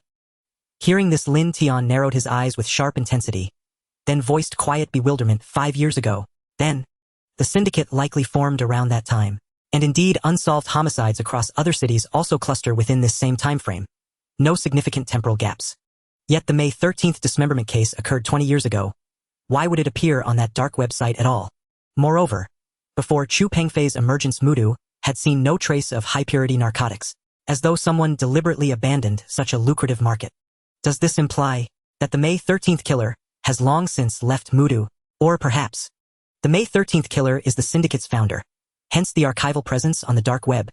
Before Lin Tian could finish, Su Chongqing slammed the brakes, pulling sharply onto the roadside, and pressed his earpiece, voice taut with urgency. What? Confirmed. You're certain there are signs of recent habitation, but no one present. Upon hearing this, both Su Ming and Lin Tian's expressions hardened further. Grim foreboding. For they already suspected the truth. Chu Pengfei was no longer in the old house in Shangtian village. Most likely either preemptively seized or silenced by the syndicate.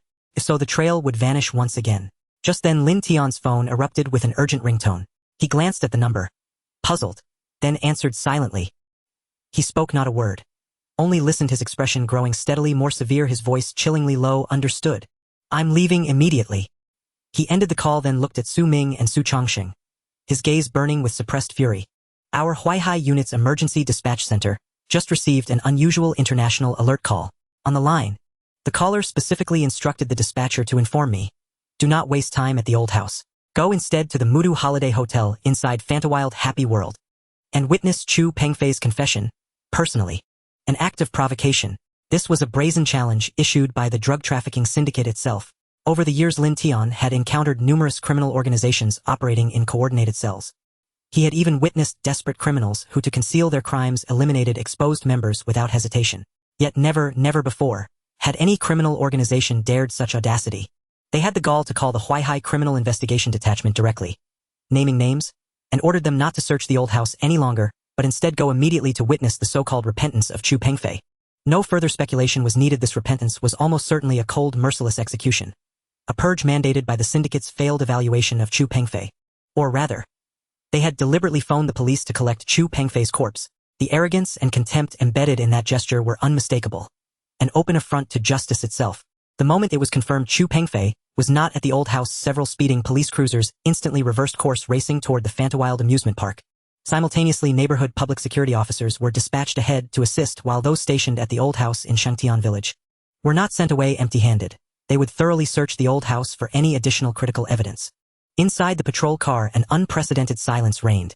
Lin Tian sat with eyes closed, leaning against the seat in solemn stillness. Yet the faint rhythmic pulsing of his temples betrayed the fury seething beneath. Sitting in the rear, Su Ming frowned deeply, mentally retracing earlier leads for possible oversights. Su Chongqing stared straight ahead, but his hands gripped the steering wheel so tightly that thick blue veins stood out starkly across his knuckles. After several minutes, Su Chongqing could no longer contain himself. He slammed his fist onto the steering wheel and roared, "Damn it, something is profoundly wrong here." From responding to the fall case at Shud Middle School to now, just past 5 p.m., less than 8 hours have elapsed. To unearth the true mastermind and expose an entire sprawling syndicate in such a short span is nothing short of miraculous. Yet how is it that other members of this drug syndicate seem to know our progress even before we do? Every move we make appears to be anticipated, or even monitored. Pausing for 2 seconds, Su Chongqing's gaze hardened with indignation as he clenched the wheel tighter. This is deeply unsettling. I strongly suspect there may be a leak within our ranks, someone feeding them intelligence. Otherwise, before Su Changsheng could finish, Lin Tian snapped his eyes open and cut him off without hesitation. Brother Sheng. Enough. This is not a matter for us to debate. Remember, every officer in the public security system is a comrade in arms. Our blades point outward. Together we shall eradicate this monstrous syndicate. Do not let this crude provocation or display of dominance cloud your judgment. Focus, retrace every step. Where might the syndicate have sensed our investigative progress? Could it have been during the arrest of Chu Wenbiao? Before Su Ming or Su Changsheng could reply, Lin Tian shook his head, refuting the theory himself. No. That cannot be right.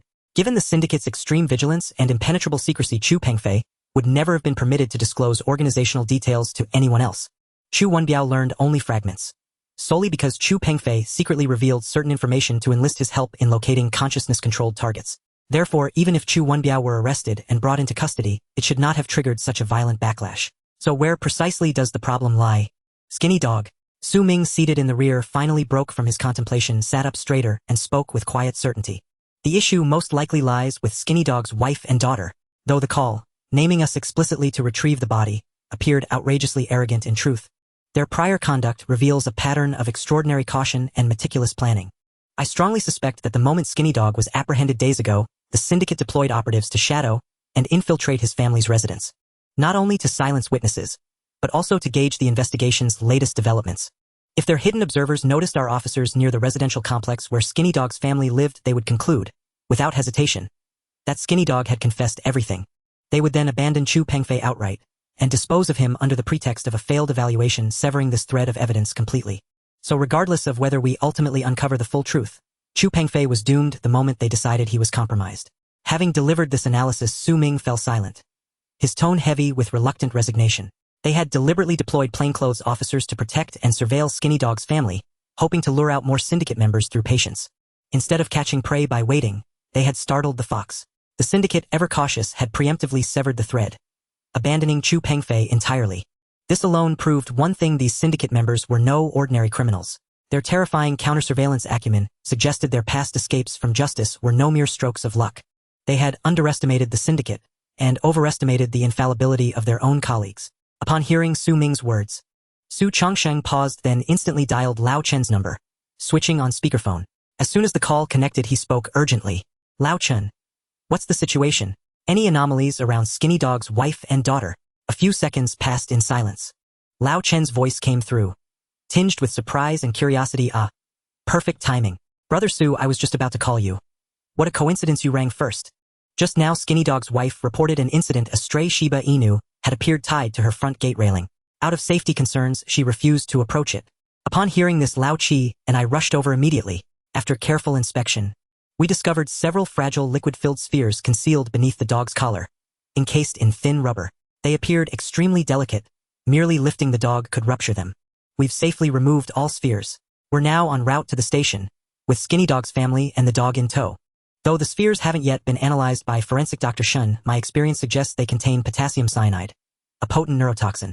Still, the method is amateurish. Even minimal vigilance would have prevented disaster. At that moment, Lao Chun suddenly recalled something.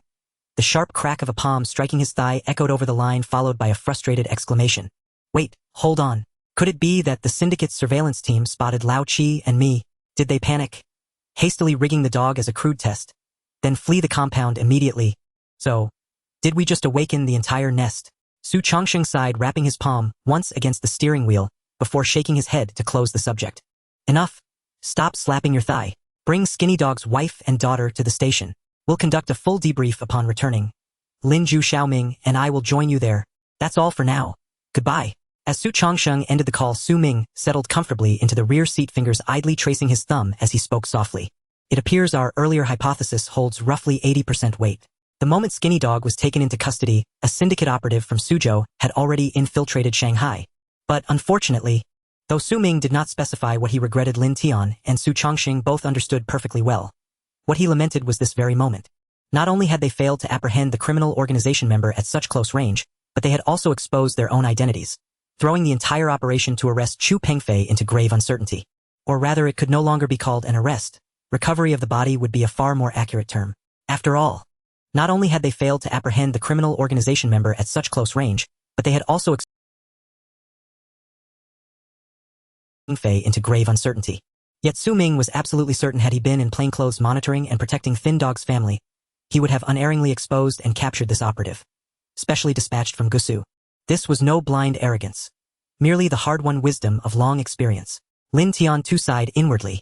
The urge to light a cigarette and drown his worries surged repeatedly within him.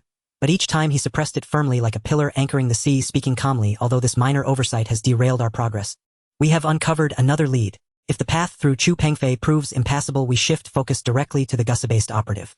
I strongly suspect. The suspect who currently holds Chu Pengfei against his will, or has already murdered him, is almost certainly the same Gusu operative.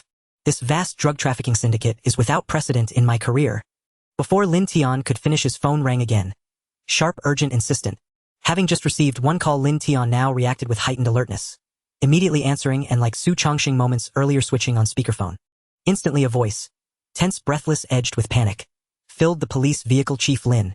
The suspect you're after, Chu Pengfei. He's standing on the outer ledge of the balcony in the penthouse suite at the Modu Holiday Hotel. He appears to be about to jump. In that instant no command was needed. Su Chongxing slammed the accelerator to the floor, unleashing the most blistering pursuit speed he'd ever demonstrated. Second only to Su Ming across the entire Huaihai Criminal Investigation Unit. Modu Holiday Hotel, the sole luxury hotel in Huaihai District nestled within the Fantaworld amusement park, enjoyed steady business, hosting countless tourists nightly. 19 stories tall, its top floor housed exorbitantly priced VIP suites, complete with gimmicky amenities like private balcony pools. At that moment dozens of Fantaworld visitors and staff stood gazing upward, fixated on the hotel's rooftop where within their line of sight, a young man, around 25, clad in a white lab coat and wearing glasses, stood precariously on the outer edge of the balcony pool. Beneath him only cold, unyielding gray concrete. There was no doubt this was Chu Pengfei, smuggled back into the country, the mastermind behind the Blue Whale Game homicide case. A bright yellow cordon sealed off the entire area beneath him, tens of meters in every direction, prohibiting any approach lest someone be struck and fatally injured. Dozens of public security officers, and even the local precinct chief, stood below, megaphones raised urging Chu Pengfei not to do anything reckless. You're only 25. Your life has barely begun. Don't throw it away. At 19 stories, the impact force of freefall would be unimaginably catastrophic, rendering inflatable safety mats utterly pointless. Moreover, Fantaworld's remote location meant transporting such equipment would take far too long. A fall from that height offered no chance of survival. Surviving intact would be nothing short of miraculous. Though the precinct chief shouted incessantly below, Chu Pengfei remained utterly unresponsive. His head tilted upward, refusing even to glance downward. His legs trembled uncontrollably. One hand gripped the balcony railing, while the other clutched his phone, sobbing in abject terror. I wasn't even discovered. Using Blue Whale for consciousness-controlled crime. It's foolproof. Why am I being told I failed the evaluation? And even if the police found me, my father would take the blame for me. He'd never betray me. Sculptor brother. Please speak to Boss K. Give me just one more chance. Chance? Didn't I just give you one? The sculptor's voice crackled through the phone. Hoarse, unhinged. Letting you participate in the trial was your chance. What more do you want? I need to live. I need to survive. Before Chu Pengfei could finish, the sculptor cut him off coldly. Hey, don't get agitated. If you accidentally hang up, I'll trigger the bomb remotely. Understand? At those words, Chu Pengfei instinctively twisted his head toward his lower back, where a remote detonator blinked rhythmically, emitting a faint, ominous beep-beep. His eyes widened with pure, paralyzing dread as he pleaded desperately into the phone. I've done exactly as you ordered. I copied the video onto the laptop and placed it right in the center of the room. Why won't you spare me? I've always admired you most among everyone in the organization, Sculptor brother. Please, spare me. Spare me. I swear I'll never reveal anything about the organization. Not a single detail. Just give me one more chance to speak with Boss K. He once said I'd become a future genius of crime. He'll surely...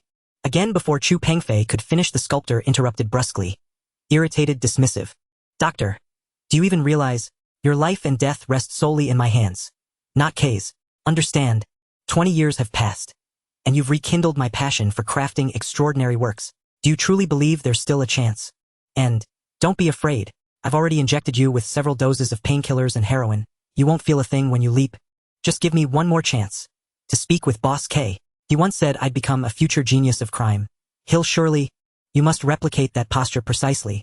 That is your act of penance. Only then will you become my finest masterpiece. Oh, and don't resist. And whatever you do, don't leap prematurely without my command. Your father is still alive, and may yet walk free. Surely you wouldn't wish for that devoted man, who willingly took your punishment, to be boiled and carved into pieces on his very first day of release, just as shown in the video I sent you. The sculptor paused briefly, then resumed tone unnervingly light, almost soothing. Just wait patiently. Don't hang up. With so many drugs in your system, you'll feel no pain. So no rush. Our most important audience hasn't arrived yet. Such a magnificent work mustn't be unveiled too soon, or I'll be deeply displeased. A pure madman. This was the epithet bestowed upon the organization member codenamed the Sculptor by the most enigmatic of all the KS, revealing everything. How utterly uncontrollable, and how profoundly unhinged the so-called Sculptor truly was. Under Su Chongqing's full-throttle pursuit, travel time was halved. Already the wail of sirens pierced the air inside OCT Happy Valley. Inside one cabin of the colossal Ferris, well known as the Eye of Metropolis, a lean, unremarkable middle-aged man sat quietly, carrying a sketchpad, dressed plainly, blending seamlessly into anonymity. At the sound of those sirens, he instantly snapped alert, squinting toward the Metropolis Holiday Hotel. Spotting several police cruisers racing through its gates, his face lit up with feverish excitement. Yet distance blurred the details, so he lifted his phone mid-call, its contact labeled simply, "Doctor." Then switched to the camera app and activated the rear lens. He zoomed in, centering the screen, magnifying the image dozens of times, until Lin Tian and the others emerged clearly. His eyes flared wide with exhilaration, and he blurted out at once, "They're here, Doctor. Our most vital audience has arrived for this exhibition. Have you prepared yourself? Remember well, your posture must match exactly what you posted online, carefree, supine, leaping downward. Do you understand? Don't worry. It won't hurt at all. I've tested those substances myself. Once injected, they bring profound ease, even sharpen inspiration. You'll feel no pain, I promise. Just leap when the moment comes." Sculptor. Chu Pengfei's voice cracked, choked with sobs, begging anew. Just one more chance, I swear. Not a single word will pass my lips. Not one syllable to them, I swear. We're brothers within the same organization. Why push it this far? Didn't K himself say he saw great potential in me? Chu Pengfei's desperate pleas tumbled forth. But the sculptor didn't listen. He didn't even register them. His entire attention had locked onto the approaching police cruisers. At that instant, the wailing patrol cars surged forward, unimpeded, screeching to a halt before the Metropolis Holiday Hotel, without hesitation. No sooner had the vehicles shuddered to rest than Lin Tian flung open his door and strode out, turning toward the local precinct chief holding a megaphone. "What's the current situation? Is the suspect's emotional state stable?" The precinct chief responded without pause. "We've deployed officers to flank both adjacent rooms and the rooftop. Firefighters are already on standby. So far, the suspect appears emotionally composed. He hasn't attempted any exploratory jumps. Just keeps speaking on the phone with family or relatives. And his other hand remains clamped rigidly over the ledge, gripping it with desperate force. Personally, I suspect he never intended to jump at all. Perhaps he merely seeks leniency, or some other concession, by staging this spectacle." Lin Tian tilted his head upward, gazing at the hotel's uppermost floor. As he accepted the megaphone from the precinct chief, his expression hardened with solemn gravity. It isn't about leniency, nor is it about family calls. He's being coerced, manipulated. Those calls are likely orchestrated by the very person who means to eliminate him solely to monitor his every move. Fixing his gaze on Chu Pengfei atop the balcony, Lin Tian paused for a few seconds, then tested the megaphone, confirmed it worked, and immediately began broadcasting. "Chu Pengfei, I'm Lin Tian of the Huaihai Criminal Investigation Unit. Whatever you've done, don't surrender hope now. Remember, there's still room to turn back. We will help you, every way we can. Stay calm. Right now, calmness is your greatest need." After delivering these words, Lin Tian watched, helplessly, as Chu Pengfei kept the phone pressed to his ear, utterly oblivious to the broadcast, continuing his frantic monologue into the device. His agitation deepened visibly, his composure crumbling, his head shaking violently. In that instant, Lin Tian, seasoned and sharp, instantly deduced the narcotics syndicate operative monitoring him remotely had issued a final ultimatum. Without delay, he turned sharply to the precinct chief. "Issue the order now. Have our concealed officers stand ready. We may need to intervene forcibly and restrain the suspect immediately. Otherwise, he could plummet at any second. Clearly, if Chu Pengfei remained alive, his life must be preserved at all costs. After all, only a living Chu Pengfei held true value." Meanwhile, aboard the Ferris wheel, the sculptor heard Lin Tian's broadcast through his phone, and a sardonic, contemptuous smirk curled across his lips. Without hesitation, he issued his command. "All right, Doctor. Time is ripe. Everyone who needs to witness this piece has arrived. Begin. You need no reminder of the pose, right? It must be supine, effortless, serene. A suicide leap that exudes aesthetic grace. That is the masterpiece. Understand? Proceed." These words, chilling enough to freeze marrow, left his mouth with utter detachment, as though crushing an ant beneath his thumb. No, don't please. One more chance. Just one more chance. I swear. I swear I. Compared to earlier Chu Pengfei's pleading now grated intolerably upon the sculptor, whose voice dropped cold and lethal as he threatened. Doctor, this is no longer merely your penance. It is my second opus in 20 years, so do not force me to trigger the explosive remote strapped to your back. Because if I do, the agony will be excruciating, and your father will become my third designated work. And most critically, here the sculptor's voice rose sharply, erupting into a guttural roar. It would ruin the artistic perfection of this piece. 5 seconds. I grant you precisely 5 seconds to prepare your flawless descent to become the blue whale and embrace rebirth. Otherwise, I shall complete your undignified atonement for you. These words shattered Chu Pengfei completely. He screamed in abject terror while the remote strapped to his lower back emitted a relentless ticking beep. But the sculptor ignored him entirely, reciting the countdown like a grim reaper. 5, 4, 3. Just as he reached 3, the sculptor, still intently watching the hotel from his Ferris wheel cabin, suddenly noticed something. On the rooftop where Chu Pengfei stood, firefighters and officers, secured by safety harnesses, were steadily closing in. The sculptor's perpetually unruffled expression shattered. His face contorted in fury as he spat, "Damn it! Bloody damn it!" In the next breath, he snatched up the remote beside him and slammed his thumb down without hesitation. Boom! A compact but violent detonation erupted. The blast's concussive force hurled Chu Pengfei, already teetering at the edge, into a grotesque twisting freefall from the dizzying height. 3 seconds later, thud! A sickening impact reverberated across the square, punctuated by shrieks and cries from the crowd behind the cordon. Chaos erupted instantly. Inside the Ferris wheel cabin, the sculptor remained impassive, retrieving his phone, aiming it at the site of the fall, and zooming in relentlessly.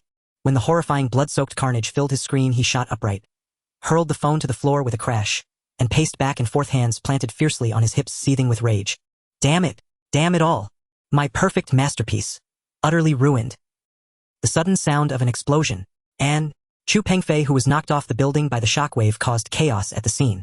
It was only the onlookers outside the police cordon, skilled at enjoying the spectacle, who were in an uproar. The criminal police, public security officers, and firefighters inside the cordon only showed slight movement at the moment of the explosion, but then proceeded to act in an orderly manner. The chief of the nearby police station hurriedly called to the standby emergency doctors. "Doctors, come quickly and take a look." But this was merely for show. From the 19th floor, falling without any obstruction, even disregarding the possibility of survival, one could only hope not to end up as a pancake. However, they couldn't allow the currently agitated crowd and the arriving media reporters to seize the opportunity. Thus, they had to feign rescue efforts. At this moment, several doctors approached with various instruments. But even without the fall, the gruesome explosive wounds on his back and abdomen offered no hope for Chu Pengfei's survival. Lin Tian stood in place, watching the blood that continuously flowed and gathered into small rivers. Though silent, the tightly clenched fists with veins bulging were sufficient to feel the profound rage he had buried deep within. To the ordinary public and reporters, this fall was probably just a simple case of suicide due to guilt, not worthy of much attention.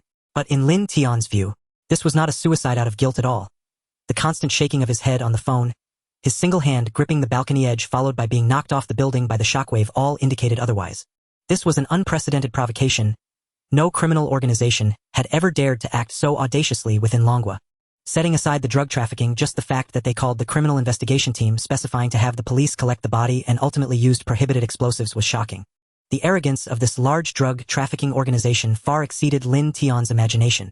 Moreover, 20 years ago, the true culprit of the 513 dismemberment case was also lurking within this organization, intensifying Lin Tian's desire to completely root out the rot. He exhaled heavily, looking at Wang, who and Su Changsheng beside him, waving his hand to indicate. "Xiao Ming A Sheng. Let's go first check the room where Chu Pengfei fell from to see if there are any clues to find. Well, wait here for the doctors to issue the death report before we take over, so let's hurry." With a clear path ahead, the three of them, armed with the hotel's universal keycard, had already arrived at the upscale suite, booked by Chu Pengfei. Yes, this suite was not booked by anyone else. Instead, Chu Pengfei had booked this upscale suite an hour ago, using his own identification without any concealment. Arriving in front of the upscale suite, Su Changxing lightly swiped the universal keycard, then pushed the door open and entered. According to the hotel staff statement, when he arrived at the hotel, it was only Chu Pengfei alone, with no one else accompanying him, and he was constantly holding the phone. Now, we can only hope that Chu Pengfei left us some clues. I think that if one is driven to the brink by that organization, regardless of how timid and cowardly they are, they should still entertain the idea of dragging everyone down with them, right? Standing nearby, Lin Tian also stepped closer, glancing at the upscale suite that showed no signs of struggle or habitation. He surmised that Chu Pengfei likely stood at the balcony edge as soon as he entered being threatened. He shook his head with a hint of helplessness implying, even if there are thoughts, it doesn't mean there will be opportunities to act. Because that small bomb could have already been planted on Chu Pengfei. Once there is any movement, the members of the organization responsible for this matter would likely not hesitate to press the remote button. Due to being coerced with life. Despite having a survival instinct no less than the average person, Chu Pengfei stood at the balcony edge, not daring to move inward even a step. Or rather, this organization might have long had a method to quietly eliminate Chu Pengfei without causing such a significant impact and commotion. But to provoke our police, they chose such an arrogant method, compared to Lin Tian and Su Chongxing. Su Ming's line of thought was clearly somewhat different. He recalled the earlier scene of Chu Pengfei's fall, the encounters of the skinny dog's wife and the woman, as well as the previous styles and methods of this organization. He couldn't help but frown slightly and spoke thoughtfully. Director Lin, Brother Shang. I have a bold hypothesis. Could it be that besides Chu Pengfei, there were two other members of the drug trafficking organization present in Modu? Because if it was only one criminal, while we can deduce from the series of events. Through monitoring the skinny dog's wife and daughter, we found that Lao Chan and Achi were undercover learning about our actions. Then to control and deal with Chu Pengfei was indeed feasible within the timeline. However, the differences in operational styles are too stark. According to Lao Chan, when they planned to deal with the skinny dog's wife and daughter, they used a Shiba Inu as bait and even did not show their faces. According to Lao Chan, when they planned to deal with the skinny dog's wife and daughter, they used a Shiba Inu as bait and even did not show their faces. The member of the organization responsible for resolving this situation was unexpectedly brazen, not only calling but even blatantly using explosives. This is vastly different from the previously cautious approach of the entire drug trafficking organization. I feel, if this drug trafficking organization has always been this brazen, it would be unable to hide for so long only to be discovered today. At this moment Lin Tian understood what Su Ming meant, slightly nodding. Xiao Ming, do you mean? The person monitoring the skinny dog's wife and woman must have come from Gusu to Modu specifically to assist in assessing Chu Pengfei, a member of the drug trafficking organization. And the person responsible for dealing with Chu Pengfei this time is most likely an organizational member who was originally staying or residing in Modu. If we continue to boldly speculate, then the member responsible for executing Chu Pengfei could very likely be the same person as the culprit of the 513 dismemberment case. Of course, this is purely a speculation. Before Lin Tian could finish speaking, Su Chongxing, who had entered the suite first, suddenly shouted excitedly, "Master Xiao Ming, come down quickly. It seems Chu Pengfei left us something." As soon as the words fell, Su Ming and Lin Tian, who were analyzing, immediately approached without hesitation. In the living room of the suite, a laptop was lying diagonally on the coffee table, seemingly playing a video on repeat. At this moment, the video just started a new round of playback. Just as the three were somewhat puzzled, on the screen of the laptop on the coffee table, a pair of blood-soaked hands suddenly appeared holding a bloody human head with long hair.